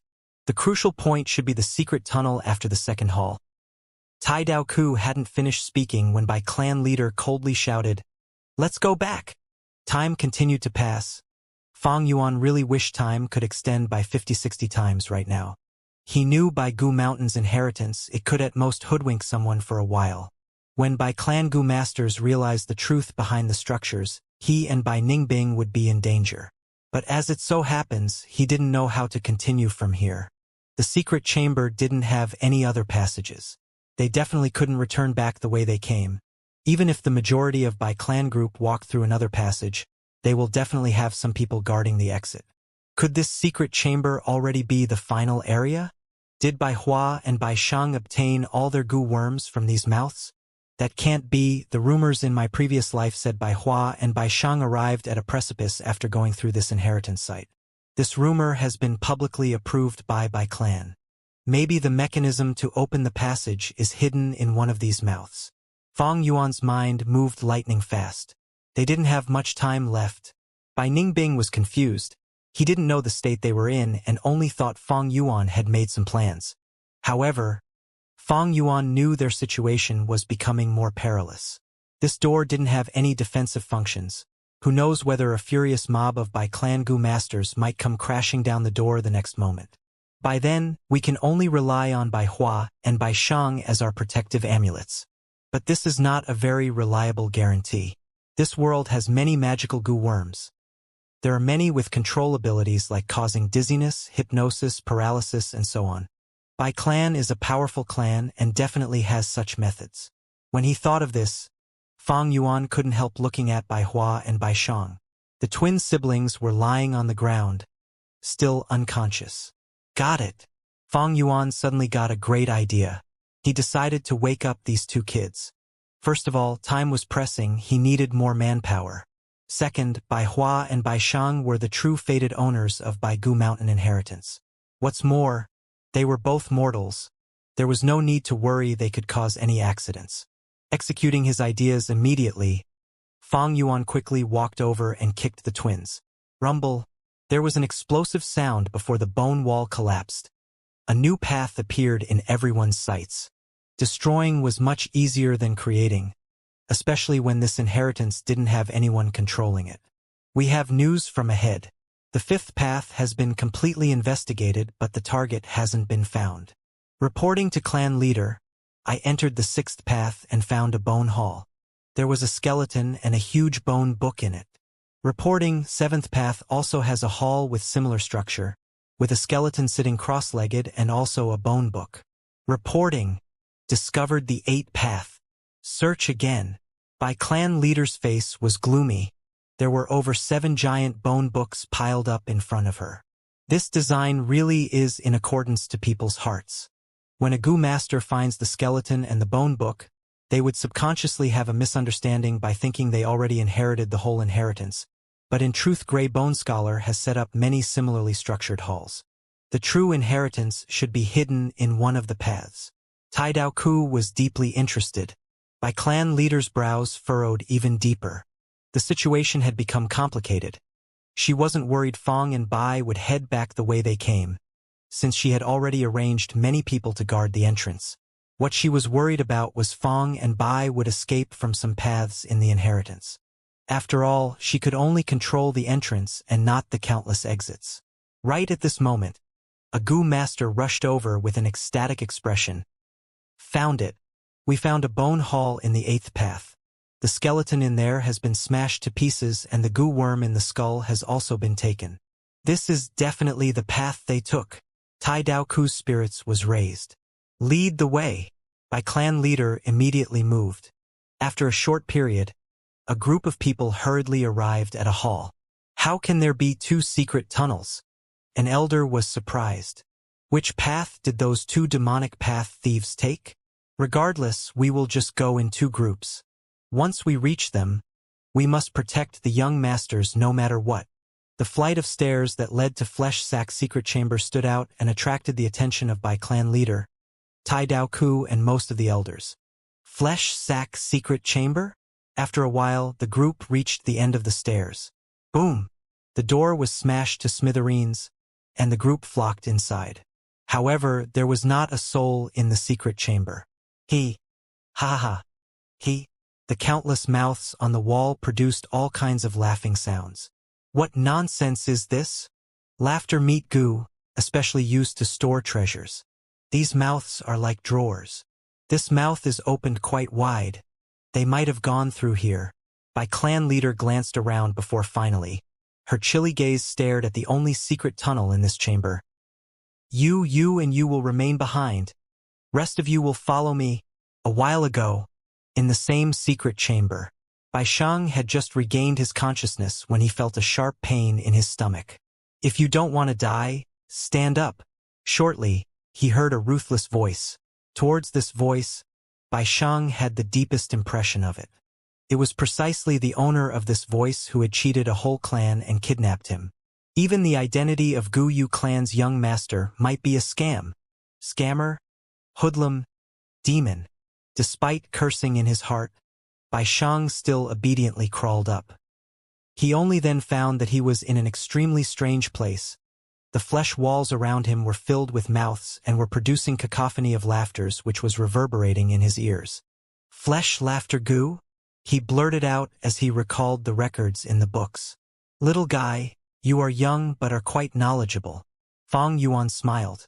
According to the rumors in his previous life, he heard this Bai clan brother and sister were innately intelligent, especially the big brother Bai Shang who had high wisdom even at young age with a memory ability that was close to photographic memory. Right now, he was able to recognize the flesh laughter Gu. It seemed the rumors were not baseless. You too. Bai Shang gritted his teeth and stared at Fong Yuan and Bai Ningbing with deep hatred. Big brother. Bai Hua had also been kicked awake by Fong Yuan. She ran to Bai Shang's side while sobbing. Bai Shang promptly protected his sister behind him. What a great sibling relationship. Bai Ningbing chuckled. You malevolent woman. You grew up so beautiful. But your heart is as poisonous as a scorpion. Bai Shang fearlessly scolded. The smile on Bai Ningbing's face immediately disappeared. Bai Shang's words deeply stabbed her. Woman? Beautiful. She didn't want to hear these words even a little bit. Slap. Slap. Slap. She walked forward and grabbed Bai Shang before slapping him thrice. She possessed the strength of a crocodile, and although she restrained majority of her strength, after she finished with her slaps, Bai Shang's 2 cheeks turned red and swollen. Venomous woman, evil woman. Kill me if you have guts. However, Bai Shang still continued to curse. Slap, slap, slap. Bai Ningbing gave him another 3 slaps. Sob sob. Let my big brother go. Please release my big brother. Bai Hua grasped Bai Ningbing's leg and implored, crying, Sister, don't beg her. Bai Shang spoke with difficulty. Fong Yuan sighed. He then walked forward and grabbed Bai Hua's collar. The little girl cried out in panic when she was lifted by Fong Yuan. Bai Shang could not longer act unyielding as he anxiously shouted, "Evil thief! Let go of my sister!" Fang Yuan extended another hand and tightly pinched Bai Hua's cheek, before saying in an unhurried tone, "So noisy, if you make any more noise, do you believe that I will cut off both of your tongues? Yes. How about I start by cutting off this little girl's tongue first?" A slight smile raised the corners of his lips. Cold light flashed in his eyes as he released his killing intent. Bai Hua was so scared she didn't dare to weep anymore. Tears floated in her eyes. Bai Shang wanted to open his mouth to talk back, but his heart immediately palpitated with a glance from Fang Yuan, and he shut his mouth. "This is good. Obediently cooperate with me and maybe I will let you live." Fang Yuan was still smiling. Bai Ningbing's mouth twitched. However, Fang Yuan immediately added on, "I am saying the truth. I don't dare to make an enemy of your mother. Capturing you was also to ensure our safety. If you obey us, we will let you go. Of course, if you don't cooperate, haha, I don't mind cutting off your tongues or few of your fingers to play with. Then what do you want us to do?" Bai Shang took a deep breath. He wasn't afraid of the cold Bai Ningbing, but was afraid of the smiling Fang Yuan. "Do you see these mouths in the walls?" Fang Yuan's smile turned even bigger. He explained the details and let these brother and sister go about knocking the teeth. Barely a moment had passed when Bai Hua cried out in fear. In front of her, a mouth opened up, its scarlet tongue extended and revealed a quail egg-sized bone ball. The ball was covered with black and white stripes, making Fang Yuan associate with an animal from Earth, zebra. Fang Yuan quickly walked over and took this goo, his countenance changing in pleasant surprise. If he wasn't wrong, this was a movement-type goo footless bird. This goo could only be used once, but its body was big and it could fly thousands of miles. This really was like receiving a pillow when one was sleepy. Fang Yuan had just been worried about how to escape, and to think Bai Hua would present him with a footless bird. However, this pleasant surprise was just the beginning. After a while, Bai Shang also achieved success. He knocked and opened a mouth. A bone was revealed on its tongue. The two ends of this bone was smooth and round. The middle part was long and slender, and there was a greenish glow to the bone like a green jade stone. Jade bone goo. Fang Yuan held it, before immediately refining and putting it into his aperture. This time it was Bai Ningbing's turn to be envious. Jade bone goo could remodel the goo master skeleton into that of a jade-like quality, making the bones harder and more supple. This effect was permanent like black and white boar goo or the crocodile strength goo. Even more important thing was jade bone goo could be matched with ice muscle goo to produce excellent effect. Bai Ningbing already had ice muscle. If she also possessed jade bones, she would have ice muscles and jade bones. The two effects would mutually complement each other, producing a much better result. However, this jade bone goo was a one-time use expendable goo. It also had a shortcoming. The goo master would suffer from extremely intense pain when using it. A lot of goo masters with weak willpower have died from the pain of using the jade bone goo. Do you want it? You can exchange it with meat bone goo. Fang Yuan smiled. Bai Ningbing coldly snorted and turned around without replying, increasing her efforts in knocking the teeth. But this action was purely relying on one's luck. There were 10 pairs of teeth in a mouth, and one needed to at least knock 5 teeth in correct order for the teeth to fall off. Bai Ningbing hadn't succeeded apart from his first try. As for Fang Yuan, he was even more miserable. However, after some time, Bai Hua and Bai Sheng again gave pleasant surprises. Bai Hua knocked down another set of teeth, providing Fang Yuan with an iron bone goo. And the mouth Bai Sheng knocked gradually opened wide, changing into a new secret tunnel. Such luck of the brother and sister made Bai Ningbing inwardly gasp in surprise. She didn't know this pair of brother and sister was the true fated owner of this inheritance. Fate was a type of otherworldly, magical, mystical strength. Especially in this world, there were some rare goo worms that contained the fragments of the law of fate, giving some lucky goo masters a grasp of some powers of the fate. Since the new secret tunnel had appeared, Fang Yuan didn't think of staying any longer. Bai clan goo masters could arrive at any time, and the remaining goo worms were in the mouths which were locked firmly and were very difficult to destroy. They could only be left behind fo them. Fang Yuan again knocked Bai Shang and Bai Hua unconscious, carrying them in each of his hands as he followed behind by Ning Bing into the giant mouth.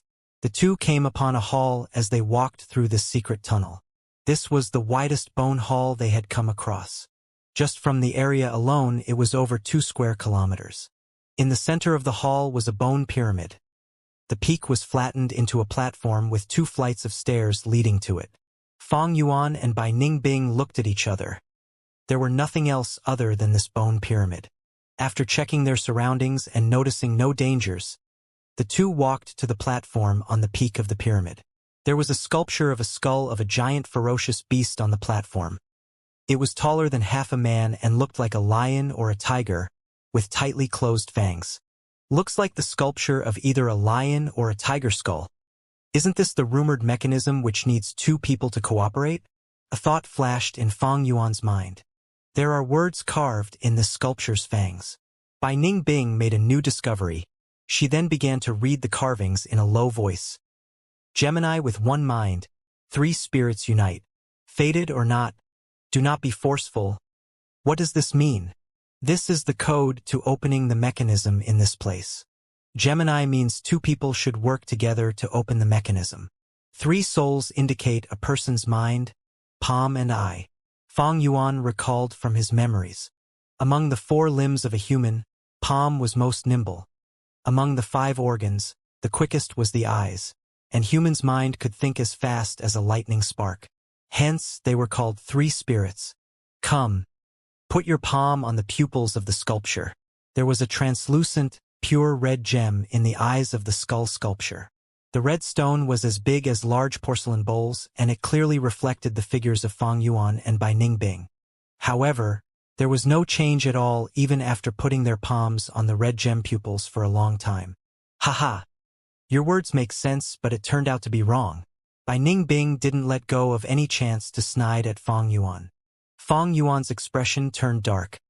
Bai Hua had recounted and described about this mechanism according to his previous life's memories. Logically, this should be the correct procedure, but why was there no change? 1-minded Gemini, 3 souls united. Fang Yuan muttered. 3 souls united has been achieved, but 1 mind. A bright light slowly appeared in his eyes as he continued his thoughts.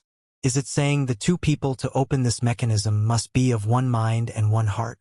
If it is so, even if he and Bai Ningbing were working together, they were only forced by the situation and were actually divided in hearts, with each having their own plans. No wonder they couldn't achieve the 1 mind. When he thought of this, Fang Yuan couldn't help looking at Bai Shang and Bai Hua again. As a result, this pair of brother and sister was again kicked awake by Fang Yuan. Evil thieves! What do you want? Bai Shang angrily shouted after having woken. Bai Hua, however, didn't cry anymore. Her 2 big eyes were closely gazing at Fang and Bai with deep hatred. Fang Yuan couldn't be bothered to explain to them. He directly grabbed the palms of the 2 and placed them separately on the pair of red gem pupils. They were truly the inheritors decided by the fate. The moment these 2 small hands touched the red gem, it let out a bright light. Crack, crack. The skull slowly opened its mouth and revealed a large pile of coal stones and dry woods. In the center of the black coal stones was a simple-looking pottery container and a scroll lied on it. What is this? Fang Yuan casually threw the twins onto the ground, then picked up and read the scroll before coming to an understanding. It turns out the owner of this inheritance, Grey Bone Scholar, didn't have a high aptitude. Thus he was distressed about his cultivation throughout his life. All his life, he put all his efforts into researching a type of goo that could help a goo master to quickly cultivate. There were already plenty of cultivation-assisting goo worms, the most typical being the liquor worm. However, these goo worms were mostly very rare and would be very difficult to popularize. Grey Bone Scholar's aspiration was big. He wanted to research and refine an excellent goo worm that could be widely used. However, even when his lifespan was at its end, even after countless failures, he wasn't able to achieve success. At the final juncture of his life, maybe heaven took pity on him. When he was setting up the White Bone Mountain inheritance, he suddenly had an extremely ingenious enlightenment. What was the main method to quickly raise a goo master's cultivation without the help of the specific goo worms? It was to let an elder impart his primeval essence.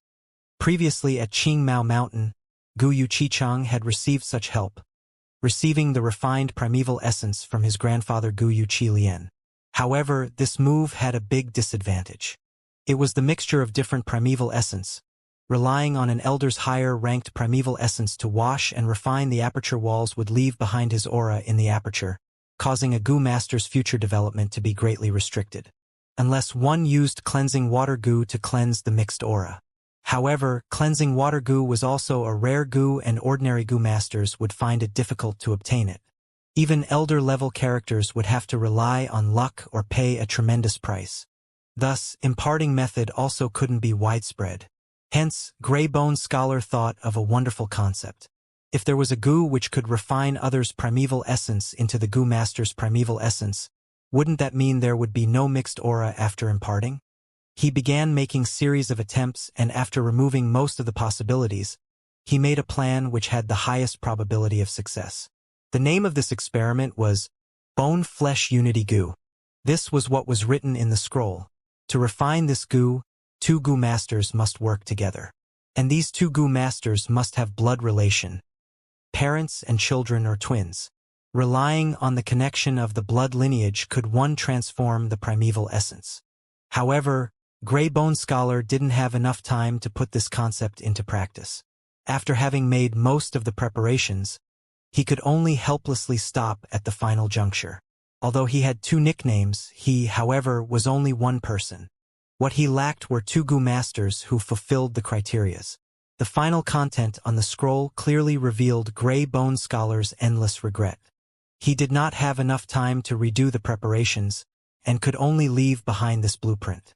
If someone fated was to arrive to this point and could open the mechanism and see the scroll, that would mean the goo masters who met the conditions had appeared. There is no harm in trying it, no matter what the result. Please convey it to my gravestone. These words in the scroll contained a lifetime of obsession of Greybone Scholar. It turned out this pyramid Fong Yuan was stepping on was the tomb of Greybone Scholar. There was no need to try though.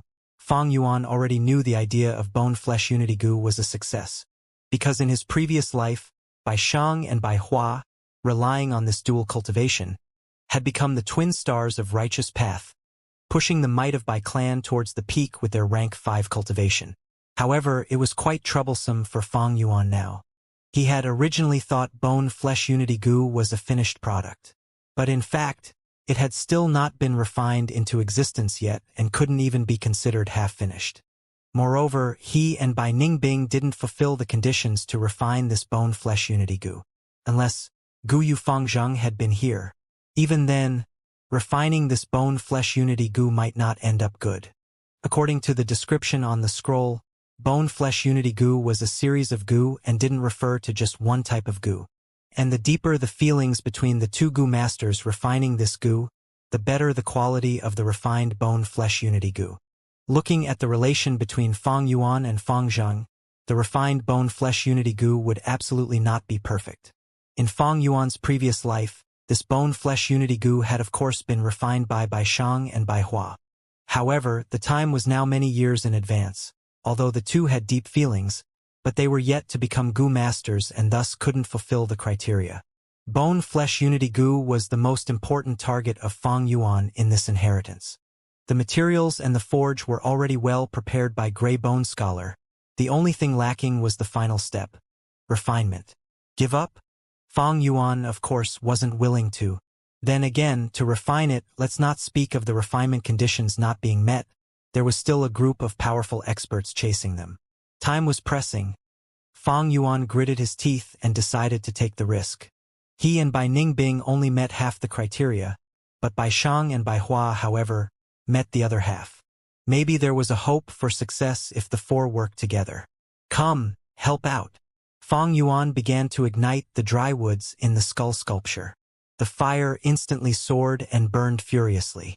You plan to forcibly refine it? Bai Ningbing was shocked. This can't be a sensible option. Although she said so, she still made her move and put her palm on the red gem pupil, pouring her primeval essence into it. The blazing fire suddenly changed color, from orange to eerie blue. The pottery container was roasted by the fire. The several hibernating goo worms woke up from the heat and began to crazily struggle. The pottery container shook constantly, but there was no damage to it. The refining steps wasn't complicated. Fang Yuan and Bai Ningbing alternatively poured their primeval essence. Soon, they reached the final critical juncture. This step needed fresh flesh from the two goo masters, which would be thrown into the fire to be purified. The scroll clearly stated that the more flesh was thrown into the fire, the better the effects would be. Fortunately, we have flesh-bone goo. Cutting off few pieces of flesh wouldn't be any problem. Bai Ningbing was just about to take action when she was stopped by Fang Yuan. Slow down. I have a better idea.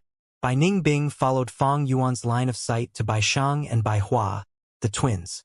You actually want to tamper with the modify at this juncture? A disturbed gaze flashed in Bai Ningbing's eyes as she realized Fang Yuan's intention. What do you want? Bai Shang protected his sister behind him, as all of a sudden, he felt a calamity looming over them, causing him to feel anxious and panicky. Being meat or fish on another's chopping board, when Fang and Bai were refining the goo worms, they knew they couldn't run away. Thus they had been obediently staying to the side, waiting for their clansmen to come to rescue. However now, Bai Shang felt tremendous regret. You should feel honored that your sacrifices will bring into existence an entirely new type of goo worm. Even Senior Grey Bone would feel happy if he knew in the netherworld. Right? Fang Yuan gave an evil grin as he pressed on towards the pair of brother and sister. Sister, run away! Bai Shang shouted before charging towards Fang Yuan and grasping his leg. Big brother! Tears spilled out from Bai Hua's eyes, and just when she was hesitating, Fang Yuan had already knocked Bai Shang unconscious. Seeing Fang Yuan coming closer to her, an enormous fear was spreading at the little girl's heart. She turned around and ran, but how could she be faster than Fang Yuan? She was quickly caught by Fang Yuan. Her heart sank down and she futilely struggled and wailed, Mother, where are you? Fang Yuan's expression was indifferent as he knocked her unconscious too. It was all done efficiently. He removed all the clothes from this pair of brother and sister, then carrying one on each hand, he threw them into the fire. The moment they were thrown into the fire, they immediately woke up due to the heat. Severe pain attacked them as they tried to madly flee. The two jumped out from the fire with their limbs crazily moving about as they desperately struggled. Fang Yuan coldly snorted, before kicking them back into the fire. The scroll stated that it required fresh flesh. Thus Fang Yuan didn't want to kick them to death. As such, after he kicked them, they again ran out before he kicked them back in again. This continued over and over, until Bai Shang and Bai Hua were finally burned to death. Their bodies resembled candles as they slowly melted. The fire turned from eerie blue to scarlet blood color. However, the fire transformation slowed down and didn't change to reddish purple. The scroll had stated, the color of the fire had to change into reddish purple for this step to be considered a success. What to do? Bai Ningbing's brows were furrowed. The goo masters would also receive backlash if the goo refinement failed. Fang Yuan's mind worked at turbo speed. Bai Shang and Bai Hua were the fated inheritors. Why did it fail? It seems because there was a discrepancy because they were not goo masters. If so, we need to try again. Fang Yuan didn't hesitate as he activated Tusita Flower to spit out a sharp blade. He stretched his forearm and slashed. Blood started flowing rapidly, and he threw his own flesh into the fire which was now blazing higher than a man's height. Your turn. After doing this, he threw the sharp blade to Bai Ningbing. You sure it will work? Bai Ningbing hesitated for a while before she similarly used the blade to slash at her forearm. However, because of her ice muscles, the blade seemed to be cutting into ice. With no other choice, Bai Ningbing called out Chainsaw Golden Centipede and sawed a piece of flesh. When her flesh landed into the fire immediately turned reddish purple. Good, success, or failure depends on this. We need to pour our primeval essence together. Fang Yuan was overjoyed at this scene. The two poured their primeval essence into the red gem pupils at the same time. The mechanism started slowly closing up, like a bone beast swallowing the blazing flames. Two rows of fangs came together and the jaws closed securely. The flame continued burning from inside, roasting the skull into a shade of scarlet. Bang! The pottery container seemed to have exploded. The whole skull shook. Only after hearing this sound, Fong and Bai let go of their hands. Fong Yuan closely stared at the movement while extending his hand towards Bai Ningbing. He didn't say anything, but Bai Ningbing already knew what Fong Yuan wanted. She snorted, but thinking about the situation, she had no choice other than to give the fleshbone goo to Fong Yuan. She didn't have the ability to instantly refine goo worms, but Fong Yuan could. Fleshbone goo didn't resist even a bit under the aura of spring-autumn cicada and was instantly refined. However, although Fong Yuan refined it, he couldn't use it due to his low cultivation. Thus, he again handed it to Bai Ningbing. Bai Ningbing received it and immediately activated it. An orange glow covered the wound on her forearm and almost instantly, skin and flesh grew out and her injury was completely healed. However, Bai Ningbing's rank 3 peak stage primeval essence was also instantly down by 20%. The disadvantage of fleshbone goo was it required instant consumption of a great amount of primeval essence. If it were Fong Yuan's green copper primeval essence, he wouldn't be able to activate it even if his primeval sea completely dried up. Following, Bai Ningbing healed Fong Yuan. Fong Yuan's face was pale. He didn't have ice muscles to stop his bleeding in a short period. Thus he had lost a lot of blood. The injuries on their forearms had healed, but the pain was still as intense as before and their hearts trembled from the pain, even feeling dizzy. But the two had iron willpower, despite such pain. Their expressions didn't change as they forcibly withstood the intense pain. In a flash, the skull slowly opened up. The fire had already disappeared. There were neither any traces of the pottery container nor the corpses of Bai Shang and Bai Hua left.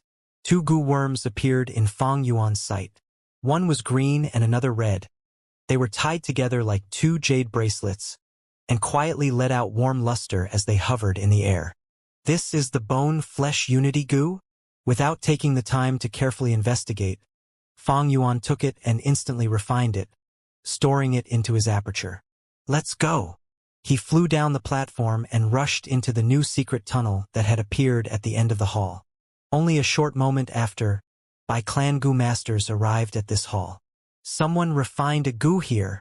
The remaining aura in the air made the elders' expressions change. Look, there are clothes of the two young masters. Soon, they found children's clothing that had been torn by Fong Yuan on the high platform. Seeing this, an intensely bad feeling struck Bai Clan leader's heart, almost causing her to black out. She didn't dare to even make the connection. Chase them. They can't have gone far. My children are definitely with them. Bai Clan leader shouted. Her two eyes had become bloodshot. Sprinting, the secret tunnel seemed to continue on forever. But any long journey eventually came to an end. After the first glimmer of light, Fong and Bai's vision gradually expanded. The exit, Bai Ningbing shouted. According to the info from my previous life, this secret tunnel should lead to a cliff on Baigu Mountain. Fong Yuan did not speak. His thoughts rumbled in his mind. He should thank the two dead siblings, Bai Shang and Bai Hua. Their information attracted Fong Yuan here. And because of their sacrifice, Fong Yuan managed to obtain the coveted flesh-bone unity goo. Suddenly, footsteps could be heard from behind. We've finally caught up. We found those two bastards. Where are you going? Bai Clan Goo Masters rushed up imposingly, seething with killing intent. Bai Clan leader was ahead of them all, with the elders behind her. The narrow tunnel turned the Bai Clan group into a long queue. Blitz Goo. Suddenly, a clan elder accelerated, his body moving like a cannon, catching up to Fong Yuan. Bai Ningbing! Fong Yuan shouted. Bai Ningbing gritted her teeth, swinging her hand behind her. Blood Moon Goo. With a crisp sound, a blood blade flew out, hitting the elder and slowing his movement. But immediately, all kinds of lights exploded in the tunnel as large numbers of attacks came towards Fong and Bai. Bai Ningbing, take this! Fong Yuan shouted, lending the canopy goo to her again. Bai Ningbing activated the canopy goo, Iron Spike Thorns goo, as well as the defense of the ice muscles, all three together to resist the attacks. Bai Clan, don't you want to know the location of your two young masters? Fang Yuan shouted loudly. As the Bai Clan Gu masters remembered Bai Shang and Bai Hua were in Fang and Bai's hands, they stopped their attacks. Speak, what did you do to our clan's young masters? If anything happens to them, you will pay dearly. Return my children.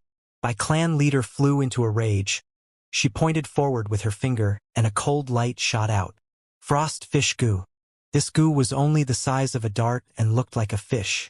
It drew an arc in the air as it shot forward, homing down towards Fang and Bai. Fang Yuan snorted. He didn't dodge and just let the frost fish Gu hit him. Suddenly cold air enveloped his body, and his speed drastically fell. Stealth scales Gu. With a thought, there were ripples undulating around his body and making him invisible. Don't think so. A clan elder suddenly stretched out his right hand and grabbed towards Fang Yuan. Swoosh. With a soft sound, the stealth scales Gu that was hiding in Fang Yuan's aperture suddenly broke into pieces and perished. Fang Yuan's heart sank, activating the jumping grass immediately. There was a numbing sensation on his feet as green grass that looked like springs grew out of his flesh and skin. Fang Yuan used the elasticity of the green grass and jumped forward, his speed increasing drastically. I'll take my leave first, remember to jump. He left behind this weird sentence. What? Bai Ningbing was confused, but then heard the wind blowing behind her. Her heart jumped when she turned around to look. It was the Bai clan leader. Her eyes dyed red, looking like an agitated lioness. Her furious aura made even Bai Ningbing's heart shudder. After all, she was a rank 4 Gu master. Bang! Bai clan leader punched directly. The huge force shattered the canopy Gu's white armor immediately. Bai Ningbing threw up a mouthful of blood as she summoned the chainsaw golden centipede. The chainsaw golden centipede turned into a golden light and coiled around the Bai clan leader. Using this opportunity, Bai Ningbing sprinted and arrived at the exit. It was a cliff. At this moment, Bai Ningbing suddenly understood what Fang Yuan meant. He wanted her to jump off a cliff. You cannot escape, Bai clan leader shouted from behind. As for the chainsaw golden centipede, it had been torn to pieces using brute strength. Bai Ningbing was struggling. At this height, it was a guaranteed death if she jumped down. But in this circumstance, she had no other choice. She gritted her teeth and jumped. She really jumped. She's dead meat, some Bai clan Gu masters exclaimed, stopping before the cliff. Bai clan leader looked down and saw Bai Ningbing rapidly falling down. Her veins popped on her forehead as she growled. I want to see them if they are alive, and their corpses if they are dead. I will definitely catch them. Wind roared in Bai Ningbing's ears as she continued to fall. She had never thought there would be a day where she would be forced to jump off a cliff. I'm going to die like this? Although this is exhilarating, I am not satisfied. As death approached, Bai Ningbing's heart was in turmoil. I have not obtained the Yanggu. What a tragedy to die as a female. But once I reach the ground, I will definitely be a pile of smashed meat, and no one will be able to tell my gender anyway. Bai Ningbing was not sure why she was having such a strange thought right before death. At this time, the turbulence around her increased, as she heard a voice. Bai Ningbing! Bai Ningbing turned around. How could it be anyone else but Fang Yuan? At this time, Fang Yuan was descending as well, but he was stepping on a white-boned bird below his feet. Footless bird. This bird had no flesh or blood, its body made of bones. It had an eagle's head, crane's body, swallow's tail, and 2 pairs of wings, but no legs.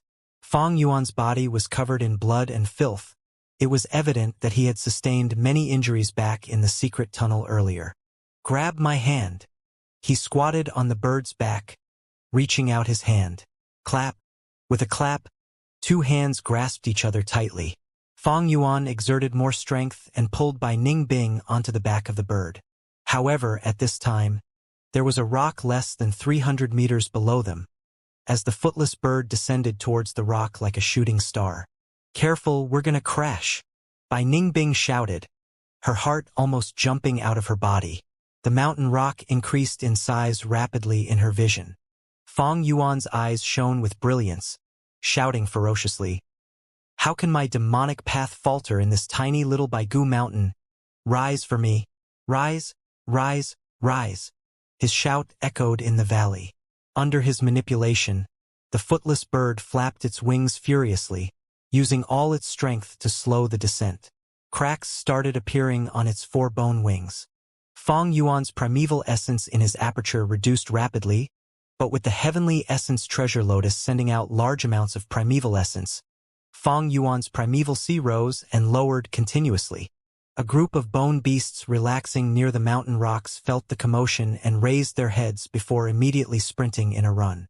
A grayback ostrich was so scared it dug its sharp head into the white bone mountain rocks, raising its butt high in the sky. Ostriches were like this when they were scared. They liked to feel false assurance. Moments away from crashing, Bai Ningbing forgot to breathe and Fong Yuan looked on with furious eyes. Under the intense wind pressure, the white bone trees on this mountain rock collapsed. But eventually, the footless bird flew past the ostriches but, soaring into the sky at a steep angle. The ostrich's butt wing was shaved till nothing was left, revealing its round empty butt. Ha ha ha! Bai Ningbing started laughing wildly on the bird's back. Having barely survived and relieving the pressure of death, she felt her heart gradually sinking back into place. Exciting, truly exciting. The excitement of life and death was always the most breathtaking. Wasn't such life what she desired and pursued? Footless bird, fly to the blue sky. She was almost on the verge on singing in excitement. Clan leader, they're alive. At the cliff, Bai Clan's Gu masters said with dark expressions. We can't catch up. That is the footless bird, able to fly 10,000 miles in a day. Tai Dao Ku sighed helplessly. Flying Gu worms were rare, and those who could match the footless bird's speed were little to none. Under rank 5, the footless bird was the #1 flying steed. Alas, the heavens are blind. How can such evildoers be allowed to live? Some elderly shouted in anger, pounding on their chests. Bai Clan leader's eyes were bloodshot. She gritted her teeth while clenching her fists so tightly that her bones seemed about to burst out. Hearing Bai Ningbing's laughter, she even had the urge to jump down the cliff to pursue them. It was not that Bai Clan did not have a flying Gu. Some Gu masters had already displayed their abilities, chasing after Fong and Bai. But looking at their speed, even an idiot would know that it would be impossible for them to catch up to these two. An intense bitterness filled the Bai Clan Gu masters' hearts. They could only watch helplessly even when the criminal was fleeing before their very eyes. No, we definitely cannot let them escape. We cannot. A Gu master shouted in fury. His body suddenly started burning with intense flames. Bai Zhan won. Bai Clan leader's expression changed. Lord Clan Elder. Everyone was stunned. Grandpa. Bai Zhan Lai was full of tears. Clan leader, everyone. We cannot let these two scoundrels escape? Or where will our Bai Clan's dignity lie? The revenge for our two young masters is of utmost importance. After I am gone, please take care of my grandson. This lad's temperament is as tough as mine. He started losing his voice at the end. His entire flesh, skin and bones turned into fire, and his voice naturally disappeared along with them. Even his pupils transformed into a dark purple color. He had turned into a human-shaped fire. Fire burned and raised the surrounding temperature, and everyone started retreating back while a sad song seemed to sound in the mountain. Human Torch Gu, a rank for Gu, which once used, immolated the entire body, turning it into fire until his life force was depleted. This Bai Zhan when Elder chose to sacrifice his life to gain this immense power. Good. Our clan shall stand here and witness Elder's contribution. Bai Clan leader was moved, but Bai Zhan one could no longer hear them. As his life burnt, he felt an unprecedented power flowing in his body, completely free and unbound. The purple-black pupil gazed at the surrounding people and looked at his grandson one last time, before flying into the sky.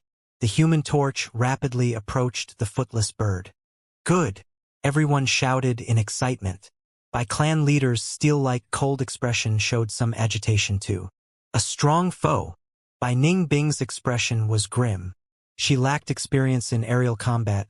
She might fall and be smashed to bits if she was careless. Hell! The Human Torch growled, intense killing intent flickering in his dark purple pupils. Sparks flashed as the Human Torch's speed increased again, pouncing towards Fang Yuan like lightning. Hold on tight.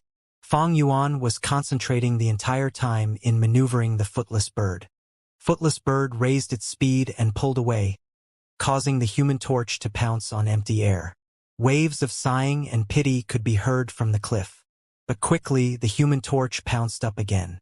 Footless Bird swerved again and narrowly dodged. Bai Ningbing was almost thrown off and quickly grabbed into a bone that was jutting out. Hell! The Human Torch came attacking again. Fang Yuan laughed coldly. The Footless Bird suddenly contracted its wings, dropping to the ground. The Human Torch followed closely. Its speed surpassed the Footless Bird and was getting closer. Footless Bird suddenly spread its four wings, stopping its downfall and flying in the reverse direction. Boom! The Human Torch's flying was completely dependent on the propulsion of the flames.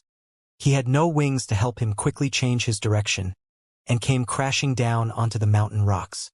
At once, over 6 kilometers square of land burst into flames, killing all bone beasts and large numbers of bone trees in its range.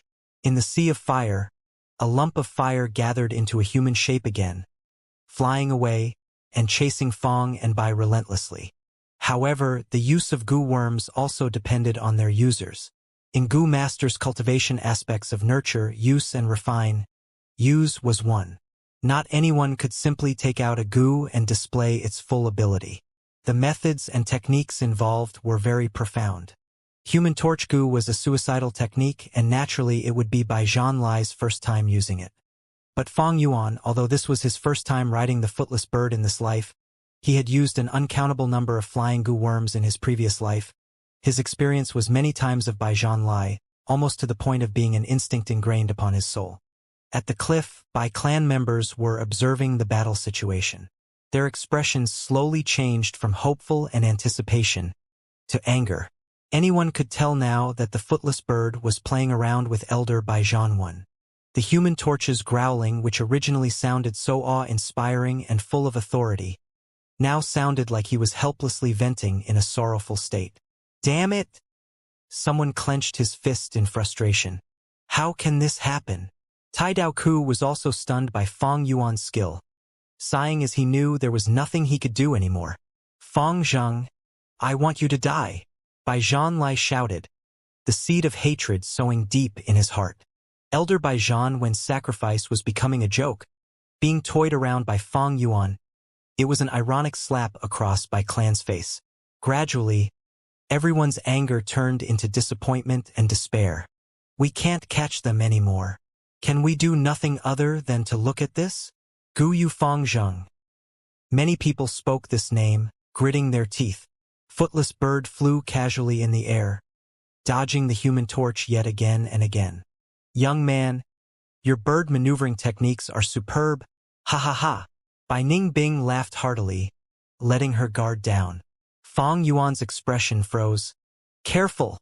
Boom! An intense explosion occurred. Bai Zhanwen knew he could not catch up to Fang and Bai. Thus he chose to self-detonate. The explosion and flames engulfed the Footless Bird. Thankfully, the Footless Bird was made of white bones. Even its wings were like pieces of thin bone pieces.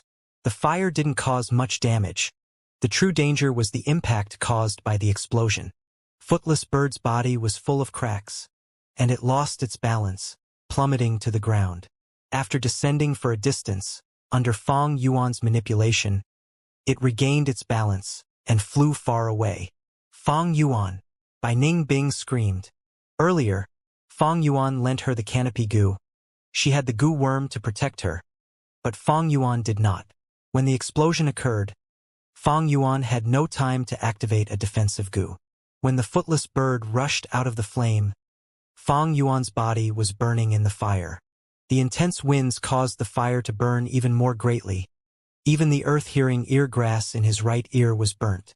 But his expression was cold like steel, like he was not suffering any injuries at all. After Footless Bird regained its stability, Fang Yuan took out tusita flour and poured the milk spring over his head. The fire was extinguished, but his skin was mostly burnt and his face disfigured. He looked extremely tragic. Bai Ningbing tried to speak, but could not say anything. Fang Yuan, however, smirked and laughed. I like the footless bird. Do you know why? He smiled, but the sight was horrifying. Why? Because it has no legs, only wings. Thus it has no choice but to fly. When it lands, that signifies its destruction. Betting it all in one chance, fly or die. Bai Ningbing's blue pupils dilated, shining with brilliance. The winds blew on her face, causing her silver hair to flutter. Bai Ningbing's lips also curled up. He, then let us fly up into the sky. Footless bird flew into the sky, becoming a dot in the horizon before eventually vanishing. On the cliff, Bai clan members watched until their eyes seemed to penetrate the sky, but none spoke. An eerie silence engulfed everyone. The world was so vast. The eerie blue sky, the snow-like white Baigu Mountain, the sunlight shining down, footless bird, Fang and Bai's silhouettes. This scene was deeply engraved into everyone's hearts. Fury grew in their hearts, as hatred germinated in their hearts. Puff! Bai clan leader vomited a mouthful of fresh blood, and fell down on her back, fainting. Clan leader! Lord clan leader! Quick! Healing Gu masters, save the clan leader. Panic ensued on the cliff. The setting sun was dyed like blood as the clouds on the west resembled burning flames. Under the setting sun, the footless bird started slowly dropping down after having flown for the majority of the day. It had made a series of extreme diving and rising actions, while suffering from the explosion of the Human Torch. Its body was filled with cracks and could no longer continue to fly. Bam! Under Fang Yuan's meticulous control, the footless bird finally fell into a forest. Smoke and dust flew everywhere and groups of beasts escaped in a panic. Where is this? Bai Ningbing jumped off from the bird and surveyed her surroundings. The trees were short and thick, but had a lot of lush leaves, unlike the sparse amount in the bone trees of Baigu Mountain.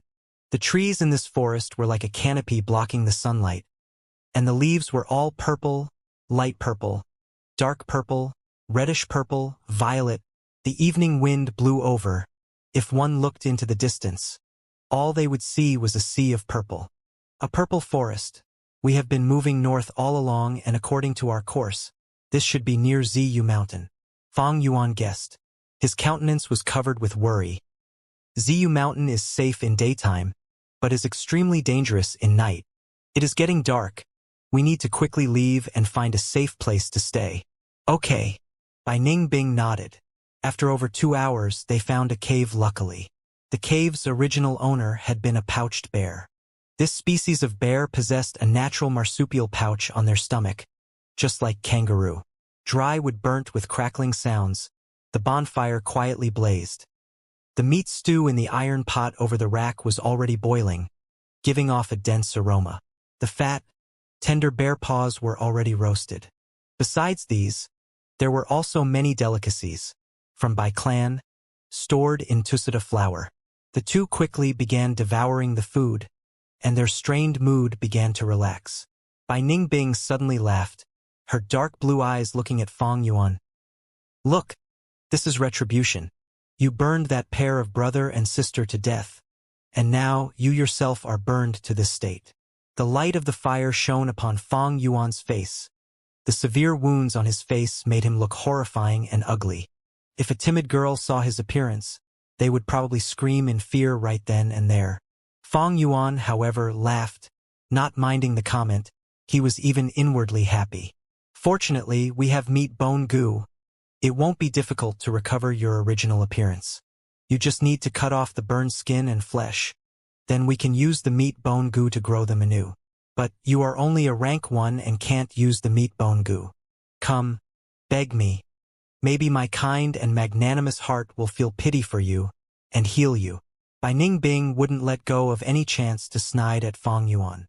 Fang Yuan made a motion of raising his eyebrows, despite his eyebrows already being burnt off. Why would I want to heal it? Isn't this situation quite good? He laughed.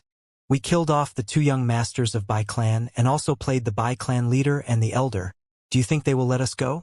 This injury saves me the effort to change my appearance. Earth-hearing eargrass was destroyed. Fang Yuan's right ear was shattered. The injuries to cartilage in his ear wasn't something the meat bone goo could heal. But even if he could heal it, he would rather have 1 ear less to change his appearance. In past, there was a demonic figure, Bai Shanzi, who was captured and put into a prison. He feigned becoming mad, smearing his own stool onto his body, even cutting off his 5th limb, and became a eunuch. His enemies finally believed he had gone crazy and thus loosened their vigilance, giving him a chance to flee. Later on, he returned to take revenge and massacred the whole family of his enemies, including the old and the young. There was a great figure of the righteous path, Empress Wu Ji. When she was young, her own elder sister had seized her rights to the throne. She could only hide this grievance inside her. Her elder sister was jealous of her beauty and thus, to avoid letting her make things difficult, Empress Wu Ji cut off the bridge of her nose, disfiguring herself, but gained the space to survive and grow. After over 10 years, she overthrew her elder sister's regime and re-established her authority. She then ordered her elder sister's 5 sensory organs to be cut off, making her live in a state where she couldn't choose to live or die. Throughout the history, all the great figures were good at biding their time and not being attached to fleshly appearance. No matter if it were the righteous path or the demonic, regardless of men or women, they were all like this. After Empress Wu Ji took the control, she didn't heal her nose even though she had the healing means, keeping this as a warning to herself. The Wu clan became the top clan of the southern border, suppressing Tai clan, Shang clan, Fei clan. Its dominance couldn't be challenged. Those who indulged in fleshly appearance were mostly superficial, and it would be difficult for them to succeed. Regardless of whether it was this world or Earth, both attested to this point. King Yu of Zhou, just for a smile from his beloved concubine Bao Si, lighted the warning beacons to trick the vassal states. What was the outcome? People lost their trust in him, and he was killed by the barbarians. Lu Bu for Diaochan, King Wu for Shishir. Xiang Yu the Conqueror took consort Yu when he went on military campaigns. Ha ha ha, what was the outcome of these people? By contrast, Cao Cao was short. Sun Bin was handicapped. Sima Qian was castrated. Everyone loves beauty. However, achievements were not in the least relevant to fleshly beauty. Only a temperament which could firmly let go was the foundation to a great success. Actually, it is you who is too dazzling. With your blue eyes and silver hair, you should change it, Fang Yuan said as he looked all over Bai Ningbing. Bai Ningbing coldly snorted and didn't reply. Fang Yuan continued. The footless bird was damaged, but we have only flown over few thousands of miles. Although we are quite far away from Bai clan, they will definitely come to capture us for the things we have done. We are in a dangerous situation. If they spread wanted posters, our days will become even more difficult. Bai Ningbing considered the idea with a frown, before agreeing. All right, I am also tired of this outfit. Changing into a new appearance might be a brilliant experience. Next, the two started to calculate their losses and gains. There were losses: earth-hearing eargrass, chainsaw golden centipede, carapace goo, iron thistles, stealth scales goo, footless bird, were all destroyed in the pursuit. However, to Fang Yuan, being alive was the most important. Only by being alive could there be possibilities and hope. This was the foundation to everything. To continue living, even if he had to give up spring-autumn cicada, so what? In a word, being able to let go was the character of a great man. As for gains, there were large numbers of bone spear goo and spiral bone spear goo in Fang Yuan's aperture. They had also obtained rank 3 flying bone shield, jade bone goo, iron bone goo, the healing type meat bone goo, and several bone books recording all kinds of recipes. Besides these, they had also gained clearing heat goo from the Bai clan. Of course, the most significant was still the bone flesh unity goo, which they had successfully refined at such a dangerous moment. Compared to the gains, their losses weren't that serious. This was a complete inheritance, after all. The flower wine monk might be a rank 5 expert, a cut above the rank 4 gray bone scholar, but Fang Yuan's gains from the flower wine inheritance loses out to this Bai Gu inheritance. The reason was Bai Gu inheritance had been carefully planned out for a long time by Grey Bone Scholar, whereas flower wine inheritance was completed in haste and hurry. In fact, Fang Yuan only walked through the main path of the Bai Gu inheritance.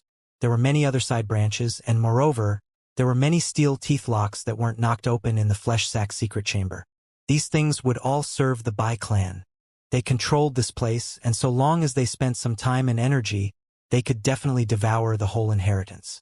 But it doesn't matter, I have taken all the goo worms in my list. As long as this bone-flesh unity goo displays its effects, it will far surpass the others. It is just that the earth-hearing eargrass has been destroyed, which is a bit troublesome. Fang Yuan's philosophy was only those things that are practical can be valuable. They had lost the chainsaw golden centipede, but the spiral bone spear goo could qualify to replace it. Iron thistles and carapace goo were gone, but they still had canopy goo and flying bone shield. However, with the loss of earth-hearing eargrass, they now had a hole in the investigative aspect. They had lacked in the healing and movement aspects before, but now these two aspects were more or less filled, whereas a gap appeared in the investigative aspect. In life, things often do not go your way. The nighttime in the Ziyu mountain was much livelier than daytime. Fang Yuan and Bai Ningbing took turns to keep watch. Both didn't get proper sleep. Occasionally, roars and sounds of battles of the wild beasts came from outside the cave. Especially at the crack of dawn, an intense battle occurred near the cave, waking up the soundly sleeping Fang Yuan. This was a fight between 2,000 beasts kings. Two-winged black feather python had provoked a dark leopard. The two exchanged killing moves back and forth. Their movements were very noisy, and their momentum astonishing. Dark leopard was a ferocious beast specific to the Ziyu mountain. They had purple spots on their skin. Their bodies were powerful and they were extremely fast. They would often leave behind ethereal afterimages when they moved through the forest. Their movements were quiet and their prey usually ended up in their stomachs without even being able to react. Fang and Bai were on the edge. They could even say they were trapped in the cave, unable to escape. As time passed, the dark leopard gradually became outmatched, getting into a corner. This was a pregnant female leopard. Dark leopard always came in male and female pairs. The female leopard had been pregnant, and the male leopard had gone out to hunt. Who would have thought the black-feathered python would attack during this gap? In the end, the female leopard died by black-feathered python's constriction. However, before the black-feathered python could escape, the returning male leopard saw it. Then after another life and death battle, the male leopard killed the killer, but it was welcomed by the female leopard's cold corpse. Dawn came. The first rays of light shone upon the dark leopard's beautiful fur. However, the female leopard was no more. The male leopard paced back and forth around the female leopard's side and let out a mournful whimper. They were so near, yet so far separated by life and death. Why is it not leaving? Bai Ningbing grumbled. Relax, the male and the female dark leopards are of one heart. If one dies, the other will not continue to live alone. Fang Yuan sighed. I will go back to sleep. He returned to the depths of the cave to sleep again, while Bai Ningbing remained behind at the cave entrance to keep watch. The male leopard paced back and forth before lying down. It stuck out its tongue and started licking the female leopard's wounds. The wounds on the female leopard had turned pitch black due to the black feather python's poison. The male leopard lived all its life here. It could distinguish this poison with only a sniff. However, it no longer cared now. In the end, its resplendent eyes started dimming and slowly closed. By the time it was noon, it had passed away. It was quietly lying together with the female leopard. Their beautiful fur made them look like delicate artworks. Having personally seen this whole course of events, Bai Ningbing couldn't help letting out a deep sigh. Not long after, Fang Yuan woke up and walked out full of vigor. He saw Bai Ningbing resting against the cave wall, staring blankly at the corpses of the two dark leopards. How is the harvest? Fang Yuan asked. Bai Ningbing shrugged and spoke with a waning interest. The goo worms that could fly have all flown away. I don't have any means to capture goo. Besides, didn't you also see last night's battle? Those goo worms died or are injured, the remaining aren't something we need. Haha. If it were not for that, why would someone like you go back to sleep? Fong Yuan laughed. Although they are 2,000 beasts kings, the goo worms on them aren't anything great. But that doesn't necessarily mean there are no harvests, hehe. Saying so, Fong Yuan walked towards the dark leopard's corpses. Bai Ningbing couldn't help but become curious when she saw Fong Yuan walking towards the dark leopard's corpses. She saw him squatting down and feeling around the ears of the dark leopards. After a while, Fong Yuan took out 2 exquisite purple leaves from the male leopard's left ear and the female leopard's right ear. This was breath concealment goo. Rank 3 grass goo. Goo masters could use it to conceal their aura and cultivation level. To some degree, it was a camouflage ability. Almost all the dark leopards had a breath concealment goo in the ears. However, the dark leopards moved in pairs and were at least 1,000 beasts king level. They were experts in sneak attacks and were extremely agile. Capturing them was a very troublesome and dangerous endeavor. Moreover, the dark leopards were specific to Ziyu Mountain. Thus, the knowledge of there being breath concealment goo in dark leopards' ears wasn't widely known yet. In Fong Yuan's 150th year in his previous life, there emerged a righteous path figure nicknamed Hunting King, Sun Gone. He was the first to wantonly hunt the dark leopards for their breath concealment goo and made a fortune by selling them to the market. After him, countless goo masters rushed to Ziyu Mountain to make a fortune. Like this, in only few years, the dark leopards were all annihilated. Right now, however, the Ziyu Mountain was still a secluded area. In this place, daytime was safe, whereas the nighttime was extremely dangerous. There were no clans here, but there was an embryonic form of a clan, a hamlet. Fong Yuan didn't have the earth-hearing eargrass to scout, but fortunately they obtained 2 breath concealment goo. Fong and Bai relied on this goo to avoid many dangers. They were not going to go up the Ziyu Mountain. Their current strength was enough to move across the ordinary forests, but not enough to go deep into the famous mountains and great rivers. Even Bai clan would have to pay a great price to explore these areas, let alone the current Fong and Bai. They went around the Ziyu Mountain and moved forward, and after 2 days they discovered a mountain path. It was a man-made path, and was much safer than the forests. Of course, if one's luck was bad, they might come across dangerous situations. Fong and Bai moved along the mountain path, until one evening, they saw a thin curl of smoke. The two glanced at each other before hastening their steps. They saw a hamlet lying in a mountain basin. The hamlet was surrounded by short stone walls, with guards standing on several points. It was evening now, and the farmers were returning in groups, walking to the hamlet with hoes and other farm tools on them. However, these were all mortals and were nothing to worry about. "Let's go." Fong Yuan walked towards the hamlet. Just like this. Bai Ningbing was somewhat surprised. Their appearance quickly attracted the curiosity and suspicious glances of the villagers. Most of the villages in this world weren't too welcoming to foreigners. The clan villagers were even more so. They would set up tight defense around the whole village, for fear that spies and robbers would infiltrate the village. "May I ask the two distinguished guests if you are respected Lord Gu Masters?" Before Fong and Bai even reached the entrance, two guards who looked alike approached them. Bai Ningbing didn't speak. According to their original agreement, Fong Yuan would take charge of all the communications. Fong Yuan shook his head. "Hello, brothers. We are both mortals." The two guards seemed to heave a sigh of relief when they heard this, their faces clearly loosening up. The younger juvenile guard disdainfully sized up Fong Yuan's body, before speaking with some disgust. "I'll say, how could such a ugly person possibly be one of those Lord Gu Masters who possess divine powers?" Fong Yuan's whole body was burned and he had one ear less. Such an ugly appearance birthed revulsion in people. Bai Ningbing also changed her normal attire. She cut off her long silver hair short and also dyed it black. Her body that was white as snow due to ice muscles was now blackened. Only the color of her eyes couldn't be covered. Thus she wore a straw hat and covered half her face. As the two stood together, they remarkably looked like mortal villagers.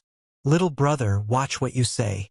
The senior guard reprimanded the junior guard, then vigilantly looked at Fong and Bai. "Where are you from and what are you doing here?" We are from a hamlet across the mountain. We were taking a handcart filled with herbs and salted meat, thinking to sell them, but we bumped into a tiger on our way. Whoa, that really scared me to death. We ran crazily all the way and only then could we save ourselves. We don't dare to go back for the moment, so we came to your hamlet and hope to spend the night here. We will immediately leave tomorrow. Fang Yuan spoke off the top of his head. The vigilance in the guard's gaze lessened. Fang Yuan said, "Brother, no need to scold your little brother. I got this injuries from a fire. That day our house was on fire, and while trying to salvage the rice, I was burned to this state. Everyone is suffering nowadays." The senior guard heaved a sigh. "You can enter the hamlet, and if you don't find anyone willing to offer you shelter, you need to make do by spending the night in the corner of the walls." After finishing saying the instructions, the guards opened the way. After Fang and Bai entered the hamlet, the senior guard instructed his brother, "Go tell the village head that 2 outsiders are here. He as an elder has rich experience. Ask him to keep a lookout. Brother, you are too cautious. How could these 2 be Gu masters? Besides, why would Gu masters try to deceive us mortals? To have fun. If I tell you to go, then just go. Making me run errands again?" The young guard grumbled but still left in the end. The scene inside the hamlet was peaceful. The air was filled with the aroma of food. After a day of hard work, families gathered around the dinner table and talked happily. Bai Ningbing involuntarily felt relaxed in such an environment. The reason for her disguise was because they didn't want to leave behind any traces which could make it convenient for the Bai clan to track them. Another reason was because of Fang Yuan's cautious nature. By hiding themselves in an unfamiliar environment, they could react to any abnormalities. It was easy to find a house to take shelter in. Just give the villagers a primeval stone fragment and they would be more than happy to vacate a house. However, doing this would not be in accordance with their current identities. Fang Yuan had a better method. He walked around the hamlet before stopping in front of a worn-out house. There was only an elderly woman in this household. She had a grandson, but he was killed by a wolf when out playing. The old lady was drawing water from a well in front of her house. The action seemed to take a lot out of her. "Auntie, let me help you." Fang Yuan put on a silly grin and eagerly ran towards the old lady. The old lady was shocked when she saw Fang Yuan's appearance. However, Fang Yuan acted passionately with a silly grin on his face, and after quickly pulling up several buckets of water, the old lady's vigilance disappeared. "Young man, you are an outsider?" The old lady smiled open her mouth, which had a few missing teeth. "Yes, we were hoping to stay over for the night in your house." "Auntie, I can do your work, may we?" Fang Yuan foolishly said. "Okay." The old lady happily agreed. Although the villagers would help each other financially in normal times, she still needed labor force like this. Bai Ningbing watched this scene speechlessly. This Fang Yuan could really act. After fetching the water, it was chopping the firewoods. Fang Yuan also cooked the meal. The old lady repeatedly praised him for his swift and skilled movements. "Auntie, let me help you fetch some more water. We will talk after I fill the water vat." After the dinner, Fang Yuan again went to fetch water on his own accord. The old lady kept on saying no need, but Fang Yuan insisted on doing so. After the water vat was filled, the old lady talked with tears in her eyes. "Young man, you are really, such a bitter life like this old lady." Evidently, Fang Yuan had fabricated a miserable tale during the dinner, which left a deep impression on the simple old lady. Lanterns were a luxury to ordinary people. Thus the house was dark in the night. The only light came through the window from the moon. The house had 2 simple and crude beds. Bai Ningbing was lying on the floor but was very satisfied. The exhaustion accumulated from days of walking was now slowly dissipating. Fang Yuan laid cross-legged on the bed. His mind was in his aperture, observing the bone-flesh unity goo. He had not used this pair of goo even once since he got it. After all, he had refined it after tempering the recipe. And with Fang Yuan's cautious nature, he naturally needed to properly study it before using it. Suddenly, Fang Yuan opened his eyes. A bright light flashed past them. "There isn't any problem. Bone Flesh Unity Goo can be used. After saying so, he summoned the pair of jade bracelet-shaped goo. This 2 jade bracelets. One was green as grass whereas the other was red as blood. They were both tied together and couldn't be separated. Fang Yuan had already refined them before. However, to bring out their magical effects, he needed to give up one of them and let Bai Ningbing refine it. Bai Ningbing was sitting in a cross-legged position as she received the goo, but he wasn't in a hurry to refine it and instead looked at Fang Yuan. "What do you plan on doing next?" Fang Yuan chuckled. "And here I was thinking you wouldn't ask." Despite it being dark, Bai Ningbing could sense Fang Yuan smiling at this moment. She just snorted and didn't speak. Fang Yuan didn't plan to conceal his plans from her. "Our next destination is Shangliang Mountain." Shangliang Mountain? Shang Clan? Bai Ningbing's brows slightly furrowed. Shang Clan was one of the top forces of the southern border, not weaker to Tai Clan and Fei Clan. Only the Wu Clan was above it. Shang Clan was famed for their businesses in southern border, and even the people outside the southern border, as long as they had some experience, knew that the Shang Clan of the southern border was the center for businesses and trading. Shang Clan City was so flourishing that there were opportunities for primeval stones everywhere. When Bai Ningbing still had northern dark ice soul physique, she had looked forward to visiting the Shang Clan City. Now, however, she was hesitating. With the crimes we have committed against the Bai clan, we might already be wanted by all the righteous path figures. Wouldn't we just be heading straight into a trap by going to Shang Clan City? Fang Yuan smiled. If there are only 2 places in the whole southern border that could accept us, that Shang Clan City would definitely be one of them. Shang Clan might be one of the leaders of the righteous paths, but the Shang Clan City is a place with complete freedom, and also a place where most of the demonic path figures dispose of their goods. If not for that, how could Shang Clan be the richest clan in the southern border? Even Wu Clan is far inferior to them in this aspect. Bai Ningbing pondered for a while when she heard this. "The rumors said that you could buy anything in Shang Clan City? Is this really true?" Fang Yuan shook his head. "The things in the rumors are all talking of the low-level goods. There are too many things in this world that has a lot of demand but no supply. For example, a certain Yang Gu?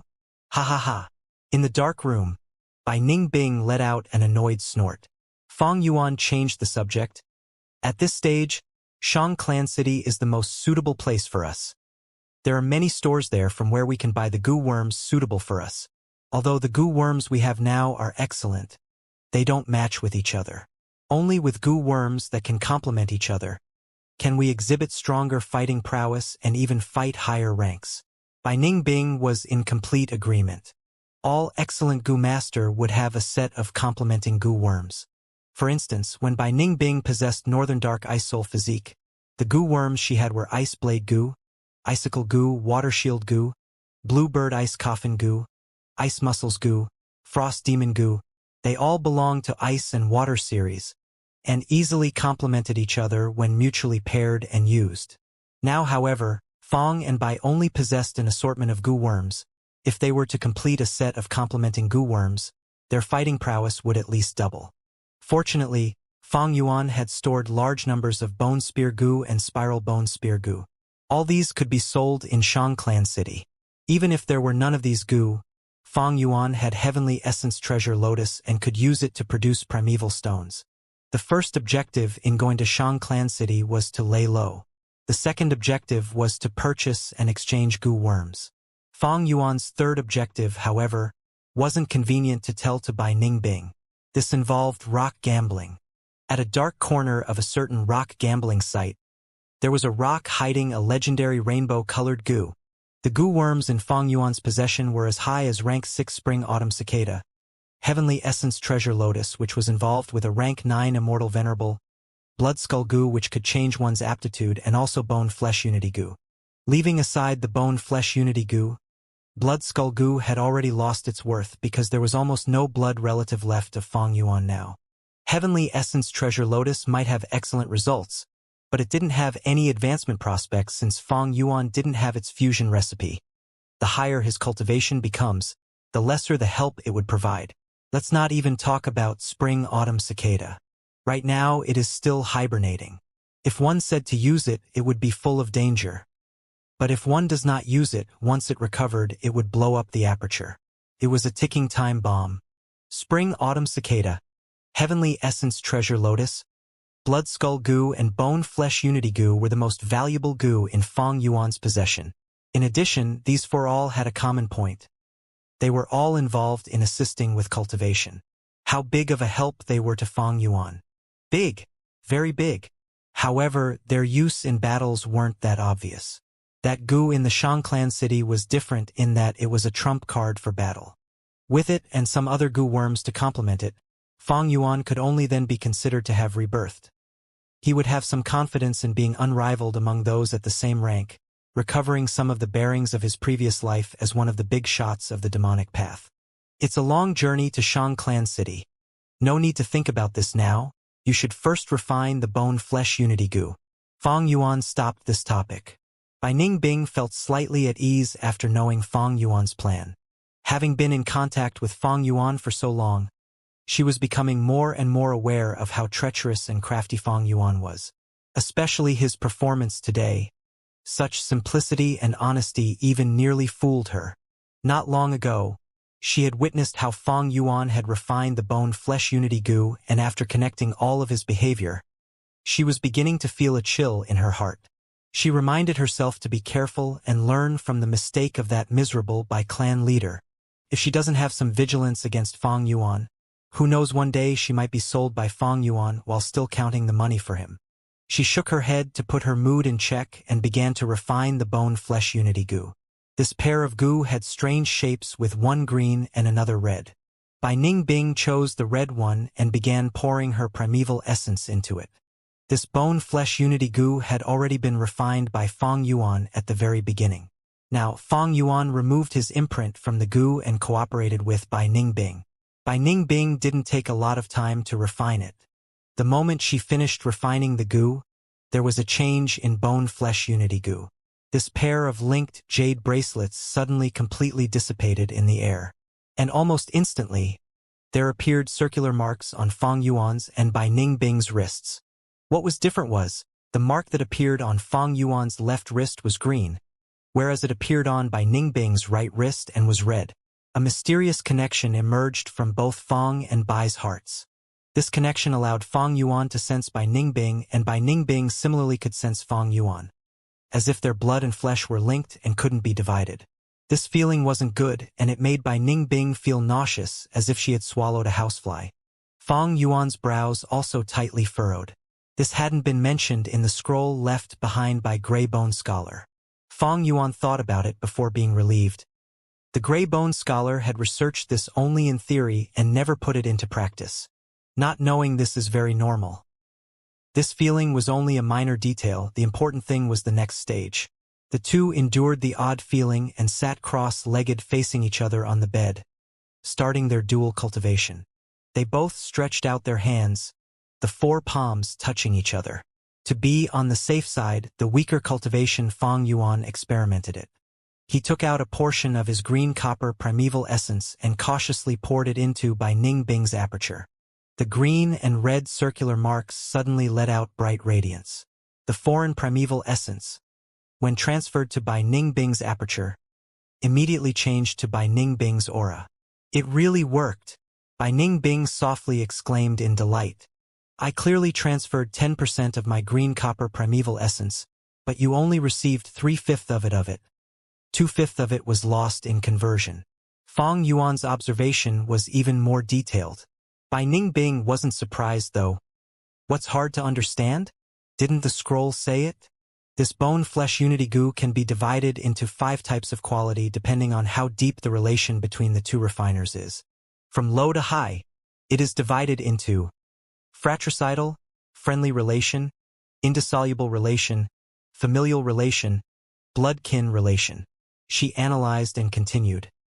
If that pair of brother and sister became goo masters and refined the blood-flesh unity goo by themselves, with how deep the relation was between them, I estimate they would obtain the highest quality blood-kin relation. If we had refined it by ourselves, it would definitely be the worst quality fratricidal, considering our relation.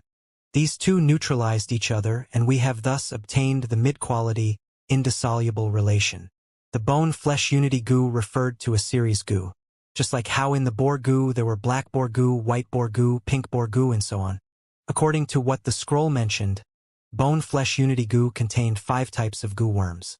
The worst quality was the fratricidal goo, which converted 10% primeval essence into 1/5 of it. Above it was friendly relation goo, which converted 10% of primeval essence into 2/5 of it. Indissoluble relation goo could transfer 3/5. Familial relation goo could transfer 4/5. And the top bloodkin relation goo could transfer 100% of the primeval essence without any loss in conversion. By relying on his previous life's experience, Fang Yuan had tampered with the recipe at the last moment, obtaining the rank 3 indissoluble relation goo, which could be considered a pretty good luck. Researching refinement recipe was not easy. It required continuous deductions and experiments along with many goo worms. Fang Yuan was able to succeed with his tampering. One factor was due to the insight from his experience and another factor was luck. However, he had never liked to rely on luck. This didn't mean he was born a jinx or his luck was bad all the time. Fang Yuan's luck was the same as ordinary people. Sometimes good, sometimes bad. Why he didn't like it was because it was a factor which he couldn't control. He was a person who strongly desired being in control. He liked to control the situation, control others, and naturally control himself. "That's it. Your turn now," Fang Yuan said. On the whole, he was satisfied getting the indissoluble goo. Bai Ningbing transferred 10% of her snow-silver primeval essence into Fang Yuan's aperture. What happened next was shocking. Just before, when Fang Yuan transferred his dark green primeval essence into Bai Ningbing's aperture, it formed into a green water which was swallowed by the snow-silver primeval sea in just a while. Her primeval sea increasing by a bit. Now, when she transferred 10% primeval essence into Fang Yuan's aperture, before her primeval essence had yet to land into his primeval sea, his aperture started shaking. Fang Yuan immediately shouted to stop. This was not a problem in bone-flesh unity goo, but rather was the problem of his cultivation. He was only at upper stage of rank 1 goo master and had stored hundreds of bone spear goo, and now that he was receiving the snow-silver primeval essence, the whole burden was too much to handle for his aperture. Bai Ningbing hesitated. If she continued to transfer the primeval essence now, she might be able to break Fang Yuan's aperture. But even if she broke his aperture, Yang Gu could still be destroyed with one thought from Fang Yuan. She thought for a moment before finally deciding to withdraw her primeval essence. Originally, 10% of silver snow primeval essence was transferred to Fang Yuan's aperture, which should have been converted into 3/5. Now after Bai Ningbing withdrew her primeval essence, only about 1/5 of the converted primeval essence remained. What made Bai Ningbing inwardly sigh was the ability of this bone-flesh unity goo. Fang Yuan transferred all the bone spear goo to Bai Ningbing's aperture, and then accepted the snow-silver primeval essence.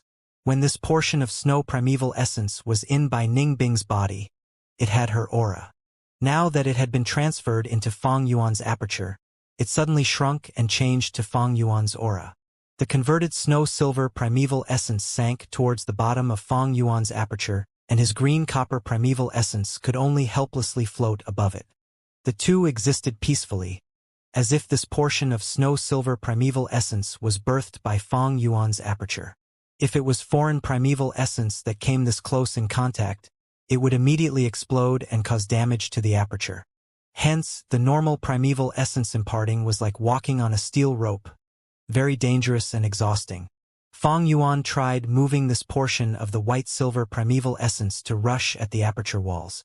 Goo masters were divided into 9 ranks of great realms. Each great realms were further divided into 4 small realms. Initial stage, middle stage, upper stage, and peak stage. Initial stage was light membrane aperture walls. The light was thin and flickering. Middle stage was water membrane aperture walls. The light flowed freely. Upper stage was stone membrane aperture walls. The light was condensed to solid state. Peak stage was crystal membrane aperture walls with ethereal and pure radiance. Fang Yuan was now a rank 1 upper stage. His aperture walls were of stone membrane. However, with one wave of impact from the snow-silver primeval essence, this stone membrane wall actually started shaking violently. Fang Yuan quickly stopped out of fear. Although he used the liquor worm before, it was used to refine the primeval essence and raise its quality by one small realm. When had he ever used the snow-silver primeval essence, which was of a much higher quality? With no choice, Fang Yuan could only reduce the amount used each time, and also slow the waves crashing into his aperture walls. To think there would also be problems when the primeval essence's quality is too high. Fang Yuan was slightly aggravated. In the darkness, Bai Ningbing heard this and rolled her eyes. What sort of godsend opportunity was this? If anyone else knew, they would probably slap him to death out of anger. This was really a blissful worry. After 4 hours, this 6% snow-silver primeval essence was finally expended. His rough stone aperture walls were already showing a glimmer just from this one round of cultivation. It was like a rough jade that had started to give off a luster worthy of its quality after processing. Quick, transfer another 10%. Fang Yuan urged. Like this, they cultivated the whole night. When the rooster crowed in the morning, light had started to shine through the window, and Fang Yuan slowly opened his eyes. His eyes were shining with unconcealable excitement. He looked at his palm and clenched his fists. Rank 1 peak stage, just a night of cultivation, caused him to rise from rank 1 upper stage to rank 1 peak stage. What divine speed is this? Ever since Fang Yuan started cultivating, he had never felt so comfortable and carefree, even in his previous life. Such a feeling was almost addictive. For example, when he had C-grade aptitude, he cultivated like a snail. Using the liquor worm, he walked. With a grade aptitude and heavenly essence treasure lotus, he sprinted. But what the heck was this? With this bone-flesh unity goo, it was like he was soaring with 2 wings. Even Bai Ningbing was stunned. She was smart and quickly realized that this goo had another greater use. This goo can also help in breaking through a large realm. Liquor worm can only raise the cultivation by a small realm, and the goo master had to rely on their own primeval essence when breaking through a big realm, thus aptitude was crucial. But with this bone-flesh unity goo, they could use another person's primeval essence when breaking through to another realm. This was an insane advantage. With this goo, Bai Goo Mountain was a complete success. Even if I sacrificed the heavenly essence treasure lotus, it would be worth it. At this time, the morning light entered the farmhouse, and Bai Ningbing sighed loudly. This world holds so many great geniuses. Grey Bone Scholar was only a rank 4 goo master, but he managed to invent the bone-flesh unity goo. He was a true genius. All goo masters with titles had their specialties. In comparison, Fang and Bai were living in obscurity. Under the blazing sun, in the fields. Auntie, take a rest. I'll help you. Fang Yuan grabbed the hoe from the old lady's hand. The old lady could not compete in strength against the young and strong Fang Yuan. She felt happy seeing her hoe snatched away, smiling till her teeth was exposed. Ah, where can I find such a wonderful lad? Since the first dual cultivation, 2 days had passed. The original plan was to stay a night and leave, but after using the bone-flesh unity goo, Fang Yuan was enjoying the rapid cultivation speed and decided to change his plans, to leaving only after he reached rank 2 at least. After all, there were still 2 to 3 years before that rock is discovered. He was in no rush. Bai Ningbing had no objections. There was a huge difference between rank 1 and rank 2. Becoming a rank 2 goo master would be a great help to their journey. Thus, they stayed in the village and didn't leave. The old lady also did not chase them away. The truth was she wanted the 2 to stay there forever. They worked so diligently, and although one was slightly dumb while the other was ugly, they were honest kids. Fang and Bai worked in the day. One had the strength of 2 boars, while the other had the strength of a crocodile. Among mortals it was like having divine strength. Farm work was a breeze, as easy as pie. Furthermore, it was an old lady's house. What tough work could there be? Every day Fang and Bai only slept a little, but were still full of energy. Such a lifestyle, in comparison to moving in the wilds and living in harsh conditions, while worrying for their safety, was like heaven. Fang Yuan used all his free time to cultivate, like he was addicted. With the bone-flesh unity goo, his speed could only be described with a proverb, 1,000 miles a day. He reached rank 1 peak stage in the first night. And in the past few days, he was steadily building on his foundation, and his aperture walls had already turned crystal clear. At this rate, he would reach rank 2 in a few days. As the number of times they cultivated increased, the bone-flesh unity goo's status rose in Fang Yuan's heart, surpassing the blood skull goo and heavenly essence treasure lotus, only lower than the spring-autumn cicada. There was no need to even mention liquor worm, which could only raise one small realm. It was nothing compared to the bone-flesh unity goo. As for blood skull goo, it required too much investment and time. Although the heavenly essence treasure lotus was good, it could only provide help to goo masters who were alone. As for this bone-flesh unity goo, according to Bai Ningbing's phrase, it was a goo that could change even the very structure of society. This was no exaggeration and was deeply acknowledged by Fang Yuan. Bone-flesh unity goo was a low-rank goo, even rank 1 or 2 goo masters could use it. Although it had many refinement requirements, the standards were really not high, and a clan with enough resources could easily refine this goo. This goo was useless to a loner, but to clans or sects, this was a divine weapon. Using this shortcut, clan elders could nurture the juniors, reducing the time and funds required to raise a goo master by many folds. With this bone-flesh unity goo, it was no longer nurturing goo masters, but creating goo masters in batches. It was a difference between heaven and earth. Because of this goo, Fang Yuan even had a change of thought the night before, getting the urge to change his plans of fighting alone to establishing a force of his own. On that topic, an organized force was just a tool to be used. Fang Yuan had created the Bloodwing demonic sect in his previous life, and if he wanted to establish an organization in this life, it would be a lot easier because he had already experienced it.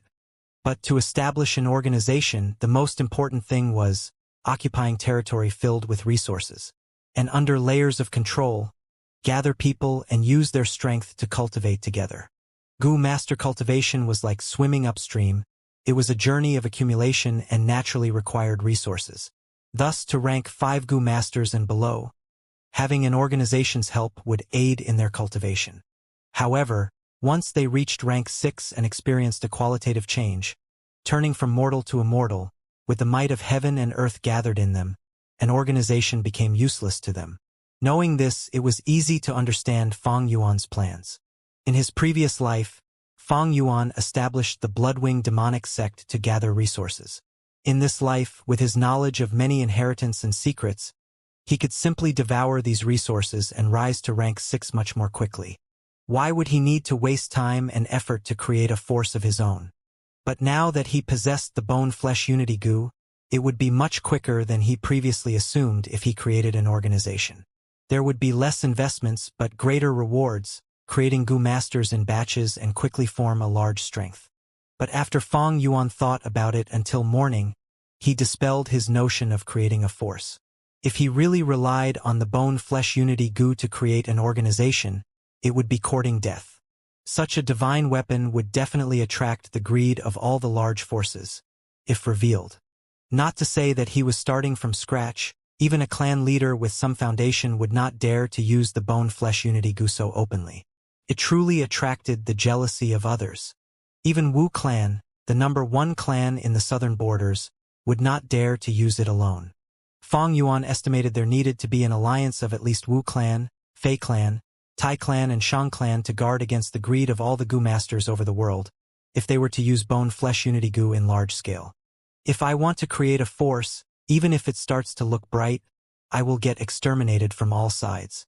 By then, even if I escape, the foundation that I created would be lost. At the end, I would even become a complete loser, pursued by everyone. Fang Yuan had completely calmed down, knowing that this was a dead path. Thus he affirmed his will of fighting alone in a large-scale battle.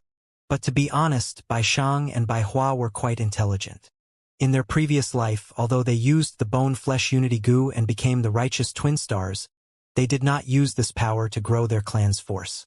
With their intentional misleading, although the bone-flesh unity goo's reputation was established, people greatly underestimated its ability. Fang Yuan recalled and sensed the wisdom in these 2 twin stars.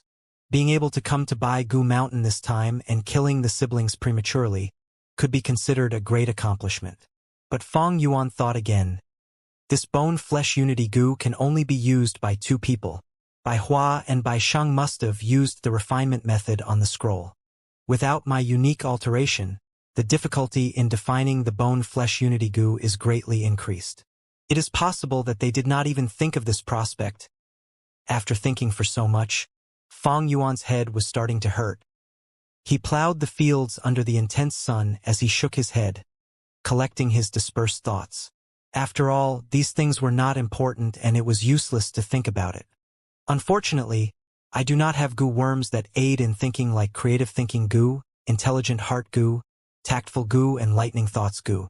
Even at the very least, the bookworm would suffice. It seems I can only purchase them when I get to Shang Clan City. The old lady's field was small.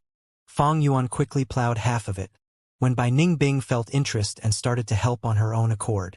She had seen farmers plowing fields on Qingmao Mountain, but back then she was still muddle-headed, and now that she was in this state, she wanted to experience the wonders in it. Only when the night approached did they start eating in front of the old lady's house. You must be hungry. There are still sweet potatoes in the pot. It will definitely fill you up. The old lady grinned as she scooped 2 bowls of rice. This rice was not the superior rice from the rice bag grass, but rough grains.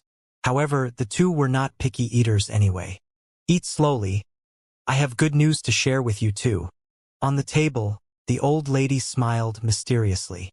Auntie, what good news do you have? Fang Yuan immediately asked with a foolish grin. As he was asking, an old man walked in from outside. Bai Ningbing secretly glanced at the old man.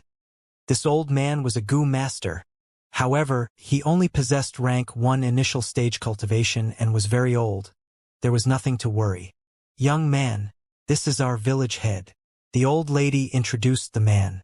Fang Yuan and Bai Ningbing hurriedly stood up. Fang Yuan scratched his head, appearing to be uneasy. Honorable village head, I am... He hadn't even introduced himself when the village head waved his hand with a smile. I know. You two are outsiders. Goo masters could sense the aura of other goo masters. However, Fang and Bai had the breath concealment goo in their ears. Their goo master aura were concealed, and the village head couldn't detect it. The old village head had obtained the report on these 2 strangers few days ago, but he didn't take it to heart. These days, besides Fang and Bai, there were many new people who had come to the village and lodged. If you want to come, just come. Why is there a need to bring in gifts? The old lady grumbled. The old village head hadn't come empty-handed. He was holding a string of tied fishes. I caught the fish this morning from the pool. Your teeth aren't in a good condition.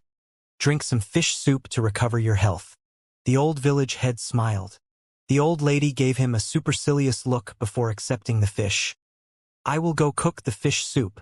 One could sense the happiness in her voice. Bai Ningbing couldn't sense anything from how the 2 elderly behaved and spoke to each other. Fang Yuan's gaze, however, flashed, realizing this old man and the old lady might probably have fallen in love at this old age. Auntie, let me do it, Fang Yuan immediately said. You guys just sit and chat. There is good news. The old lady quickly waved her hand, indicating Fang and Bai to sit. I have told your story to the villagers. The village head is a goo master. He can help you guys. Goo master. Fang Yuan's eyes immediately opened as wide as saucers. He appeared stunned and stumped as he stood there. Bai Ningbing almost couldn't help rolling her eyes at Fang Yuan's expression. She also did her best to show a shocked expression, but her performance was clearly far behind Fang Yuan's, and she knew this clearly. The old village head laughed loudly at Fang Yuan's expression. He immediately felt this ugly and silly guy was somewhat adorable, compared to Bai Ningbing, who only looked somewhat stunned. The old village head liked Fang Yuan more. Come and sit down, you 2 youngsters, don't be reserved. He waved and sat down first. Fang Yuan acted bashful before he sat down while puffing hard. He appeared nervous. Bai Ningbing also followed his expression from behind, but it looked somewhat unnatural. The old village head, however, didn't suspect anything. I heard you guys had gone to sell herbs and salted meat, but unfortunately came across a wild beast.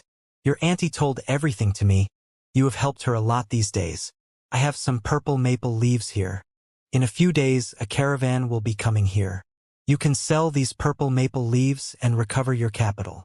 When Bai Ningbing realized this was the good news the old lady was talking about, she immediately lost her interest. This? Fang Yuan stuttered with happiness. Tears flowed out from his eyes as he choked with emotion. Honored sir, you are really a good person, a great person. The old village head patted the shoulder of this devil and tried to sympathize. No need to say that. Any person has their ups and downs in life. But I can't just give these purple maple leaves to you. Otherwise the villagers will say something about it. How about this? Go help plow the fields in the eastern end of the village. You just need to do it for 7 days until the caravan arrives. He was actually really grateful to Fang and Bai. He had been a mortal who was born and raised in this village. He and the old lady had been childhood sweethearts. But the affairs of the world was fickle. The old lady was married off to someone else. During one time when a caravan had come by, a Gu master noticed his intelligence and gave him some help, turning him into a Gu master. Because of this, he became the village head. Although he still had feelings for the old lady, both of them had families and children, and it would leave a bad impression if he stayed overly in touch with her. Although he is the village head, he couldn't brazenly assist her. He had actually been secretly observing Fang and Bai, and felt their nature wasn't bad. They were hardworking and were honest kids, just that their luck was a bit bad. Hence, when the old lady told their story to him, he immediately agreed to help. You agreed to the village head during the dinner. Are you really thinking of plowing the fields for 7 days for a cart of that purple whatever leaves? In the house at night, Bai Ningbing puzzledly asked. Purple maple leaves is of course not my true objective. Didn't you hear during the meal? A caravan will be passing through this place. Fang Yuan replied. So what? Didn't you mention that caravans pass through Ziyu Mountain all year round? The caravans pass through once a year sometimes, and sometimes once per half a year.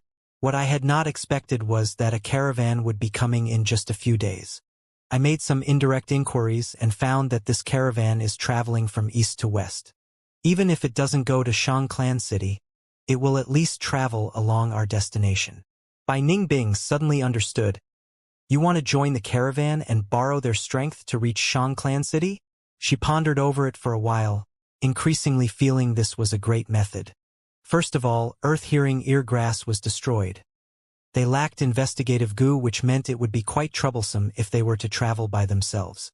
Secondly, they had committed crimes. The Bai clan was definitely chasing after them without rest. Joining the caravan was a great way to cover up their tracks. Finally, they had breath concealment Gu and were able to disguise as mortals. The caravans would definitely take precautions against foreign Gu masters, but definitely wouldn't have much vigilance against mortals. Even if they were to be discovered, there wouldn't be any problems. When that time comes, with a rank 3 and a rank 2 cultivations, they could still make an escape. The heads of the caravans normally possessed rank 3 cultivation. Those that were rank 4 like Jiafu were quite rare. But even if we disguise as mortals, could we just casually enter the caravan? Bai Ningbing thought about it but still had this worry. Fang Yuan chuckled. Of course, we won't be able to just casually join a caravan. We would need a guarantor even as mortals. But I reckon the old village head can resolve this problem for us. Only then did Bai Ningbing felt relieved and let go of her worry. I was worried for nothing. Indeed, with this guy's craftiness, how could he not have thought of this loophole? She thought, all right, I will be able to break through to rank 2 initial stage after 7 days. And I think it is time to use the Iron Bone Gu and Jade Bone Gu. Bai Ningbing's mouth twitched before saying lightly, I already told you before to use them, but you didn't agree and just nurtured them vainly for so many days, wasting so much spring milk. Fang Yuan heaved a deep sigh. Youngster, you are ignorant and thus fearless of how much pain is involved in this. Tonight, we won't do dual cultivation. I need to properly rest my mind before I use the Iron Bone Gu tomorrow night. Next day, Fang and Bai went to work the fields in the eastern end of the village like their agreement. Fang Yuan intentionally worked from morning till sunset. Hi's body contained enormous strength. This bit of work wasn't even worthy to be mentioned, but he could already hear other farmers taking notice of him and even looking up to him. At night, he sat cross-legged on the bed and concentrated on transferring primeval essence into the iron bone goo within his aperture. This goo was like a bone, with rounded and smooth ends, and slender mid-area. The whole bone was jet black as if it was made from iron. This goo was a rank 3 goo and it required instant consumption of great amounts of primeval essence to be activated. Fang Yuan was just a rank 1 goo master and shouldn't have been able to use it. But after Bai Ningbing transferred a lot of his snow-silver primeval essence, he was barely qualified to activate it. The transferred snow-silver primeval essence was almost completely used up in transferring to the iron bone goo. This goo first let out dark radiance before immediately melting down into iron liquid. It flew out from the aperture and merged with Fang Yuan's skeleton. Pain. An intense and inconceivable pain. Fang Yuan felt like his heart was branded by a scalding hot branding iron. Anywhere the iron liquid passed through in the bones felt like it was being roasted in burning coals. This kind of pain penetrated even the soul. Fang Yuan's face distorted under this pain. Immediately following, drops of sweat began to fall from Fang Yuan's forehead, and in the next moment, his whole body was drenched with sweat. After a long while, Fang Yuan couldn't endure the pain any longer and let out a groan. Bai Ningbing's expression changed. Because of the darkness, she hadn't been able to clearly see Fang Yuan's earlier expression and situation. But from this oppressed groan, she judged this pain was no small matter. She knew what insane willpower Fang Yuan had. He hadn't let out a word even when his whole body was covered with flames. But after using the iron bone goo, he let out such a sound. From this, one could tell how intense the pain was. Among the Goo Master's cultivation, 3 big aspects of nurture, use and refine. In regards to use, some goo were extremely peculiar. Iron bone goo was one of those, giving extremely intense pain when used. Unfortunately, one needed to endure this pain, and if in case they lost consciousness in the middle, all their efforts would be wasted. Historically, many famous goo masters had died from pain of using goo like the iron bone goo. Fang Yuan clenched his teeth and persevered. The unbearable pain continued to flood in. He involuntarily let out several groan-like snorts from his nose. In the end, his whole body was almost paralyzed from the pain. He couldn't even exert any more strength in his jaws. When all of his bones were dyed a layer of black by the molten iron, he finally relaxed, and almost instantly, a burst of dizziness attacked him. His eyes blacked out and he started losing consciousness. However, he forcibly persevered, and after taking few deep breaths, he slowly laid down. "Is it over?" Bai Ningbing's voice came from the darkness. Naturally. Fang Yuan sucked in cold air. His voice was hoarse but stable. "Go to sleep. We still need to work tomorrow." "Okay." Bai Ningbing felt greatly disappointed when she realized Fang Yuan was still able to be clear-headed. If he had fainted, she might have had a chance to get hold of the Yanggu. No, that isn't right. Yanggu is inside Fang Yuan's aperture. How can I take it out without any special means? Thinking of this, she let go her dark thoughts. The next day, Fang Yuan didn't go to work, instead staying in bed. The intense pain was still lingering around and tormenting him. If he made even a slight movement, the violent pain that emerged felt like a chainsaw was sawing at his nerves. The pain was temporarily dominating him and putting him into an extremely weak state. Let alone farm work, he was not able to even leave the bed and walk. At this instance, Bai Ningbing realized that Fang Yuan had forcibly kept up a facade last night. Resultantly, she went to the farm and did the work alone. By evening, Fang Yuan was able to make some movements. Bai Ningbing refused to believe him and used the jade bone goo. Obviously, she found out the absurd amount of pain Fang Yuan had suffered. As prideful as she was, she couldn't help groaning in pain and even grabbing the bed sheets. However, even though her whole body was trembling and shaking, she was able to persist till the end. An intense dizziness attacked her immediately after her success. She fell down on the bed and instantly lost her consciousness. On the second day, it was Bai Ningbing's turn to lie on the bed, in so much pain that she could not move at all. Fang Yuan had recovered mostly, going off to plow the fields at the east of the hamlet. The old lady went into the room, asking in concern, Bai Ningbing kept saying she was fine, that she was tired after a day of physical work, and that she only needed to rest for a day. The old lady gave an understanding smile. Indeed you were tired, your actions these past 2 days were slightly loud. I could hear it all. What? Bai Ningbing could not understand it. Young lady, stop keeping it from me. I could tell a mile away. The old lady laughed. Bai Ningbing's pupils shrunk. Did her identity get exposed? How can that be? At once, a deep killing intent arose in her, but she could not bear to do it. She could cold-heartedly watch the Bai clan siblings burn to death. But that is because the Bai clan was destined to be their enemies. Although she was proud, she was not merciless like Fang Yuan. Towards people who had helped her, she would not be able to act. The old lady in front of her was such a case, and so was the former Bai clan leader from Bai Ningbing's clan. The old lady held no suspicions towards Bai Ningbing. She grabbed her hand and patted. Young lady, I can tell these few days. How can guys have such a butt and waist like yours? No wonder you wear a straw hat and do not like talking. Although I am old, I am still a woman. We women have a talent compared to guys. That is, we are meticulous. Ah! Bai Ningbing did not know what to say. The old lady was enthusiastic, speaking in an understanding tone. I understand you as a woman, dressing up like this outside to protect yourself, otherwise accidents might occur. Bai Ningbing was speechless.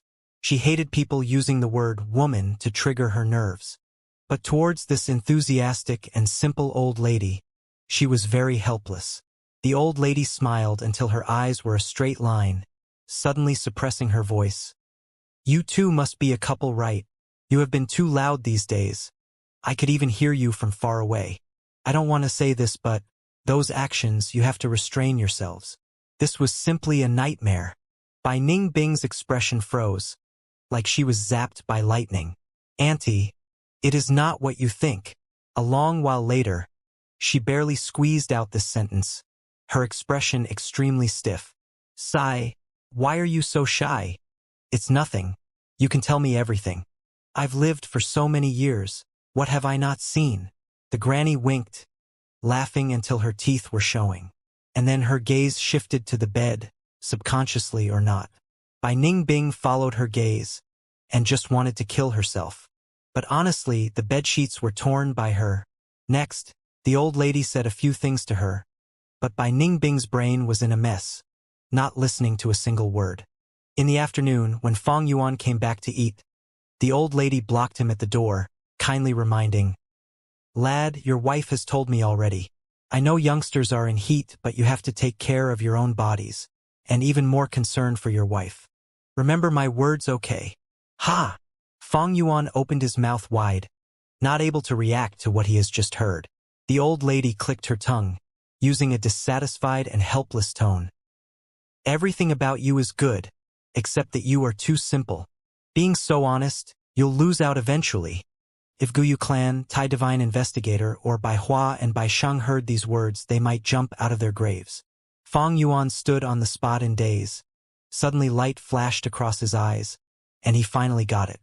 Oh, that he. He scratched his head sheepishly, nodding. Auntie, you are right. I get it. At the dinner table, he saw Bai Ningbing. Bai Ningbing looked at him coldly, her body almost emitting cold air. The corners of Fang Yuan's eyes had been twitching non-stop. This matter was a reminder to Fang Yuan as well. Fang Yuan can easily portray any role. That is because he has a rich experience and broad horizon. But Bai Ningbing was not, because even after disguise, she still has her flaws. Thankfully, this flaw is small, and in this world, whenever a woman traveled, she would definitely dress up as a male, to reduce the potential danger she might encounter. Even though this misunderstanding was very awkward, Fang Yuan had to admit that this can better conceal their true identities. Bai Ningbing's mood became worse. That night, she asked Fang Yuan again, when he can return the Yang Gu to her. Fang Yuan could only answer that once he reached rank 3, he would return it to her. Bai Ningbing snorted. She understood Fang Yuan. She would rather die than trust Fang Yuan's words. But now she could not take the Yang Gu by force yet. When I get to Shang Clan City, I have to get at least a poison Vow Gu, 3-hand Gu, or even Seize Gu would work too. Thinking so, Bai Ningbing was even more anxious about getting to Shangclan City. Other than dual cultivation, Fang Yuan's cultivation has a new chapter added to it. That is, using the crocodile strength goo to increase his strength. Speaking of which, being able to feed the crocodile strength goo to this date was out of Fang Yuan's expectations. The ones to thank were the Bai clan. It was due to getting large amount of crocodile meat from them that Fang Yuan was able to raise it to now. Otherwise, it would have starved to death long ago. Crocodile strength goo was like black and white boar goo. They permanently added strength to the goo master's body. But before rank 6, a goo master still has a mortal body. Like a bowl, it cannot contain a lake. A goo master's body has its limits eventually. That is also why Fang Yuan could not use the crocodile strength goo before. But now, he had obtained the iron bones goo and jade bones goo from Bai Goo Mountain. These two goo were expenditure type goo. Each had their merits, and their values were about the same, able to permanently improve the goo master's physique. Choosing which goo decides the progression route of the goo master. When goo masters use goo, there were much to consider.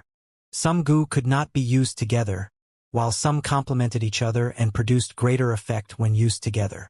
Bai Ningbing once used the ice muscles goo, thus her body was made of ice muscles.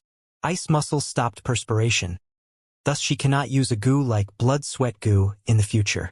And if she uses the jade bones goo, her original mortal bones would become jade bones. Ice muscles and jade bones, it was a superb combination. Each person has their own needs. Ice muscles jade bones might suit Bai Ningbing, but it does not suit Fang Yuan. Considering the legendary goo at Shangclan City, Fang Yuan plans, he wanted to form the most effective steel tendon, iron bones. Being able to get the iron bones goo on Bai Goo Mountain, it was a perfect scenario for him. After using the iron bones goo, Fang Yuan's bones were tough as iron now. With his body foundation improved, he can now add the strength of one crocodile in addition to the strength of 2 boars. His strength continued to rise. 7 days passed in a flash. According to their initial agreement, Fang Yuan got a cart of purple maple leaves from the old village head. These goods were very cheap. The entire cart could not even sell for 2 primeval stones. But this was not Fang Yuan's objective. He only wanted to hide his identity and follow and get closer to the caravan. When the caravan arrived, it was 3 days later than the old village head expected. Only on the 9th day did they appear. The originally peaceful town boomed with life again. The caravan's size was huge. Bus-sized black-skinned fat beetles carried goods and people as they crawled slowly. Beside them, colored ostriches dragged the dray. Mountain large spiders wrapped boxes and containers on their bodies. Winged snakes meandered, and toads carried large bundles on them. These stead-type goo formed the main body of the caravan. Other than that, there were large numbers of mortals pulling cows, horses, or carrying bamboo bags. This year's caravan is finally here. Every time I see these snakes, I get a little scared. Lord Goo Masters are really amazing. They can make these ruthless snakes so tame. I hope my cured meat can be sold this time. I don't expect a high price. I'll be satisfied with just a few primeval stone fragments. Yeah, our luck is not as good as the outsider. The village head is too biased. That is an entire cart of purple maple leaves. To think he gave them away like that. The villagers made many temporary stalls at the village entrance. As Fang Yuan and Bai Ningbing dragged a cart of purple maple leaves, mixed among them. Among these people, some were all locals, others were from other villages, carrying goods with them. Places with people will have competition for benefits. Fang and Bai, even though they stay at the village and plowed fields for 7 days, their cart of purple maple leaves attracted many jealous gazes into them. Fang Yuan, of course, did not pay them any attention. He was secretly observing the members of the approaching caravan. This caravan is a mixed one, with many different clan forces among them gathered together. It was not like the Jia clan caravan with Jia clan as the main force. This caravan, other than the selected leader, there were also a number of vice leaders like an alliance army. This was good news to Fang Yuan. The more complex the structure of the caravan, the easier it is for him to mix in. Hey, how much are you selling this cart of purple maple leaves? Someone quickly came to ask for prices. 2.5 primeval stones. Fang Yuan said. 2.5? You might as well go rob. The person stared with wide-opened eyes. Buy it or leave, Bai Ningbing said at the side. Humph. The person waved his sleeves and walked off. If they really sold this cart, what excuse would Fang and Bai use to join the caravan? Thus, they purposely denied 3 potential buyers and deterred them. Until evening, they still did not manage to sell the cart of purple maple leaves. Instead, others managed to sell most of their medicine grass, cured meat, milk, etc. After all, the caravan was huge. They needed to replenish these goods. Many people saw Fang and Bai as a joke, and some even start to mock them. Some kind people reminded them to reduce the price appropriately. But Fang and Bai paid them all no heed. Before night time, Fang Yuan pretended to be dejected, dragging this cart of purple maple leaves back to the old village head's house. The old village head asked and sighed. You too. I told you that 2 primeval stones were already a high price. We can sell it even for 1.5. Why didn't you listen to me? Adamantly selling at 2.5. You have to know, there are lots of purple maple leaves on Ziyu Mountain. Those people buy it because it is more convenient for them, and they can save time from picking them. Sai, it's pointless to tell you now. Never mind, never mind. The old village head continuously sighed. Fang Yuan bobbed his head. We just wanted to sell it for more primeval stones. One is to recoup the cost. The other is to take care of our parents. Who would have thought that after so much effort, it could not be sold? He sounded anxious, a hint of crying in his speech. Hearing his words, the old village head's heart softened, the grudge in his heart dispersing by more than half. Fang Yuan said again, No worries, Lord Village Head. I have decided to follow the caravan tomorrow. By lowering the price, I'm sure we can sell it eventually. Follow the caravan? Who allowed you to follow the caravan? The old village head stared with wide-opened eyes. Fang Yuan said as a matter of fact, I saw many mortals in the caravan. If they can follow, why can we? The old village head rested his head on his arm. Those are the family servants of the Lord Gu Masters. You think simply anyone can just follow them? What if people with ill intentions mix in among them? Ah! Fang Yuan's mouth opened wide, stunned on the spot. Then how? The caravan is leaving tomorrow. Sigh. The old man sighed deeply. Never mind, I'll help you to the end. Tomorrow I'll beg them to let you into the caravan. It'll all be up to your fate.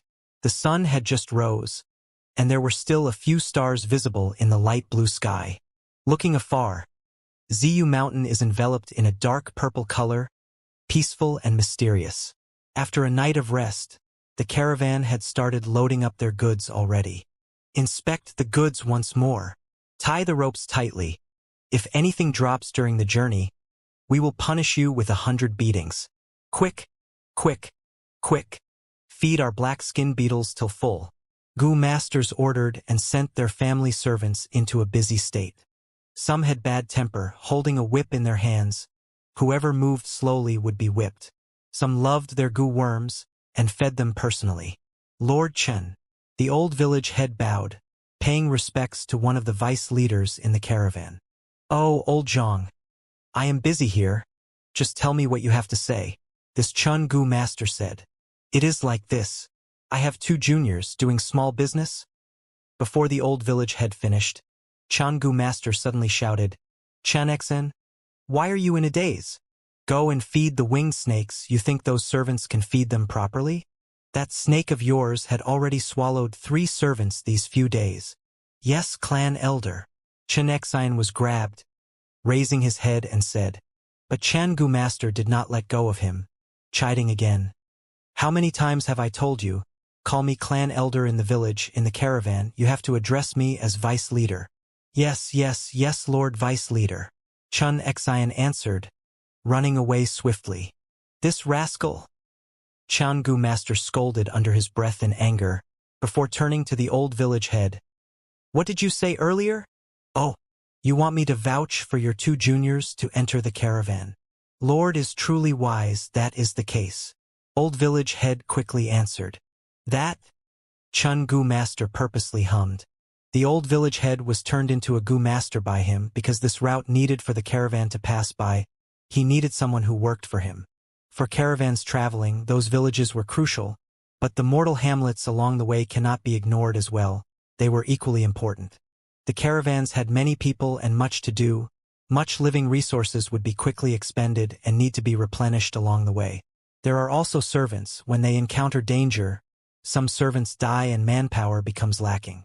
The caravan will have to select some mortals in those hamlets to recruit.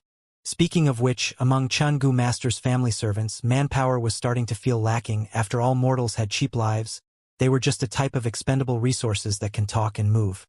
Henceforth, when I cross by Ziyu Mountain, I will still need to make use of old Zhang.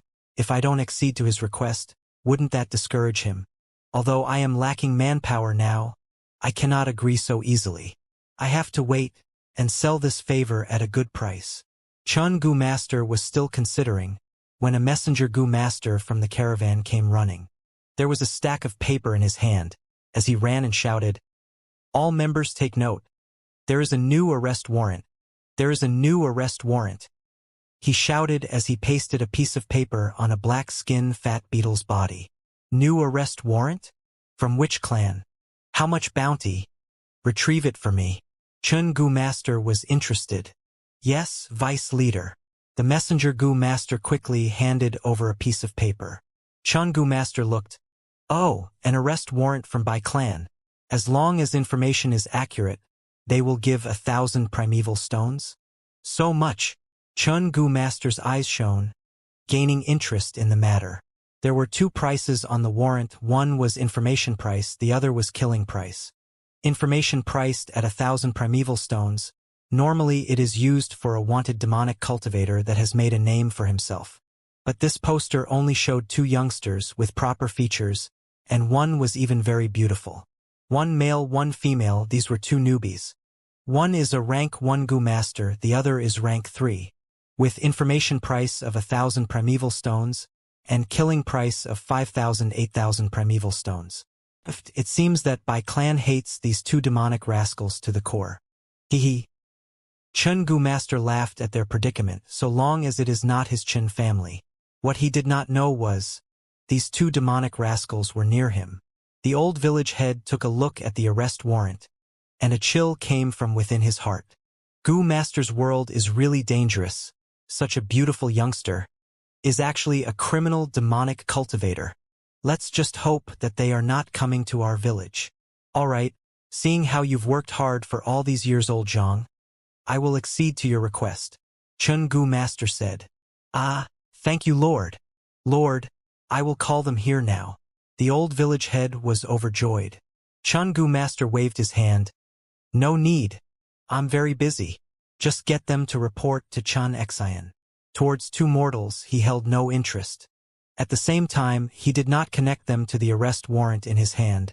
After all, this is the Bai clan's request, and they were thousands of li away. Chun-Gu Master subconsciously felt that he at a very safe distance away. This was a very common thinking. Even on modern Earth, when murder cases happen in cities, no matter how ruthless and vile it is, other cities do not feel much danger, even if transportation is so advanced. Other than that, they also have a fluke mind mentality. In this vast world, where people lived everywhere, how would these two demonic scoundrels come to my caravan? Then I would be way too unlucky. It's impossible. People always tend to think that unlucky events would not occur on themselves. Moreover, many people in arrest warrants are extremely vicious and cruel characters, attracting people's attention. Two newbies like Fong and Bai, one rank 3 and one rank 1, what could they amount to? Chun Xian saw the two of them but did not think of the warrant at all. Fong and Bai's image had changed completely, not just the disfigured Fong Yuan, but after these days of practicing, she also started to become more natural. Chun Xian lost interest immediately, especially Fong Yuan's appearance made him disgusted. He was only rank 1 while Fong Yuan rose to rank 2 several days ago. Chun Xian observed them carelessly, and did not feel any Gu Master aura, thus calling an old attendant and getting him to arrange Fong and Bai's jobs.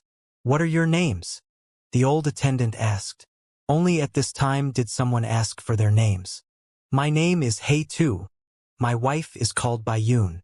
Fang Yuan casually said. Female? The old attendant frowned. He stared at Bai Ningbing and looked. Seeing her dark skin appearance and her dazed look. She's called Bai Yun one? This Hei too is also really ugly.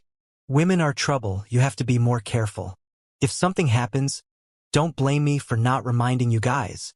The old attendant said. I know. This cart beside me is filled with purple maple leaves. My wife is staying on the cart and taking care of the goods. I do not want much interaction with other people. Fang Yuan said. Humph. Good that you understand. The old attendant arranged a physical task for the two to move goods, but for Fang Yuan and Bai Ningbing it is no issue at all, but Bai Ningbing had to pretend and act like she was out of breath constantly, causing her mental fatigue. Not far away, some family servants were slacking, resting at a corner. Their gazes were directed towards Fang and Bai. Brother Chong, there's two newcomers. Some people saw them bringing in their private goods. That's an entire cart of purple maple leaves. A thin family servant said excitedly. Depriving newcomers, it was the ritual that the caravan old-timers often did. Brother Chong squatted on the ground, squinting. I see it. Skinny monkey. Go test them out. His body was strong as an ox, although his muscles were developed, he was not a rash person. In this world where Gu masters ruled above all, the strength of a mortal is nothing spectacular.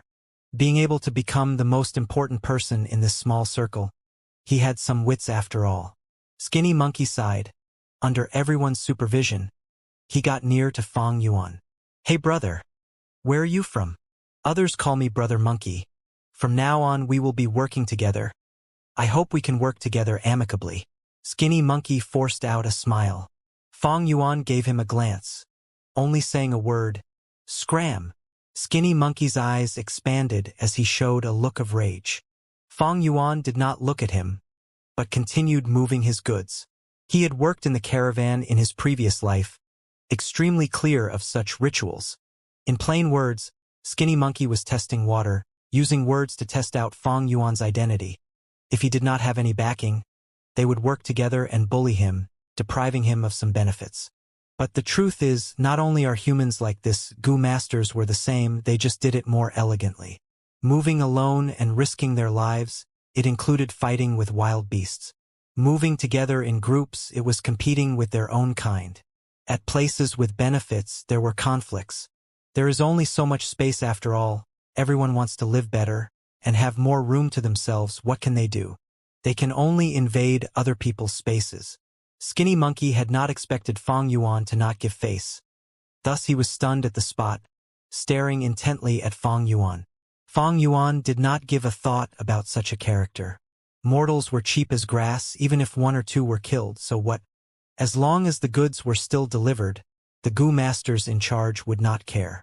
Even if they did, Fang Yuan had backup methods to resolve this issue.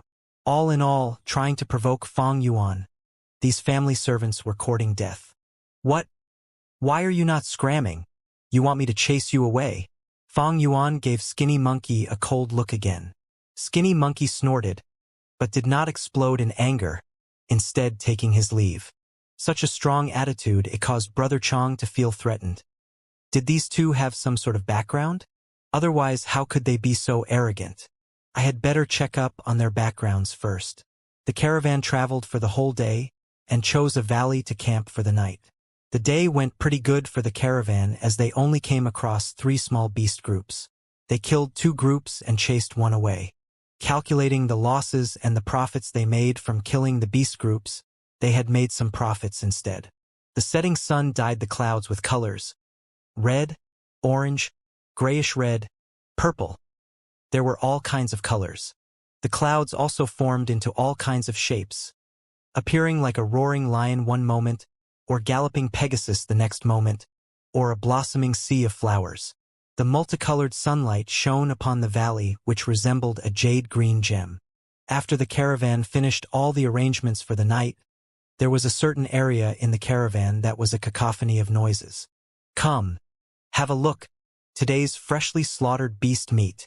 Buttermilk, fragrant and sweet buttermilk. Only 10 pieces of clothing remaining, stock clearance sale. Fang Yuan and Bai Ningbing were also among the crowd. They dragged their handcart and occupied an area. At their left was a stall selling wild herbs, and at their right was a stall selling milk. Bai Ningbing was rather interested in all this as she looked all around her. To think there would be a small bazaar like this in the caravan. If there is consumption, there will be transactions, and the consumption will thus stimulate marketplaces. Fang Yuan answered. Bai Ningbing's eyes flashed. These words were truly incisive. She looked at Fang Yuan. Are you planning on selling these purple maple leaves? Fang Yuan slightly nodded his head. We have already entered the caravan, so we can just conveniently dispose of them now. Keeping them with us will only attract the greed of some scoundrels. What's more, it wasn't easy to preserve purple maple leaves. They had it for just over a day, and already the purple maple leaves on Fang Yuan's cart were showing signs of withering. And as time continued to pass, their value will only get lesser and lesser. Of course, Fang Yuan didn't care about measly 2 primeval stones. However, just throwing them off wouldn't be in accord to their current identities, and would only serve to raise suspicions. The small bazaar in the caravan is divided into 2 types. The one we are dealing in is only the transactions between mortals, and it will be held every day. Another type is the transactions between Gu masters, which is held once a week. Fang Yuan said. Bai Ningbing's blue eyes, covered by the straw hat, slightly brightened. It would be helpful to us if we could join the small bazaar held for Gu masters. Shang Clan City is still a great distance away. If not anything else, we need an investigative Gu to prevent any unforeseen circumstances. I have already planned this out, but it's still too early. Fang Yuan confidently smiled as he thought of a certain thing in his tusita flower. The two were discussing softly when a male servant walked over while staggering. He was wearing shabby and torn clothes, his face filled with bloodstains, a clear resemblance to beggars. As he walked to the stall beside Fang Yuan's and saw the pots filled with milk, he swallowed his saliva. Brother, could you give me some milk to drink? Go away. Don't hinder my business. The milk seller impatiently waved his hands. This male servant, helplessly, walked away towards Fang and Bai's cart. 2 brothers. He hadn't even finished saying his sentence when Fang Yuan walked to the front and kicked him, shouting with a vicious tone, "Screw off!" The male servant fell down to the ground. His ragged clothes were stained by the black muddy soil. His previous wounds were stimulated by the kick, making him grimace in pain. He climbed up with great difficulty and looked at Fang Yuan with hatred. Good. I will remember this. We are all mortals. Everyone has a bad day. Humph. Fang Yuan's expression turned cold as he raised his feet again. Bam. The servant fell to the ground again. Dare to say one more word?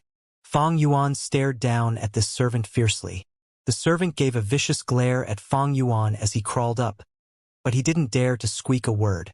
However, just as he stood up, he was again met with Fang Yuan's kick. I don't like your expression. Fang Yuan indifferently spoke with his arms crossed at his chest.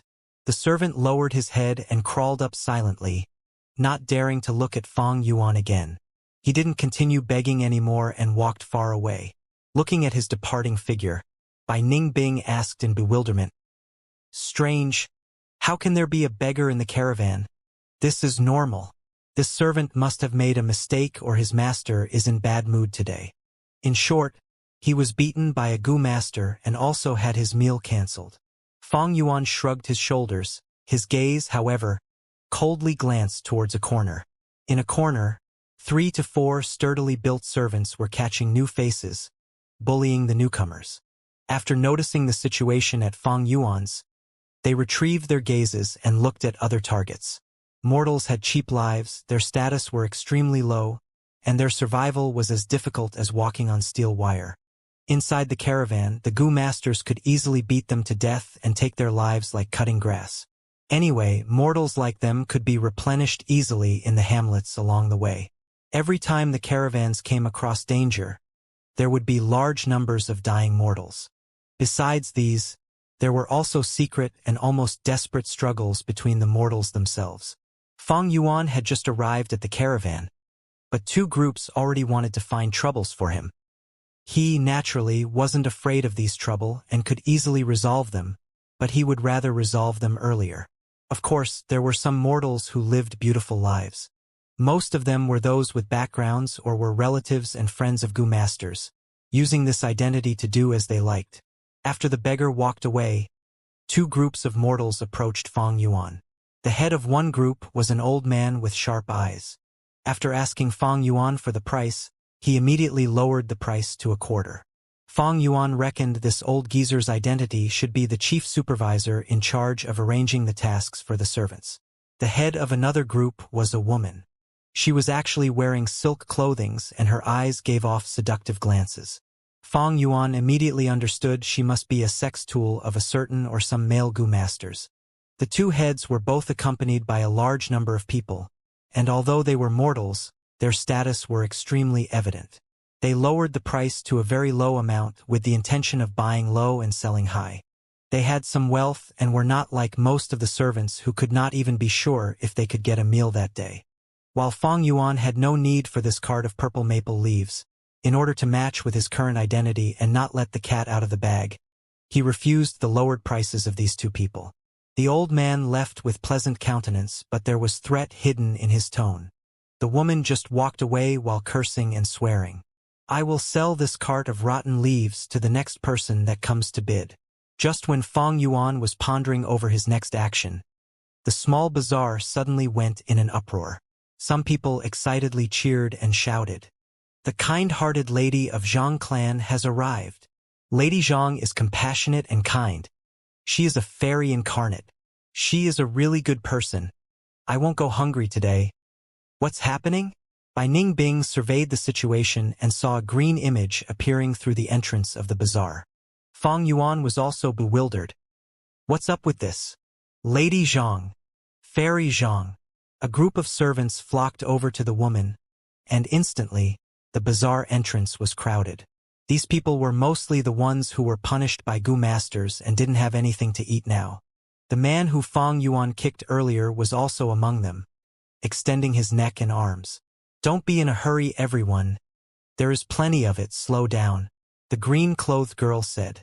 Her voice was gentle and soft, and was immediately submerged in the shouts of the crowd. "Keep your mouths shut. Line up and come one by one. Anyone that dares to rush over or shout will immediately be slashed by me." Suddenly, a thunderous voice resounded within the little bazaar. An old but tough Gu master appeared in everyone's sights. And as he gazed at everyone with his ferocious gaze, the noisy little bazaar immediately went silent. This was the authority of a Gu master. There was no one who didn't believe he wouldn't do what he just said. As a Gu master, so long as their mood was bad, what was killing off 2 or 3 mortals considered? The crowd pushed and shoved each other, and soon lined up in a neat long row. In front of the queue, the green-clothed girl held a basket of steamed buns and distributed them. The whole little bazaar was absolutely silent.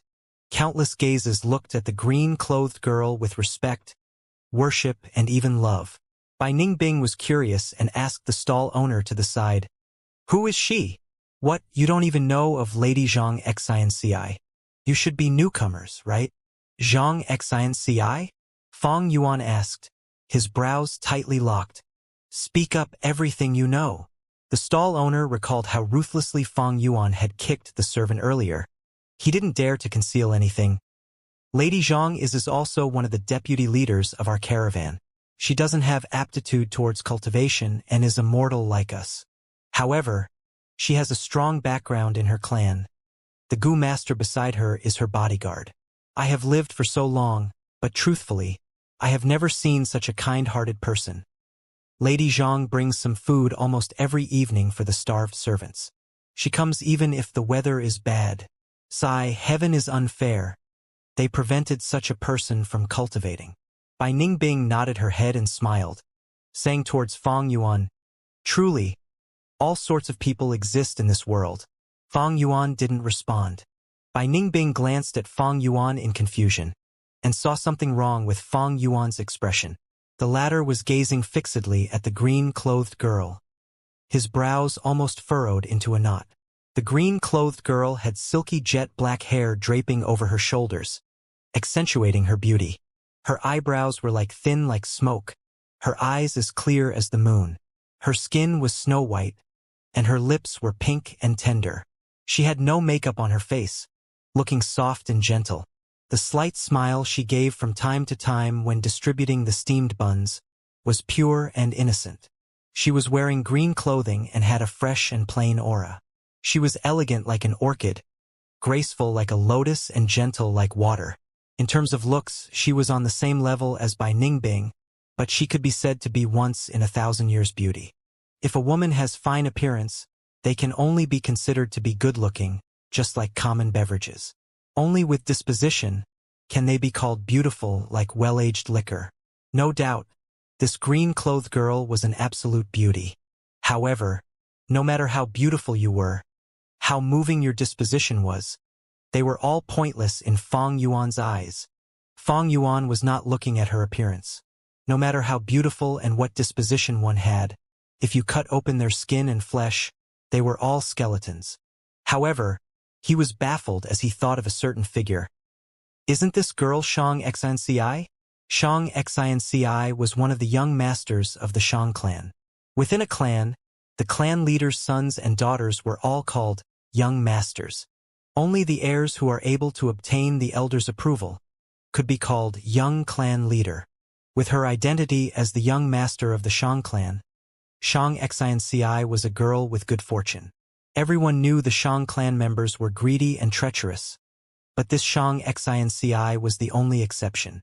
She was soft and weak, didn't like fighting, and was very lenient. She was the worst businessman of the Shang clan. When she did business, she not only made frequent losses, but was also frequently cheated by others. She easily trusted others, and the crucial point was she didn't learn after being cheated and would continue to be cheated by others. As the young master of the Shang clan, she was once taken as a disgrace of the Shang clan and was someone no one thought highly of. However, considering that she possessed the bloodline of the Shang clan leader, she was not expelled from the clan. She didn't discriminate mortals but instead felt strongly sympathetic towards them, giving care and assistance. Several times, she had even bought off all the slaves in auction, and was severely reprimanded by the Shang clan leader. However, fate was truly wonderful. In the end, she became the head of the Shang clan. But why is she here? And why is she called Zhang Xinci? In my memories, she was clearly a Gu master. Why are they saying she doesn't have cultivation aptitude and is immortal?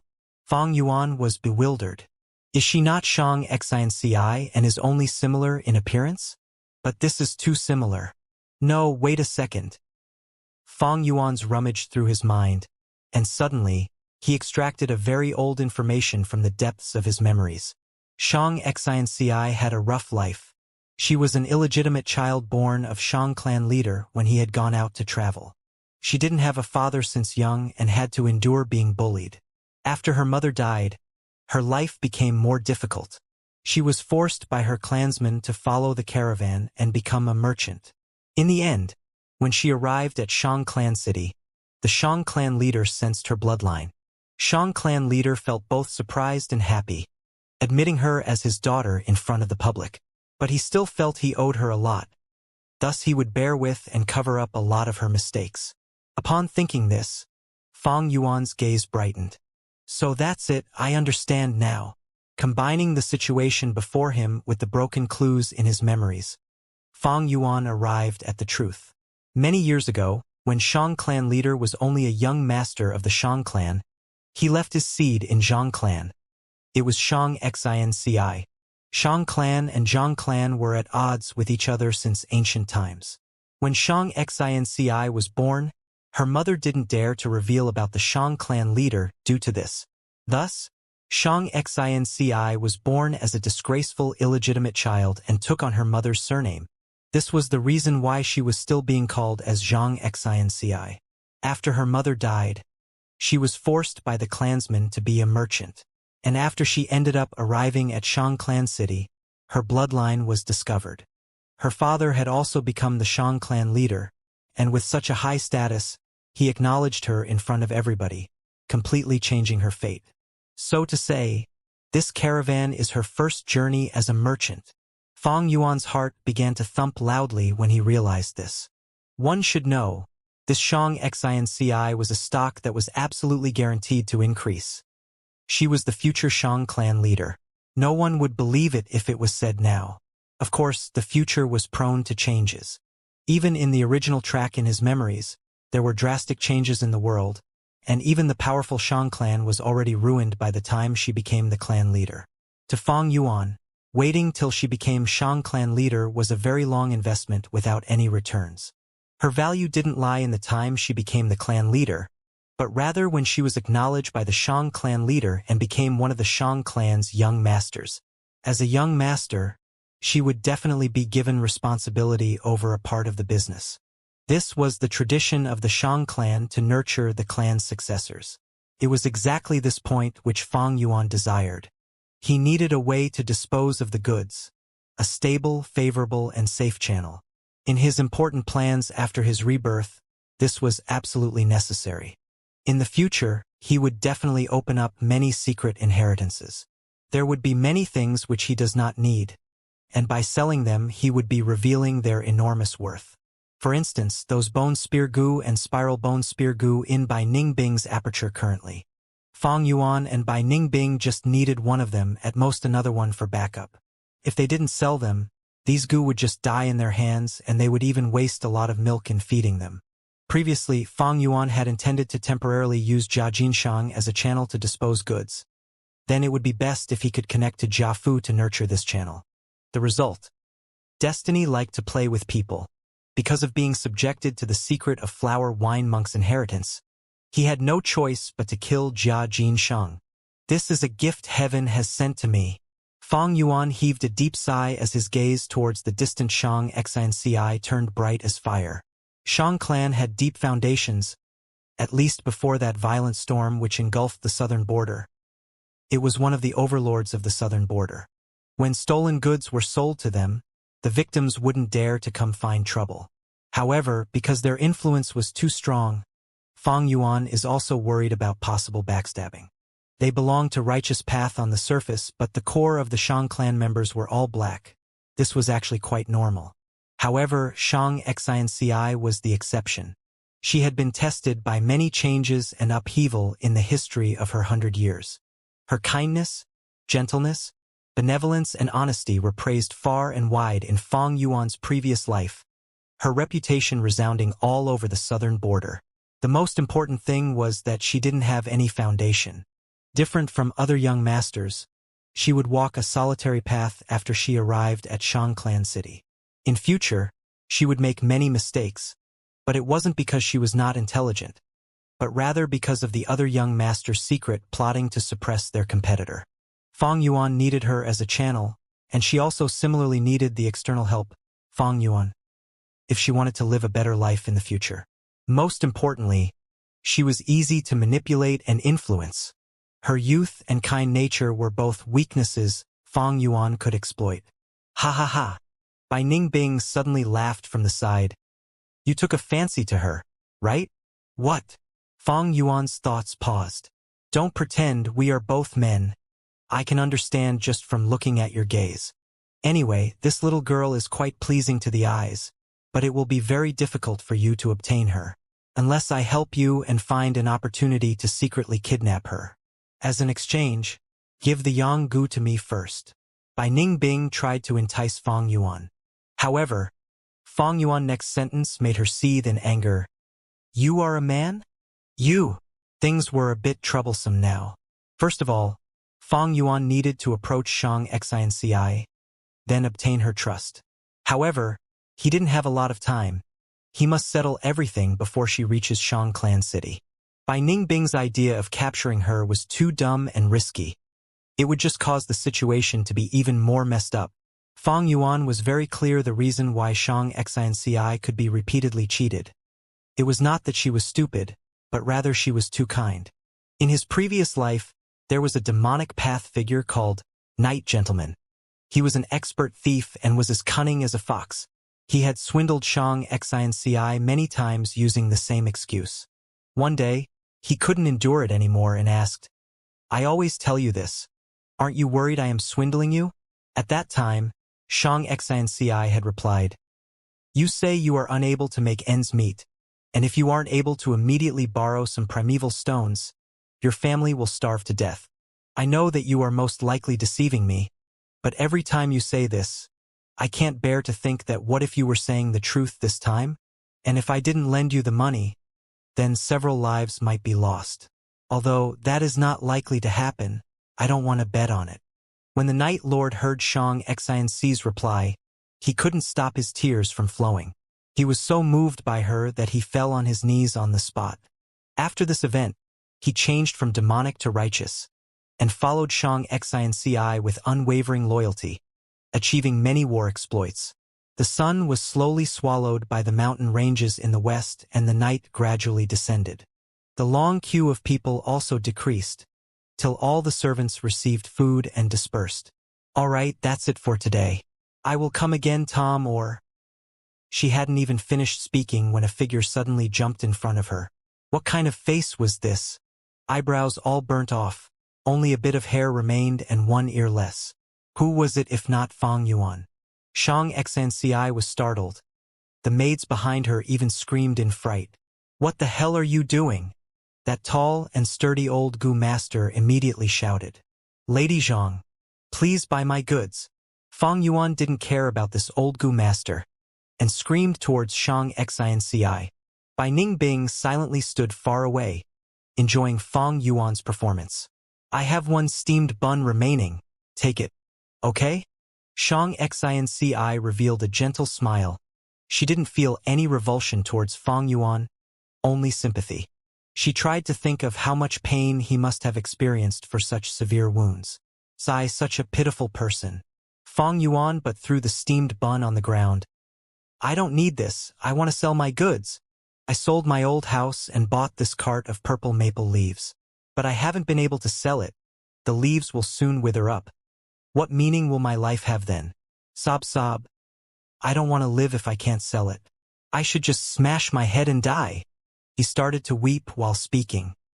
He stamped his feet and howled. His expression carried a hint of madness and was extremely moving. Bai Ningbing was dumbstruck. This acting skill, I really have no hope of catching up. If she didn't know about Fang Yuan, even she might have been deceived by Fang Yuan. She then observed the expressions and gazes of the crowd. Stunned, disdainful, sympathy, indifference, but there were no suspicions. Who is this man? Charging over so suddenly, scared me to death. Such greed. He actually wants Lady Zhang to buy his goods. Serves him right. Does he think trading is so easy? Sigh, the buyers must have demanded a lower price. When I think of those times I encountered, there were all kinds of discussions going on in the crowd. TSK. You lunatic. You actually dared to frighten our young lady. Screw off this instant. That old Gu master's tongue seemed to give off lightning sparks, as he took a step forward and protected Shang Xianci behind him. Lady Zhang, I don't want to live if you don't buy my goods. Lady Zhang, you are a good person. Please buy this cart of purple maple leaves and save me. Fang Yuan wailed without ceasing. Shang Xianci's heart softened. Sigh, don't cry. I will buy them, but life is the most valuable thing in our life.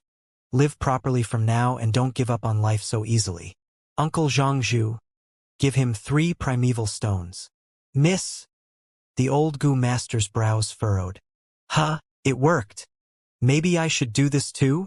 A commotion erupted among the stall owners. Thank you, lady, thank you. Lady Zhang, you are my Hey-Tu's savior. Fang Yuan was greatly ecstatic, and there were signs of tears on his face as he repeatedly bowed. The old Gu master's eyelids twitched. He looked at the cart behind Fang Yuan. This cart of purple maple leaves is worth 2 primeval stones at most. 3 is too much. Uncle Zhangzhu, Shang Xianci said with a soft voice. The old Gu master heaved a deep sigh. Miss, it isn't that I am unwilling to part with 3 primeval stones, but this amount is too big for a mere servant like him. It is bound to attract those who will eye the money and scheme against him. Miss, for his own safety we should just give him 2 primeval stones. Moreover, all the peddlers might come over tomorrow if you give it to him like this. Uncle Zhangzhu is correct. Then please give him 2 primeval stones. Shang Xianci pondered for a while and readily agreed. Fang Yuan accepted the 2 primeval stones with trembling hands. He looked deeply at Shang Xianci. Miss Zhang, you are a great person. You will definitely be rewarded. Many stall owners looked at Fang Yuan in envy. Fang Yuan put the 2 primeval stones he received into his pocket, and abandoning the handcart, he directly left the small bazaar with Bai Ningbing. The way I see it, we should just directly capture her. Don't forget our current identities if you want to approach her. Bai Ningbing murmured quietly. Fang and Bai were currently laborers under Chun clan. They had relied on this identity to mix in with the caravan. But now this was undoubtedly the obstacle for Fang Yuan in approaching Shang Xianci. However, Fang Yuan had already planned for it. He looked at Bai Ningbing and smiled.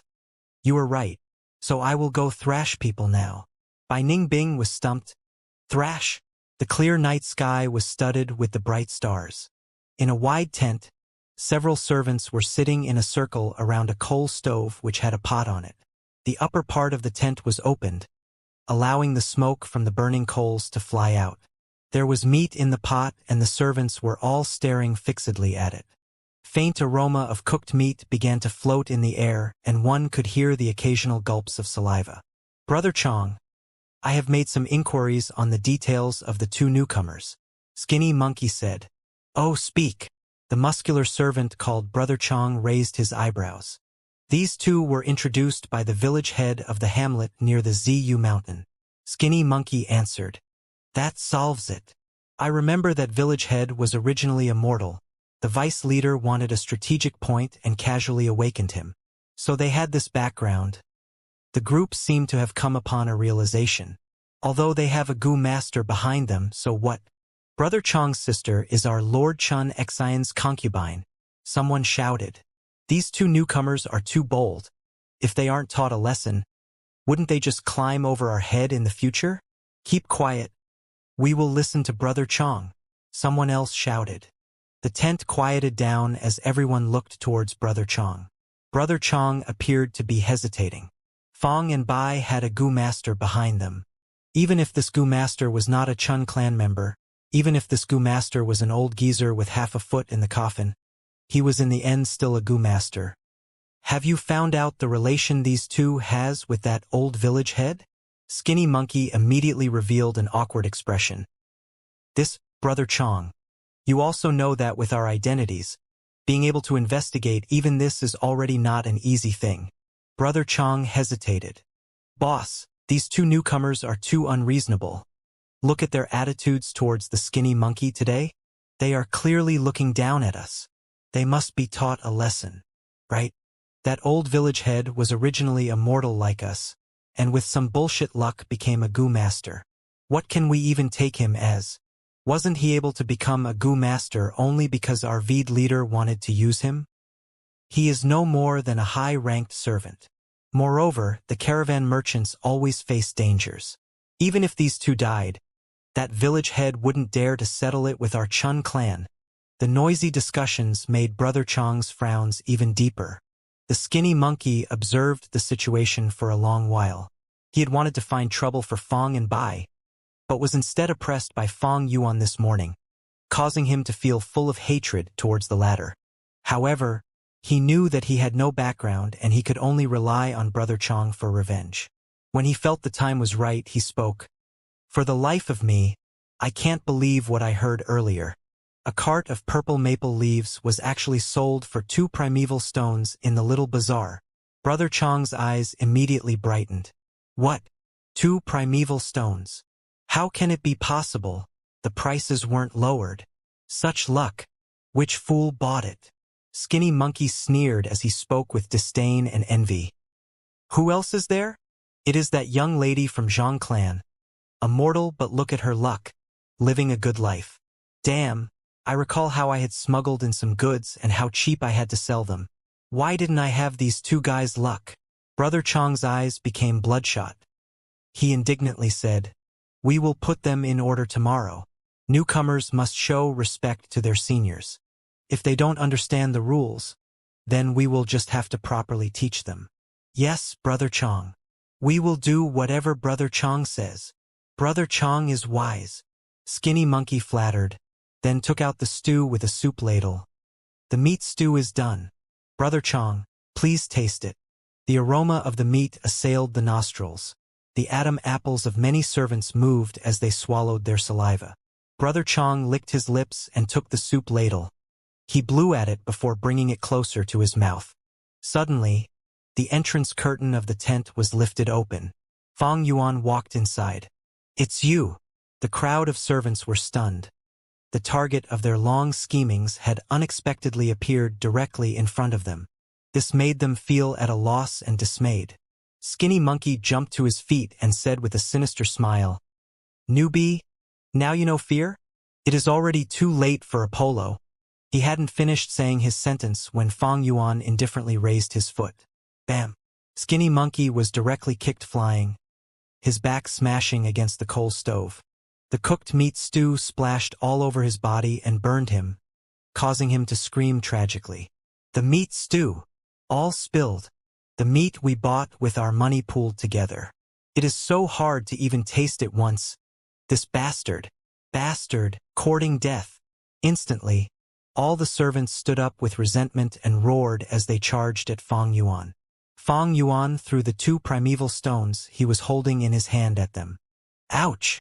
2 persons were hit by the primeval stones. One covered his eyes and another covered his stomach, both screaming in pain. Despicable.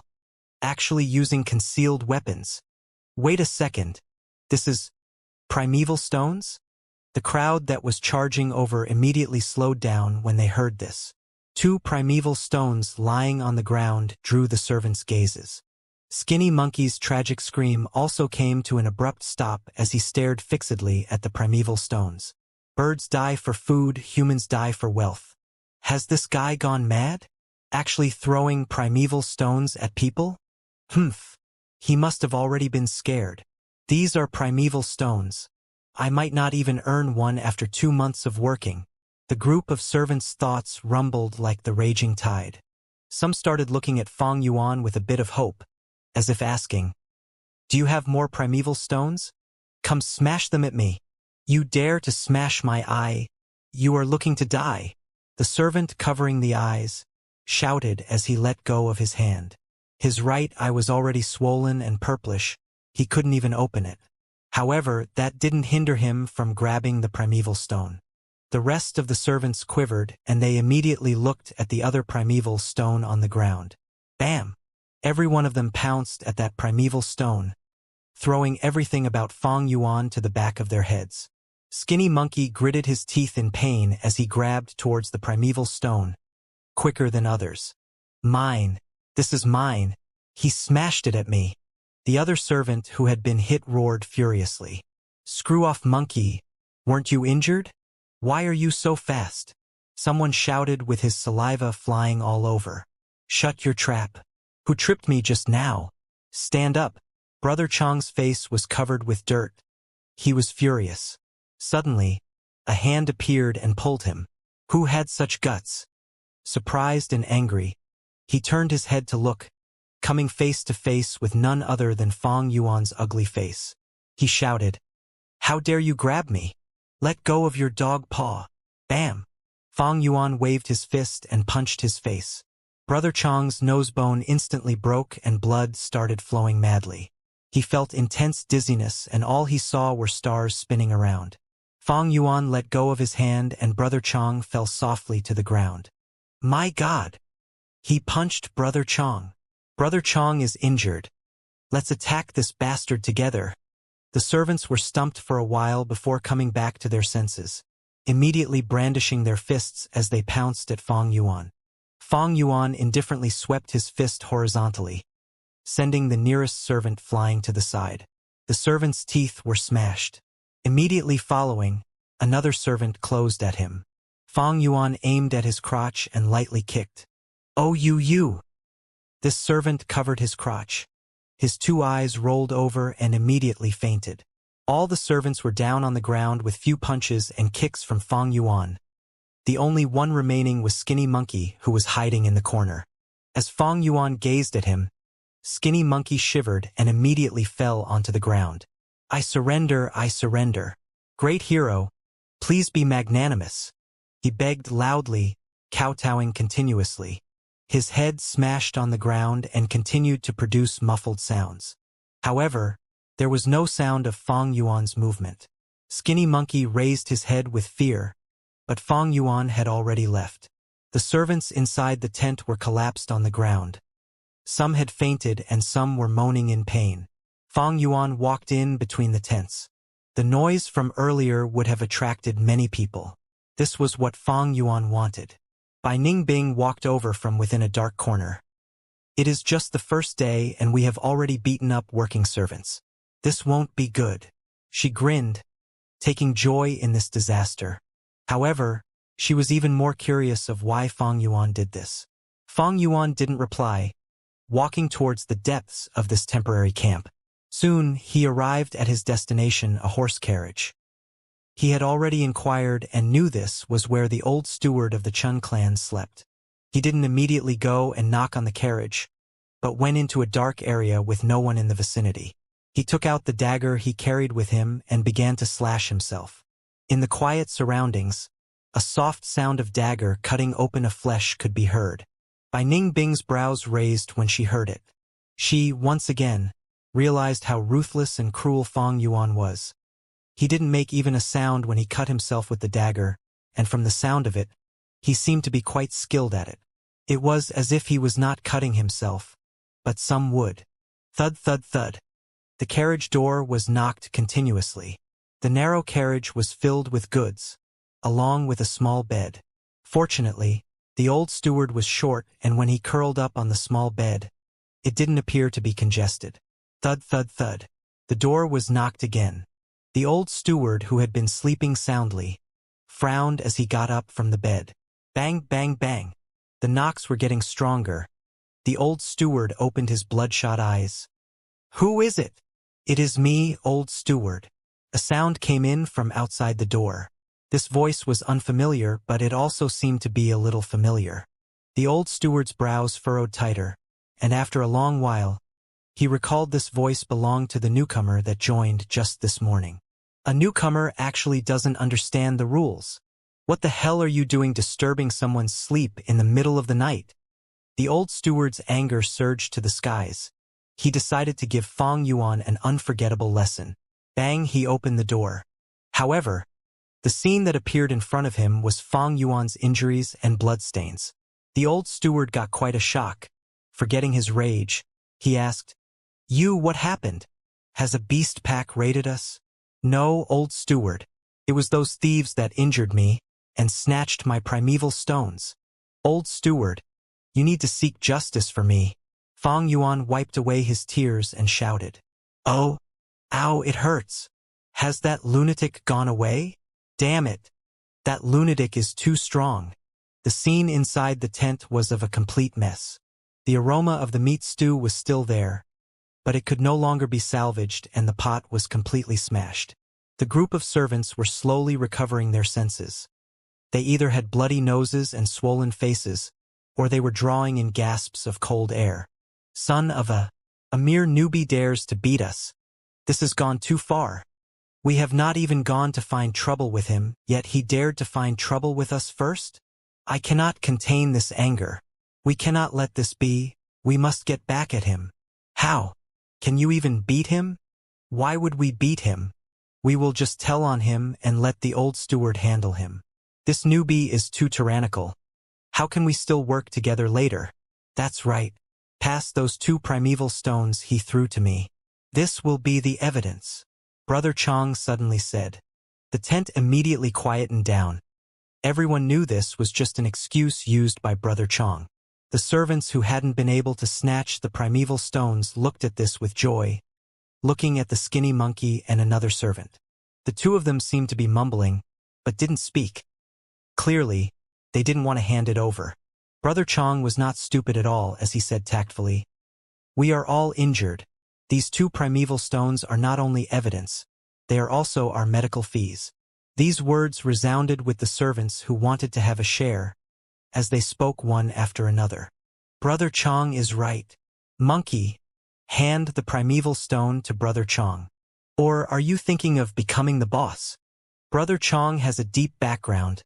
Only he can avenge us. Brother Chong, we believe you. Under everyone's pressure, Skinny Monkey and the other servant could only purse their lips and unwillingly hand over their primeval stone to Brother Chong. As Brother Chong received and felt the smooth, glossy primeval stones, he felt his nose didn't hurt so much anymore. However, right at this moment, the entrance curtain was suddenly lifted. Everyone was shocked, thinking Fong Yuan had come again. But the one that was staring at the scene was the old steward. Old steward, what are you doing here? Old steward, we were just going to look for you. The servants were both surprised and joyous. The old steward's expression, however, was not good, especially when he saw those two primeval stones on Brother Chong's hand. His looks turned even more gloomy. He reached in front of Brother Chong in few steps, then snatched the primeval stones and gave several tight slaps to Brother Chong. Brother Chong was stupefied. The rest of the servants were also stupefied. After several moments, the group finally reacted. Old steward, why are you so angry? Old steward, what are you doing? The old man simply walked away and lifted open the curtains. Chong, Skinny Monkey, you group of bastards, come out. Then he directly walked out of the tent. Brother Chong covered his face, but he didn't dare to oppose the old steward. He restrained his anger and walked out of the tent in bewilderment. The rest of the servants also followed him out of the tent, when they saw Fong Yuan standing to the side. His whole body was injured and his cloth was stained with blood. Old steward, they are the ones who stole my primeval stones. Fong Yuan pointed at them and shouted with righteous indignation. What the? The servants only then reacted. Brat, you dare slander us. Asshole. I will peel off your skin. The group of servants were furious and shouted one after another. Slap. A clear slap instantly suppressed the scene. The servant who was shouting the most was covering his face and involuntarily took a step back from the slap. The old steward looked at him darkly. Why wouldn't he complain, You guys are getting more and more out of control. You even dare to snatch the primeval stones of your workmate. The old steward was well aware of the bullying on newcomers, but he was glad to see that happen. This was a necessary process. On one hand, it would suppress the arrogance of the newcomers, making his supervision work easier. On another hand, it could also promote the harmony between the oldcomers and the newcomers. However, the bullying this time went too far. They directly snatched the primeval stones. What difference was there between them and the bandits?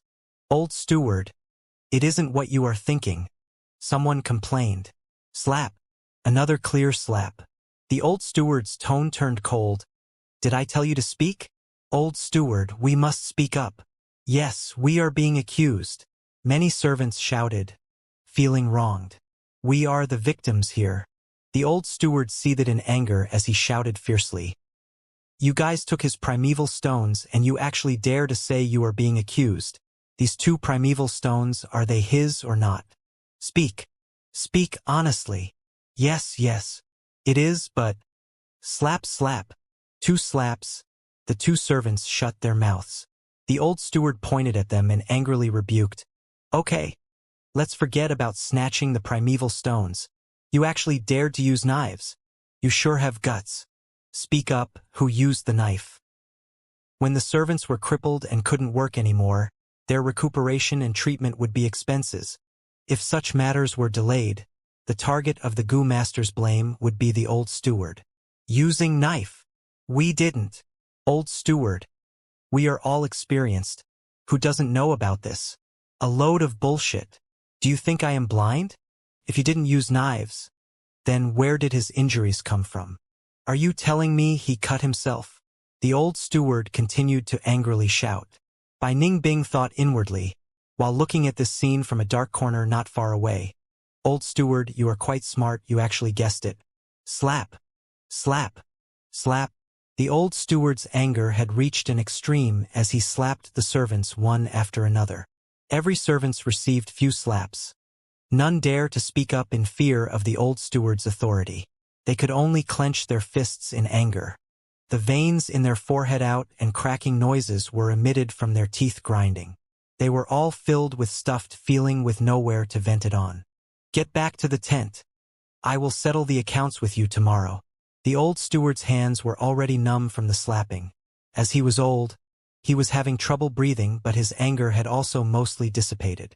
The servants didn't dare to go against this order, but before leaving all of them angrily looked at Fang Yuan, engraving his image in the depths of their hearts.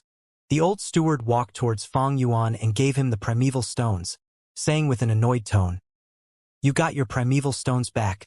Don't lose them again. I won't give a damn if you lose them again." Fang Yuan was sniffing and weeping.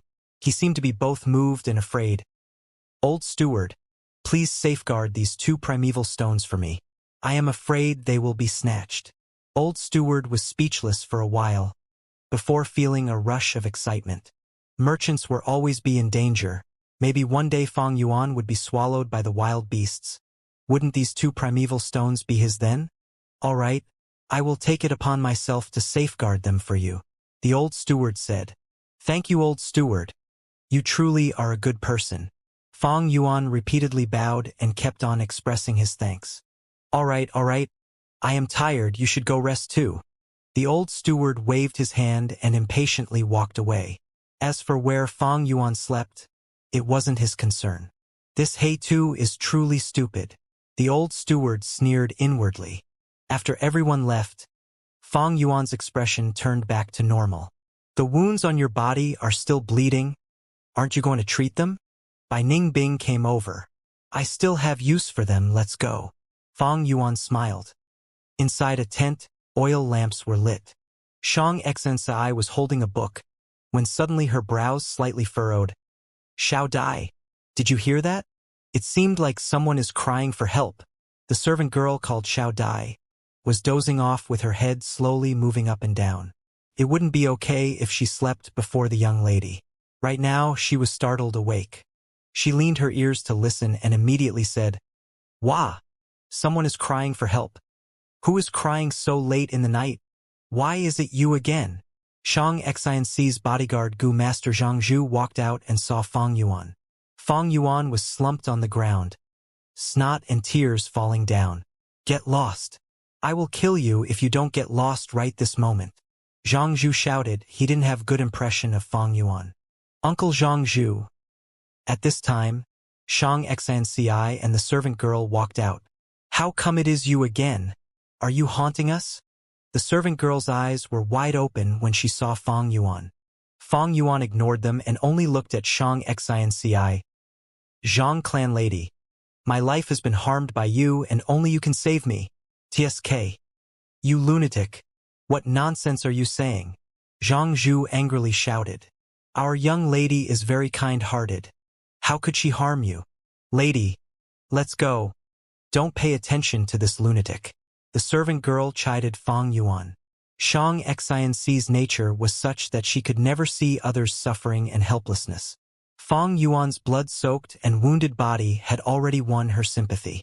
Now, with his words, if Shang Xianxi didn't get involved, she would definitely not be able to have a good sleep. "You say you were harmed by me? What do you mean?" "Uncle Zhang Zhu, I have to trouble you to heal him first," Shang Xianxi said. Although Zhang Zhu was not willing, he could only do as she said. He pushed his hands. A white ball of light entered Fang Yuan's body. The bleeding immediately stopped and the wounds were gradually closing up. Fang Yuan said, "It was those 2 primeval stones. The others were envious of it and snatched my primeval stones. I can't fight them and could only ask the old steward to uphold justice. They have returned the primeval stones, but threatened that they will teach me a lesson and make my life worse than death. So, it was like that." Shang Xianxi sighed when she heard this. "You reap what you sow. Lady, we shouldn't get involved with him. He clearly brought this upon himself. Selling at such a high price. Did he think everything would be fine?" Xiao Dai rolled her eyes, showing her displeasure at Fang Yuan. Fang Yuan continued, "I have discussed it with my companion. We can only rely on Lady Zhang. Otherwise, we will be killed by them. 2 lives will be lost. It won't go as far as killing. Shang Xinci comforted Fang Yuan. Fang Yuan interrupted her. Lady, you don't know how dark it is here. They will plot against me during the beasts' attacks. Maybe one day I will be eaten by the wild beasts, but actually it was manipulated by them behind the scenes. Lady, I beg you to take us in your shelter. Please save us. Shang Xinci hesitated, but she finally couldn't bring herself to reject him. All right, I will temporarily take you guys in. Miss, you can't. Zhang Zhu immediately said. Miss, our Zhang clan's group here has the least power in the whole caravan. If we take him in, no doubt we will offend another force. It's not worth doing it for just two insignificant servants. Miss, even if not for yourself, think about our Zhang clan's group here, or just think of those with you. Zhang Zhu persuaded. This? Shang Xinci was placed in a dilemma and couldn't make a decision. What difficulty is there? Lady Zhang, I am only a hired hand of Chen family and am not their servant. Lady, if you are still feeling troubled, I have a way to solve it. You can tell the Chen clansmen that I and my companion offended you, and you want to punish us, so you are imprisoning us. Chen clan definitely won't offend you for us two mortals. Fang Yuan said. That is a good idea. Shang Xinci's gaze brightened. Miss. Zhang Zhu gave a helpless sigh, knowing he couldn't persuade her anymore. Fang Yuan immediately crawled up with a stick and bowed at Shang Xinci. Miss Zhang, you are a good person. I will definitely repay you in the future. Shang Xinci shook her head. I don't need you to repay me. I will definitely help those who need my help to the best of my ability. Sleep in my camp tonight. Xiao Dai, arrange a tent for them. Yes, Missy. Xiao Dai answered, unwillingly. Follow me. Don't blame me if you get lost. Xiao Dai didn't show Fang Yuan any hospitality, but led the way anyway. Zhang Zhu's brows furrowed deeper as he looked at Fang and Bai's leaving figures. He didn't like these two from the depths of his heart, and at the same time he had to think of Shang Xinci's safety as her bodyguard. He decided to personally handle this matter. This was a small tent with not much space inside. However, Fang and Bai didn't care. They had treated even the beast-trapping trees as tents, much less this environment, which was much better. The two laid down in the dark tent. Fang Yuan clasped his hands with Bai Ningbing's. Everything will be okay. Bai Yun. Bai Ningbing rolled her eyes. She knew Fang Yuan's true intention. In the darkness, she transferred a portion of her snow-silver primeval essence to Fang Yuan through her palm. Sleep early. Luckily, we met such a good person like Lady Zhang. Fang Yuan closed his eyes the moment he finished saying this, and began cultivating secretly. He was already rank 2 now. His primeval sea filled with red steel primeval essence. Although he could already use 4 flavors liquor worm, Bai Ningbing's snow-silver primeval essence was no doubt much better. To Fang Yuan, 4 flavors liquor worm had already lost its use with Bai Ningbing here.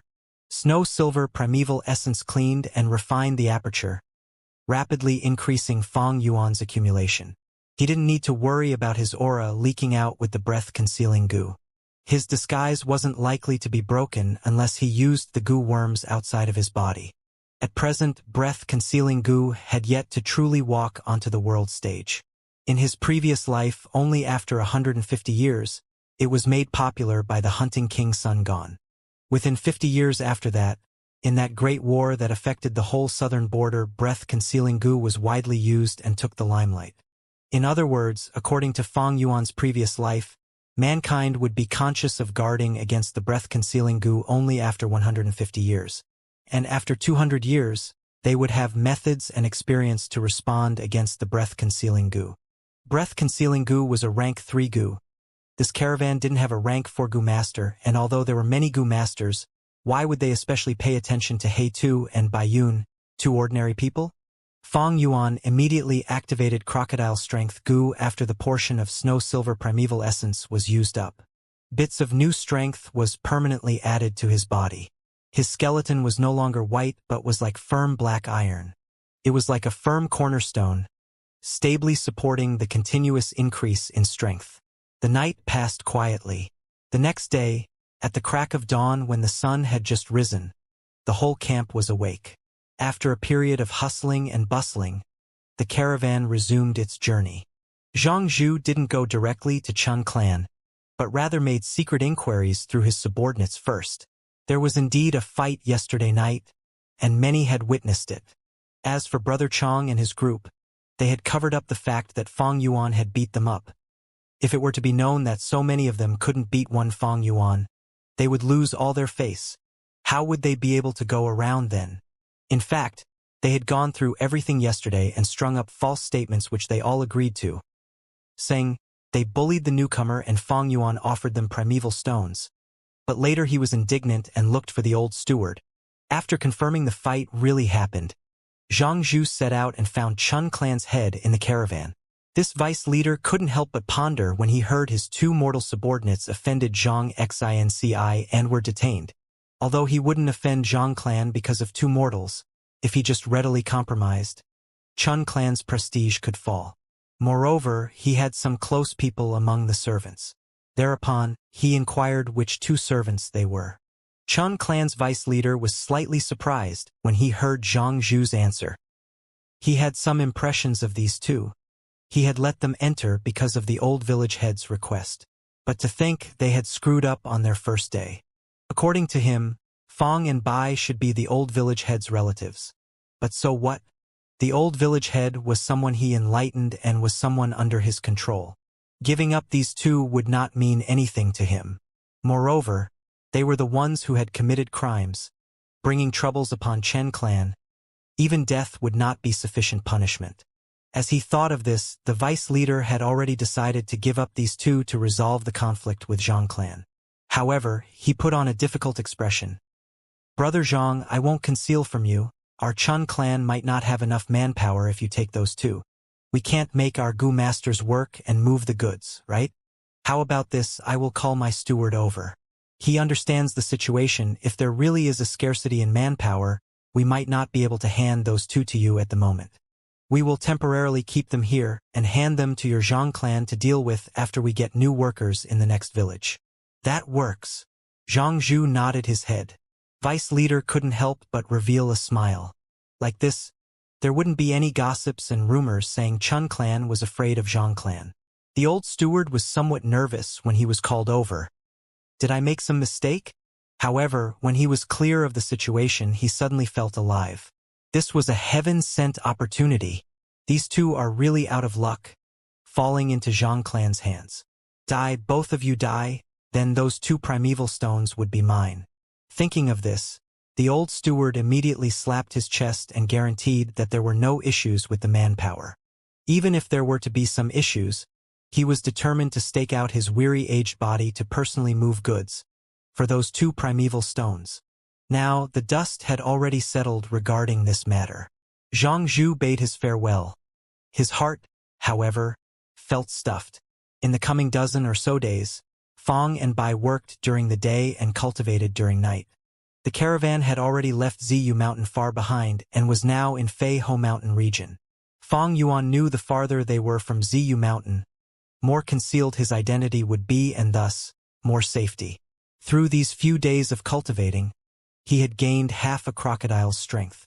Unfortunately, a lot of bone spear Gu had starved to death. The amount of milk spring on him was less than sufficient. He could only give up some to feed the remaining Gu worms. Fang Yuan felt heartache due to this. Although he wouldn't use these Gu, they could have been sold. He planned to purchase a set of Gu worms in the Shang clan city. This required a great amount of primeval stones. He could use the Heavenly Essence Treasure Lotus to produce dozens of primeval stones daily, but he couldn't use it in the caravan so as to prevent his identity from being revealed. Hence, he needed to get Shang Xinci in his grasp even more. She would become one of the young masters once they reached Shang clan. This would make Fang Yuan's trip in Shang clan city extremely convenient. Of course, the premise was that he not only needed to get close to Shang Xinci, but also gain her trust. The forest in the mountain was dark and mysterious with fog lingering around the air. The caravan slowly moved through the narrow mountain passage, and as they traveled further, the fog became denser. The range of their sights shrunk till they could only see within 10 steps. Fei Ho Mountain was covered with fog. Fong and Bai would need to go through great troubles if they had traveled by themselves. However, they were in a caravan now, and there naturally were investigative Gu masters. Suddenly, there was some sort of clamor in front of them. The caravan stopped. What's happening? There is trouble. Monkey groups are blocking our path. In moments, most of the people in the caravan began discussing, but none of them were surprised. Fei Ho Mountain was ruled by monkeys. There were too many monkeys to count. Caravans passing through this place would be blocked by the monkey groups and robbed. Anyone who had some experience and knowledge would not feel surprised at this. Monkeys of the Fei Ho Mountain? I have read about them in the books. To think I could personally see them today. Bai Ning Bing softly said with a hint of excitement. Initially, when the caravans had first passed through Fei Ho Mountain, they had a huge fight with the monkey groups. They killed waves after waves of monkeys, but the monkey groups appeared again and again. Finally, the caravans were either annihilated or had to retreat in defeat. Fei Ho Mountain was once known as a forbidden and unpassable land for merchants. If it were other mountain ranges, the different wild beasts kept each other in check, and there would be a gap to pass through. However, there were only bandit monkeys in Fei Ho Mountain. They lived together, and although there were fights between monkey groups, all the bandit monkeys would unite if they came across an external enemy. Such strength was not something a caravan could rival. Even a large-scale clan might not be able to purge all these monkey groups. This was until the Sky Crown Marquis appeared. This was a rank 5 Gu master of the righteous path. He traveled deep into Fei Ho Mountain until he reached the peak, and using a monkey language Gu, he came to an agreement with the monkey emperor. Everything changed thereafter. A trade route opened through Fei Ho Mountain for the first time. Now, this trade route was one of the 3 most important trade routes of southern border, connecting east and west. Its importance was self-evident. These damn monkeys appeared again. They are blocking up our path. You all know the rules. I will tell you bluntly. Anyone who breaks the rules and implicates us, my Jia clan will not let them off. The caravan leader shouted coldly. Of course. Brother Jialong is right. Everything should be done according to the rules. Anyone that wants to take advantage will be driven out of the caravan. Other vice leaders went along with Jialong. Bandit monkeys were very strong and were as big as an elephant. Mature bandit monkey could reach 10 meters of height and had bulging muscles all over their body. Their arms were over 2 times thicker than their legs, and their tails were like iron rods, capable of pulverizing rocks. The fur of bandit monkeys were golden with black tiger stripes covering their body. What was peculiar was the fur from their waist grew out naturally to cover the crotch and the butt area, just like a leather skirt. Howl! The monkey king of this bandit monkey group suddenly opened its large mouth and gave a loud howl. Its howl were as forceful as lions and tigers. Ooh! The monkey king's howl was answered by the other monkeys. The howls created sound waves which engulfed the surroundings, scattering the winds and clouds along with the dense white fog. Within seconds, everyone's sights broadened, and only then did they realize both sides of the passageway were filled with bandit monkeys. Over 1,000 bandit monkeys had surrounded the caravan. They were enormous, the same size as the trees. Some young trees could only reach up to their waists. In front of the caravan was the monkey king, who had an even larger physique and was boldly sitting on a stone bench. A gray stone wine jar that was as big as a water tank was lying on its side, giving off a dense fragrance of alcohol. The monkey king stopped after howling once, but the other bandit monkeys were still howling without stop. This instead enhanced the monkey king's majesty. Its eyes were sharp and bright, its gaze tranquil as it sat there without moving. In contrast, those ordinary bandit monkeys were getting restless as they stared at the caravan's goods, itching to have a go. Wild beasts like monkey, fox, and wolves possessed intelligence. This bandit monkey king's intelligence might only be equal to 3-year-old child and wasn't at the level of cunning lightning wolf, but it was enough for it to communicate. The leader of the caravan, Jialong, narrowed his eyes at the monkey king and suddenly said, "Jiayong, go." "Yes, chief." Jiayong stood up. He was tall and fat, especially with his bulging stomach, but he was actually rather robust. He was defensive Gu master, and his lifebound Gu was water armor Gu. He was a rank 2 Gu master and was specialized in fighting in water. Once, when he was swimming in a river, he luckily encountered a boat-sized tortoise and killed it, obtaining a tortoise-strength Gu from its body. After he used it, he was able to permanently gain the strength of a tortoise. The monkey groups howled even more fiercely when they saw Jia Yong coming closer, their voices shaking the whole forest. Jia Yong had a solemn expression as he lifted his sleeves and stood in front of the Monkey King. The Monkey King was enormous, and even while sitting, it was still taller than Jia Yong by a head. It looked at Jia Yong and howled. Several bandit monkeys immediately brought a stone table while panting hard. The stone table was as large as a bed and was extremely heavy, producing a muffled sound as it landed on the ground. Another 2 bandit monkeys came over and moved a stone stool, placing it in front of the Monkey King. The Monkey King slammed at the stone table. The sounds produced was as if he had beaten a large drum. Jia Yong gulped a mouthful of saliva and sat down. He placed his right elbow on the table and extended his forearm. The Monkey King similarly extended his left hand. 2 palms tightly grasped each other. Beside the table was an elderly female bandit monkey who suddenly shouted. Jia Yong and the Monkey King heard the signal and immediately put strength in their arms, starting this uncommon style of strength contest. Bandit monkeys respected strength, and arm wrestling was their main social activity. Young monkeys could arm wrestle immediately after being born. Arm wrestling was not only a game for bandit monkeys, it was also a commonly used method to resolve disputes. In the past, the righteous Gu Master Skycrown Marquis was only a rank 5 Gu Master. He naturally wasn't able to slaughter the mountain with this strength. It was this arm wrestling custom of the bandit monkeys he used to reach the peak of the bandit monkey mountain and win against the monkey emperor. He was then able to obtain the monkey group's approval and came to an agreement, opening the trade route. From then on, any caravans that were passing through Fei Ho Mountain would follow this agreement and arm wrestle with the bandit monkeys. If they won, they would obtain the bandit monkeys' approval and be able to pass without paying the toll. If they lost, they would have to let the monkey group take a portion of their goods. With this, the caravans could carry out their business, and the bandit monkeys were also happy to be able to get benefits. As the years went by and the caravans abided by the agreement, the trade route began to gradually flourish, and the agreement also gradually stabilized. Jia Yong, sitting opposite the Monkey King, was flushed red. His expression was twisted as he was already using all his strength.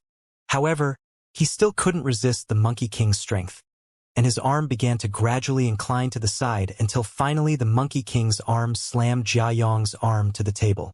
Victory! Monkey King stood up and excitedly beat his chest with his fists. The rest of the monkeys were howling and screeching. The noise was frightening. Jia Yong walked back to the caravan with his head lowered. The bandit monkeys teased and taunted him while he was walking back. Some lifted their leather skirt, showing their butts at Jia Yong.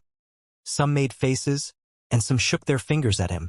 To think there would be a day where I am ridiculed by a bunch of beasts.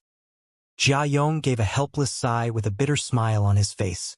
Jia Long showed no expression, and just raised his hand. Jia Clan's troops began to move forward. The monkeys flocked towards them and began to wantonly take goods from the wagons. Jia Clan had already made careful considerations.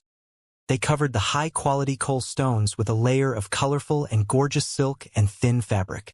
The monkeys were all attracted by these colorful cloth, and let go of the more valuable ash-gray high-quality coal stones. The monkeys were very happy with their choices, playing around with the cloths. Many wrapped the cloth around their arms, waists, and even draped the cloth over their shoulders. The whole scene was noisy and chaotic. "Where is Jia Ping?" Jia Long shouted with a heavy voice. Jia Ping slowly walked out. His body was starkly in contrast to Jia Yong. He was thin as stick and looked extremely fragile. "I will avenge you." He patted Jia Yong's shoulder as he walked past him.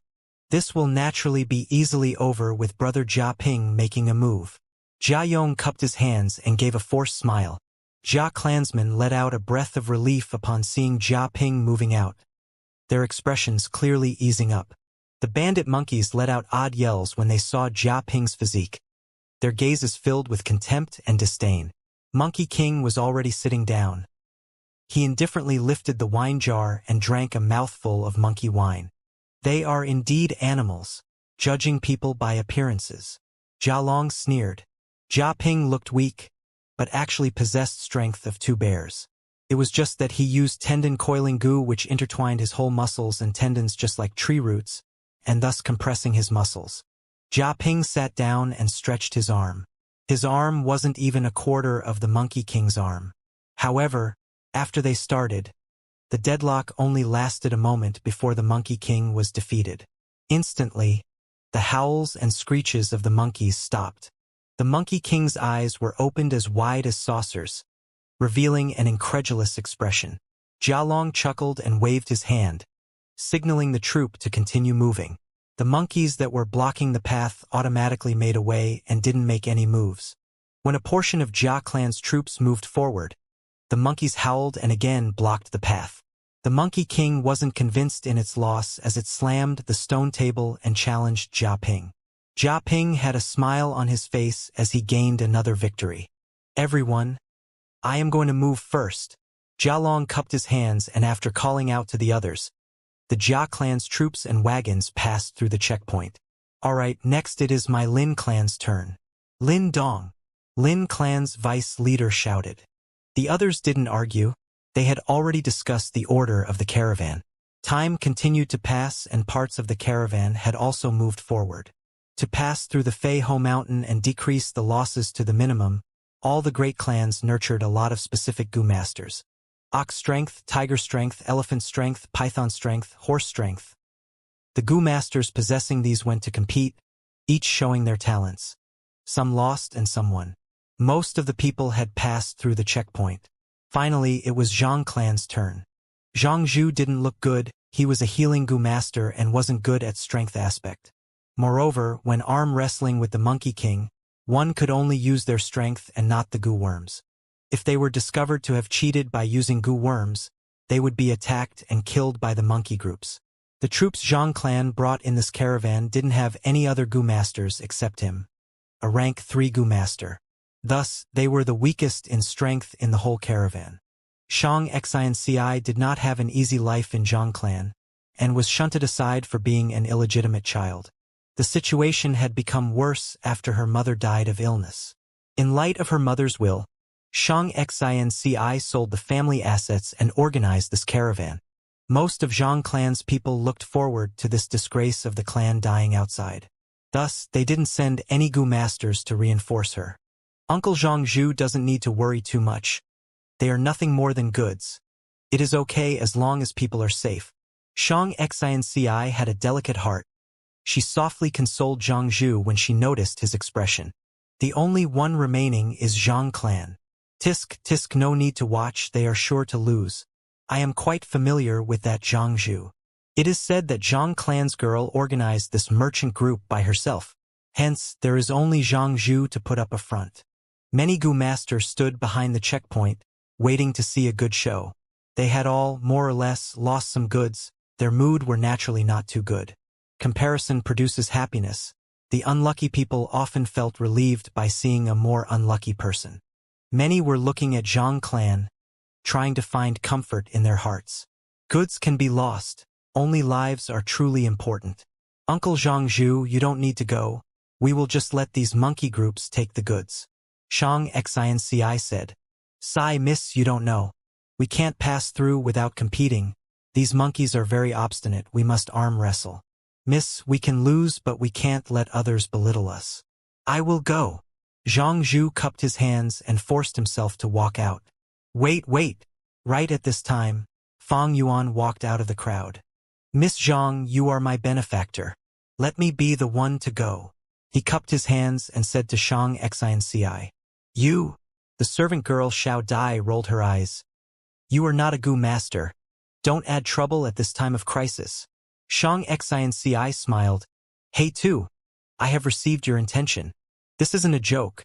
The Monkey King has great strength. Didn't you see some of those Gu masters' arms fractured?